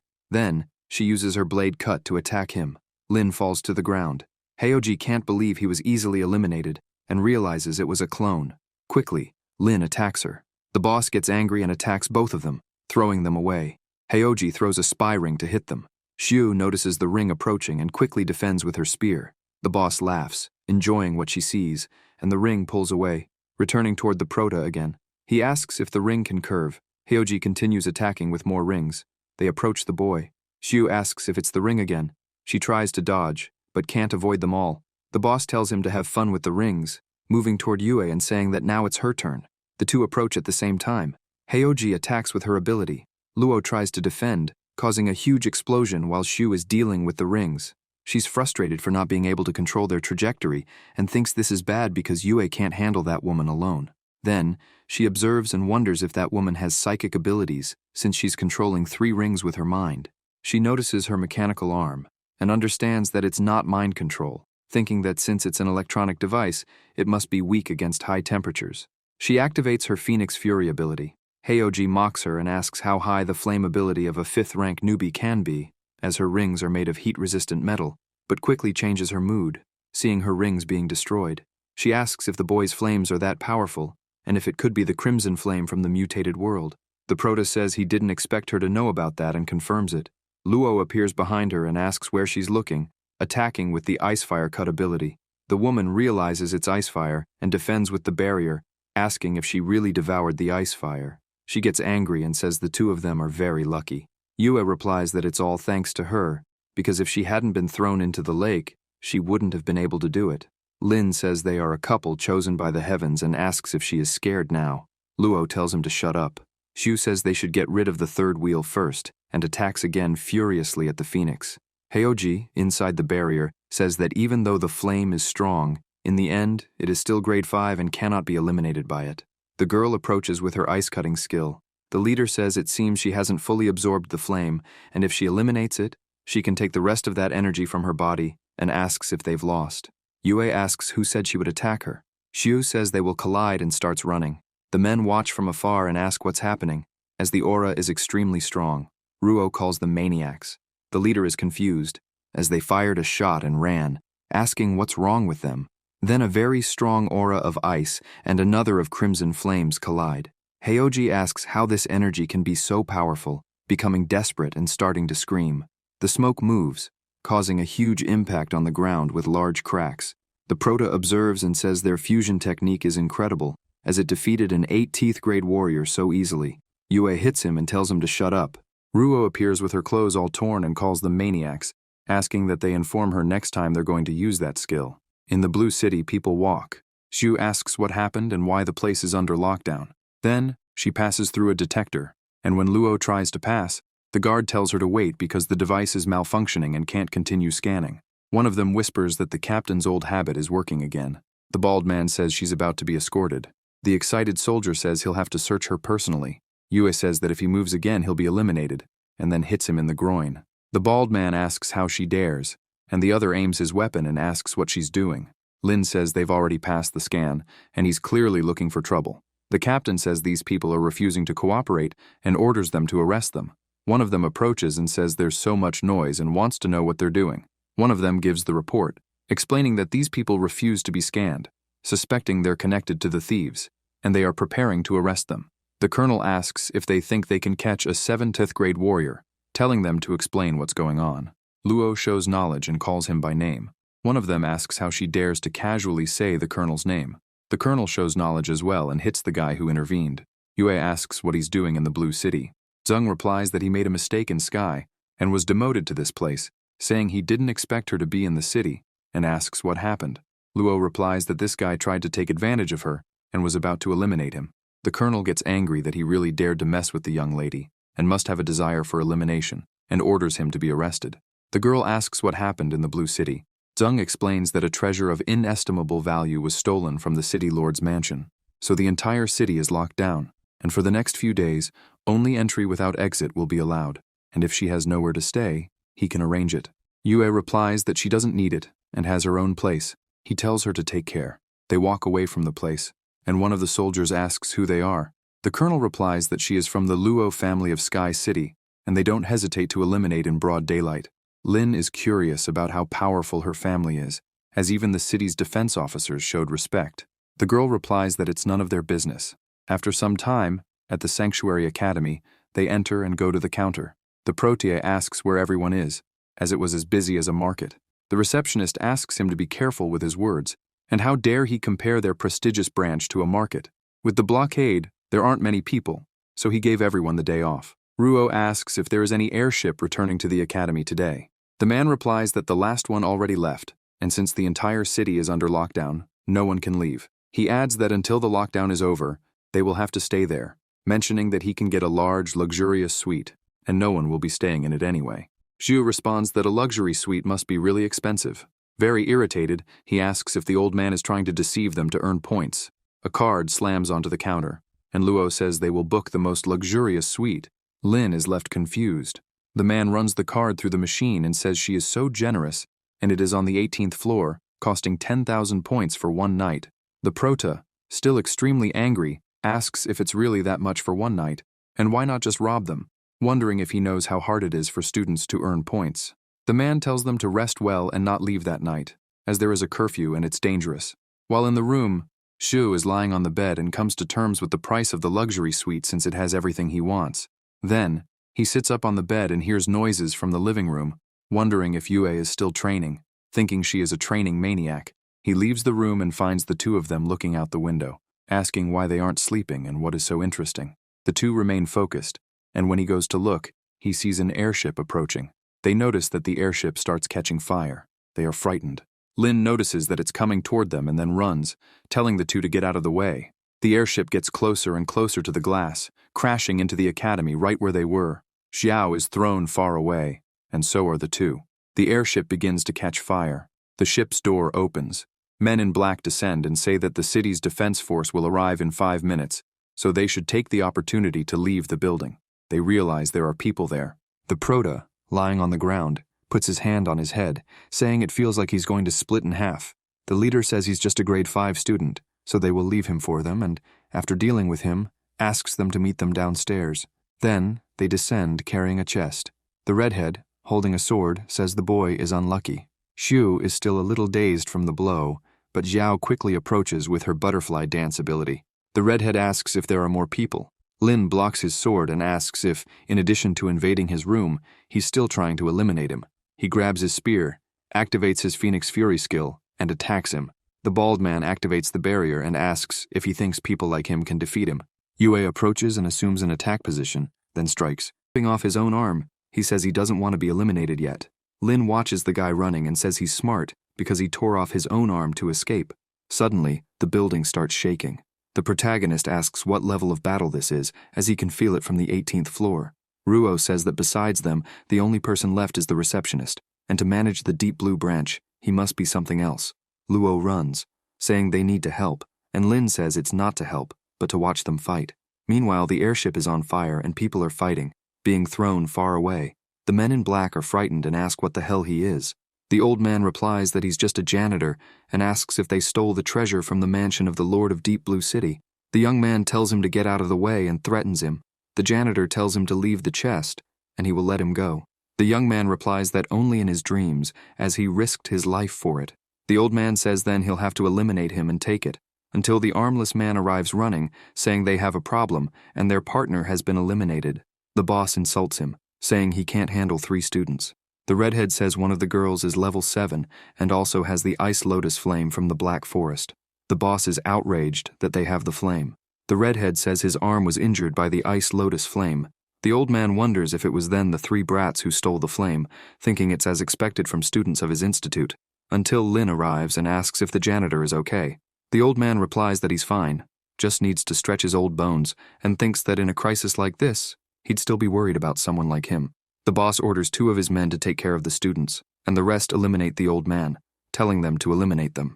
Then, the men approach to attack, and the old man says no one touches a finger on his academy students while he's here. He then makes a hand motion, releasing a powerful force and throwing them away, causing a huge impact. Then, he runs towards their boss and the remaining ones, striking them and throwing them away as well. The protagonist asks if he took care of them so quickly, and who the hell this old man is. The old man replies that he's just a janitor. He approaches the chest and says he'll see what kind of treasure could make the city guard go through so much trouble. When opening the chest, they find a stone. Xu asks if it's a meteorite. The janitor replies that yes, and that he's smart, saying it's a rare forging material, and asks if he wants it. Lin asks if he's giving them something so valuable, and says that the city guard must be arriving soon, and it's too late to run with it. The janitor replies that he's only giving it to him because he cares about him, that he has his ways of dealing with the guards, and asks if the girl is from the Luo family, and since he owes a favor to the family, he says to consider this as repayment. The protagonist says giving something that isn't his and calling it a favor is ironic, but so generous. Then the janitor opens the stone, and they find a crystal inside. Lin asks if he wasn't going to give it to them and what this is. The old man replies that he was referring to the crystal inside the meteorite, and although it's a good material for forging, it can't compare to even 1/10 of the crystal, and tells them to hurry and store it because the city guard is almost there, explaining that the city lord's property doesn't know about the crystal inside, so they only need to return the meteorite to them.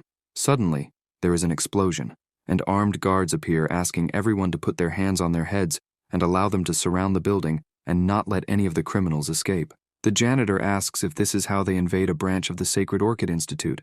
The captain apologizes and says he didn't know they were there. Yue asks if the old man's surname is Xia. The prota asks if she knows who he is. The girl replies that he could be Xia Xing, the vice president of the Martial Arts Alliance, one of the founders of the Sacred Orchid Institute. Meanwhile, the captain apologizes and says they followed the thief's airship and had no intention to offend. Xia says he took care of everyone, and that there's one more up top, asking if the chest should contain the lost items, and suggests they take a look. Zheng thanks for the help and says to perform facial recognition on all the subjects and check the items inside the box. The soldier says the subject's identity has been confirmed, and they were the ones who stole. Another one says the meteorite has been confirmed but broke into two. The captain responds that it's fine as long as the meteorite is complete and no pieces are missing. The girls look at each other. Xiu sighs, relieved that they don't know about the crystal inside the meteorite. Zheng says the colonel asked to thank them again, and for all the damaged parts of the building, there will be a team responsible for free repairs. The janitor says he's thoughtful, and to thank him. Then, the soldiers leave. Xia says he'll arrange other rooms for him, and not to worry, as there will be no charge. Xiu says they won't even stay a night on the 18th floor, and it's already been destroyed. The old man responds that their branch is not responsible for natural disasters and accidents, and they can go back to rest as the airship should be able to operate normally. The next day in the building, Lin yawns and says he's so sleepy and asks who starts construction at 3 or 4 in the morning, making it impossible to sleep. As they walk down the stairs, the prota is impressed by so many people. Ruo says the issue has been resolved, and normal operations will naturally resume as they used to. An employee recognizes the three and hands them letters, saying it was especially instructed by Xia, and informs them that the airship will depart from 9 a.m., and they can rest in the waiting room. Xiu asks about the old man and thinks that, in fact, he's the vice president of the Sacred Domain Academy. She replies that he left early to take care of other matters. Upon opening the letter, they find an evaluation of a star-level martial artist. The prota gets excited and says this is much more valuable than a common martial artist evaluation, and that the old man, though a bit despicable, is a good person, and he knows he owes them one. He thinks that there are still 6 months until the evaluation, and he must work hard, or a fifth-order martial artist will be a star and a laughingstock for others. Then the airship approaches. A voice recognizes Ruo and says he didn't expect him to come here to do missions as well. Ruo says he's more afraid of hurting his face, so he never goes on missions. Jin says that this time he's been tasked by the Dean of Instruction to complete an important mission in the desert city, and tells the protier that he's sitting in this seat and orders him to go elsewhere. Xiu asks who he thinks he is to order him to leave the seat. Jin asks what he said and if he's a fifth order, thinking that he's sitting with 2 beauties and will humiliate him in front of them. He says he politely asked him to vacate the seat, but he's being arrogant and disrespectful. Lin responds that people like him never deserve special treatment. Jin strikes him. The prota doesn't retreat and also attacks him. Their attacks collide, and Jin steps back, screaming in pain, saying that the young man is so cruel, immediately attacking someone. Xiu says he should be grateful to be on the Sacred Domain Academy's airship. Otherwise, his hand would already be gone. Even so, Jin approaches again, trying to strike. Lin asks if, with his effeminate voice, he dares to threaten him, until someone shouts for them to stop. The teacher tells Jin that he dared to disregard the academy's rules and fight, and when they return to the academy, he will report this to the Dean of Instruction, and he will be confined for 3 days. Jin says he is innocent, and that it was he who started it and almost lost his arm. Lin says that he is going to play the victim then. The professor says it doesn't matter who started it, and they will both be confined, and if, during the remaining journey they dare to fight again, he will incapacitate them first. Then, he leaves. Jin says being stuck at the academy will give him a surprise. The prota thinks the guy is crazy, as if he wasn't stuck there too, and asks why she didn't speak for him when the tutor was there. Luo answers that being confined will be good for him. Xiu asks what good confinement could do. The girl replies that he will find out later. Then, the airship approaches the academy. They disembark. Lin says he will report to the southern professor. Ruo says he will get the points for this mission, and then transfer them, he thanks, and asks if Luo shouldn't report to the southern professor. Yue answers that no, and that she directly asked for leave from the director. The prota tries to say something, but she walks away. Then, he walks up to the professor and says he's back. Nan asks if he can't give him a break, and says he just got back and is already fighting with someone again. Xu responds that he just got off the airship and asks how he knew about it. The professor throws the tablet at him and says the notice was announced, and the vice principal was also called, so it would be hard not to know. Lin asks if the academy office staff processes student matters so efficiently, as usually asking them to do something can take half a month. Nan asks if he shouldn't worry about where he's confined. The Prota asks where. The professor answers that it's in the Thunder Kingdom, in the northern district of the Academy, and explains that the principal has been creating many 8T-level Thunderbirds, and they can attract natural lightning, so the places they are always full of dark clouds, lightning, and thunder, and if struck by lightning attracted by the beast, one will be severely injured. Although treatment can be received in time, it won't be eliminated, but the pain of being struck by lightning and getting burned is something not everyone can endure, and says that he is just a 5th level and can't use the circle for protection, so it's even more dangerous. Shu ponders that it's the Thunder Kingdom, and that's why Luo and Jia said it's good for him, and that now, the electric shock training in the gravity room, even at maximum power, is useless, and maybe this kingdom can take his electric shock resistance to the next level. Nan says he has an unconcerned look, and that he will know how scary it is to be confined in that place. And moreover, Jin would have completed an important mission for the Academy this time, so he only got a written reprimand, and doesn't need to be confined. Lin says it's unfair and asks why he has to go to prison when he just went through hell and back and hasn't had a good rest. The professor says he can't blame anyone for that and that he can rest, and the next morning he will take him. Then, the Prota approaches his dorm and asks if it's Federal Logistics and if she is back and busy with online shopping, until he's surprised by what he sees and asks what that is. Luo asks him to deliver the black light spear and the meteorite crystal. Shu asks why, and she answers that she is helping him forge it. Lin asks if she can really forge weapons. Yue throws the equipment into the machine and says it's a fully automatic intelligent forging machine. The Prota says she's throwing his equipment and the crystal like trash and asks what that means. Then the machine starts to release smoke, and Luo says the forge will be done in 3 days. Shu says she's very skilled for having a forging machine like this at home. She replies that Cloud Merge has 10, and they're more advanced than this one. Lin says this one must not be cheap. She answers that it's not expensive, only 100 million Alliance coins. The Prota is outraged by the price and asks if she spent 100 million just to finish his report for the Southern Professor. Luo asks if 100 million coins is a lot. Shu says he doesn't want to talk to a rich person. At the Sacred Domain Academy, Northern District, Thunder Kingdom, the professor and the student are standing in front of the gate until they see lightning being emitted. Lin says that the lightning is intense. They walk towards the Holy Orchid Institute, Northern District, Thunder Domain Record, entrance. The instructor calls the Prota and mentions the number of days in confinement and that the identity has been confirmed. Until Zhu looks to the side and sees a student being carried on a stretcher, needing emergency treatment, and they say to take him to treatment 4. Lin says this guy is so pitiful and asks what he did. The instructor answers that he was caught stealing martial arts cards from others, has 5 days of confinement, and has been carried back 8 times in 4 days. The Prota asks if people in confinement are almost eliminated and then revived to be hit again. The instructor replies that yes, and as long as they aren't eliminated, they continue to be hit until the confinement period ends. Lin says this is very cruel. The instructor tells him to take off his clothes and put them in the locker, then follow him. Shu asks why he needs to take off his clothes. The instructor replies that it's not like he has to be naked, he can stay in his underwear, and this is to prevent people from deliberately using insulating clothes, and asks someone to help him. He says he doesn't need help and will undress by himself. They walk to a location, and the instructor says he has to stay there for 3 days, that his condition will be monitored 24 hours a day, 7 days a week, and that immediate treatments will be provided, so he doesn't need to worry about losing his life. The people there say another unlucky soul has arrived and is only in 5th place, joking that he will be taken down in less than an hour. While the Prota observes the beasts flying in the sky, he asks if this is the legendary Thunderbird level 8, and if there are so many of them. A bald man tells him to stop looking around, adjust his state, and get ready to endure the lightning. Shu thanks him. He closes his eyes and thinks that he didn't expect the spiritual energy to be so abundant. And it's not surprising because without spiritual energy for recovery, they would likely be eliminated on the first strike. Then a voice says that the Thunderbird is starting to summon lightning and they should prepare. The sky fills with lightning, and the birds begin to strike, causing a huge impact and throwing them away. The birds continue to attack.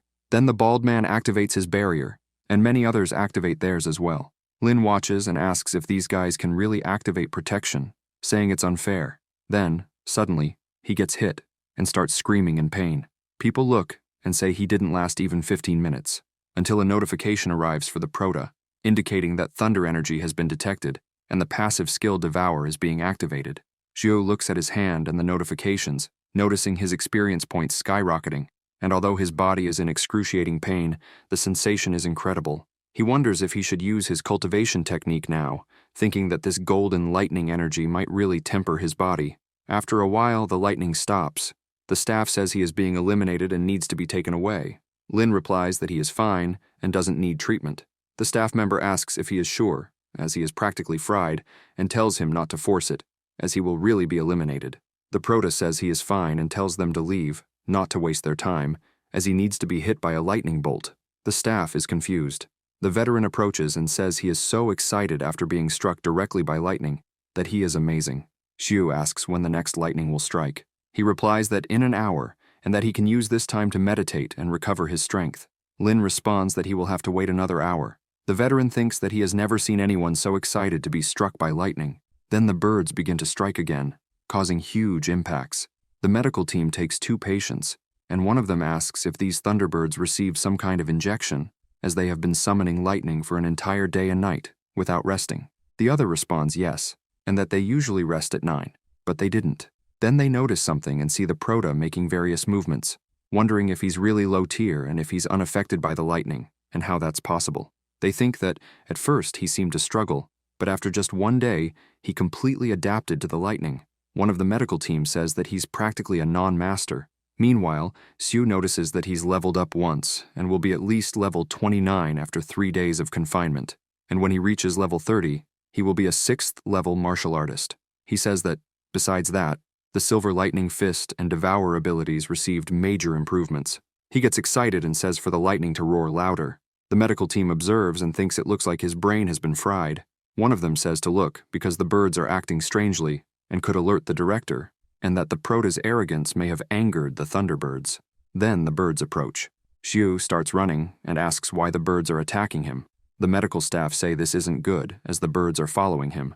One of them asks how much of a jerk he must be to make a flock of birds attack him like this, and tells them to inform the director quickly. While Lin runs desperately, he stops for a moment and asks if this flock of birds can intimidate him. Then he uses his technique, throwing them away and leaving them defeated.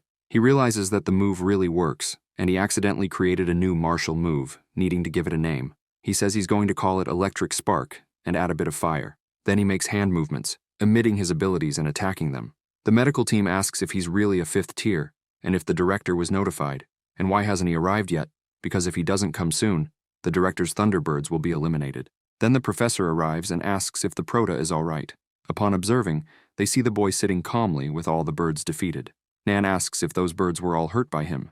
Lin responds yes, but there's no need to worry, because they're fine, and he knows his limits.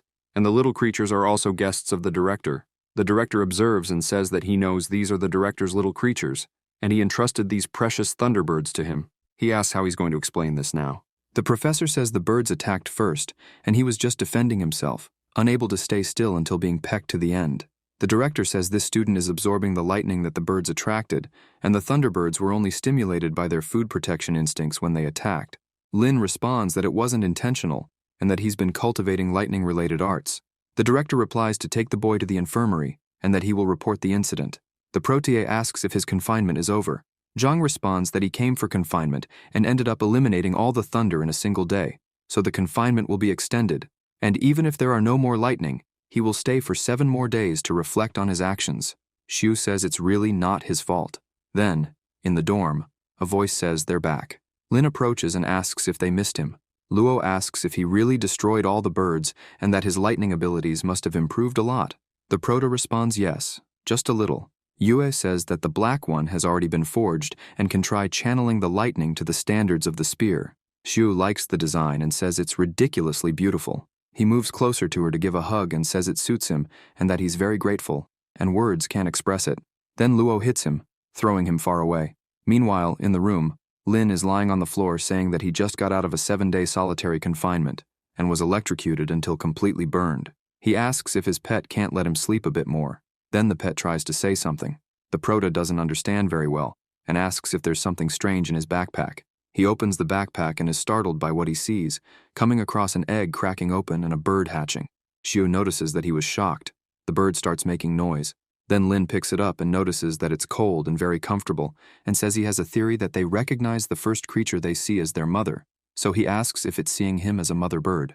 The bird starts to sigh heavily, He asks what's wrong and if the temperature of his palm is too high and not compatible with its attributes, and it seems he needs to prepare a special environment to raise it. Then, he runs to get ice and places the bird on top of the ice, saying he's going to go online and buy a fridge, but for now, it will have to endure there. Xiu notices that the bird is better and that it really was an environmental issue, and tells Luo to look at the bird, as he will be the father and she the mother. But then he realizes that everything is quiet and his breakfast is ready on the table. He says she went to school so early. He sits at the table and says he has already saved 3 chances in the lottery before, so he's going to try his luck to celebrate and win a precious bird, and asks the system to do a draw. Then the system notifies him with a crystal gain. The Prota doesn't like what he got, as they are all third-order crystals and not very useful, but the bird and his pet are happy to see the crystals. Shu picks up a crystal with his hand and asks if this bird is going to want to eat crystals too. The bird eats the crystal happily. Lin places his hand on its head and says he has 2 greedy monsters at home and wonders how he's going to manage to live.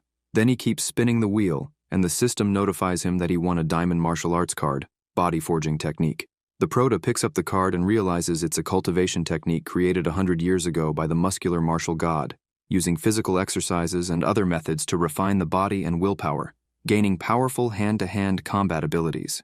He says he has 2 diamond cards, and they must be at the 6th level to be cultivated, and that he needs to hurry to level up as quickly as possible. He continues spinning and wins a special martial arts card, 8 direction sweep.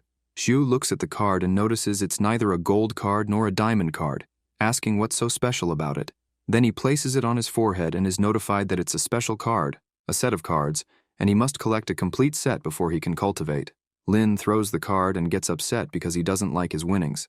Meanwhile, the pet and the bird keep eating the crystals. While at the academy, voices are excited about the Prota's return, and they heard that as soon as he arrived, he was sent to solitary confinement and even injured the dean's guest birds. The students are curious about how he found Luo, and, in such a dangerous place like the Black Forest, became a hero and saved her. Xiu starts telling that he found her lost sword in the forest, but then is interrupted by a voice asking if he doesn't need any training. They then encounter Yue. She pulls the Prota and asks if, after 7 days of dedicated cultivation, he still has time to talk there, and if he can go to the gravity room to train. Lin asks if she plans to use gravity a few times, and she answers too. A student announces that the 7th grade students are here again. Ping asks what they're doing here again, and the girl asks if they should tell the class monitor, to which Zhang replies not to bother him and to have a look first. Meanwhile, the 7th grade students say they were just playing with them and that the results of the match don't count, calling them to play another match. Zhang says they already lost and asks why there should be another match.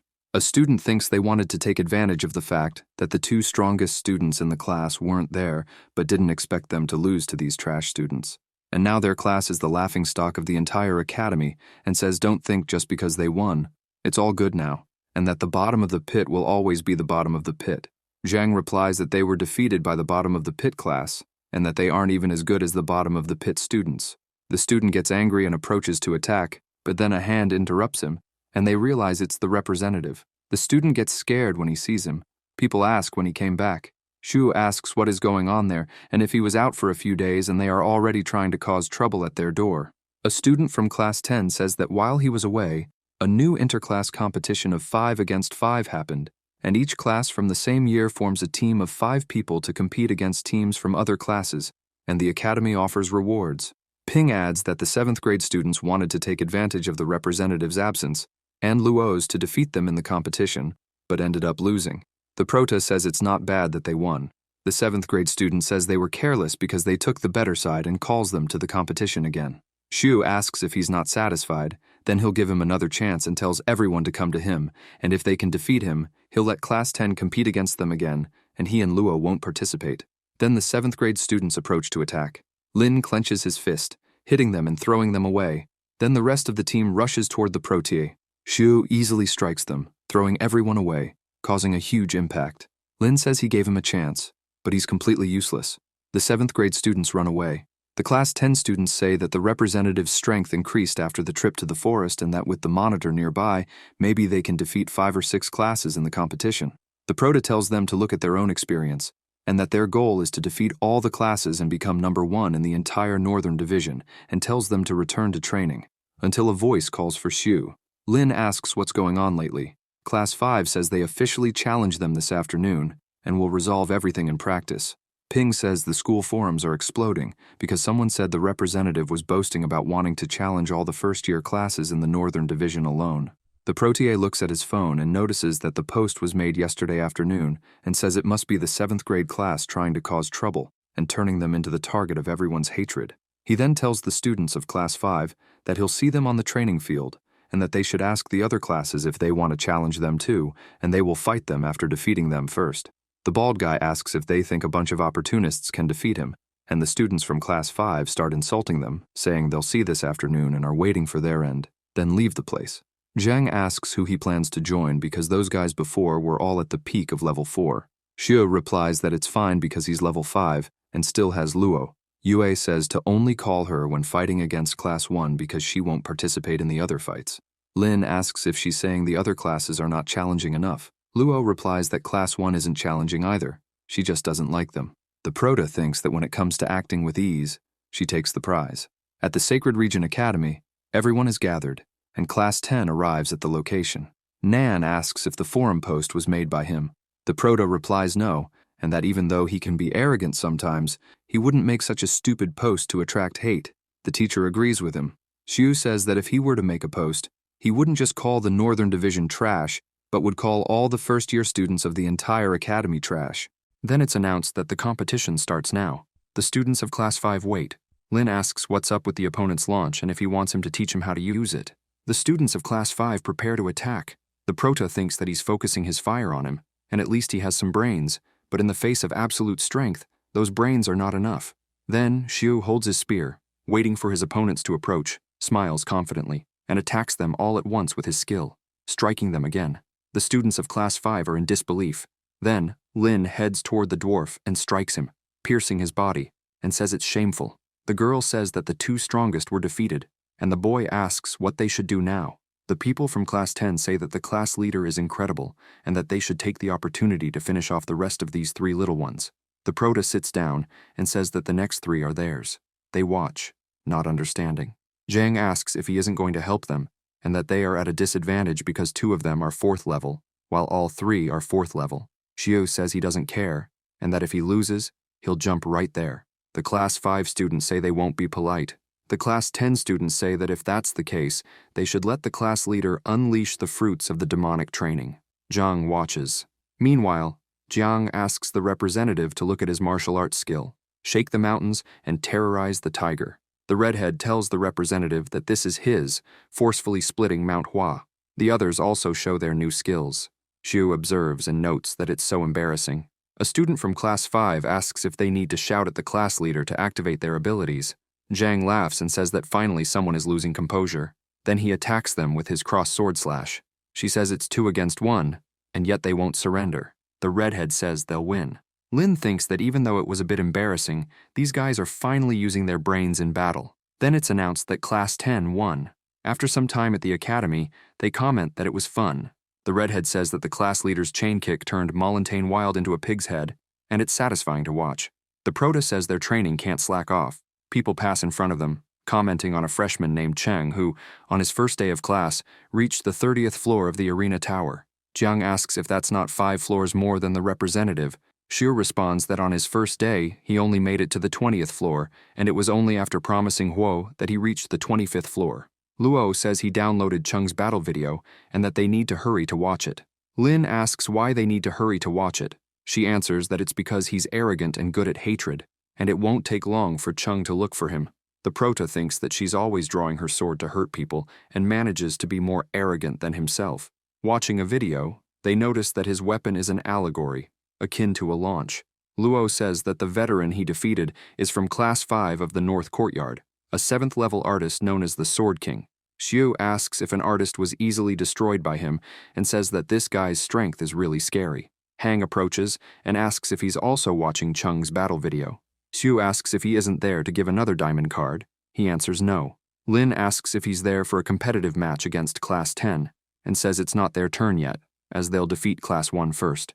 Hang says he's not there to fight with them, but for an agreement, and calls him to talk privately. They move away, and the Prota asks if he really wants to make a deal. Hang says he wants to exchange his old martial arts skill card, the diamond level instant step. Xiu says that's what he won tooth and nail with Huo, and asks if he can't just say to exchange and do it, and that besides, the instant step body technique is ranked 30th in the world, which is priceless. Hang shows his diamond card, which is also a movement technique card called Shadow Clone, ranked 20th in the world, and explains that if he also has a martial skill of division, combining it with Shadow Clone will definitely be more unexpected. Lin gets excited and says he'll exchange. Hang says his attitude changed too quickly. The Prota asks why he's suddenly being so nice and what the trick is. Hang asks what else he would like to have and explains that this diamond card is something his father had to beg the elders of the family for, and if he loses it, his father will definitely kick him out of the house. Xiu says that it's not that he can't give the card, but he has to promise one thing. Hang is left confused. Lin says it's not a big deal, just that he has to do what he says, and whispers something in his ear. The boy's cheeks turn red, and he says he won't do it. The Prota asks if he will do it or not, and says he is about to reach the level, so he will use this diamond card directly. Hang says it's fine and promises, asking for the blink card. Xiu tells him not to forget what he promised. He takes the level 20 movement technique card and says it's a bargain. A few days later, Lin says that after several days of competition, only Class 1 from the Northern Division remains.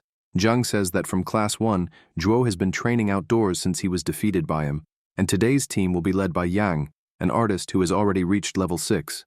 The Prota responds that it doesn't matter who it is, just knock them all down, and tells Ping not to play this time against Class 1 and leave it for Luo.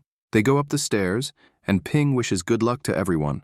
Meanwhile, it's announced for the Class 1 and Class 10 players to enter the arena. Yongji asks if he is Lin and introduces himself, saying he's nothing like the trash Zhuo. Xiu responds that this is different, as, unlike Zhuo, he will defeat him in even less time. Then, Yongji approaches. The students of Class 1 call Luo a traitor and say they will make her pay today.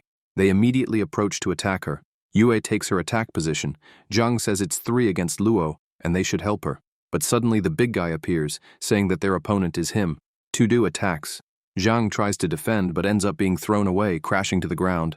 The 2 students from Class 10 go towards Tudu to attack him, but the big guy uses his skill and knocks them away with just 1 strike. The redhead asks if this is Class 1's strength, as they couldn't even resist a single blow. Zhang says it's fine, as they still have the representative and Luo, and they will definitely win. The students in the stands say they are in last place and couldn't block even 1 attack, and now it's 5 against 2. Yongji says that now only 2 of them are left, and while he holds them, Luo will face all 4 alone, and she is doomed to lose. Then, Yue continues to fight against the 4.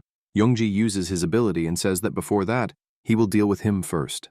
The Prota realizes that his opponent is using flames and wonders if he is an idiot. Then, Lin uses his ability of 100 birds facing the sun, creating a large aura. His opponent watches, unable to believe that his flames are so strong. Xiu asks if that's all he has at level 6. He answers that no matter how powerful his flames are, they are useless against his crimson flame blade, which was forged by a meteorite of fire and can absorb and convert them into its own energy. Then, Yongji attacks with the flames. Lin uses his ability of Pear Blossom Spear from the Ice Storm, which pierces through his opponent's ability. The Prota says he forgot to mention that he can also use martial abilities with an ice attribute and tells him to look behind. Then, Luo approaches. Yongji calls his partners useless, as even with 4 of them, they let her slip away. Xiu asks if he said that she alone defeated all 4 losers. The opponent says she defeated them so easily, asking if she also advanced to the 6th position. She replies that he talks too much. Luo uses her Lotus Flame ability, combined with Lin's Crimson Flame. Combining their powers, they attack, causing a huge explosion. It's announced that Class 10 won again. Class 10 celebrates the victory. The teacher congratulates them for becoming first in the Northern Academy. The redhead asks what the reward is this time, and the Prota says he heard the rewards are generous and would also like to know what they are. Nan replies that they defeated 9 classes and earned 9 points as a reward.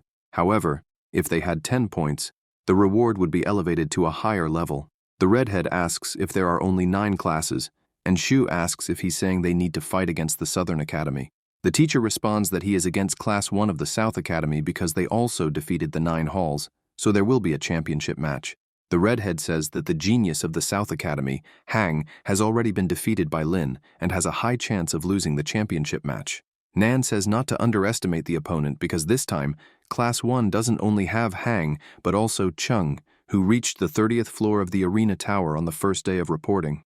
Zhang asks if he is actually in Class 1 of the academy. One of the students says that it's normal for such a genius to be assigned to Class 1 of the South Academy. Yue says that Chung has already reached the 7th place. The students from Class 10 say that the difference is too big and ask how they'll fight.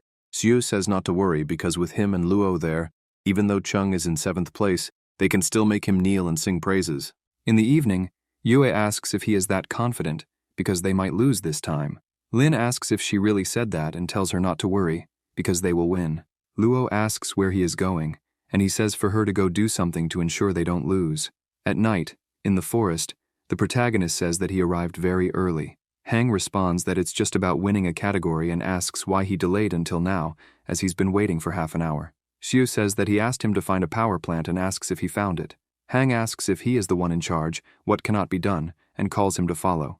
At the Holy Academy of the main power station, Lin says that there is only one power plant hidden in a very isolated place. He responds that of course if this place is attacked, the entire power of the Holy Main Academy will be paralyzed, and asks why he brought him there. The protagonist grabs bombs and tells him to help distract the people outside. Hang asks if he wasn't going to interrupt the power plant. Xiu says it's just firebombs, not much power, and tells him to burn the few trees nearby. The boy asks what he is really trying to do.